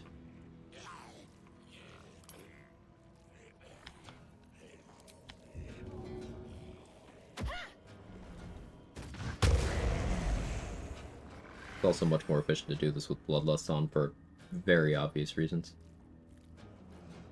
Get Cold does have counterspell, so be aware of that. When trying to clear this with spells, it's part of why bombs are so good here.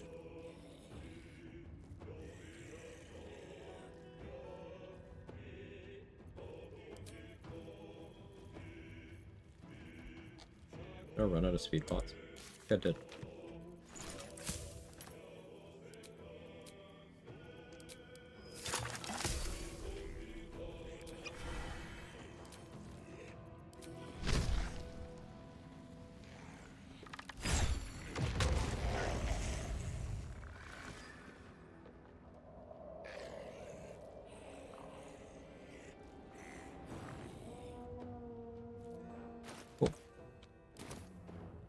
At the ready. Was that about 1,000 XP we just grabbed? He's gonna spawn 7 more. Oh, see the difference? The ones I've engaged already, they're level 4, but the new ones are level 1. Time to push my luck again.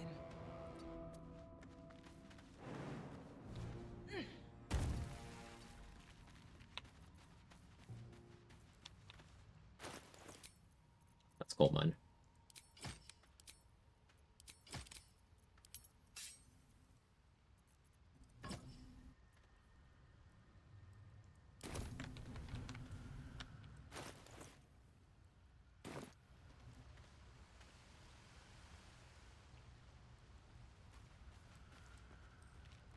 We haven't bowled yet. Because of that, I think for level 10, I'm definitely taking the Hexblade level. Especially because I've decided that we're coal mining to 12 from 11 once we get there. So that means a few things. It means I can kill Balthazar early.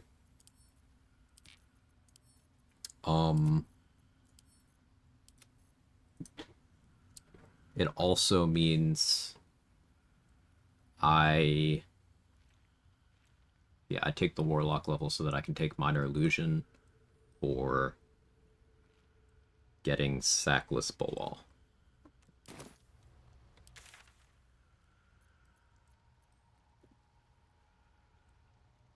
So that means the level 10 will also be picking up Shovel.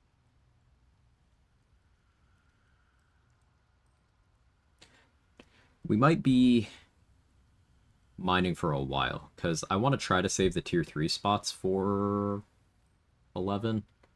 Maybe it's not realistic to save the Crush Interior one. Business as usual, saving Crags and Monastery.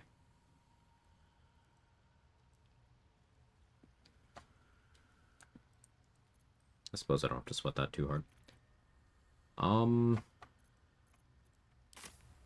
I do need to commit to something else big, though, for more XP. We're alive 8 hours. Yeah, we'll try to hit level 10 today.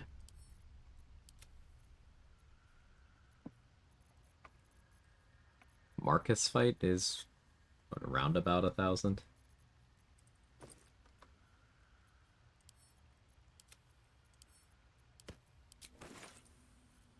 Could kill some Myconids.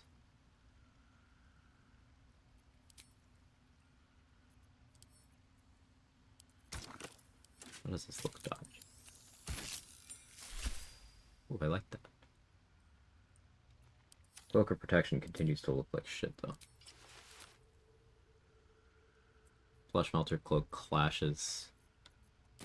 Need more dyes. It's fashion time.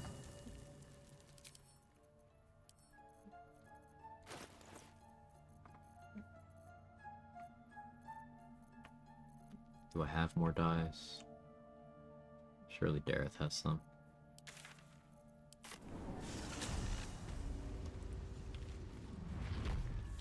I'm low on throwables here. Oh, I haven't done Lurthendor. Right, because I didn't want to switch elixirs. I do enjoy a good bargain. If anything in my private collection is to your liking.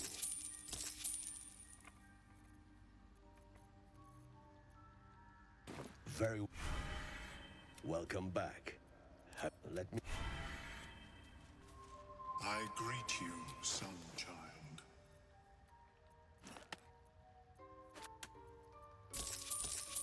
May your seen anything like Now let's check Dareth, and we'll go deal with DJ Lurth. Means I should find somewhere to actually use this 4th level smite before I change elixirs. Get value out of it.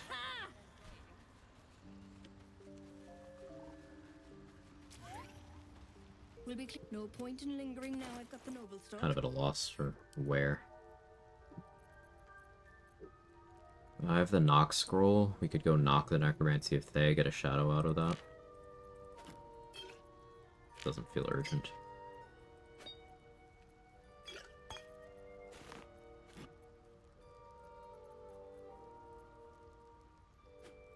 Ochre Jelly Slime can be used as flammable slime bombs for a 5-turn burn. That's why we want that.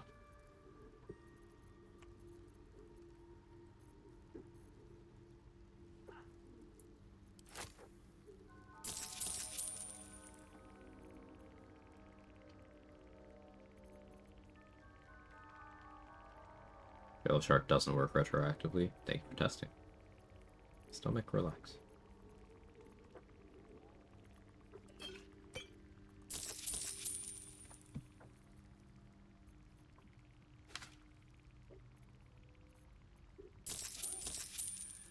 They're saying picking up a Hexblade class? Yeah. Next level will be Hexblade Warlock.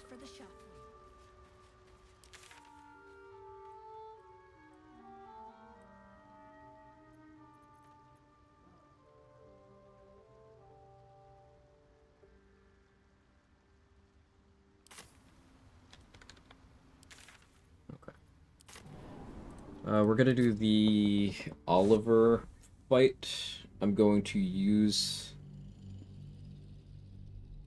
the 4th level smite on Mummy and try to clean up the kill.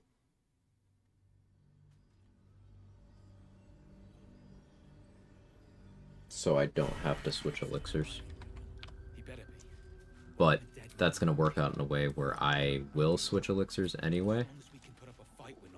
But if it looks like I'm going to get the kill with my second attack, I will go Bloodlust. We're still going to have to do Flesh Melter Cloak here as safety. Same with Amulet Be Unworthy. Going to need some actionable resists.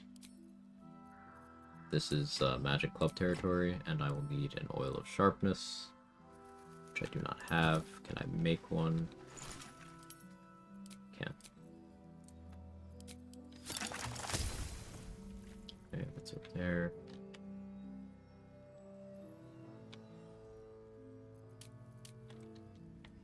Be better initiative.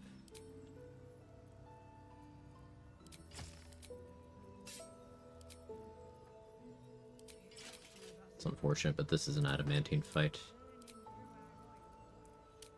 So I can have +8. Just about. Just about. Hey Andy, how you doing? I could get my oath back. Probably be good now. I could afford it too. What stayed behind, only the missing half may not come willingly. And I truly, if you want me, I'll be...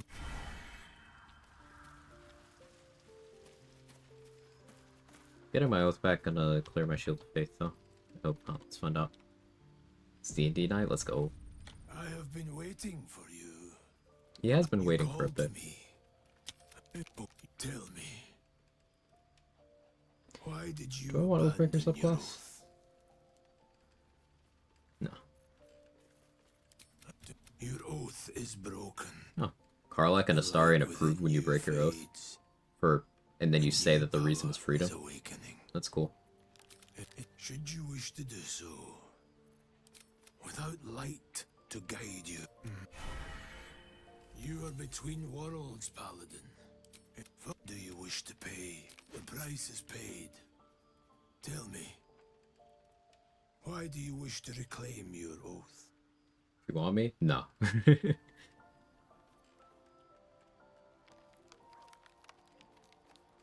A higher purpose, a greater calling.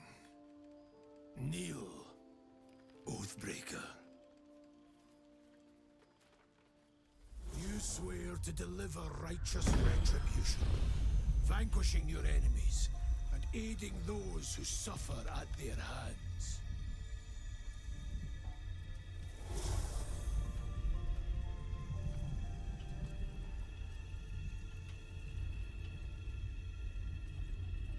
The oath of vengeance is once more yours to fulfill. So like, Paladin's got aura, man. Like, this is fucking cool as hell. Class sucks, but it's got aura. Dialogues go crazy.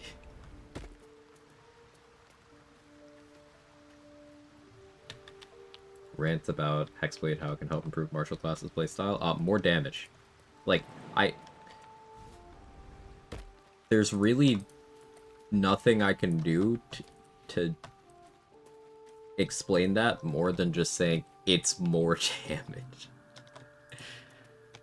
One singular Hexblade level is so popular for so many builds for so many reasons, but the biggest thing in the context of BG3 damage optimization is like Hex plus Hexblade's Curse plus Booming Blade at trifecta fills in so many functionalities.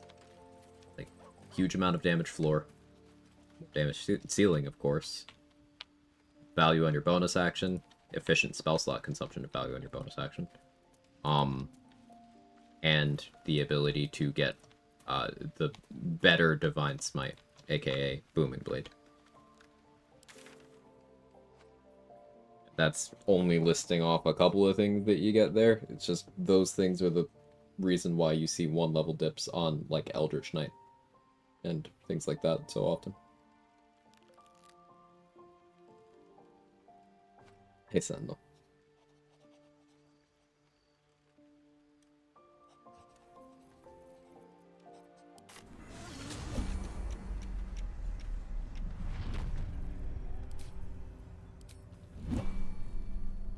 Anything you want to say, anytime.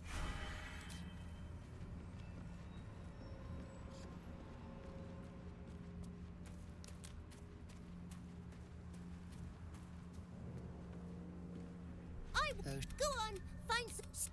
I'm not going back. I don't.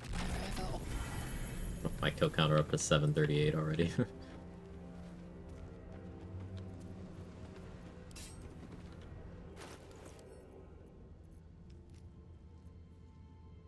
Alright, what do I concentrate on here? Part of me wants to do haste. That would be irresponsible. Do enlarge.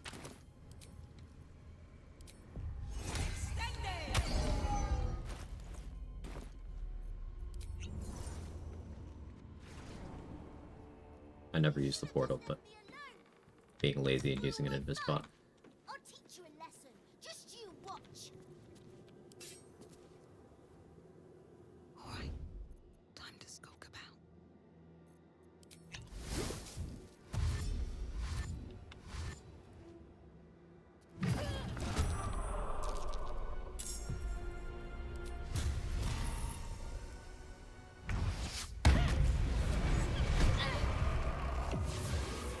Don't waste a step.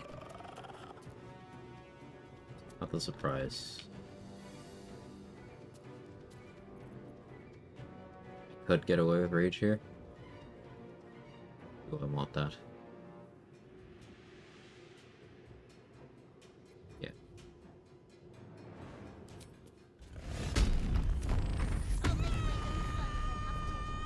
And my own friends.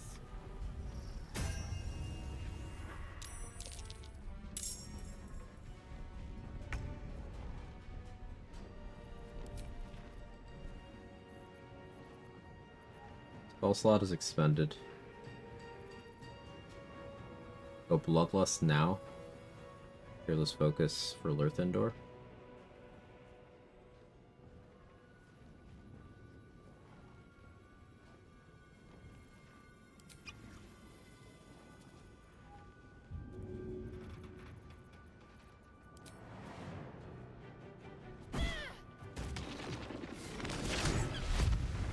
Base and quiet over there.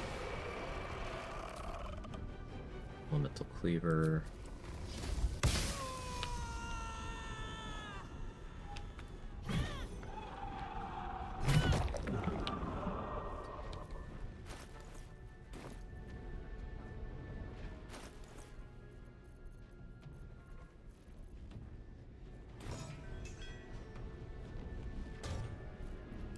Forgot that stuff. Let me show you my favorite toy. Only 2 enemies in this fight are worth XP. And it's Mommy and Daddy. Their priority.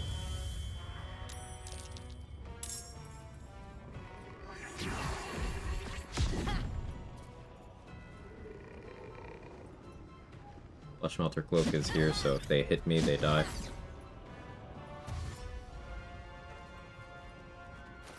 They rolled terribly.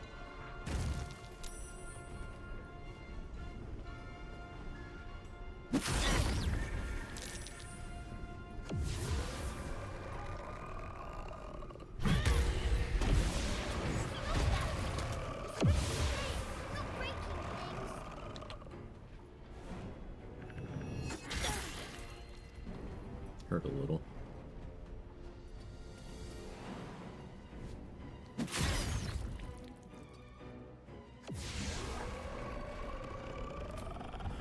No hesitation.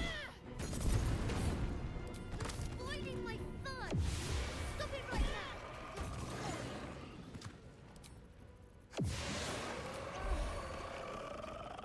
Lots of fun ways to do this fight. I have a really good Wall of Fire lineup that lets you automate it. Trade has a Survival Instinct Disintegrate strat.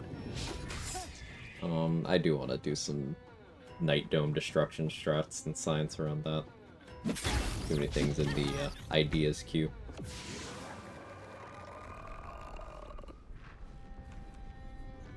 Because I have fuck you damage right now.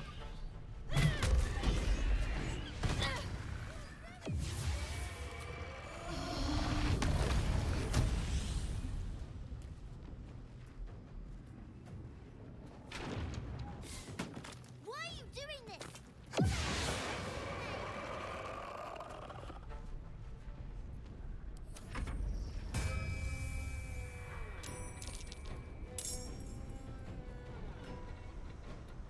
Hit me.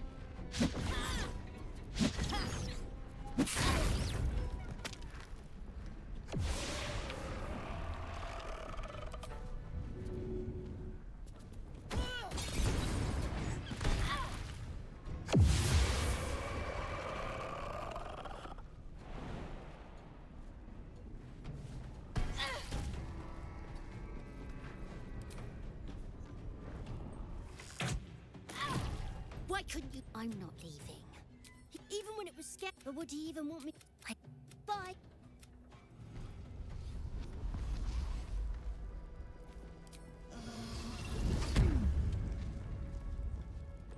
Maybe I need more pockets.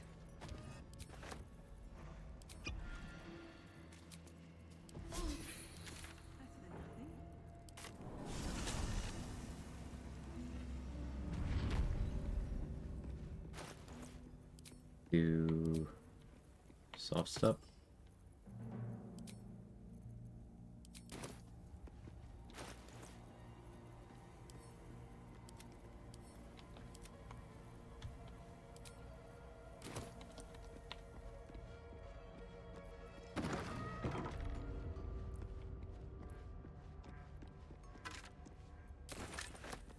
Cursed to put my hands on everything.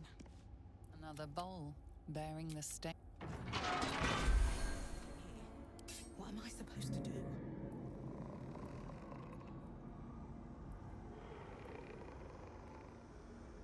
Don't want to draw any attention. These clubs, I'm unaware. This Magic Club passive, this applies to any instance attributed to you that is part of a melee attack you did.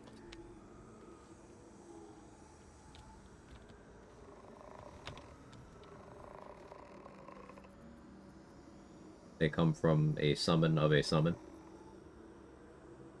Druid's Dryad summon has a Woodwood summon. This is the weapon equipped on those.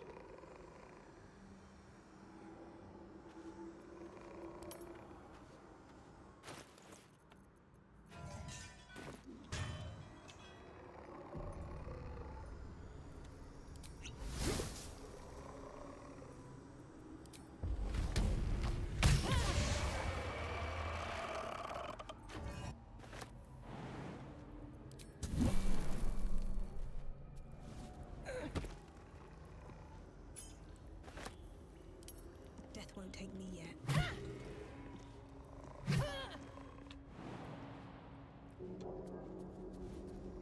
Should mind my step. Time to press ahead.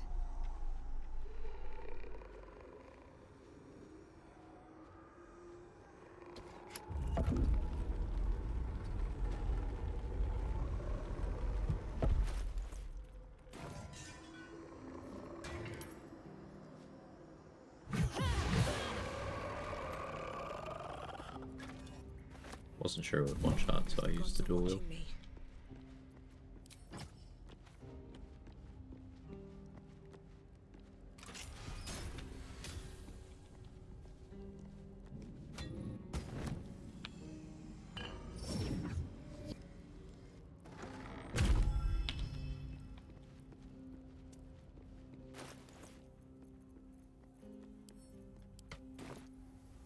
There's also a fun Faith Leap trial frog jump you can do, but I haven't practiced it, so I'm just going to do over-reliable hasty step spam. I'm in the neighborhood. Can't cast spells, the wasting quiet thing is... I don't think that can ever go away, actually, because I can't get the wasting quiet to happen again. Maybe if I get myself with a different silence effect, it'll be fine. Maybe.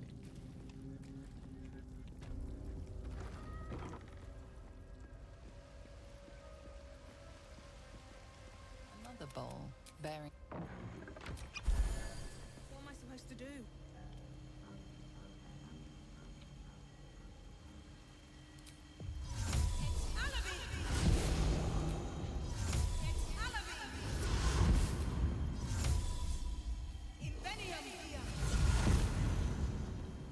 It's wasteful to not use the Misty Steps from gear. I'm just being lazy.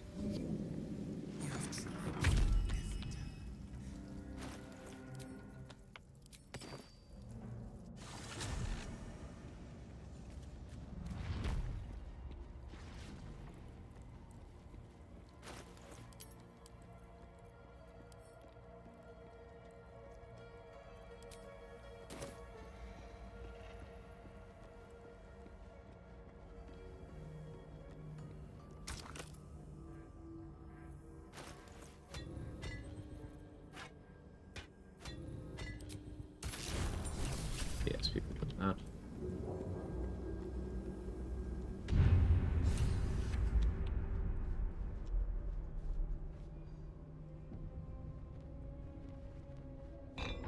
That disc is moving. Might be useful to navigate this place. Interesting place to stand.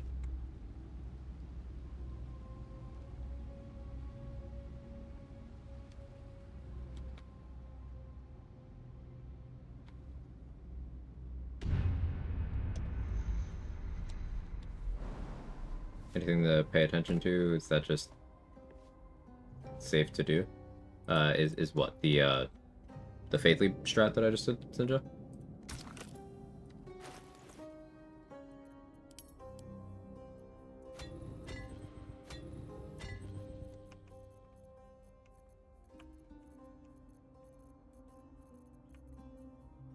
Yeah, Misty Step placement.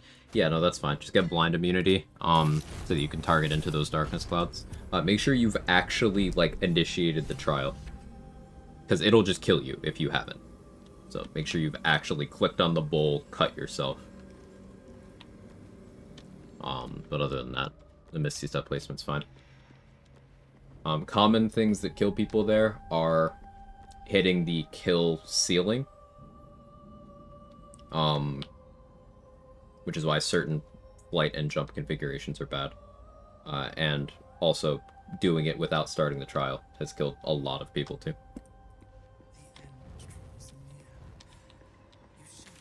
But the 3 Misty Step plus blind immunity strat is quick, it's safe, it's resource inefficient, but it's quick and it's safe, so I do it.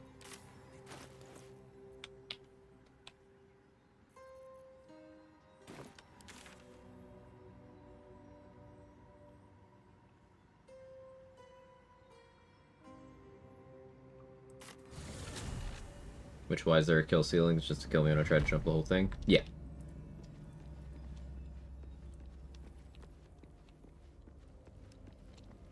It'll also kill you if you fly too high. You can use flight in that room, contrary to popular belief. You just have to stay close enough to the ground.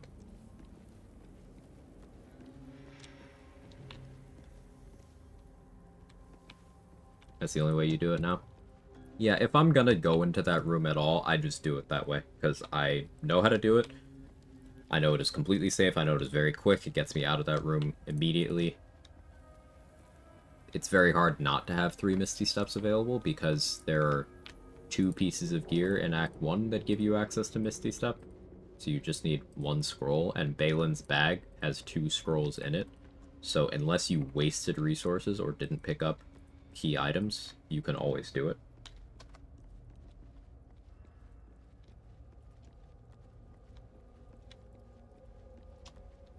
Is the spear in the torturer's room, the goblin camp, good Gale food? I mean, it's not a bad item, so there's better items to feed Gale. That spear is useful. It's not particularly great, but it is a way of forcing Constitution save disadvantage, and that can be valuable.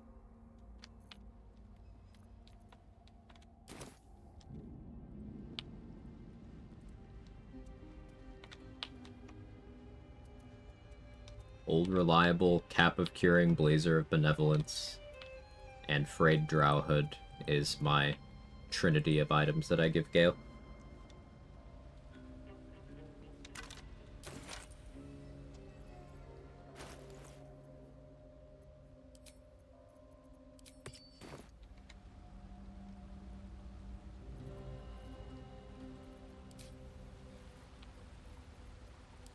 Try to save this cloud kill, I think.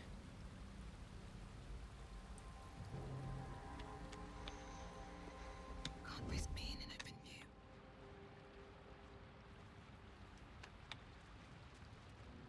Nightwalker boots, Misty Step amulet for Githyanki. Get Misty Step by default without Githyanki, maybe use a scroll. Yeah, Balin's pack next to him in the Underdark has 2 Misty Step scrolls in it. So even if you give one to him for him to escape, there's still one there. Gek Cole has a Misty Step scroll that you can buy from him. So there's that too. Those are guaranteed placement Misty Steps.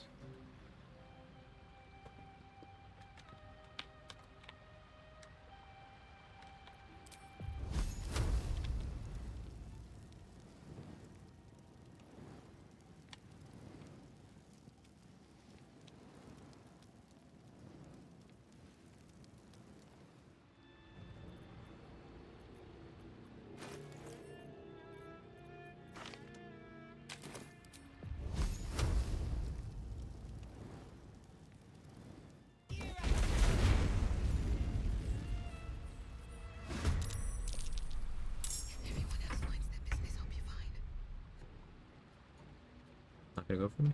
Okay.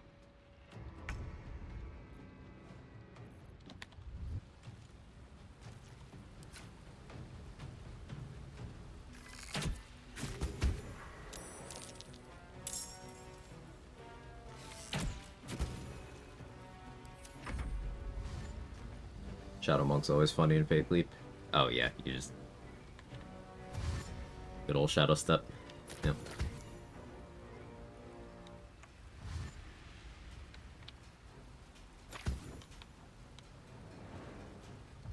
A rat barbecue. I was getting hungry, you know?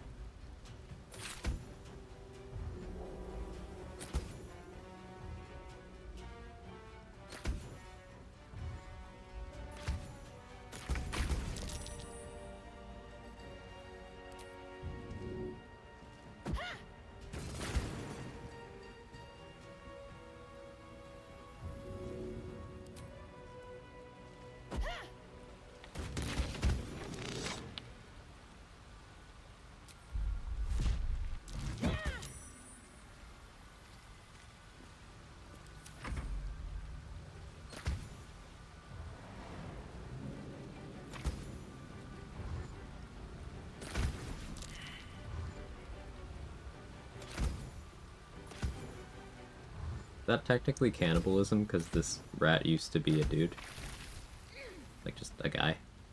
Did he spawn into the wall of fire? Well, that was an accident. New Lurthen door lineup. No traps, please. I pleaded. Moving ahead. Okay, bye. Where are we going? Up 300 XP from that, collectively. I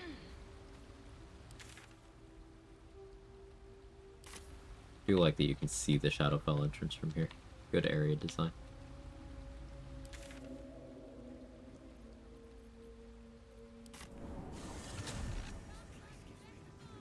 One of these days, Lurthendor will work, right?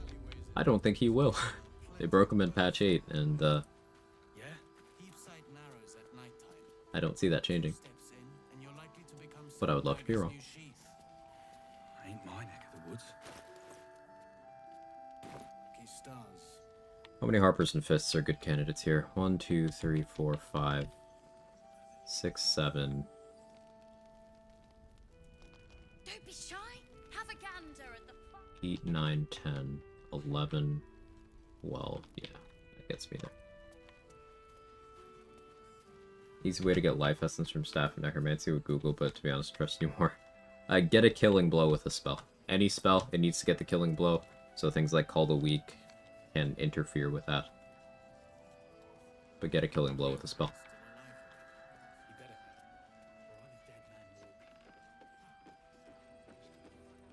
Who does?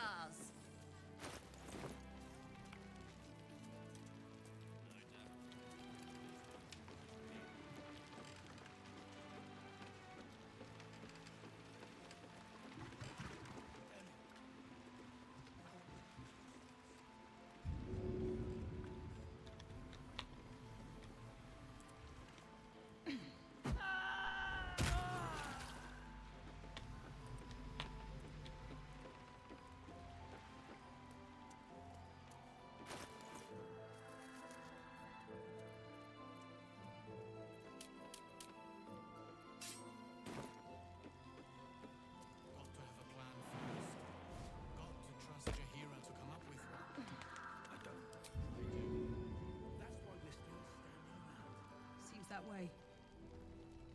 No time for mercy. Not a great waypoint, but Just out of view. we're here. Breathe quiet. Move with care. Alright, I broke.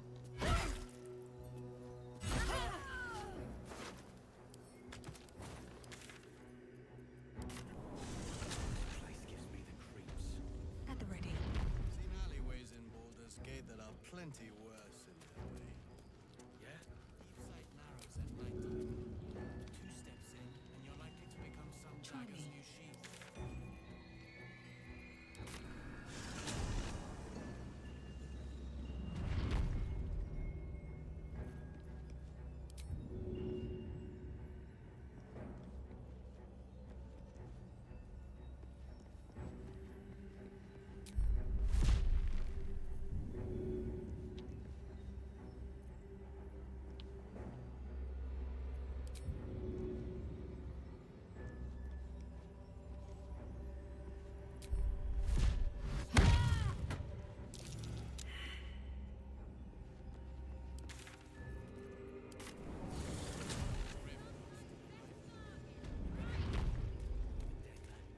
That was quite a funny ragdoll.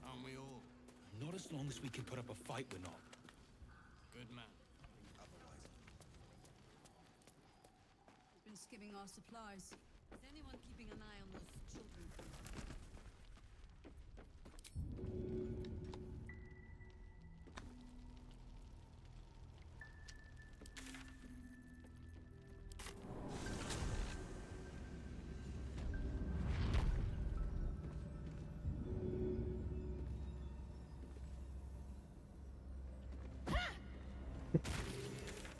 The overhead gnome toss.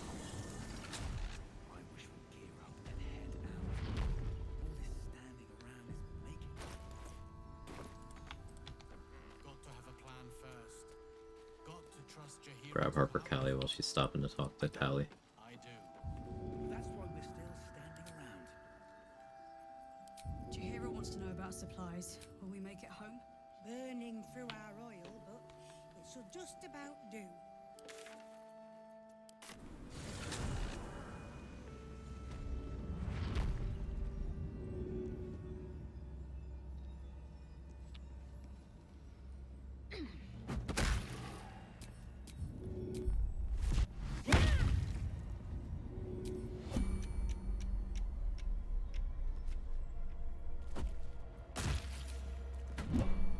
Was the kick necessary? No.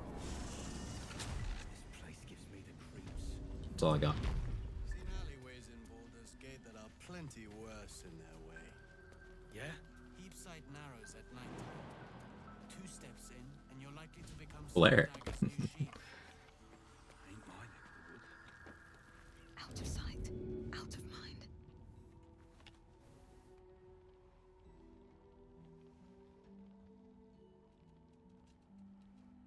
Last night's best bargains.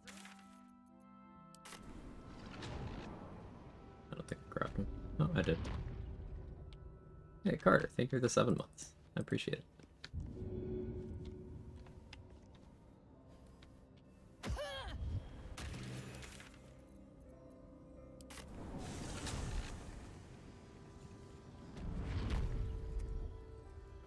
Forgot past me actually did a solid for future me and put an extra green tea out here.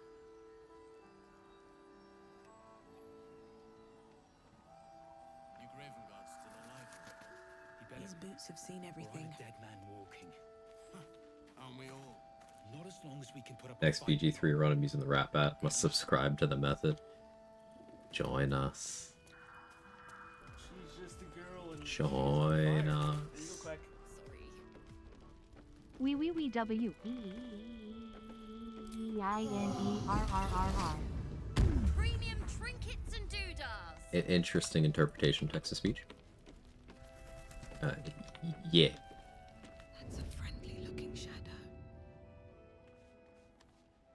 What do I have to lose?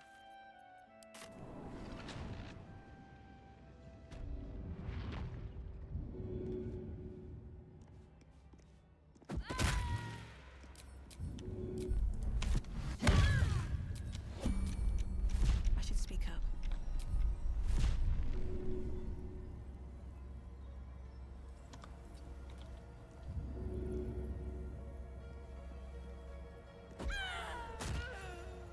Give us this day our daily DRS.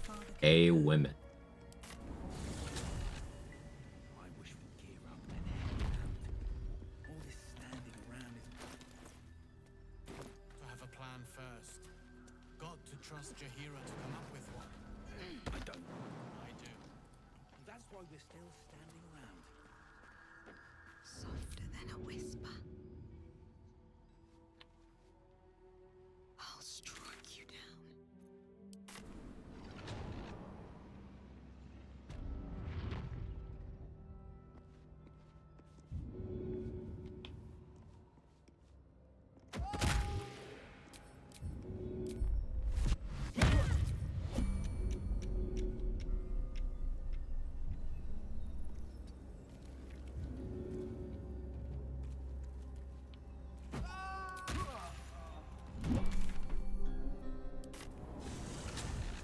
This place gives me the creeps. Swift as my feet can carry me.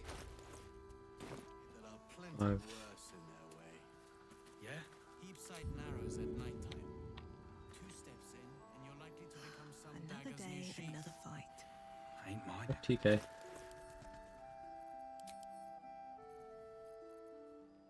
Dude, sick.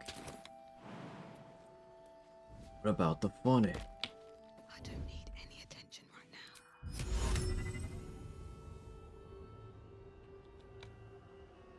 Hope this ends well.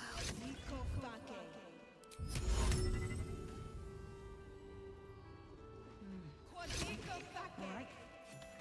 This calls for careful work. That should work. Better be cautious. That should work.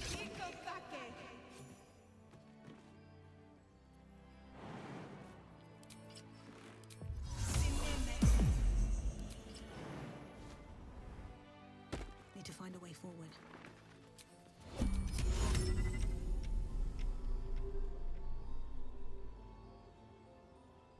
Be sick if I could TK that one from there.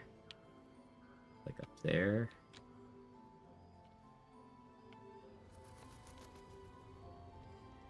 But, oh well. Playing a bard, trying to figure out if my bardic inspiration can be better spent on cutting words and inspiring an ally. Situational.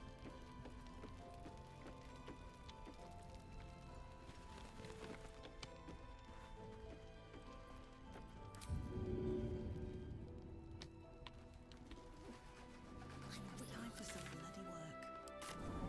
Sometimes yes, sometimes no. If you really want a saving throw to fail and cutting words would allow that to happen, it's better spent there. If you really want an ally to succeed a saving throw and bardic inspiration helps that, well, better spent there.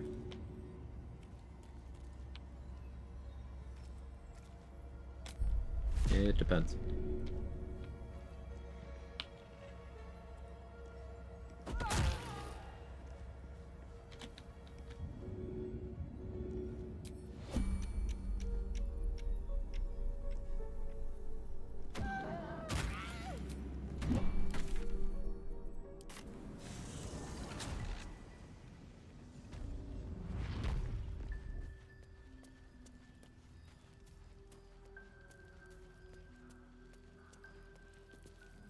Yes, but I have cap carrying blazer benevolence may have some value. So remember when I cited those items specifically as Gale food a few minutes ago? Yeah, I remember that.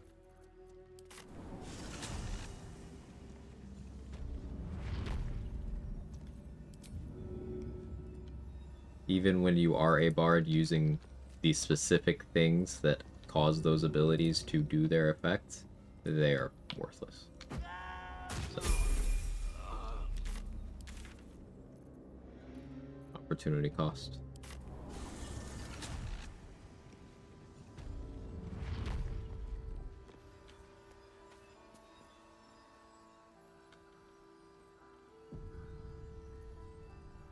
So 824 kills in. We are hitting level 10. Our options here are Barbarian 8 for our second feat, or Warlock 1 for Hexblade, and we are going for Hexblade.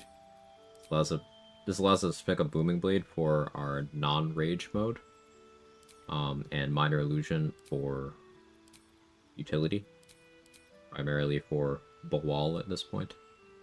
We're going to pick up Hex for damage, and Hellish Rebuke, because we should be able to do it while raging. And that'll be nice.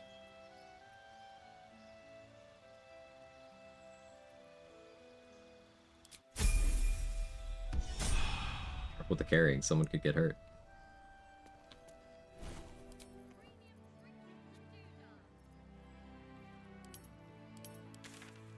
Did give me another spell slot. It's nice.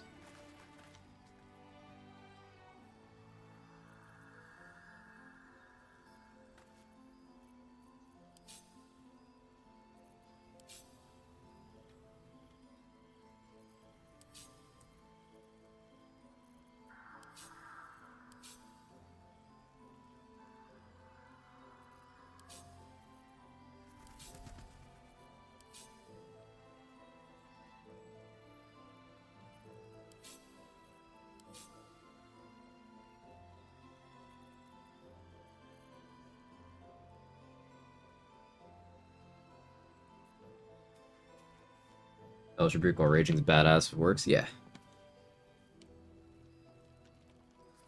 It'll be a way for us to do Ring of Elemental Infusion while raging.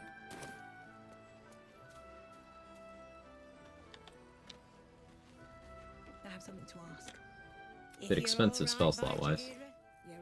We have all the spell slots we will ever have.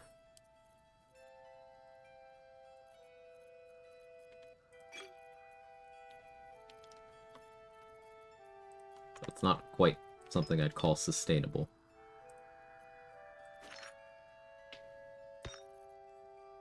About level 12 for the builder, am I having a stroke?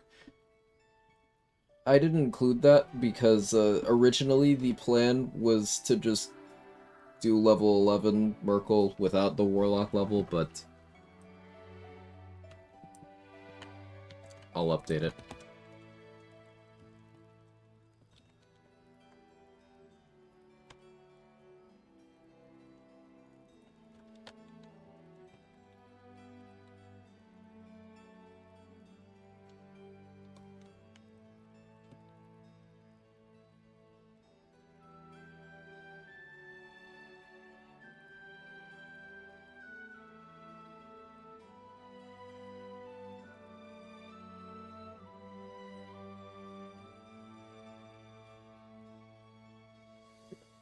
Thunder Backlash also works for Elemental Infusion if you use Source of Lightning charges. Right. Those are the only two ways I know of. You keep Gale in the portal till the active finale, does he blow up the start of Act 3 if you don't talk to all milkers, etc.? No. If you never recruit Gale, you never have to deal with that. It's if Gale has been... Or, I should amend that. If you never, like, spawn in Gale properly, then you never have to deal with that. Like, if you dirge his hand off, you're good. If you never recruit him, you're still good. If you pull him out of the wall, and then you kill him and leave him dead somewhere, then you're not good.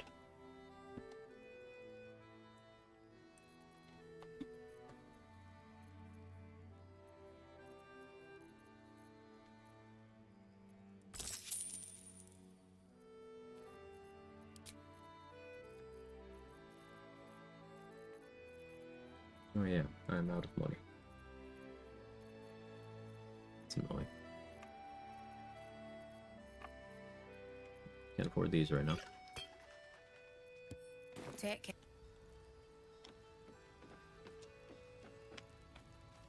Is there no? So there's an illusionary wall in the tea house, can't get through, failed the perception check, didn't notice it. Another way to reach Ethel's lair. Is Ethel herself still in there? I know. What can I get you?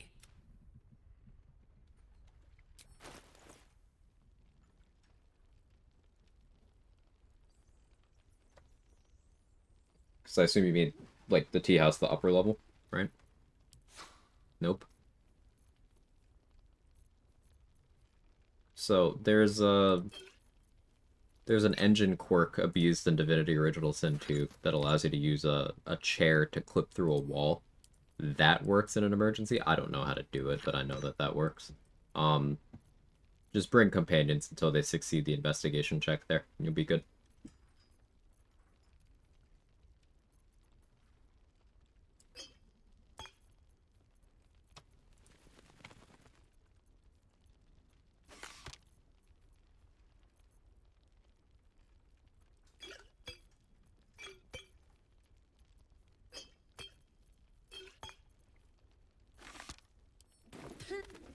Don't be shy. Have a gander at the finest stock.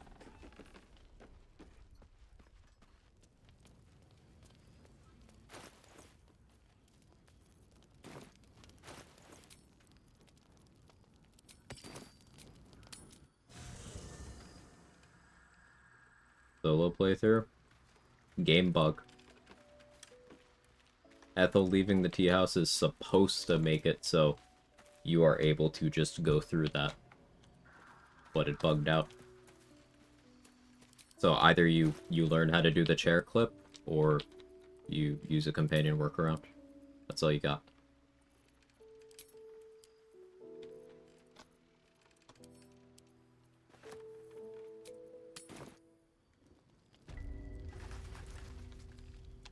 Need anything? You get to Ethel from the Underdark? Nope. The Underdark portal there does not lead to its normal location until Ethel has been dealt with.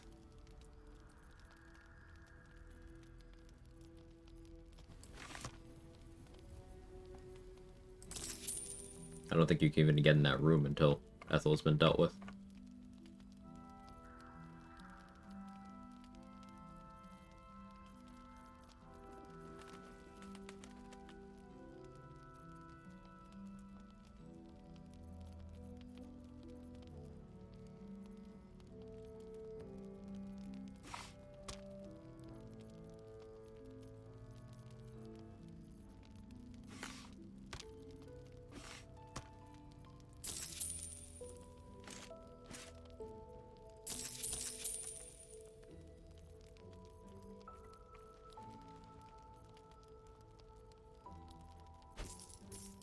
I'll be here.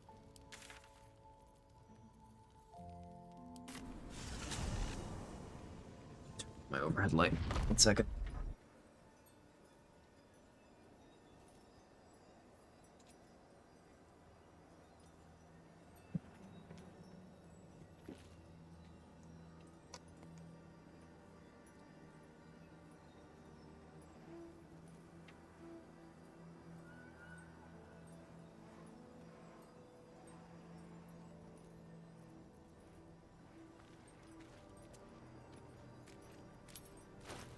I guess I should buy the Mighty Cloth, huh? Does that even...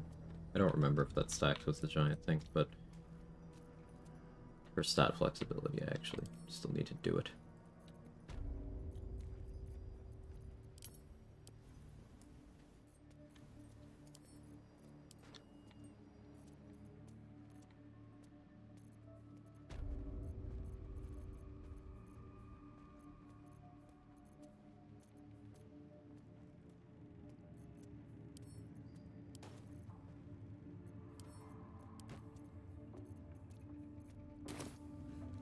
Many thoughts. The absolute war drums beat loud in your chest.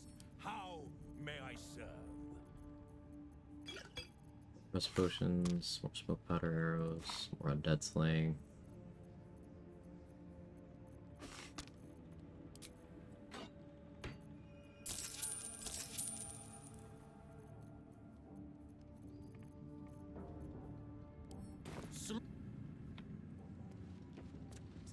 I should start bringing companions to Araj to get all the blood elixirs. Ever at your service. That also helps with my money situation.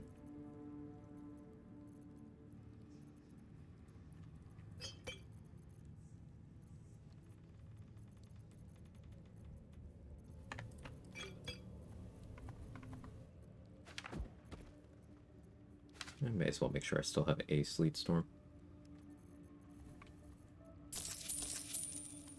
And all.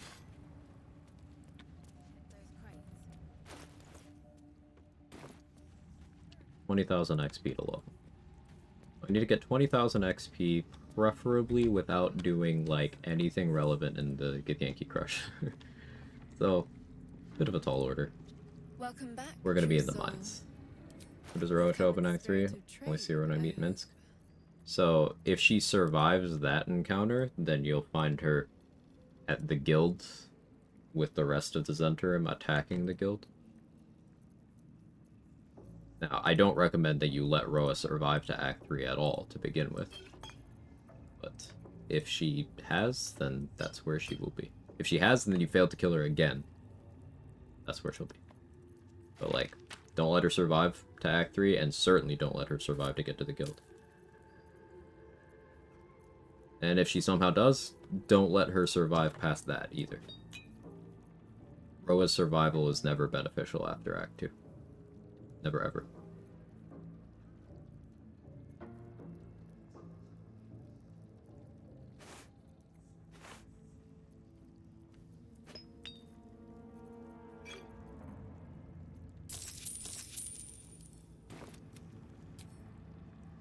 She's scary in that fight?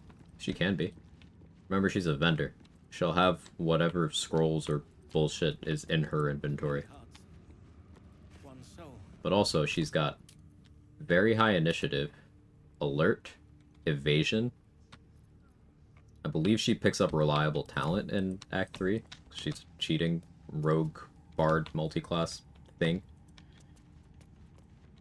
But also, like, you don't gain anything by not killing her here. You get more stuff by her already having been dead.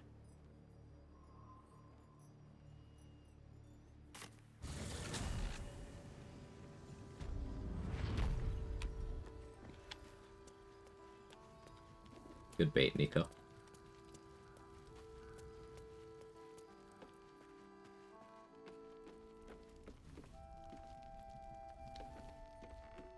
In the market for something special?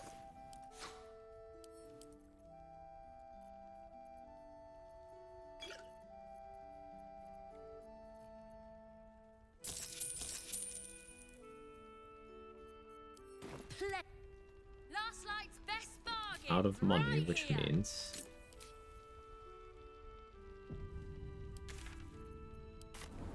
Lump, buddy.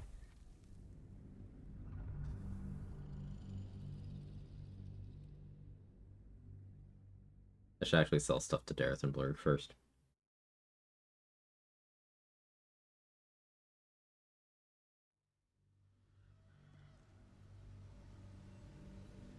Someone has to represent the genius takes from Reddit, but that's the thing. No one has to do that.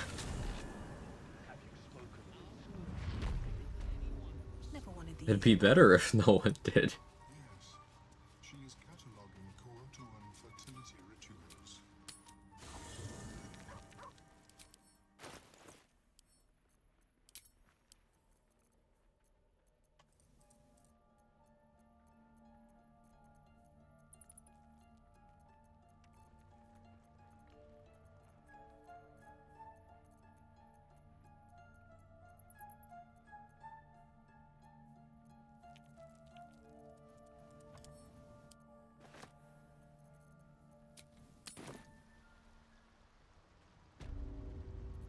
Welcome back. I do enjoy a good bargain, if anything in my private collection is to your liking.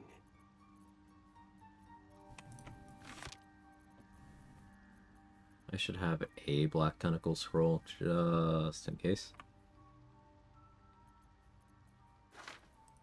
And I'll take a Lightning Bolt scroll just in case as well.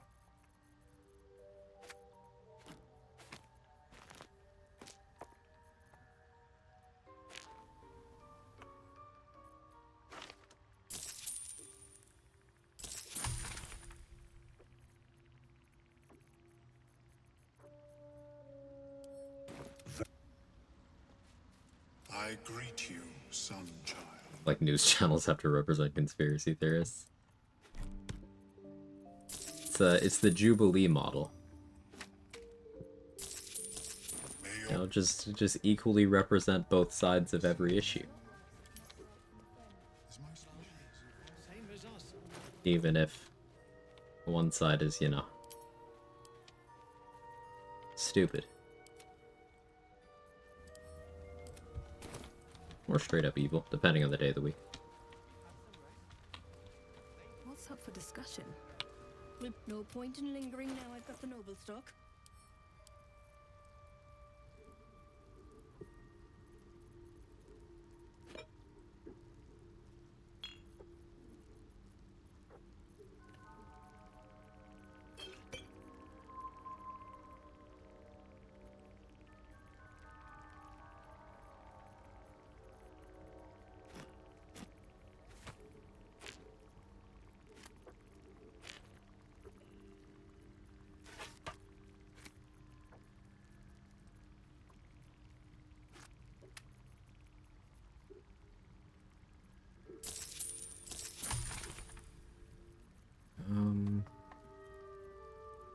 Backed up something in one of these bags, but I don't remember which vendor it was, and I don't remember what the item was.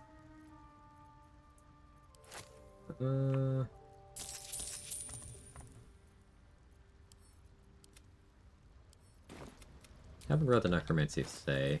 Do I have Remove Curse? I have one singular Remove Curse.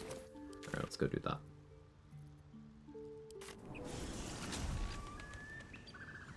Evil guy said something funny. He's so relatable. Seems simple enough. I saw a fun parody of, you know, that one episode that everyone saw and talked about. It was let's see, what was it? It was 1 Paladin of Tyr versus 20 Vecna cultists. And it was nuanced issues like, I would like to not be murdered, versus, I really want to murder you. Very funny video. I forget the name of the channel. I'm sure someone's seen it.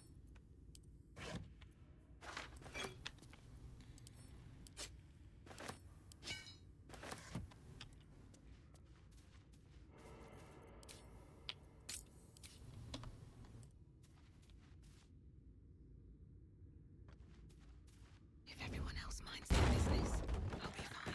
One day I'll catch a break.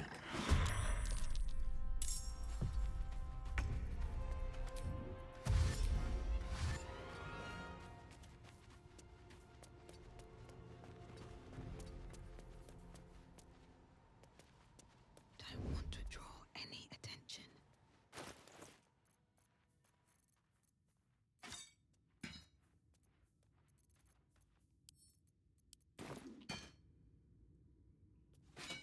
Not on my feet.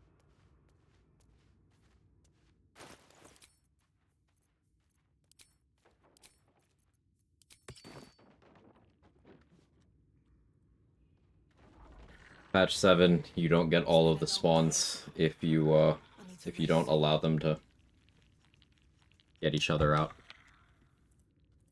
So, that's why the song and dance.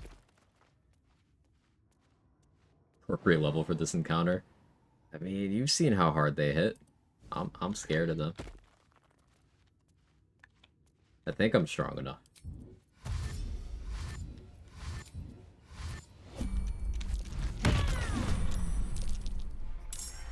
Let's get this over with.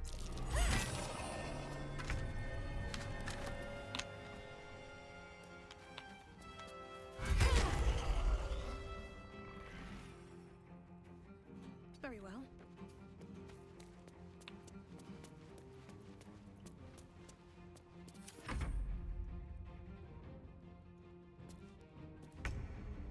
What about throwing stuff outside rage? As a giant barb want to rage every fight? Well, you don't have the resources to, without exploits, rage every fight. At least not until Act 3, where you could go to the bath. So you're gonna have to choose your fights carefully there. For when you do and don't rage.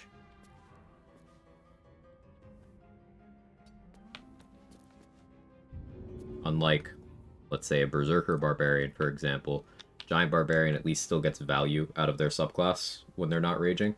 They get Thaumaturgy for dialogues, they get that increased carry weight, they get the kick. It's very nice, especially if you're going Tavern Brawler for throw damage. You get unarmed damage out of it, which scales your kick. And dagger doesn't return, keep a bunch of daggers. There's a reason why on every run, no matter what build I'm doing, I have multiple throwables just in case. I usually keep several light hammers, several daggers, sometimes hand axes, but just have an arsenal. They're very light, you can carry a few. You don't need to have like a massive pile, but have enough to cover maybe 1 or 2 rounds of attacks and you're good. You have high strength for a throw build anyway, so you have the room. Hope this ends well.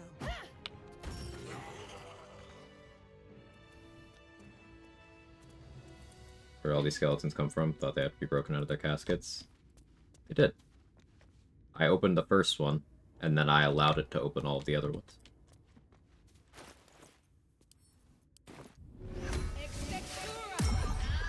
Wait, you're not Illy.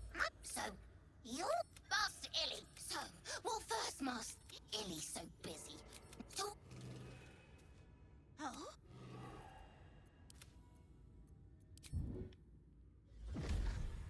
Light on my feet.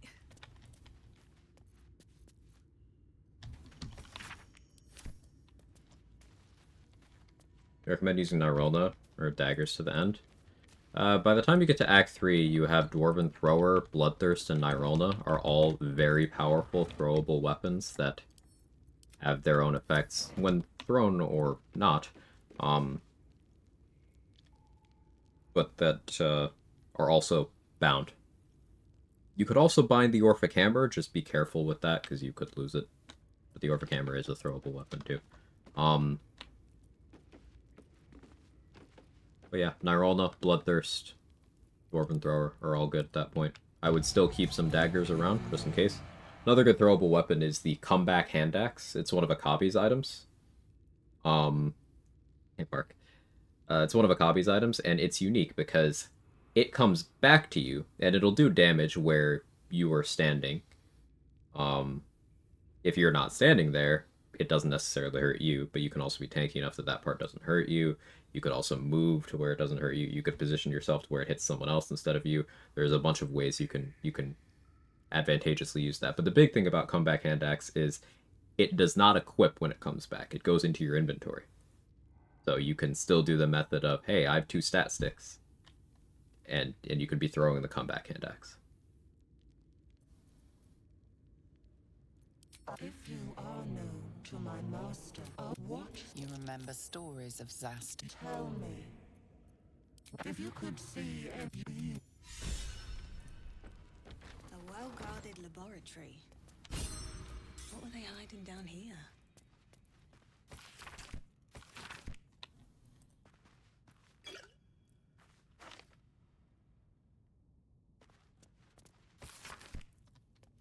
Already got all the XP for What's stuff. in here?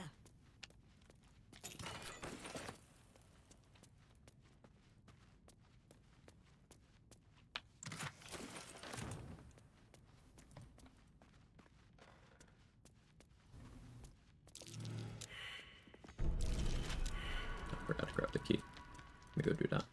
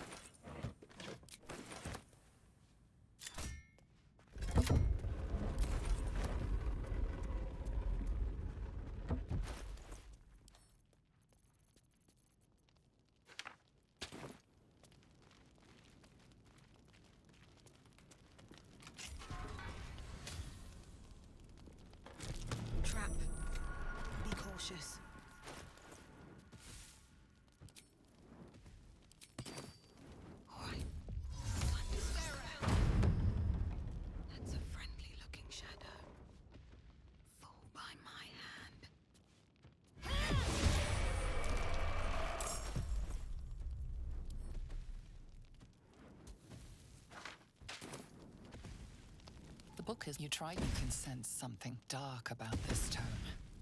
Something profane.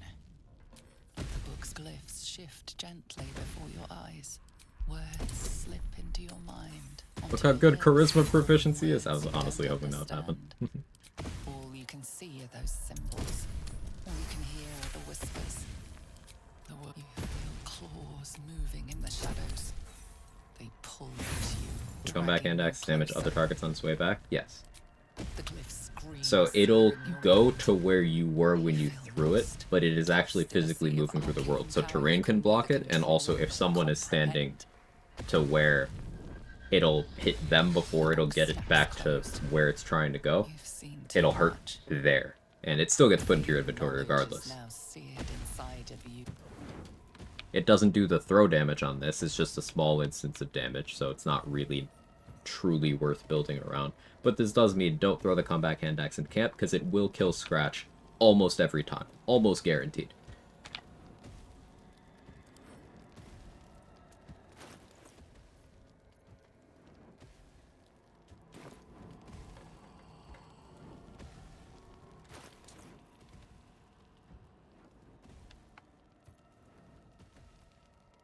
Debating if I want the XP from this. I'm gonna coal mine anyway, but I'll leave it on the ground here. It's changed my mind. On my way. Scratch will try to fetch it. Right.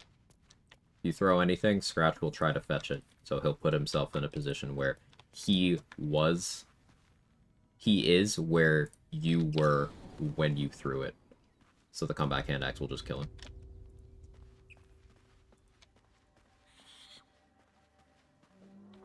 How hard is it to not do 11 EK 1x?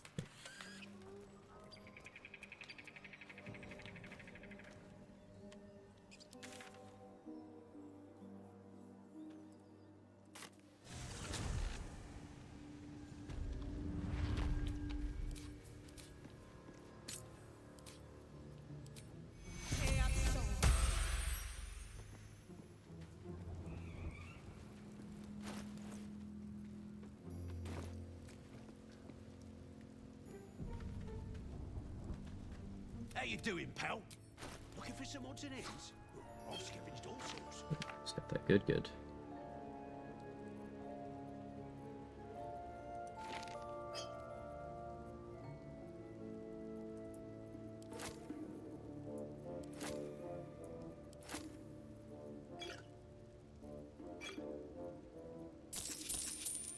Price.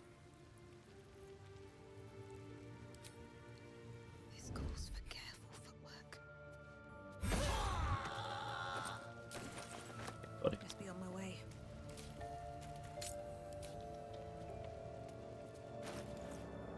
Some of the 3,000 gold.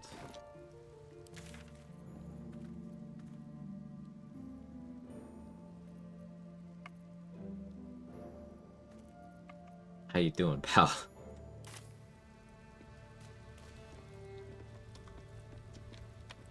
Listen, he's helping. He's on the team.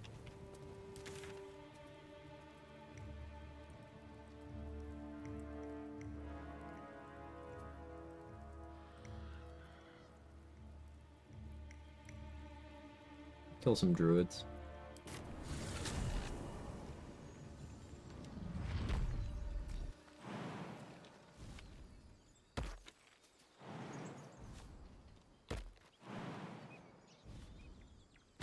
I'll buy Aaron's staff and then I'll kill everyone, I think.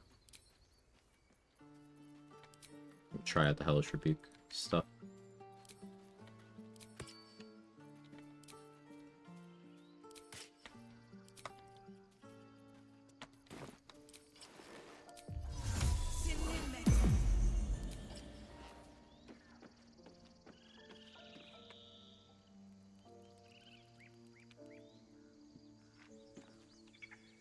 XP route, with bargain with that, they'll get to pay the price. You disappeared, failed the investigation check, DC 10, not perception, illusionary door, fireplace, hiring help pass. Hey, I'm glad I could help.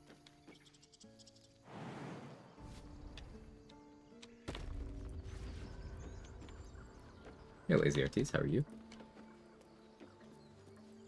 It'll take a while for... Of course.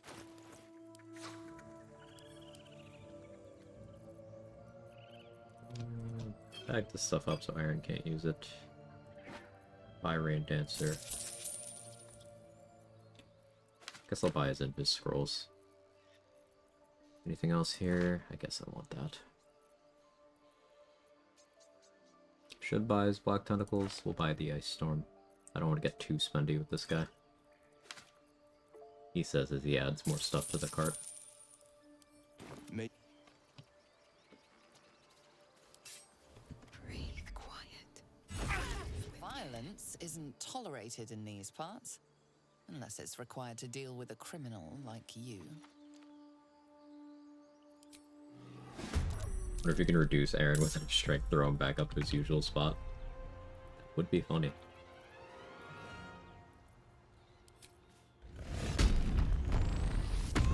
That's my last rage charge.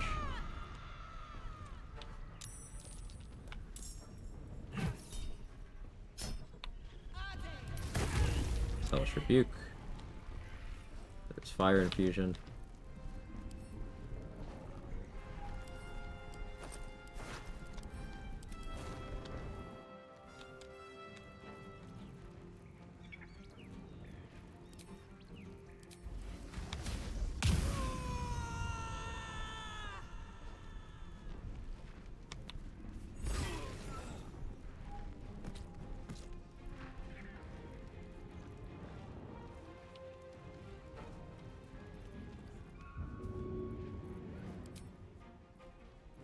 I used Elemental Cleaver on the Rat Bat, so Here goes nothing.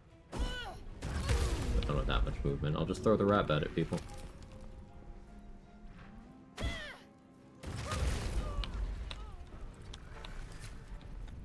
And we'll put Elemental Cleaver on my bow.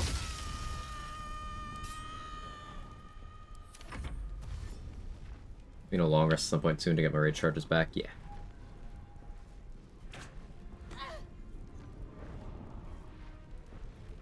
Or Aaron, always wanted to remember if there's others in need. Yeah, except for the time where he will help with a genocide if Quag tells him to. Except for that.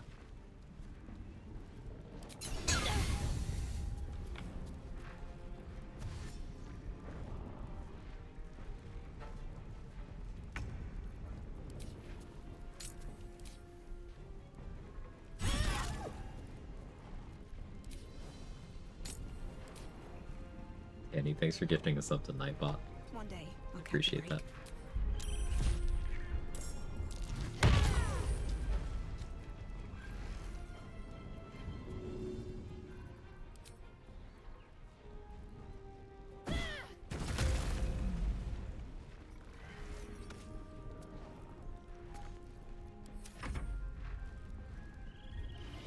Nightbot being toxic.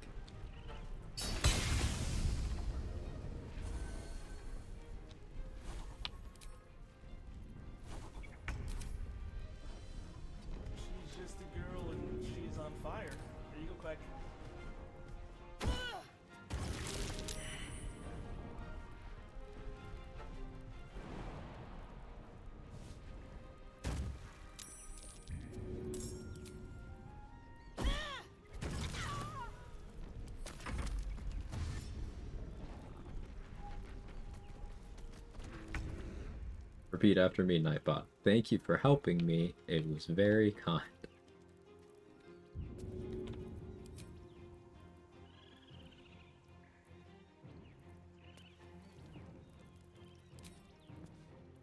Hope your soul is in good hands.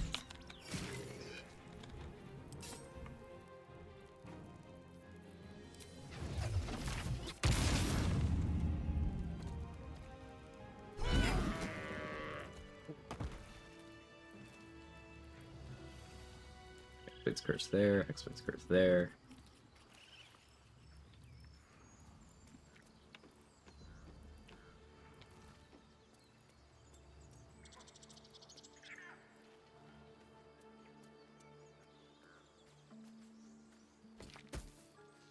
Softer than a whisper. At the ready. It's been a long day. I need to rest soon.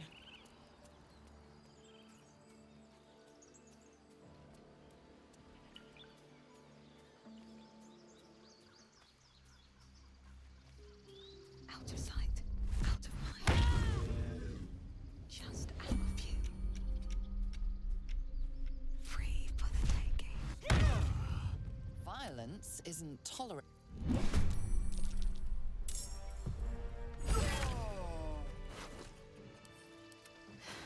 Bring it home.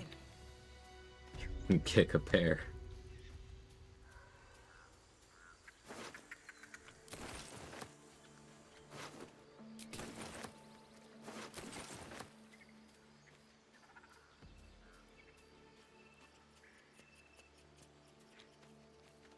Oh, hi, Markaril. I think it's high time you all left. Our sacred grove has sheltered you. The dignity of the grove. Besides, you survived. I'll not apologize for my actions. I assure you. Can't risk being an open view. Your action.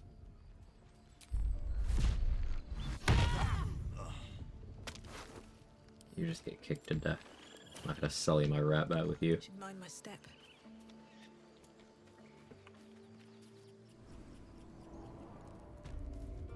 No, we already killed Nettie. Wrath is just gonna get a quick nap.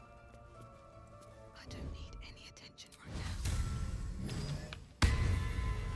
Better be cautious. Don't mind if I... More violent behavior.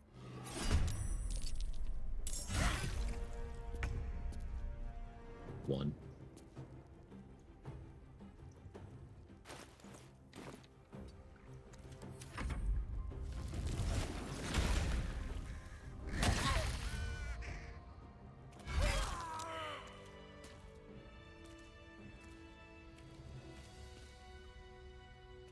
Sorry, Wrath. I wasn't trying to kill you. You shouldn't have wild shade, man.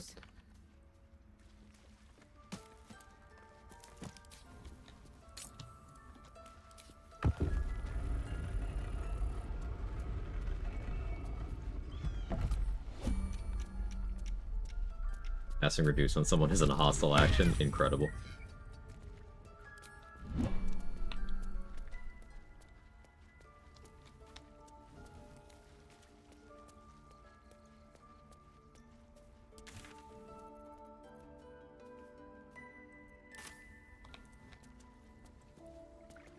Let's see.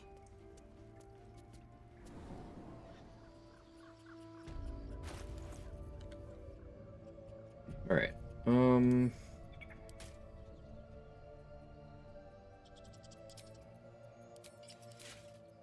that. No rage charges means we should knock out a long rest. We should actually do several to get, Owlbear Cub, because that's a little bit of XP too. With 18 strength, 16 strength, excuse me, I could hurl reduced air in a good distance. So he didn't go hostile even after it, succeeded? That's cool.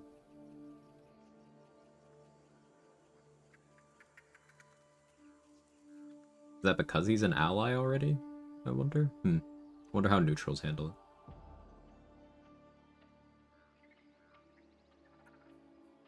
Yeah, so we're level 10.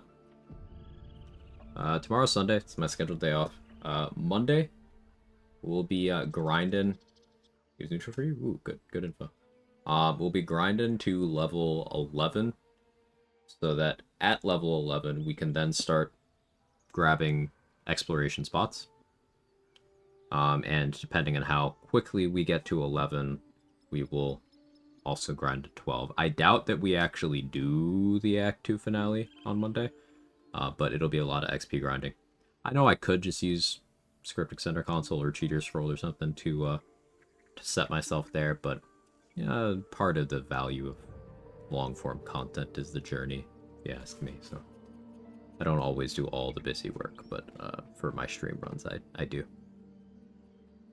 Yeah. The goal is to... level 11 will be Barbarian, picking up our second feat, which will be Savage Attacker, and then level 12, we will be picking up our final Barbarian level, which gets us Brutal Critical, and then that will be our setup for bullying Merkel. We're gonna one-shot him, so that'll be fun. Look forward to that. Let me find somewhere that we can raid. Thank you so much for hanging out, everybody. Lots of good combos today. I appreciate that. Where can we go? Who's alive? Who's doing the thing?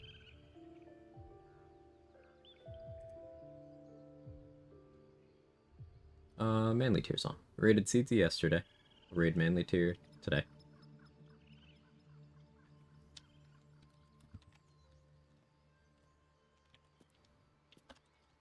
I can type. Thank you, everybody. If you got my emotes, feel free to jiggle. Blark's ahead of the curve there. I will be live on Monday. More of this. With Thor and Ark and BG3 if curious. Awesome. Thank you, Trade. Yeah, I don't think I have anything else to say. Yeah, have a good one. Bye-bye.